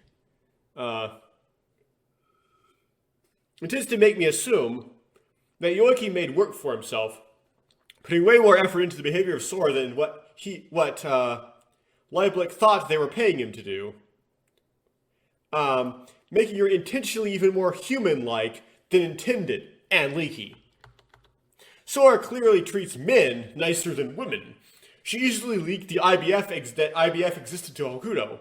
You could speculate further and say that she knew she was talking to Blinkwinkle, without even prompting. But when not to Tsugumi. Now, given Tsugumi was not as nice to Sora from the start, but still. Part of this can be attributed to Tsugumi being intended to be a tourist attract. What? Why did I say Tsugumi here? Sora. Being intended to be a tourist attraction. She was designed to entertain the men, and for the women, they could not come up with an equivalent. They went overboard with it, within behavior, with behavior, suggesting that she could potentially try to poach a man who went to the amusement park with a wife or girlfriend or such, and such. I think of it as Yoiki having extra fun with his creation. Sora has asserted that she basically it's like, yeah, it's possible that you could go to Lemu and like Sora would hit on your boyfriend in front of you. Sora has asserted that she even seems to have meta knowledge of the game. She explicitly tells Takeshi during her spiel about branching timelines that he had just passed the branch point, which is implied to be when he agreed to come listen to her spiel. This is major because the Sora route is closed off if you do not listen to the spiel. Now, if Sora knows knows about where the branch point is, we can extend that to say that she has knowledge of other timelines, right? I mean,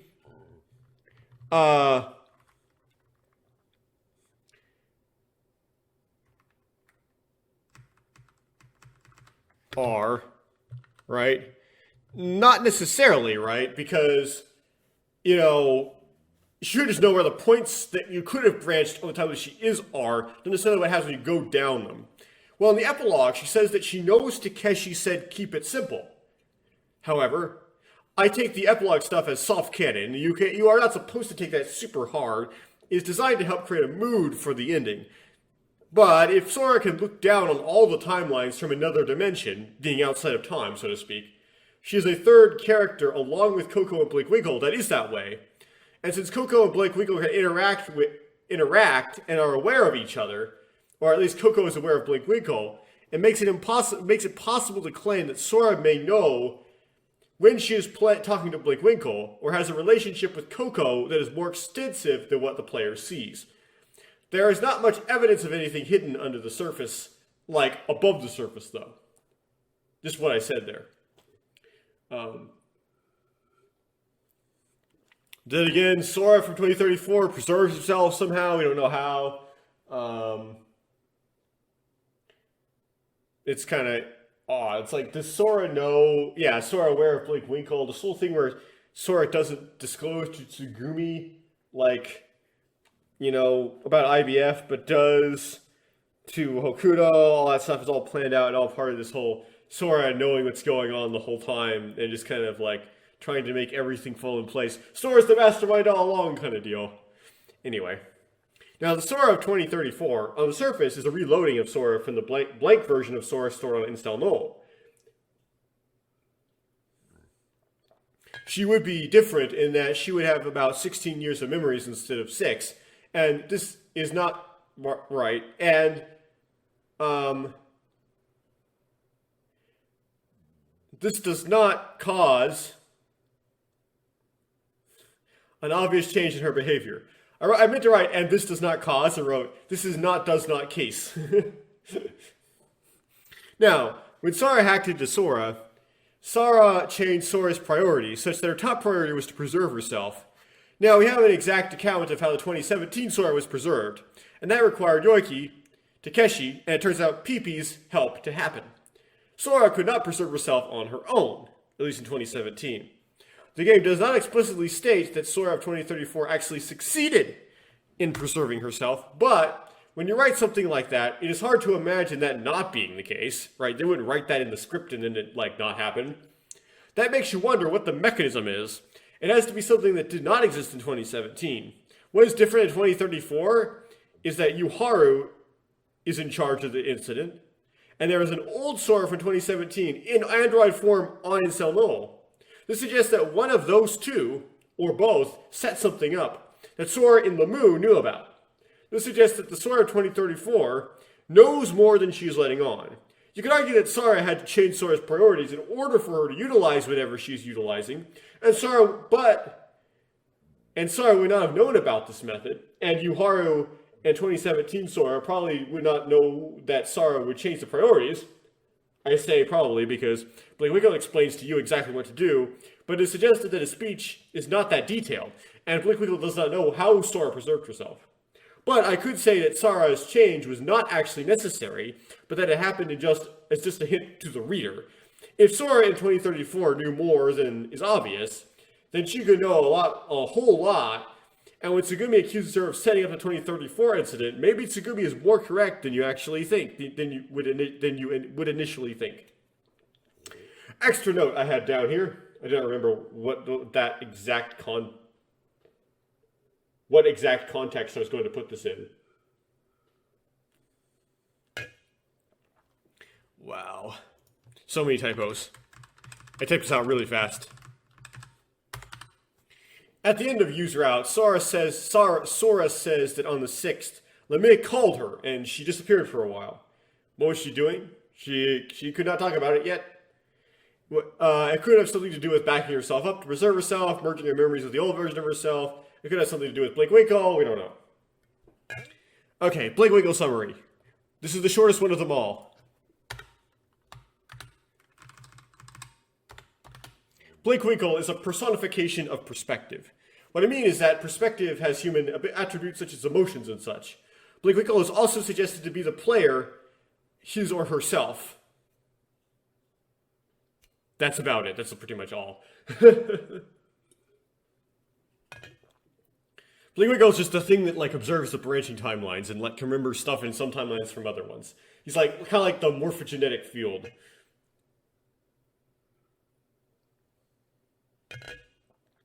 I accidentally spoiled something for something else. Oh well. I will go back and edit this. Ryogo in 2017. Ryogo Kabaraki. Okay. Ryogo in 2017 is a kid. He contributes close to nothing, and you will generally forget that he is even there. You're supposed to mistake him for Hokuto, and this kind of works because most of what Hokuto does he does not do with Takeshi, but more with Yu, Sara, and Sora. Still, he does not have some of the heroic personality traits of Hokuto.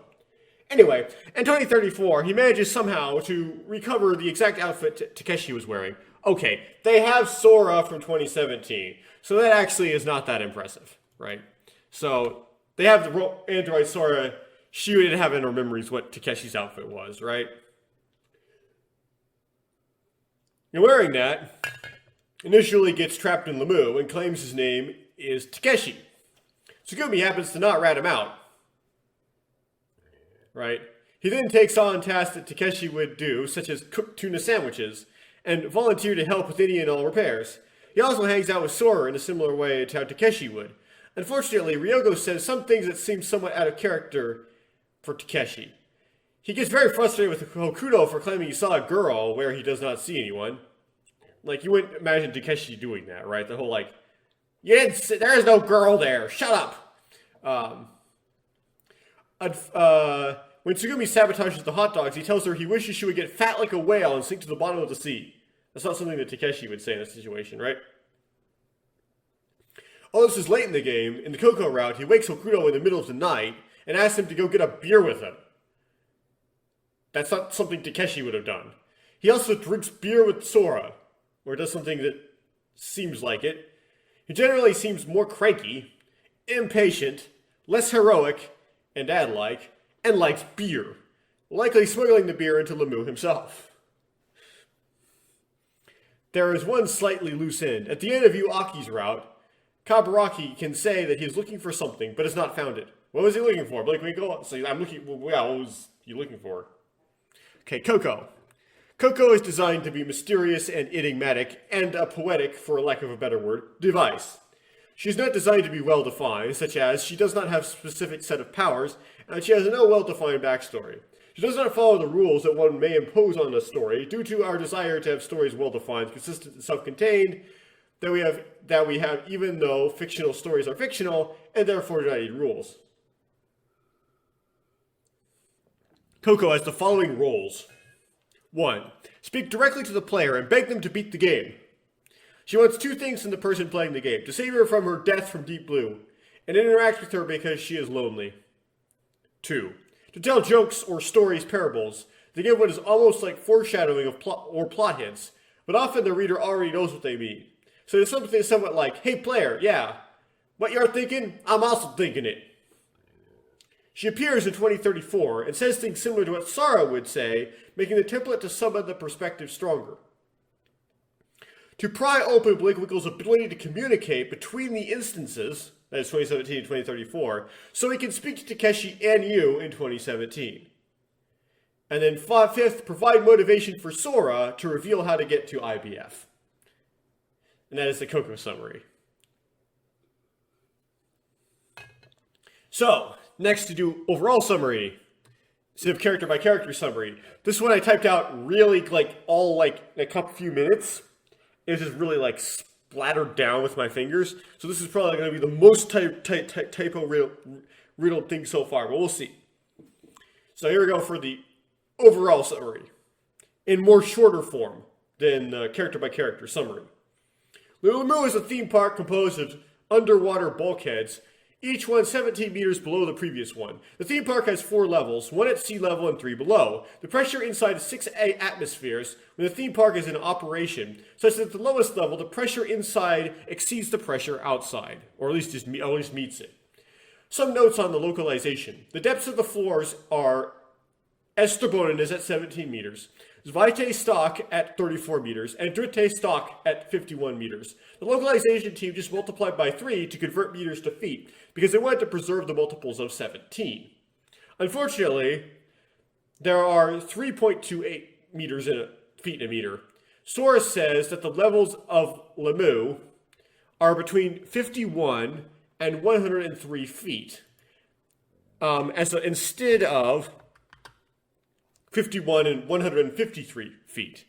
This is a typo, and 103 is not a multiple of 17. 51 meters divided by 10.06 meters per atmosphere is 4.81 atmospheres. Add 1 atmosphere for the pressure for the atmosphere, and that makes 5.81 atmospheres. So 6 atmospheres is indeed higher than the pressure of about 51 meters down into the ocean. Lemu's bulkheads are much stronger in expansion than compression. So if the pressure were to escape Lemu, it would implode in stages. That happens, creating the dramatic situation, creating the setting of the game and the scenario in which the game takes place. Lemu is named after the continent of Lemuria, named after the British zoologist Philip Shatler, not named after, named by.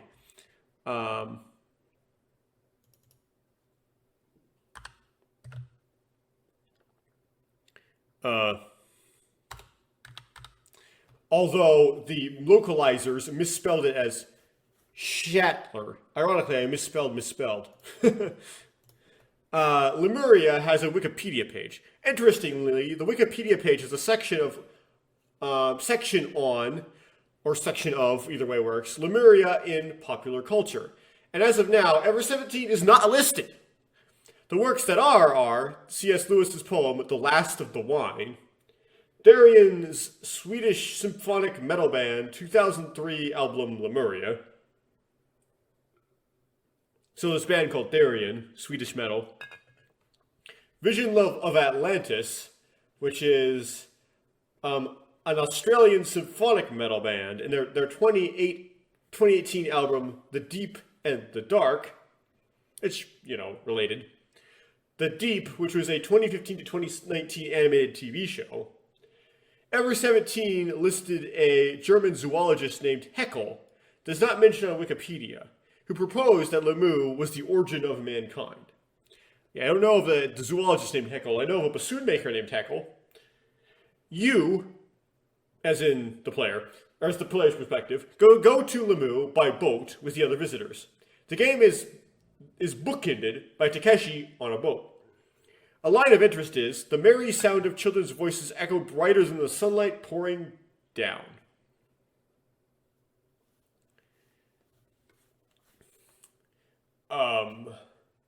Which, it's like the children's voices. In the case of the beginning and the end, just with different children. On the highest level in Selnol, in German, there's a stone, and on it is carved, "Where is heaven?" Above the sky and at your feet. This is an aggressive advertising by Lemu, but it's the first mentioning of the heaven and sky motif, right? Sora's named Sky, which is kind of like heaven, so on. Right? Tsugumi is moon, Takeshi is sun, blah, blah, blah. At the beginning of the game, the perspective switches back and forth, it should be forth, not forward, between the characters Takeshi and the kid, who would later be named Hokuto.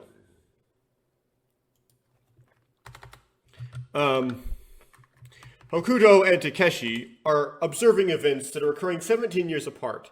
Takeshi in 2017 and Hokuto in 2034. By some convenient circumstances, and maybe a little planning, They mesh together if observed the way that they are.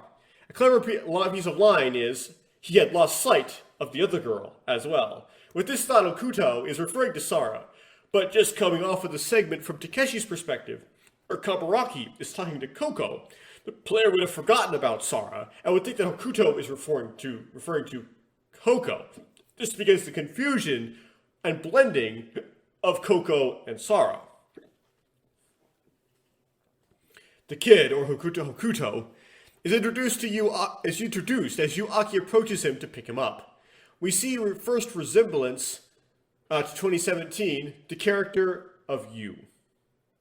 At this moment, the kid becomes possessed by the perspective that sees 2017 and 2034 as potentially the same. This perspective really could not know anything about what the kid is supposed to be, because the kid from 2017 lost his memories. And so Okuto suddenly does not know anything about himself. This eventually makes him go crazy and he jumps in the pool, in what is sort of an attempt to commit suicide, but not really having the reality clear in his mind. The staff, which may or may not include Yu Aki, fish him out, and he ends up unconscious in the infirmary.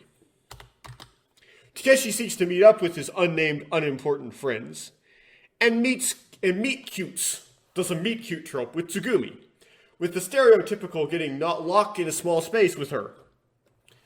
When disaster befalls Lemu, the two main pairings or ships that are going on are trapped together in some way. Takeshi x Tsugumi and Yu x the kid. Tsugumi and Takeshi are in the elevator. Yu Aki and the kid are together in the infirmary. As Yu would not leave and pass the passed out kid behind and escape by herself. When playing as the kid, you can choose a route focused on Sara, which does not reveal, which does reveal that Sara, not Sora, is the kid's twin sister, and some hints about her parentage, which are very important. Still, the golden ending better resembles the Yu Aki route, making it more of the correct answer. When you play as Takeshi, there is a route for pursuing Sora, but it does not even need to be there. The only thing you get is more hints that the researcher is Yu's father. And those last few sentences are just me explaining how Tsugumi is the main ship with Takeshi, Yu is the main ship with the kid, and those are the ships that endure to the end of the game. And they get trapped together in the mood together in those pairs. In the 2017 incident, the characters trapped in Lemu are Sora, Tsugumi, Yu, Haru, Takeshi, Koko, and Ryogo. In the 2034 incident, the characters trapped in Lemu are Sora, Tsugumi, this Sora has no memories of 2017 though, Yu Aki, Ryogo, Sara, and Hokuto, introduced as the kid. And Ryogo is introduced as Takeshi. The Infinity series is so named after infinite time travel loops. There technically is a loop in Ever17, that is, Blinkwinkle describes to Haru how to summon him, so he can describe to her how to summon him, and so on, right? But Ever17 likes to discuss a different kind of infinity more so, immortality, with contrasting the characters regarding the motif. I don't know what I was trying to write there exactly, but using contrasting different characters regarding this motif. Yu Haru is diagnosed with a very short lifespan, does not like that, and chooses to perform some sort of preservation of herself by preserving her genes by cloning. Yu is the immortality of information, but for her, the information has not left the format of genes. Yes, I wrote that right. It's kind of confusing to me in hindsight. So,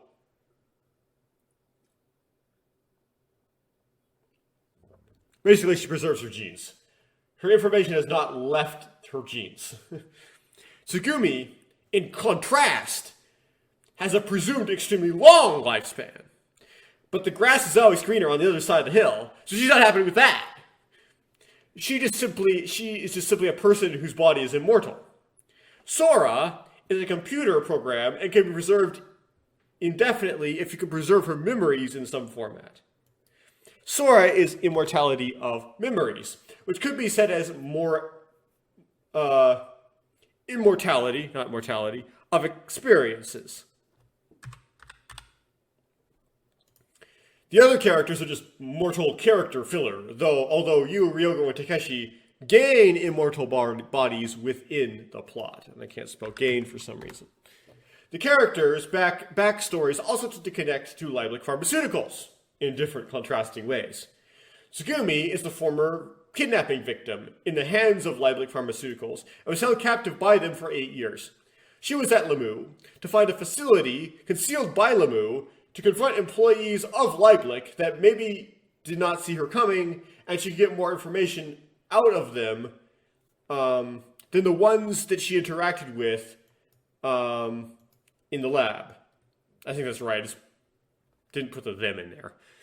There happens to be one named IBF that is locked. The one should be emphasized. There happens to be one named IBF that is locked underneath Lemu. 7 times 17, which is 119 meters deep. As a note, at that depth, the pressure is about 12.5 atmospheres. So that is what the facility is compressed to. Tsugumi did not know for certain of IBF's existence until she sees it in the gondola. But she highly suspected that Lemu was a front for something. Coco supposedly has a dad that worked in IBF and was there to visit her dad in IBF. It's kind of odd that she was allowed to do that, and Coco's dad is a bit mysterious. Coco claimed to know for certain that her dad was fine, even though probably everybody in IBF came down with a case of deep blue, even the few that escaped. She also claims that her dad is extremely good looking. She also claims to be from the sun, whatever that means. Haru also had a dad who worked in IBF. In her case, Lieblich claimed that he died in an accident on the job back in 2000 when Yu was only 1 year old. Of course, they did not produce a body, which in fiction universally means that the person did not actually die, even though deaths that don't leave a body do actually exist. Or at least very broken apart, like opening the door to an explosive decompression. Mostly like getting nuked, right? You end up like a painting on a wall. Yu believes that he is still alive, and she would be correct. Yu is unique in that she did not come in as a patron, paying or sneaking in, but she went for applying for a job at Lemu and actually got it. So she's actually an employee during this. Sora, the virtual assistant for the patrons of Lemu, and has access to some, but not all, how much is uncertain, of Lieblich Pharmaceutical secrets. That's not a real sentence, but it's fine. She definitely knows about IBF. She was developed by Yoiki Tanaka, not Yuki Tanaka. Messed that one up. Yu's supposedly dead father for Lieblich. The men, unlike the women, in 2017, are not connected to Lieblich, or more specifically IBF. Ryogo has a completely unknown past. And, we're at the end here. And Takeshi is an everyman with what should be known in universe, given no reason to not know, but is left intentionally ambiguous by the authors.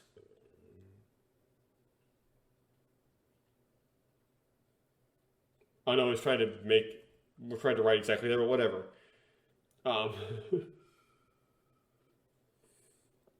He is not meant to have a defined or intriguing backstory. You see, it turns out Lemu is a front for IBF and is a funding source for it. It's what Yu and Tsugumi were looking for, whether they knew it or not. But now, I have to back up. On April 1st of 2017, there is yet unknown emergency occurs in Lemu. An announcement is sent by somebody that calls for evacuating Lemu. Sora would shout, as somewhat of a leak, to Takeshi and Tsugumi that they needed to get out because of something called Deep Blue. Our characters, written charters, they can't spell, failed to evacuate for various reasons. Ryogo is passed out on a bed in the infirmary, and for some reason the employees, for which there is an unknown amount, but we know they are few because Sora in her opening presentation says that Lemieux is understaffed, but we know there is somebody else there besides just you, do not carry him out. You does not leave, presumably because she does not want, to leave Ryogo behind. But she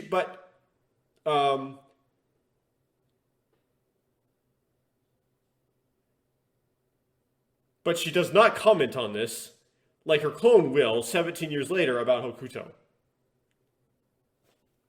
Better correct that one, actually. It's like weird attention lapses while typing this, where I like drop 2 words. Coco got stuck in an elevator that got stuck between floors. Also Sara. Why she was in the elevator alone, and why it got stuck is really unclear. Takeshi and Tsugumi also get stuck together in an elevator. They're not being stuck between floors, but the door did not open. Takeshi gets it open and then could have escaped if he ran out. But for some reason they do not hear the evacuation announcement and just diddle around in the empty limo until something happens where they can't. Maybe so they can't escape. Eventually Sora finds them, for some reason not finding them sooner, and tells them to get out, but again, by then it's too late. Tsugumi thinks that Takeshi is an idiot, I presume partly because of this, although Tsugumi messes around too.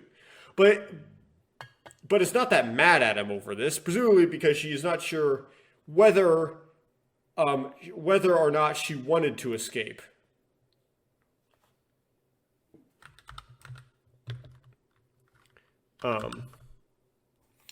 For reasons that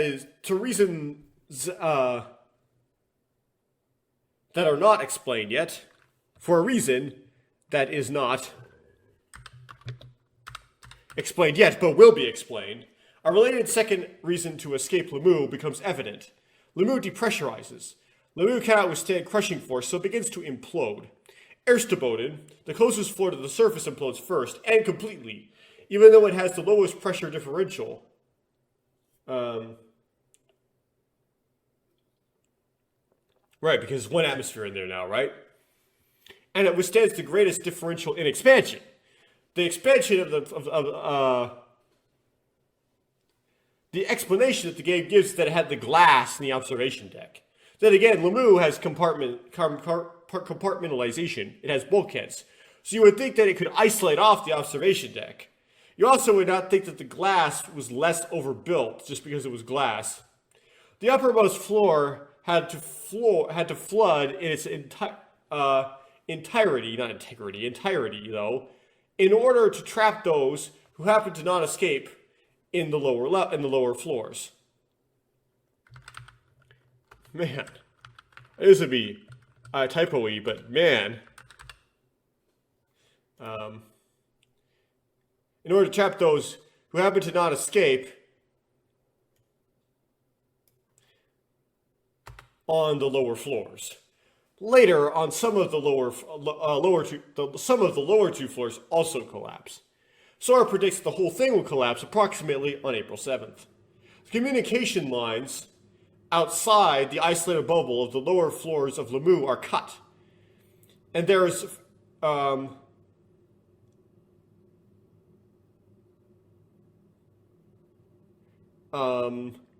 and Sora claims that they can't communicate. Also, there's some reason why their cell phones don't work as well. You would think there would be somebody who would know they are in there. Not you, the character, but you, like the reader, as they expect them to have been in there and they have not contacted them. For example, Takeshi's friends, Yu's mom, Yuki, and potentially even Coco's dad, if we take a simple decoding of what Coco's dad is. There is a suggestion that Lieblich Pharmaceuticals know they are in there, and who specifically they are, because they had personnel waiting on Incel Knoll to recapture Tsugumi. Despite external knowledge that they were trapped, nobody comes to get them out. The reason is mostly plot, but you could try to explain it in ways like it was not possible. Desire by Light to keep Deep Blue contained, and a desire to recapture Tsugumi. Now, IBF exists, and it was possible to go down there. IBF was not depressurized and would endure. So even if there is no communication lines or a way to escape directly from IBF, they would at least keep on living some more and dodge the threat of implosion. There did happen to be communication lines that only could be activated from outside, though, and a way of escaping directly from IBF that happened to be a dud, but you could try it. Sora knows basic information about IBF, so she would know that it could potentially provide a way of escape. But she does not tell the captives about it. She has programming that tends to make her not reveal Lieblich secrets, except at certain plot convenient times. It is like to her a moral thing, as opposed to a hard programming limit. She eventually does on April 6th, that is, reveal IBF, not because Lemu was about to implode, but because Coco started showing deep blue symptoms, and there might be something to help her in IBF. That being said, she should have guessed that IBF would be filled with deep blue victims, and they would have already used up or be using everything, right? So all of the stuff to help with deep blue would have already been used or in use, because IBF is filled with deep blue victims.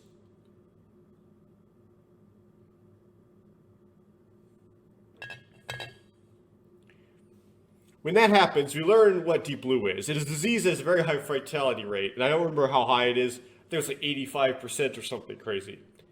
That was the original reason to call for an evacuation. On April 6th, then, the characters go to IBF, where in the process, so they didn't make fun of Sora here, and say, Sora wouldn't reveal IBF to them even though there's a way of escape. Well, you have to realize that they weren't necessarily infected with deep blue, and there was a bunch of deep blue in IBF. So if Sora sent them down to IBF, she could potentially be sending them down there to get infected by deep blue. But if Coco was infected by deep blue, Sora probably would have surmised that the rest of them were infected by deep blue, and so then what's the point? They already have it. They might as well go down there. So Sora being kind of irrational and bad may not necessarily be the best explanation there. Anyway, on April 6th, when the characters go to IBF, where in the process Yu finds the father she's looking for, although on his deathbed, this did not win. Anyway, otherwise, there are just many bodies of many researchers who died of deep blue. Tsugumi, after observing this, makes a hypothesis that the destruction of Lemu, about the destruction of Lemu. Deep blue got out in IBF. It is unclear if that means the researchers started getting symptoms, or there was other evidence like a breach of lab procedures occurring. The researchers, knowing how dangerous it was, rush out of IBF, and in the process made some undefined mistake that let all the pressure out of Lemu. Some researchers, we would presume, escaped by the method which would cause the decompression, including perhaps Coco's dad. Deep Blue did get out into the world, however. That could have happened by the Coast Guard instead of the escaping researchers. Most did not, which may just be an ethical thing. They did not want to bring Deep Blue out into the world, and maybe, if they already had symptoms, thought that there was nothing to escape from now anyway. Lieblich could have closed off the escape routes as well, intentionally to keep Deep Blue confined. Okay, so they got to IBF eventually, 5 days later. But what happened in the meantime? I believe this is a common critique of Ever17, in that there are 5 days in which the story does not really get to the point. But to answer the question, Ever17 is a sequel to Never 7, and so has not have all of the Ever 7 purged out of it yet, and is still trying to appeal to the dating sim audience. So in the 5 days of dead time, the player does romance timelines with either Sora or Tsugumi. The Sora one does not matter. The Tsugumi route, there are two important things that proceed from it. The first is Tsugumi could have gotten pregnant. The second is that she has been genetically modified by an apparently naturally occurring vector. The important aspects of her genetic modification are that she has the appearance, her appearance does not change with age, and she can fight off disease far more effectively than the nominal human. Once the characters find IBF to be the site of mass death, they all then come down with deep blue symptoms themselves, except for Tsugumi. They then inject themselves with an extract of Tsugumi's blood, with the exception of Coco because they put her in a pod before everyone else gets symptoms. They could not open for some period of time. This cures all of the other characters of Deep Blue, and makes them start to not age as well, 5 years into the future, which would be 2022. Because it takes 5 years for your aging to stop after you've been injected with Deep Blue. Not Deep Blue, Cure. Tsugumi does go back up to Lemu to retrieve her pet hamster. It ends up being trapped in one of the rooms in Lemu. While she is gone, the Coast Guard suddenly contacts IBF, saying they want to rescue those down there. They could have been doing some routinely over the week, doing these calls routinely over the week, and nobody answered, right? Not until Takeshi does. The game just does not say. The Coast Guard would have known about IBF, otherwise they couldn't contact it, which in itself is strange. Maybe Lieblich told them about IBF, and were trying to use them to extract Tsugumi. They probably would not have told the Coast Guard that there was a purpose, what their purpose was, as the Coast Guard did not seem to pay any mind to who they were rescuing, and also missed their target. After talking with the Coast Guard, Takeshi goes to get Tsugumi, so she could be rescued also. She would have died if not, because she was trapped in one of the rooms in Lemu. By the time they get back down to IBF again, the Coast Guard has already come and gone, and only extracted Yu and Ryoko. They missed Coco, which may have been intentional by Coco. The Coast Guard had told Takeshi about a backup submarine, which they somehow knew about. So Takeshi and Tsugumi used that to try to leave. It ended up only having enough juice to lift one person out, so in a dramatic scene, Takeshi dies and only Tsugumi leaves in the sub. Then, an ill-defined entity with a voice talks to Yu, who is on Incel Knoll. It says Takeshi and Coco are alive, but they did not make it out of IBF. They are in a cryogenic suspension down there. You must not save them. Instead, you must make a replication of the disaster in Lemu. You just experienced 17 years in the future. So this is a capital U, and this could be no, it's actually lowercase u, because this is like him talking to you. Okay, never mind. Although the game does not specifically say that the entity, Blinkwinkle, said it like this, I would put it like this. Your replication should make it such that a perspective, observing the incident you just experienced from Takeshi's perspective, if they would see it from the stand-in for Ryogo's perspective, would think they are Ryoko in the 2017 incident. The amnesia will take care of itself conveniently, as what will happen to the Ryoko stand-in is that he will be possessed by me, and that will give him amnesia that will emulate Ryogo's convenient unexplained amnesia. Tsugumi can stand in for Tsugumi as she does not age. The clone you made of yourself a year ago, conveniently, can stand in for you. You just have to make up a backstory for her that resembles your own, and pump her brain with it. Ryoko can be Takeshi and try to act the part.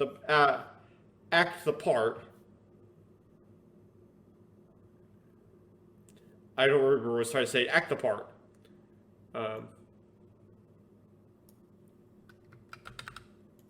Because I observed 2017 from Takeshi's perspective, I did not see his face. He just needs to wear the same clothes so the parts I could see look close enough. You cannot have a stand-in for Coco. I need to interact with the real Coco. But if you put Sara in there, things somehow work out. Sara, oh yeah. You do know who that is, do you? Well, Tsugumi is pregnant with twins by Takeshi. Blake Winkle would have had to have told you that off screen. Tagumi is pregnant. You would have been like, oh. They will be separated from her early, and Sarah, one of them, will be held captive by Lieblich Pharmaceuticals, but will attend school. Your clone will do the same thing you did, and seek out a job in Lemieux, because she thinks she has the same backstory as you. You can help her actually get the job. You can get Hokuto to show up by telling him he can see his sister and mother again. You can get Tsugumi to show up by telling her she can see her kids again. You can get Sarah there by arranging a school field trip to Lemieux. Ryogo will work with you. You will need the power and influence of Lieblich Pharmaceuticals to do this. So you will get a job with Lieblich. Climb the ladder in there, and use their resources to convince them to help you do this. Yuharu goes about doing the work to make this replication happen. She finishes a PhD in archaeology and gets a job working for Lieblich researching the third eye. She somehow builds an android body and loads Sora into it. The three-person core team of Sora, Yu, and Ryogo perform the replication. The replication is not perfect. Sora is there instead of Coco. Lemieux performs its initial collapse in fewer stages. Tsugumi does not behave identically, of course, since she is a human, but surprisingly is not as problematic as she could be. Greasing that line, right? Ryogo is not a perfect actor. Yuaki did not develop a bit, did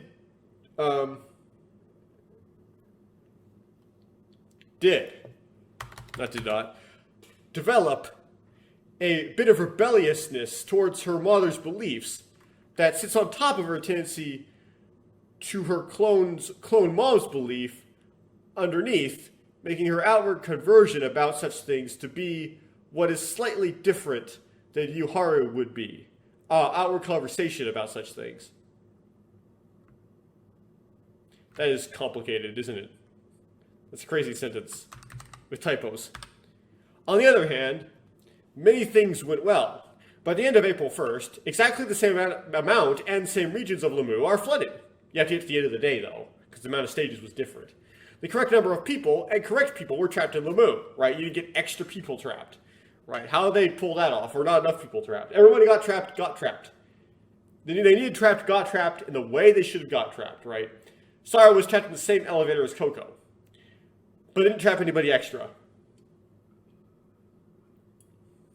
The generator goes out the same day and time, although Tsugumi does not jump to fix it this time. In fact, is the only one who does not participate. The minor leak in the warehouse occurs at the same day and time.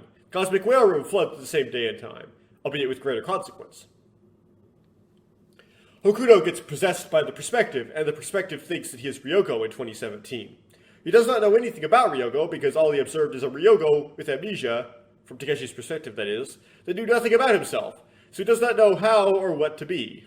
As the plot progresses, the perspective figures out he is actually in a duplicated duplicated incident, and induces the nature of that duplication.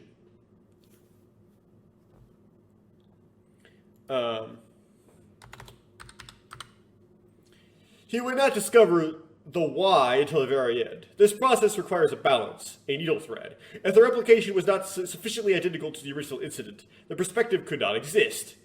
If the replication was replicated to the best possible effort, the actors would have to be so stubborn that the perspective would be unable to discover itself, that it was a perspective. Once the perspective discovers what is going on, he can now switch between the incidences, and, by anime horsepoop, can allow Hokuto to communicate back into 2017. Now, it is left unresolved how Coco and Takeshi are still alive and cryogenically suspended, if Takeshi has drowned and Coco has died in Lemieux. The question remains, since we would expect in this genre that this perspective would modify the past so that they do not die, how exactly the past was modified. The answer is that Hokuto has more old-school Cure power in the sense that he was a personality conducive to that. Hokuto yells at the dead body of Takeshi, and Takeshi just resurrects. He convinces Coco to go into the cryogenic suspension with him, which somehow cures Coco's deep blue. I said that, but in my previous summary I said that Takeshi injected Coco with the antibodies.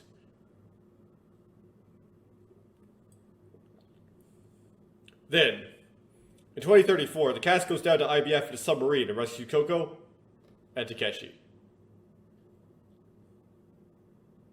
And that's it. Woo! Some mistakes in there, a lot of typos, but that's just generally like, that's my very long plot summary of Ever17. Next, the mystery table. Mysteries regarding Sora. Why did Sora have the unusual properties he exhibited at the beginning of Takeshi's route, such as being able to move extremely fast, be invisible in the security office, type without touching the keys, and so on? My guess was I played as the kid first, and perhaps a shortcoming in the writing when you play as Takeshi, there are hints at Sora's nature as an RSD. When you play as the kid, there is essentially much fewer hints. The one hint I can think of is how she does not think that she needs to be recompressed. I did not even realize there was anything special about Sora besides her eccentric outfit. The revealed answer. Sora's body is an RSD.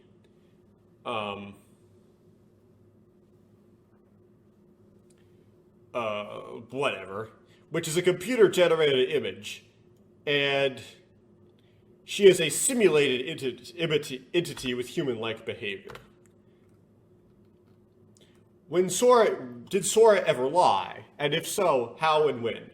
I do not know specifically how or when, but when Sora asked Takeshi whether Sora ever lied, my hunch was that Sora did at some point. Answer: yes, at least she claimed that there was no Leibniz facility underneath Lamu, but IBF underneath Lamu was real.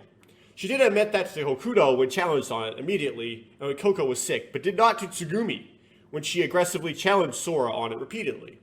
This inconsistency is too big to be explained, in my opinion, and is likely because the trope of the conclusion of the player character being honored. Sora also seems to be much more willing to share things with the men, whereas with Tsugumi, she just hates her. She also may have some intuition as to what Tsugumi's agenda was, marking her as a threat to Leibniz as well as Yoichi's programming in this relationship competitiveness into her, because Yoichi's like that. Okay. Next. In the U ending, Sara makes Sora's highest priority to protect herself. How does Sora protect herself when Lamu is destroyed? This is 2034 specific, although you may not realize that at the time the mystery was proposed. My answer, I had no idea. The real answer, in 2034, I'm thinking this was figurative and symbolic more so than literal, and a bit of a stretch. That Sora was destroyed and could not protect herself, and really there was no indication that she knew of the existence of the 2017 and beyond version of her and the android body on Incel Null. To the rest of the cast, though, they would meet Sora or Sora again on Incel Null, so to them there was a sense in which she was preserved. So basically I said my answer is, she wasn't preserved. It was symbolic. On second thought, she does say that she would meet Hokuto again after he got out, right? So I would interpret that as she somehow managed to upload herself into the android on Incel Null, question mark? Next. You could have Sora suggest that she will survive in 2017 as well if you get the right combination of points. Or I have previously finished 2034. How does Sora survive 2017? I did not know this until the bitter end, when it was suggested that Yoichi had 2 daughters. Yoichi copied Sora's memories on a disc on HIMMEL and took them down to IBF with the cast. There, PP got hold of the disc. Then, if you are on the Tsugumi route or Coco route, Takeshi found the disc in PP's mouth and took the disc to the dormant PP with him in the submersible. When the submersible surfaced, PP takes the disc to Yuharu, who manages to build a body for Sora and put the memories of the 2017 Sora into it. In the Sora route, 2 discs are copied, but there is no indication that Yu would have motivation to rebuild Sora, nor would either of those discs even get to her in the first place. Mysteries regarding Tsugumi. Why is Tsugumi paranoid? Insisting that the other characters are a part of some plot, and only so on the kid's side. All the characters act different on the kid's side, and Takeshi's side in various ways. But Tsugumi sticks out the most that she is far more paranoid in 2034 than in 2017. Having played what I thought. Having played Ever17 before, especially the Azumi route, non-Kure, I did get did think of the possibility that the kid and Tsugumi were stuck in a time loop together. This is a meta trick, and you are supposed to think this. Why don't I say non-Kure? It's actually the Kure. I may not have mentioned it, but when I realized that Takeshi and the kid's sides were temporarily separated, I thought that Takeshi experienced both with memories of both, while other characters like you did not remember the previous instance somehow. I, of course, thought from the start that everyone else was scheming. Everyone else was scheming was that they were acting out events that she had already seen in the past. Right. I already realized, like, that she thought they were doing everything all over again. I think she actually says it literally. The real answer: the other characters were knowingly or unknowingly acting out events of 2017. From Tsugumi's perspective, this would have been unnerving. Tsugumi is the only character that experienced both events twice in the same role and was not acting, at least as far as we know. Although you, Haru, had to have some faith that Tsugumi would still act similarly enough in both incidences to maintain the illusion to Blake Winkle, even if she was uninformed as to what was going on and what to do. Tsugumi being uninformed, that is. Next, why is the relationship between Tsugumi and Sara so dark? I did not have an idea until I thought about it after I finished the entire game. Answer: it is unknown why Sara had a dark look on her face when she first saw Tsugumi in 2034. The reason they were angry at each other on day 3 was because Tsugumi ran away from Sara because she was nervous and afraid, and Sara interpreted it as a rejection. It may be that Uchikoshi was trying to develop a red herring, and the player was supposed to suspect Tsugumi was a researcher from Leiblich, one that Sara interacted with there, one of her captors. This is not a very strong red herring, though, as I did not even think about it until pondering this question to make this table long after finishing the game. Also, if you did Takeshi's side first, the red herring would not work at all. Tsugumi, at the beginning of Takeshi's route, is shown to have a great speed, endurance, and a type of strength, as she could drag Takeshi along. This escalates when Tsugumi gets her femur broken in several places, and is running the next day. What I thought. I did not think much of it at first, besides that was just Tsugumi's character. She was given a slight physical augmentation to fill a physical hero-like story role. When she was shown to heal extremely fast, though, I really did not have a guess. Okay. The answer: she has been infected with a virus called Cure, which turns you into a vampire without the desire to drink blood, but everything else about being a vampire, and have a super immune system and super healing. Next question. What was Tsugumi fiddling with? Is this how you spell fiddling? Fiddling? In front of the door to the generator room, while she and Takeshi were waiting for the room to cool down. She also was fiddling with it in front of the Lemurian ruin at the end of the Kick the Can in 2017. I do not recall if I said anything about that, but my best guess was that it had something to do with the pennant Sara had because it was connected to Tsugumi somehow. When I learned that Sara believed the pennant came from her mother, I did not immediately think of Tsugumi being Sara's mother. The answer: it was not exactly the pennant, but a laser that could be used to etch the pennant. And maybe see in like the Lemurian ruin. Like, it was like a infrared flashlight for Tsugumi as well. Why does Tsugumi know so much about Lemu? I speculated on this. I thought she might be some sort of spy character. I also thought she might work for Lemu. However, I thought that if that was the case, Tsugumi would have just said it. This is never explained, but she was investigating Lemu, thinking that Leiblich was trying to hide something there. She would have researched Lemu before that, and it may not have been the first time that she snuck in. I mean, it's explained, sort of. It's not explained completely. Why is Tsugumi so handy? She knows how to weld and to fix the generator, as well as to have mechanical aptitude when it comes to piping. I did not think much about my answer. I didn't think much about this when this was proposed.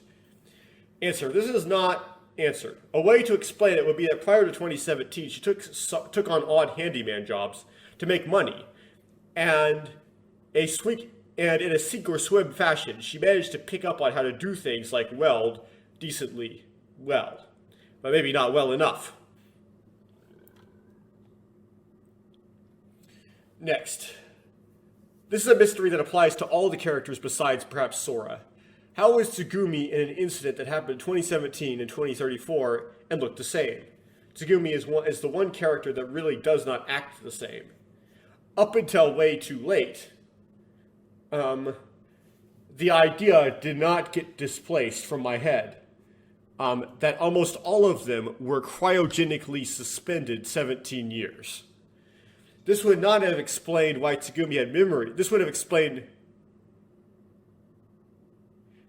have explained why Tsugumi had memories, but the others didn't. But Tsugumi was super anyway. Maybe that was part of her superness. What I was thinking. The actual answer: Tsugumi does not age, so she can live 17 years of life and not change in appearance, and did so. Mysteries regarding you. On the kid's side, this is a mystery, but may not seem so when you play as Takeshi first. What is her name? Answer: Yubei Aki Kana. I thought it was Yubei Seiharu Kana because of the opening credits, but did notice that it was revealed in the opening credits, but the story was intentionally hiding it. That is why I tried to read the opening credits, and that's about it.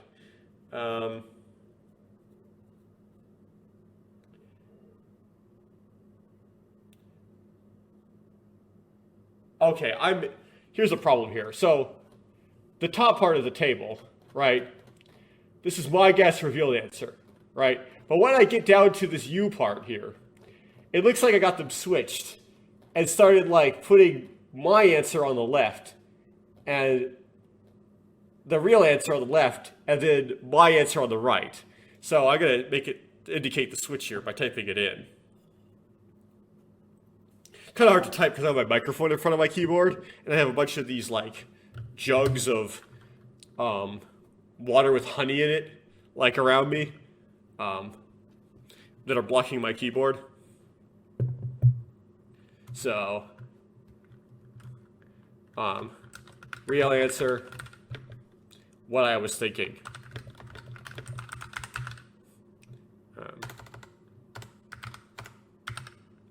Okay, maybe they get switched back later onto the table, which would be sad. Okay, so I messed with the table, I got it switched at this point. Okay, next. Why is Yu's real name different in the two routes? Revealed early in Takeshi's side and later in the kid's side, and only in Yu's plot branch on the kid's side. The U's between the two routes, this is what I guessed was, this stumped me, and I had no idea. I finally realized, and vocally, that you raised you, when I saw the U epilogue, implying that I understood they were in fact separate people, probably clones. The U epilogue was the last thing I saw before going for the final route, though, so it was very late in the game. And this is kind of a mess, because I actually did mention, at the beginning of doing Takeshi's routes the first time, the idea that U was a clone of U. So I actually had talked about that earlier. The table's kind of wrong, but okay. If you'll remember the Let's Play's details exactly. The real answer, the U's between the two routes are in fact not the same person, and so have different names. The names are close because the second U was thought to be a replacement for the first person who named her. Is Yu's dad still alive? On Takeshi's side, well, what did I think? The sick researcher you find behind HIMMEL on Takeshi's side, there are hints he is either Yu's dad or Coco's dad. If I was to take a guess at the time, I would have guessed Coco's dad. That being said, that was an unintuitive guess. Because the quandary as to whether or not Yu's dad was still alive had to pay off somehow. I guess you could say I thought he was already dead on both sides. Real answer, on Takeshi's side, yes, but barely, as he is in the process of dying from Deep Blue. On the kid's side, no, he died 17 years ago. Next question. Is the person who claimed you to be her mother, actually her mother? This is only brought up in the kid's side. What I thought. I thought that yes, Yu Aki's mom was Yuki, and that Yuki dying 15 years ago could be explained by Yu Aki being time skipped forward 17 years when this quandary was first brought up. Shortly after, I thought of a potential mechanism for the time skip, that she was cryogenically suspended. It was not until the Yu epilogue that I figured out I was wrong. Or maybe earlier than that. You said, the real answer, said person gave birth to her. You could argue that Yu Haru was not technically Yu Aki's mom because they shared 100% of their DNA instead of 50. She was not actually Yuki Tanaka, though. So she was not the person she claimed to be. Next question. How long ago did Yu's parents die? My answer, again, I was in cryo mode, so I thought that they did not need to be alive when Yu Aki was conceived. I was correct on the lack of need for completely the wrong reasons, but they were alive when Yu Aki, or would have been conceived if, she was the age she thought she was and there was no time skips. I was correct in the lack of need, but by completely the wrong reasons. But they were alive when Yu Aki was alive anyway. I did not put down a guess on the exact dates. So what I mean by that is, no, they wouldn't have need to be alive when Yu Aki was born because Yu Aki was a clone. But they were actually, right? Yuki was alive when Yu Aki was born, and Yuichi was alive when Yu Aki was born. The game's answer. On the kid's side, when this is a quandary, Yuki died in 2019, 15 years ago, and Yuki died in 2017, 17 years ago. On the Takeshi's side, they're both still alive until Yuki dies at the very end. Is the third eye a real thing? What I thought. I did not comment. I thought it would go either way, though. I knew that obtaining knowledge from other timelines was something that would happen in some of Uchikoshi's later games, so the possibility that a third eye would manifest as a mechanism for that was open. Real answer, yes. Next question. Say you figure out Yu Aki is a clone of Yu Haru. Then, whose idea was it? Who was the surrogate mother, and why? Thinking. I thought that Yuki was the surrogate mother because I did not think the game would go there with being 16 and pregnant. As to why, there were little hints, so I did not know until it was revealed. Essentially. Answer. Yu Haru gave the go-ahead. It was Dr. Marino's idea. Dr. Marino performed the procedure, and it was Yu Haru who was the surrogate mother. Mysteries regarding Sora. Sara seems to recognize people or look at them weird. She looks at Hokuto suspiciously and gives Tsugumi a dark look, supposedly. My guess. Of course, everyone's pasts are connected somehow, was a common trope. But I was not focused on Sara that much, so I did not contemplate her origin story as much. Real answer. It turns out that Hokuto was Sara's brother, and Tsugumi was Sara's mother. There was another element to this as well. At first, Sara thought that the disaster in Lamu might have been an experiment on her put on by Leiblich, so the other people's trapped might be actors, somewhat similar to Tsugumi's conclusion. So she was trying to figure out if each person was an actor, and each may have started out with their reputation in a deficit. Next question. Why does Sara recognize the scar on Hokuto's hand? My thoughts. I did not really comment on this, but I would have thought that she would have known Hokuto from somewhere. When it was revealed that Sara had a brother, I knew it was the kid.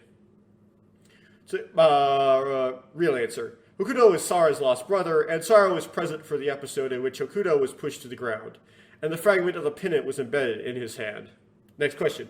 Who is the person whose image the pennant formed? Well, I thought. I mentioned Takeshi because of the shirt collar, but I said his hair was different because I was still oblivious to the face trick. Of course, the possibility of it being Takeshi brings up the creeping thought that Takeshi would be a dad, which is significant because he dies in every one of his routes. So there is a limited time period for him to become a dad. I did not mention this, though. Grr. Answer. Takeshi Kuronari. Next question. Sara in the conversation with Yu Aki that her home situation says in a conversation with Yu Aki that her home situation is not good. What is the problem with her home situation? Question mark.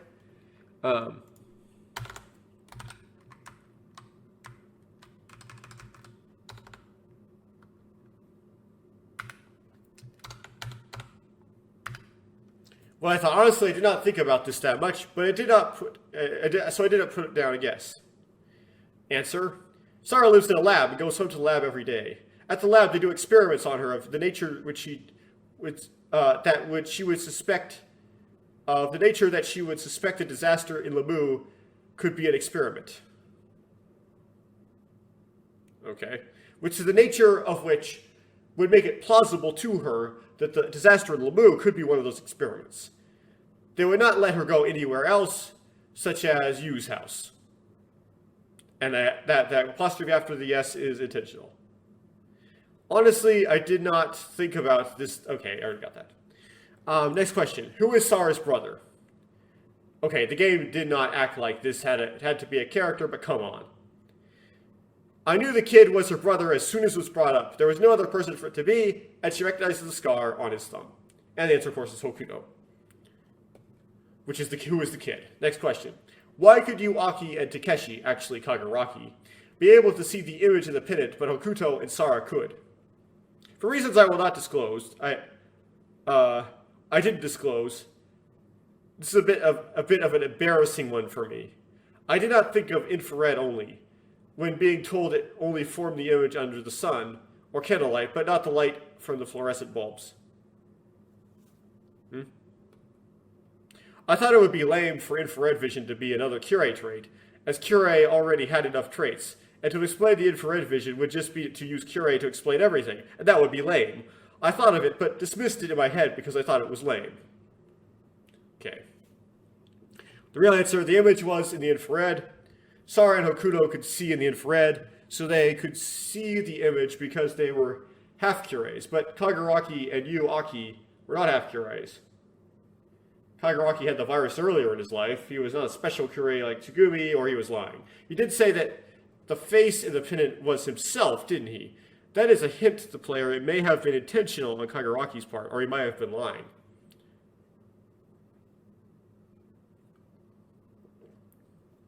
Why is Sarah? But definitely Yu Aki wasn't a Curie, right? That's someone could explain it for her. Why is Sarah present when you play as the kid but not Takeshi? What I thought of. This actually stumped me. Before I realized there were two U's, but that the two sides were 17 years apart. I assumed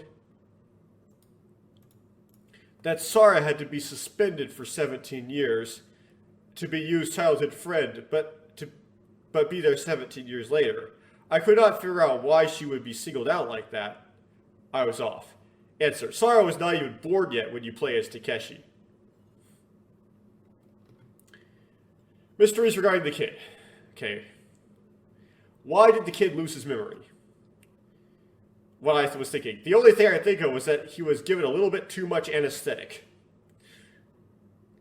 Real answer. In 2034, Okudo loses his memory because his consciousness merged with the memoryless entity, that is the perspective, that didn't know anything about the kid in 2034. I thought he was the kid in 2034. Or didn't know anything about the kid in 2017. I thought Hokuto was the kid in 2017. In 2017, it is not explained why Kaguraki loses his memory. I got spoiled by TV tropes that an explanation was added in the Xbox remake, but not what it is. Do not spoil it or the Xbox remake on me, right? Because I haven't got to that part yet in the Xbox remake. So I don't know what it is. Mysteries regarding Coco. Why does Coco appear in 2034? I do not know. The game does not answer this in any satisfactory way. She is Blink Wiggle's brother, but what does that mean? Okay. So that concludes the mystery table. So then I guess I should put like a little something here about what I think about the game. And it seems to me that essentially the game is the story of Tsugumi, right? So a lot of like whether or not you like the game or not comes a lot down to whether or not you like the character of Tsugumi. And what they did with her. I sort of do, right? Tsugumi is kind of a is kind of a well-done character in that she's a hero with flaws. Like, she's a really good example of how to make a good flawed character, right? that's kind of like, you feel for her, but she's also got problems, right? But if you didn't like Tsugumi, you didn't like her almost killing Takeshi, or her, although TV tropes get the details right, essentially raped Takeshi, because someone can't really consent in a situation where they just had their head pounded into the ground and just been asphyxiated, right? It's not, that's not consent. Although Takeshi thought he gave consent. Or it's just someone who's just loose like that, right? Who just leaves Chami behind in the infirmary, and it's stupid, right? Who wants Takeshi to die with her in the submarine. Who we think probably she would recognize as her children, like, after she gave them up 16 years later, and like just kind of treats them like really suspiciously and mean. There's like unlikable things about her that maybe make people kind of not like her, and then in that case you kind of wouldn't like the game or wouldn't like the premise. I kind of like her, so it makes me kind of like the game. The twists, they don't age well, just in that later games by Uchikoshi borrow a lot. So if you played a lot of like his latest games, like going back on Ever17, it's kind of easy to guess what's going on. And for me, it was relatively easy to guess what was going on in a lot of instances. But, you know, for the time, it was pretty good. There's a lot of like unexplained, just kind of like left off up to mysticism, kind of not tight and coherent things about the plot. So if you want something that has like a plot that has like a sci-fi and really rigid explanation for everything, it doesn't like some wishy-washy hand-waving, Ever17 isn't the game for you. There is some wishy-washy hand-waving in the plot. I didn't really mind, because I just came off of Never 7, which is super wishy-washy, and so it was an improvement.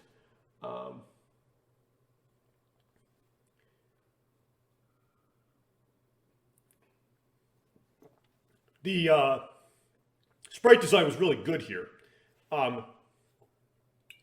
Really good character sprites. They were better, higher quality, and looked a lot better than the surrounding games, like Never 7 and Remember 11. And they beat Zero Escape. The mouse don't move, but Zero Escape's art style is always just nasty, right? So they were some of the best sprite designs I've ever seen, essentially. Now, they aren't necessarily the best. Danganronpa is like the standard for sprite design, especially Danganronpa V3, right? So, you know, not the best ever, but still pretty good. Pretty good background art. Not perfect background art, but pretty okay, pretty good. Really good soundtrack. You can't really make a let's play with it or you get copyright claimed, but I listened to the soundtrack when I played through it again to make this final part. It's really good. And they actually like do plot hints and stuff with the soundtrack, which is really neat. So I don't know. I like it. And that's all I can really say, I guess. The common criticisms, I guess, are just people don't like Tsugumi, or stuff like, you know, the Sora route just kind of goes nowhere. It's pointless. And the whole kind of like, it kind of drags on in the middle, and it doesn't really get to the point or really go anywhere. I tend to be a more of a patient person, so when the game drags in the middle, I don't get like as upset by that, or don't really complain about that as much as maybe somebody else would. But that is, I guess, a criticism like other people may make, and they call it pacing problems. Also, the scenario is really creative and weird. I really like how they kind of went outside the box with the whole scenario of this, you know, the whole underground theme park. That, not underground, underwater. That's weird and kind of hard to think of. And so, kind of kudos to whoever thought of that, and that thought of that weirdness, and decided to make this whole story based off that premise and idea.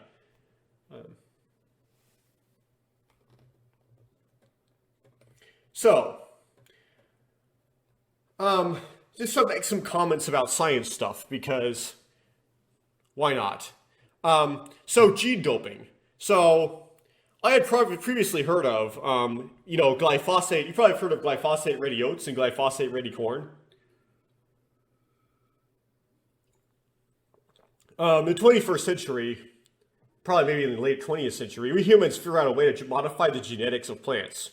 So for example, make oats and corn in such a way that they aren't susceptible to glyphosate, which is a herbicide, right? So we could do things like canvass our entire cornfields with glyphosate, kill all the weeds, and not kill any of our crop. And we do that by using this virus that contains in it DNA that codes for like new proteins that need to be expressed to make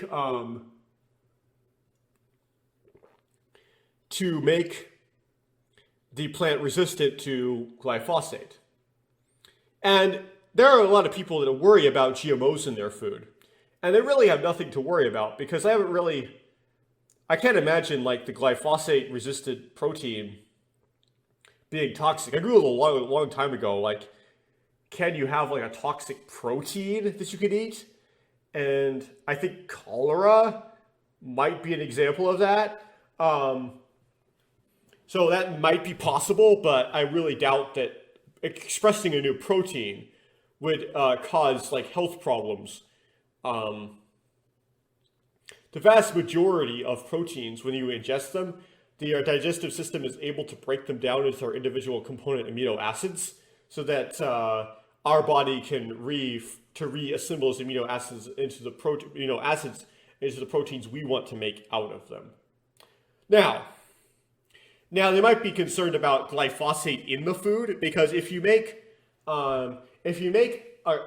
your plant genetically modified such that they are resistant to a herbicide, that means that you're probably using that herbicide, which means that herbicide gets in the food.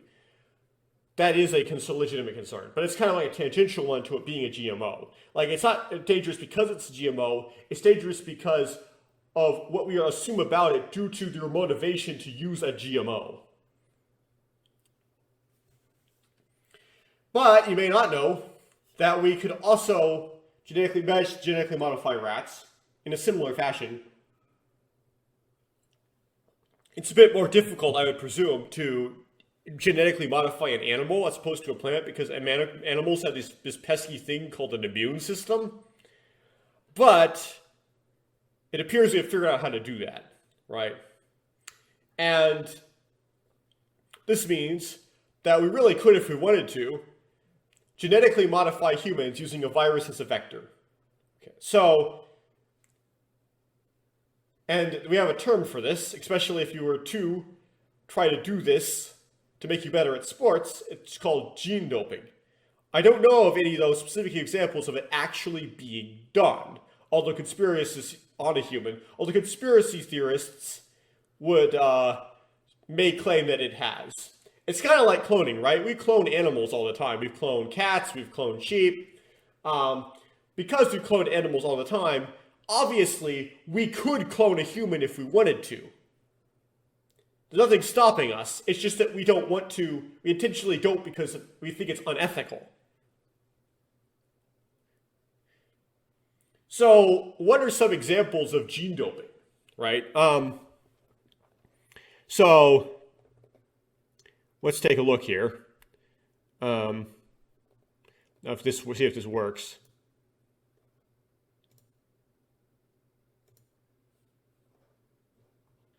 This is not working. Okay. So this is from the NHS. This is a little survey of gene dopes. So let's read through some of these genes. To get like an example here of like a gene, like what type of tissue that gene is expressed, what modifying that gene does, and then what the health risks are. And these are like potential genes we could dope to enhance athletes, basically. And some of these we've like done the same thing on mice.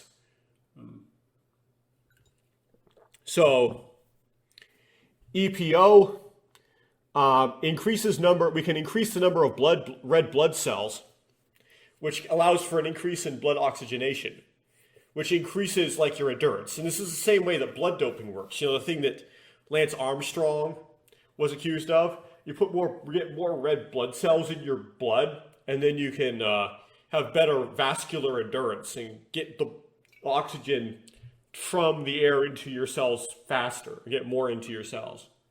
So you have to do less anaerobic metabolism, and you get less lactic acid buildup in your muscles. Risks: you increase your blood viscosity, very much like how if you get take gear, like things like trin and stuff, you get more higher red blood cell count, and it can cause heart problems. Difficult laminar blood flow through the blood vessels. They accidentally put an extra bullet there. Or severe immune response. So I have read that they did do this with a monkey.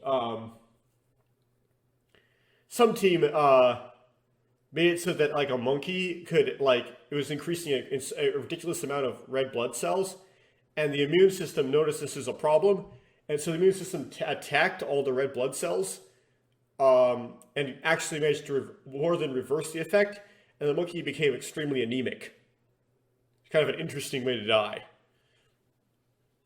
So it's been done on monkeys, and is shown to be a problem. Didn't work.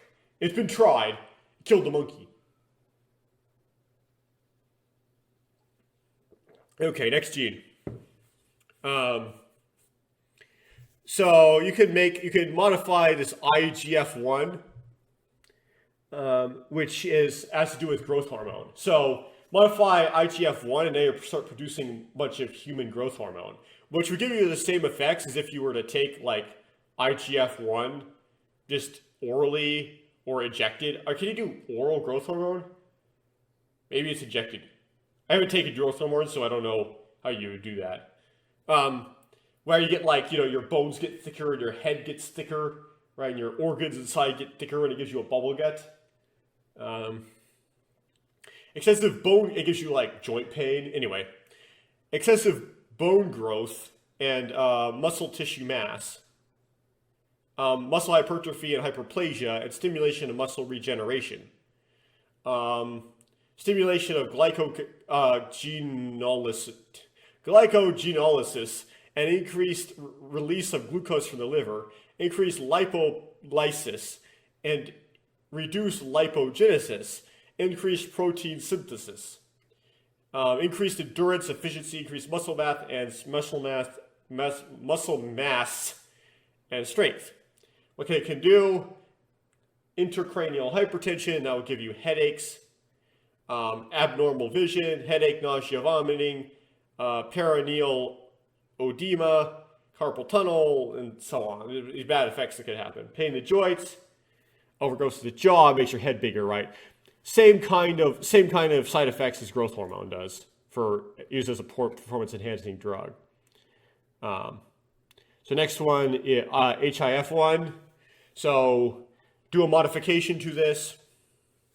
Also increase the number of red blood cells and blood oxygenation, and increase muscular strength and endurance. But of course, will give you hypertension and increase blood viscosity. Modify the PPARD or deactivate it or activate multiple copies.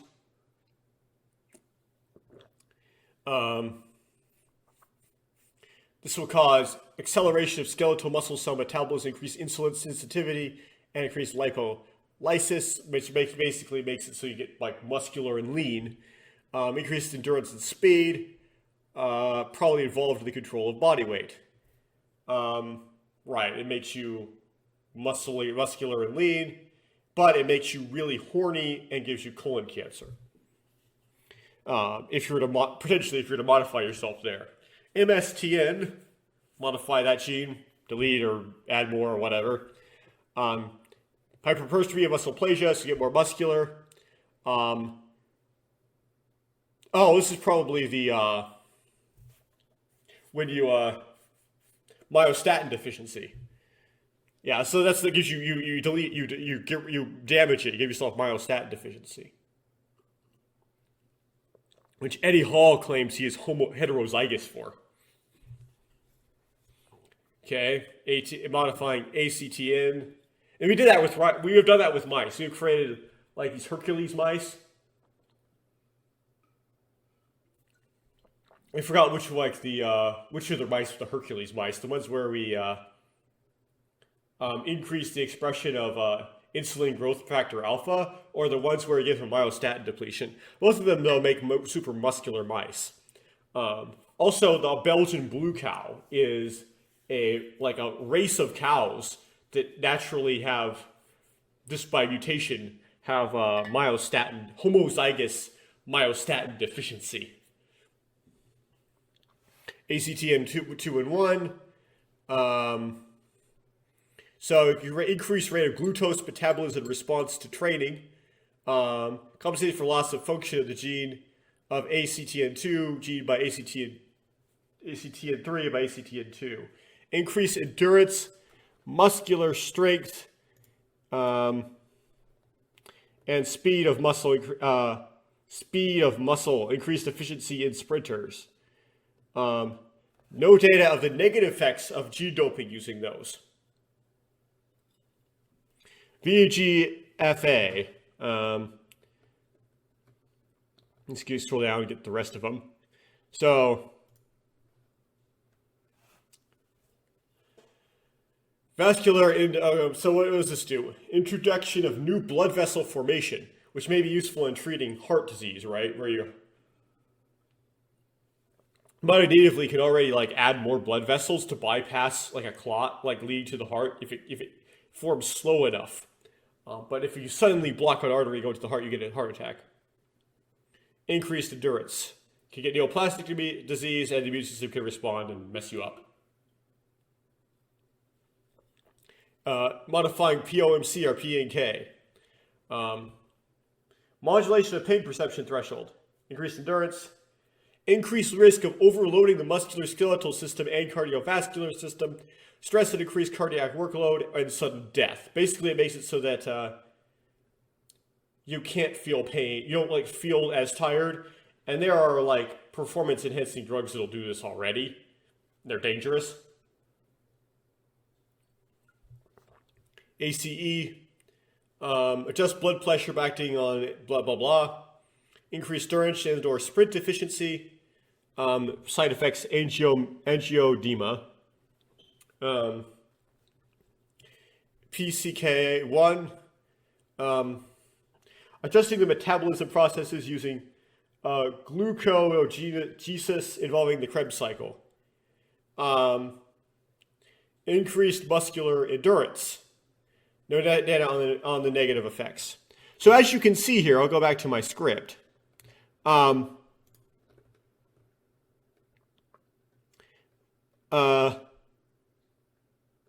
Where is it?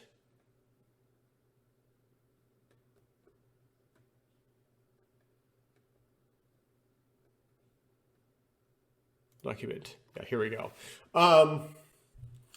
That modifying, at least so far, modifying the DNA in multiple ways to give you more athletic endurance is possible. It may not necessarily be the mechanism by which Uchikoshi was envisioning, but you could do stuff like increase your red blood cell count, and that will have a similar external effect. But that last G-dope I was talking about, the end of that list, Krebs cycle, right, actually seems to can increase the rate of cellular respiration. So that's a thing. With potential negative consequences. As far as turning the telomerase on everywhere, it doesn't seem like that would be too bad.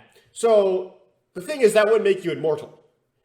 You would age probably pretty much the same way as you do already, because the Hayflick's, if we haven't seen doesn't seem to be a correlation nowadays between the age in which you take a cell from a clone, and cell for cloning, and the lifespan of the clone. Although it might depend on where you take the cell from and how old that cell was and how much is divided already. Like if you take a skin cell, maybe that would give you like a Dolly the sheep problem, or you get arthritis and so on.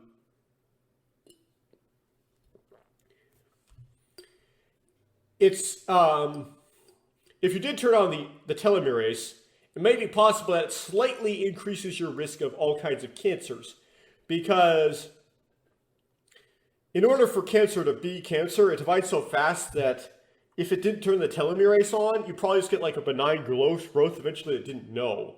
That would grow and eventually wipe itself out with too much mitosis.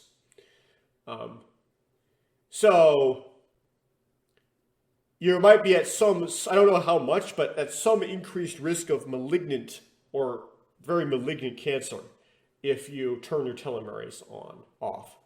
As far as being able to see in infrared, I thought mosquitoes and vampire bats could do that, but I couldn't figure out on the internet anywhere about how and how exactly their eyes are different than humans. Of course, mosquitoes' eyes are anatomically a lot different, or structurally a lot different, but what's different about the opsin I couldn't actually figure out. Something that somebody did say is that, and this is so thermal noise goes noise power goes up exponentially with decreasing temperature once you're because it's the Bose-Einstein distribution, statistical distribution. So if you can go just a little bit more further into the infrared and suddenly end up swamped by thermal noise. And it appears that perhaps with the type of protein molecules that the human eye uses to detect light, we call them opsins. If you try to make an opsin that could detect like just a little bit like wider wavelength down to the infrared a little bit more, that opsin would be swamped by thermal noise, and you wouldn't have enough SNR for your eye to resolve an image. So actually, you're seeing the visible band is actually the lowest frequency band that you could realistically detect with an organic molecule, maybe, that's sitting in a bath at 98.6 Fahrenheit, which is really weird to talk about thermal noise in Fahrenheit, but that's whatever body temperature is in Kelvin. So it seems like it would be possible, actually, unless you had some clever non-opsin way of doing it. Like, like snakes. Like, snakes have a separate organ that's not the eyes for doing infrared stuff. They're like heat sensors.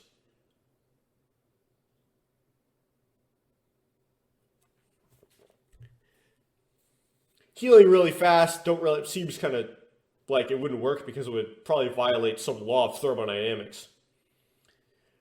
Anyway, this whole study of human aging, I decided to look into it like a while ago, and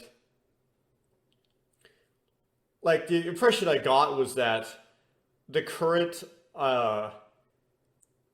idea, kind of like the best theory of how the heart ages, is something like over time from radiation from external sources and free radicals like plus and stuff that just kind of float around in our cells as byproducts of cellular respiration. We call them reactive oxygenative species. Over time, that can damage the molecules, the protein molecules that make up a cell and make it work over time. And if a cell is a mitotic cell, it's a cell that divides quite often, then you could say if you have some damage, some proteins that are damaged and non-functional because there's some wear and tear, then when you're about to do mitosis, you retranscribe for the DNA a second copy of each of those molecules, so you have enough to make 2 cells worth. Then the damage, so you get fresh proteins. And now each of the 2 daughter cells after mitosis only get half the lot of mutated proteins. And that's just kind of how it works, right? Well, if a cell is post-mitotic, it can't really cut its amount of bad proteins in half over and over again. But it still can deal with it somewhat in that if you have a bad organelle because the proteins making it up are starting to get too damaged, then there's another organelle called a lysosome that can lyse it. And it eats up bad proteins and then you retranscribe new ones from the DNA. But the lysosome is not perfect, and over time, and a lot of use of the lysosomes, eventually, sometimes you can get weird combinations of stuff that used to be proteins inside the lysosome that the enzymes in the lysosome can't digest, or the lysosome itself gets damaged. One of these examples of these is lipofuscin. And once a lot of enough buildup of a lot of lipofuscin happens with just wear and time and age, the cell starts to become less able to destroy its old bad molecules and then replace them. And so it starts to not function correctly. It can become what's called a sessescent cell. And like a sessescent cardiomyocyte or sessescent heart muscle cell, which are post-mitotic cells, they don't divide, or at least don't divide very readily, just doesn't beat with the rest of the heart. And if there's enough of those, the heart just gets weaker and weaker and weaker and weaker and weaker until you die of congestive heart failure or old age.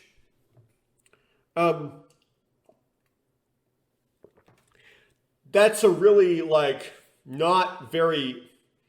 Don't quote me on that as gospel, though, because that's not a very well...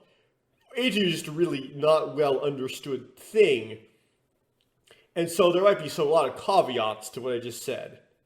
But it seems like post-mitotic cells, especially post-mitotic cells, have to undergo a lot of metabolism, like the neurons in the brain and the cardiomyocytes in the heart, basically kind of go away that way, and that they, this buildup of damage. And the reason why I say, especially the post-mitotic cells that expend a lot of energy, is because a lot of metabolism leads to more free radicals, which can cause more damage. Back when one of my high school chemistry teachers finished explaining how O2 is paramagnetic, the oxygen molecule, which means it seems to fill the way it fills up its orbitals, or its energy eigenstates. Considering the bonding and anti-bonding ones, makes it so it turns out with O2 you get two unpaired electrons as far as spin's concerned. So you have enough electrons to basically it makes oxygen just a little bit unstable. And makes oxygen a little bit more likely to kind of steal electrons. It makes it a little bit reactive. So oxygen does oxidation of aluminum and rust and stuff. And my chemistry teacher, after explaining this, said, "And that is why you cannot live forever, because oxygen is paramagnetic." You see, that's word for word. I don't remember the rest of it, so I'll paraphrase. Oxygen is the thing you need to survive, right? But it also eventually is the thing that makes it so that you cannot survive forever. It's a wonderful paradox of life. Anyway.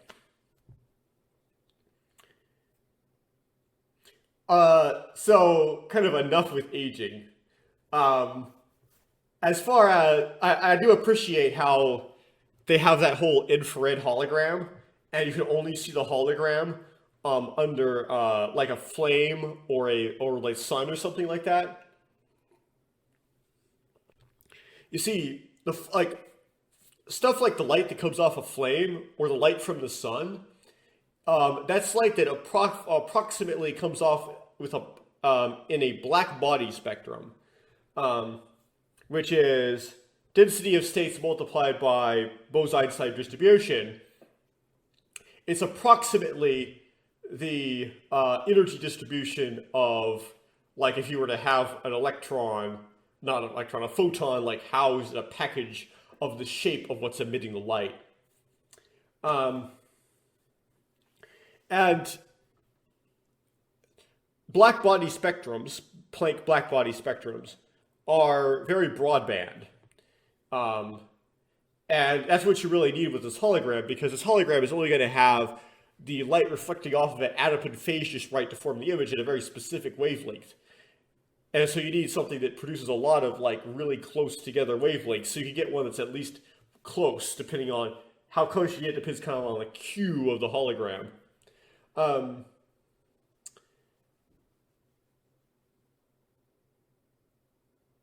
Fluorescent bulbs, the gases, emit radiation at very set frequencies. They hit the phosphor. It's on the edge of the fluorescent bulb. The phosphor has some electron jump up and then come back down in a stair-step waterfall nature and emit a bunch of discrete, bunch of radiation at discrete wavelengths that tend to be in the visible spectrum. If you look at a flame or an incandescent light bulb through a prism, or something that splits it into its individual, something that has diffraction and can split up the light by wavelength, you'll see a smooth rainbow. If you look at a fluorescent bulb, you will see a bunch of discrete lines. And I don't know how deep into the infrared these lines go. You can't really see them with your naked eye, but because of the discrete lines, even if it does go down into the infrared, it's very unlikely to actually hit right on the right wavelength that's going to give you the image. Cool. So that's my sciencey rant. Now, the next part will have spoilers for other games. But first we're just going to talk about 999. So do not watch further if you don't want spoilers for other of Uchikoshi's video games that he has written. We're going to start with just 999 though, and we're going to be really, really light on the spoilers for the 999 at first. So you can go a little bit in here if you want to play 999, I think. Spoilers, eventually they're going to get really heavy the further you go. So just warning you. So, after Infinity, the game writer Kotaro Uchikoshi would go on to write several other games. After 12 Riven, and when Kid was merged with Cyberfront, Uchikoshi would switch to work for Spike Chunsoft, when he would write the Zero Escape trilogy and the AI The Somnium Files games. He is now part of a new company that he helped found, that at the top is a partnership between Uchikoshi and Kazutaka Kodaka, and they called it Tukio Games. The first game in the Zero Escape trilogy that was made as a standalone game, not yet planning on making a series out of it, was titled 9 Hours, 9 Persons, 9 Doors, or 999 for short. And is considered by some people the greatest visual novel of all time, which is kind of a presumptuous statement, but it is. However, that is the most subjective thing ever. And if you polled fans on what you think would be the greatest visual novel of all time, you might get different results, taking different slices at different affinities and high affinity. At high affinities, 999 might get a plurality. High affinities. At lower ones, you might get Danganronpa. Anyway, it is really good though. If you like Ever17, I would predict that you would like 999. And as such, we recommend you go play it and not listen to the rest of this video. Although I did spoil already the idea that Uchikoshi likes to reuse stuff. That may change your experience somewhat. It was developed specifically, very specifically that is, for the DS. And it does not port well. There is a PC version on Steam, but again, it does not port well. This is This is not time for a deep dive into 999, so I'll just kind of leave that for some other time. This is a visual novel interrupted with escape room type puzzles. The game is rather difficult. However, the PC port strips out a lot of the difficulty, which to me is actually a bad thing. So, continuing on, most people would think, it's kind of a thing to argue about whether or not the story of 999 or the story of Ever17 are better, which one. There's definitely some pluses and minuses with each, but I think most of us would all agree that 999 is just a better, in general, video game, because it has, the escape room puzzles in it. As a story, it's a toss-up, right? As a video game, 999 is of course better. I own a brand new in the shrink wrap DS cartridge for 999, and it's not for as a collector's item. I would play it. I would make a Let's Play with somebody else as a partnership. And I have a DS that's modified to do footage capture. If you see my Let's Play of the DS port for Bionicle Heroes, you would know that. That's how I made that Let's Play. But I don't have anything to play. Don't have anybody to play 999 with, and I already know everything that happens in 999. So me making a not blind Let's Play of 999 is just kind of whatever. It's not entertaining to do a not blind Let's Play of 999. So I'm sitting on it to maybe do some kind of like a John Wolf kind of thing, where I have someone who's played it before and someone who's not together doing the Let's Play. And of course, I do it on the DS, right? I would do it on the Steam version. I probably have the Steam version of my Steam library because I think you have to buy Virtue's Last Reward and 999 together as a bundle. It's called the Nonary games. But it just is worth it. Now for the spoilers. What struck me about Ever17 was how similar it was to 999 by my impression. This is just my impression, and really you could make it more similar to a different game. I had not played AI the Summery Files the Nirvana Initiative yet. I will list out the factors that made me feel this way below. Both games are a salvation by replication plot, as I call it. This is a more specific form of the common trope of this happened before sometime in the past, right? So a lot of this happened before, right? But this is the one where the current one is actually meant to change what happened go back in time to change what happened in the past one. Basically, someone survives a situation, but somebody who they love dies. They then work to recreate that situation sometime later, and the similarity between the two situations at different times exercises some sort of sci-fi or fantasy mechanism that allows for communication across time to the characters experiencing both instances of the situation. This is when used to allow the characters in the future to save the life of a character from the past. Both the games do this. In 999, the sci-fi mechanism does not require as exact a replication as Ever17, and does not require as drastic a fourth wall break, which may seem like a better writing. The 999 situation, though, is more paradoxical, because the person to be saved, you can actually interact with, right? Like, you can actually, interact with the Kane, we don't know if you saved her yet or not. Whereas Takeshi and Coco are trapped in this isolated box, where it wouldn't matter, you don't have to interact with them, and you wouldn't know. Of course, Virtue's Last Reward starts doing that. The 999 situation suffers from what I would call the motivation problem of time travel.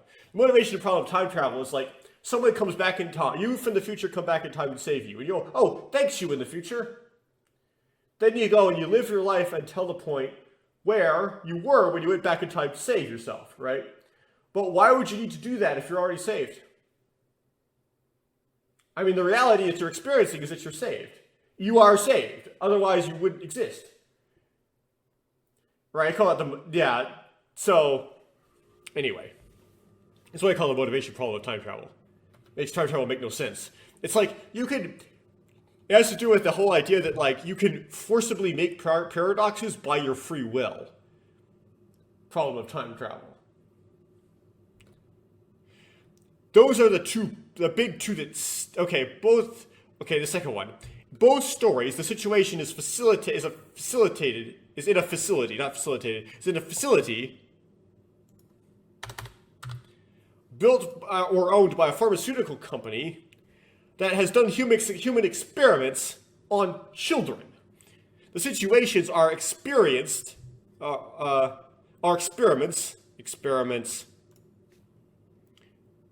done by these companies to study the sci-fi mechanism of communication across time itself. right? So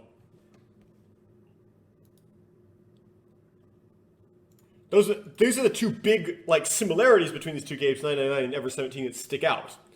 Of course, they both share other bingo card characteristics, like, you know, my bingo card variable: twins, single mom, orphans, brother, sister, supportive duo, water threat, although it feels more present in Ever17, amnesia, etc. Right? Out of all these elements. Not only are these similarities there that may also be referenced, not only are there similarities, there may also be references. I say may because there's no direct references to Ever17 and 999, only oblique ones. Okay, first one. The famous "alone with the boy in the elevator" dialogue may be a reference to Ever17 in general. That being said, the joke is generic enough that it doesn't have to be. That being said, if Uchikoshi wrote or reviewed that part, it would have to remind him of Ever17. So then wouldn't that guarantee it to be a reference? In the prison area behind door 2, there are 2 rooms you can go into, and a third one I do not care about. In one of there, in one, there is a sun on the toilet seat, and you are working with 7, who is wearing yellow overalls.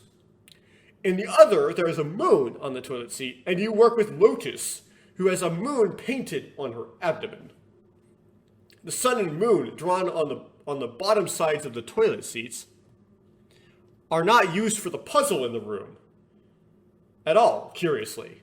To me, it suggests that 7 is the sun man and Lotus is the moon woman. And bringing in Ever17's sun and moon motif, that ships them. You could even say it suggests that 7 is actually the lost father of Lotus's children. The sun and moon motif carries it to VLR somehow as well.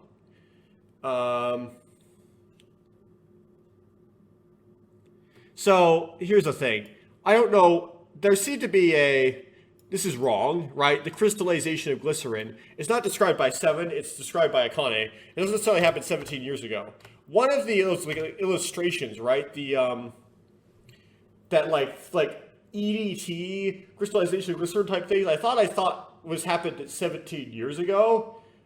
I couldn't find it. I wouldn't look back through other people's Let's Play footage of a 999 and I couldn't find it. So that might be the case. Somebody just been mistaken. Also, I think when 7 first tells the story of like what happened when Akane got incinerated, there's the countdown till incineration, which you initiate is 18 minutes. I think the first timestamp 7 hears in his flashback is the 17-minute one. It isn't until you get the one from Akane situation, from Akane's perspective, do you see it's 18 minutes. Anyway. The arc number is 9 in 999, so things tend to be a multiple of 9 as opposed to 17.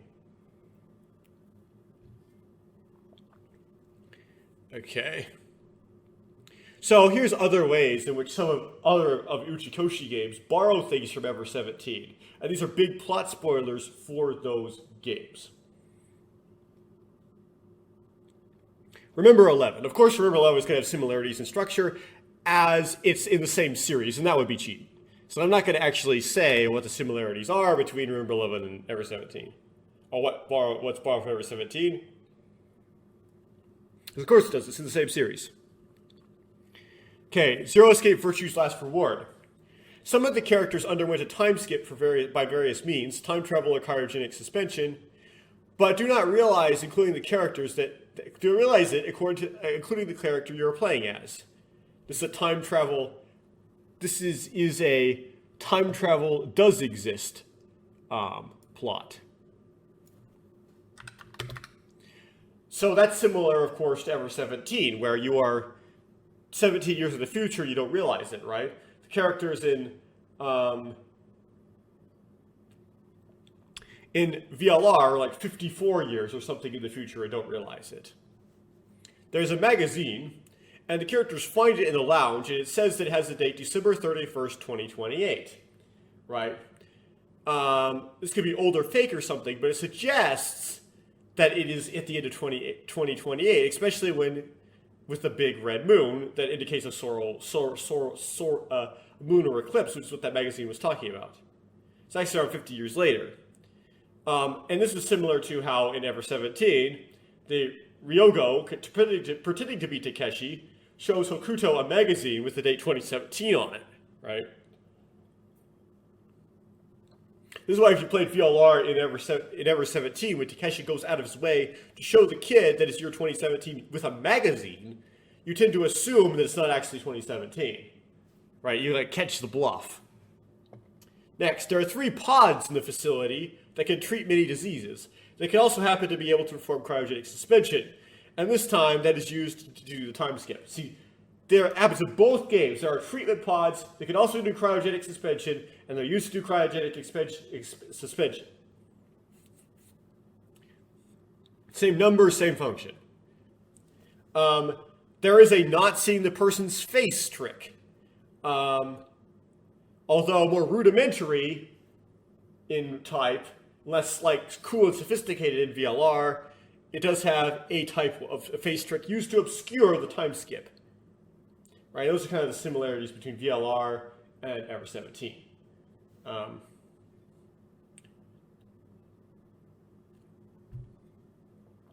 Mostly.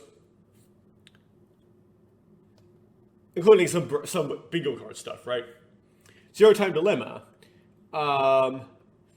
So Sigma and Diana have sex in forced confinement or forced proximity, right? A forced proximity situation which results in the conception and birth of a set of twins, one male and one female, named Phi and Delta. Though through time travel shenanigans, these appear alongside Phi and Sigma, or Sigma and Diana, as characters and as adults. Just like Tsugumi's kids appear as characters alongside her, right? Before it is revealed that the 4 of them form a nuclear family, Sigma, Diana, and Phi are framed up in shots to foreshadow this. Just like Coco frames up Tsugumi and Takeshi to foreshadow they make a family, right? You sound like a dad to me, you are like a mom to me, so on.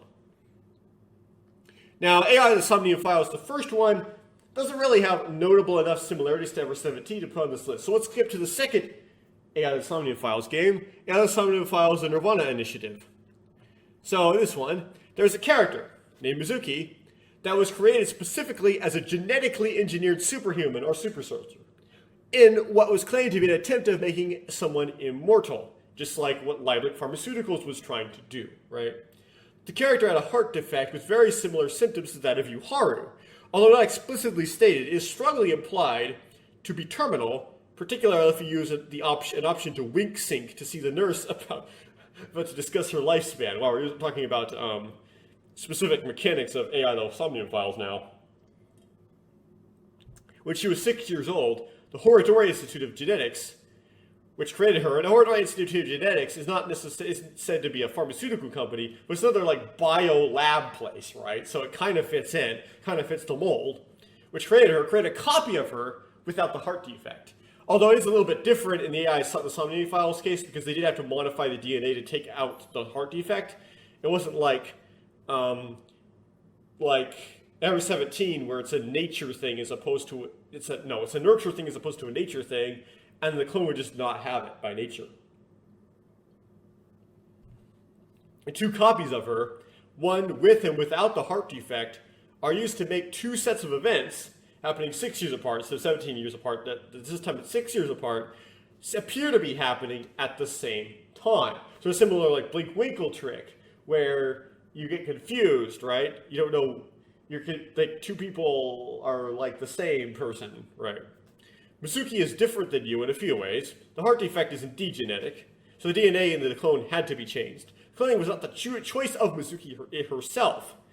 Also, but Mizuki does really care about the clone, though, even though it wasn't her choice to make a clone of herself. Also, Mizuki was the subject of genetic experimentation, and cruel experimentation, which also makes her seem a bit more Tsugumi-ish. Still, Mizuki will still highly remind you of you. Mizuki's usual color scheme is yellow and blue, with the blue coming from her hair. The older Mizuki creates a disguise outfit that is white and red, and switches back and forth between the outfits at contrived opportune times. I don't know if I said outfits, at contrived opportune times to obscure the plot twist that you are actually following two Mizukis. This color scheme switch resembles those of you from her work uniform to her casual clothes. Given that a sprite submission for the sprites in Ever17 suggests an assigning of the casual clothes to Yuharu and the work uniform to Yuaki, perhaps they plan to do something more with the uniform switch in early stages of development that got scrapped and just ended up being just a reason to have more sprites of you. There is also some Tsugumi-ish stuff sprinkled in. The younger Mizuki has a bullet wound scar on her left thigh. The Horidori Institute succeeds at creating, should be an at, a very slowly aging individual named Shoma, and his lack of aging also is used, like the lack of Tsugumi's aging, to obscure the plot twist. Given his lack of aging is man-made instead of naturally occurring, and there is no mention of other Curie effects. Okay. Lastly, the Horidori Institute of Genetics did explicitly cruel experimentation on children, where they would break children's bones to measure how fast they would heal. Right? That'll remind you. And then I don't really need the last part here because that was covered in my Uchikoshi bingo card video, which you can watch, right? Originally planned for that to be something that would be tacked on the end of this video, but that would make this video too long, and it just seemed like a good idea for a standalone video. So with that, that ends this ridiculously long recap for Ever17, riddled with speechos and typos. If you watched all that, well, I guess thank you for watching it, but you probably put it on the background while you did something else. And I'll pick up with the Xbox remake, I guess. Remember 11. Over and out.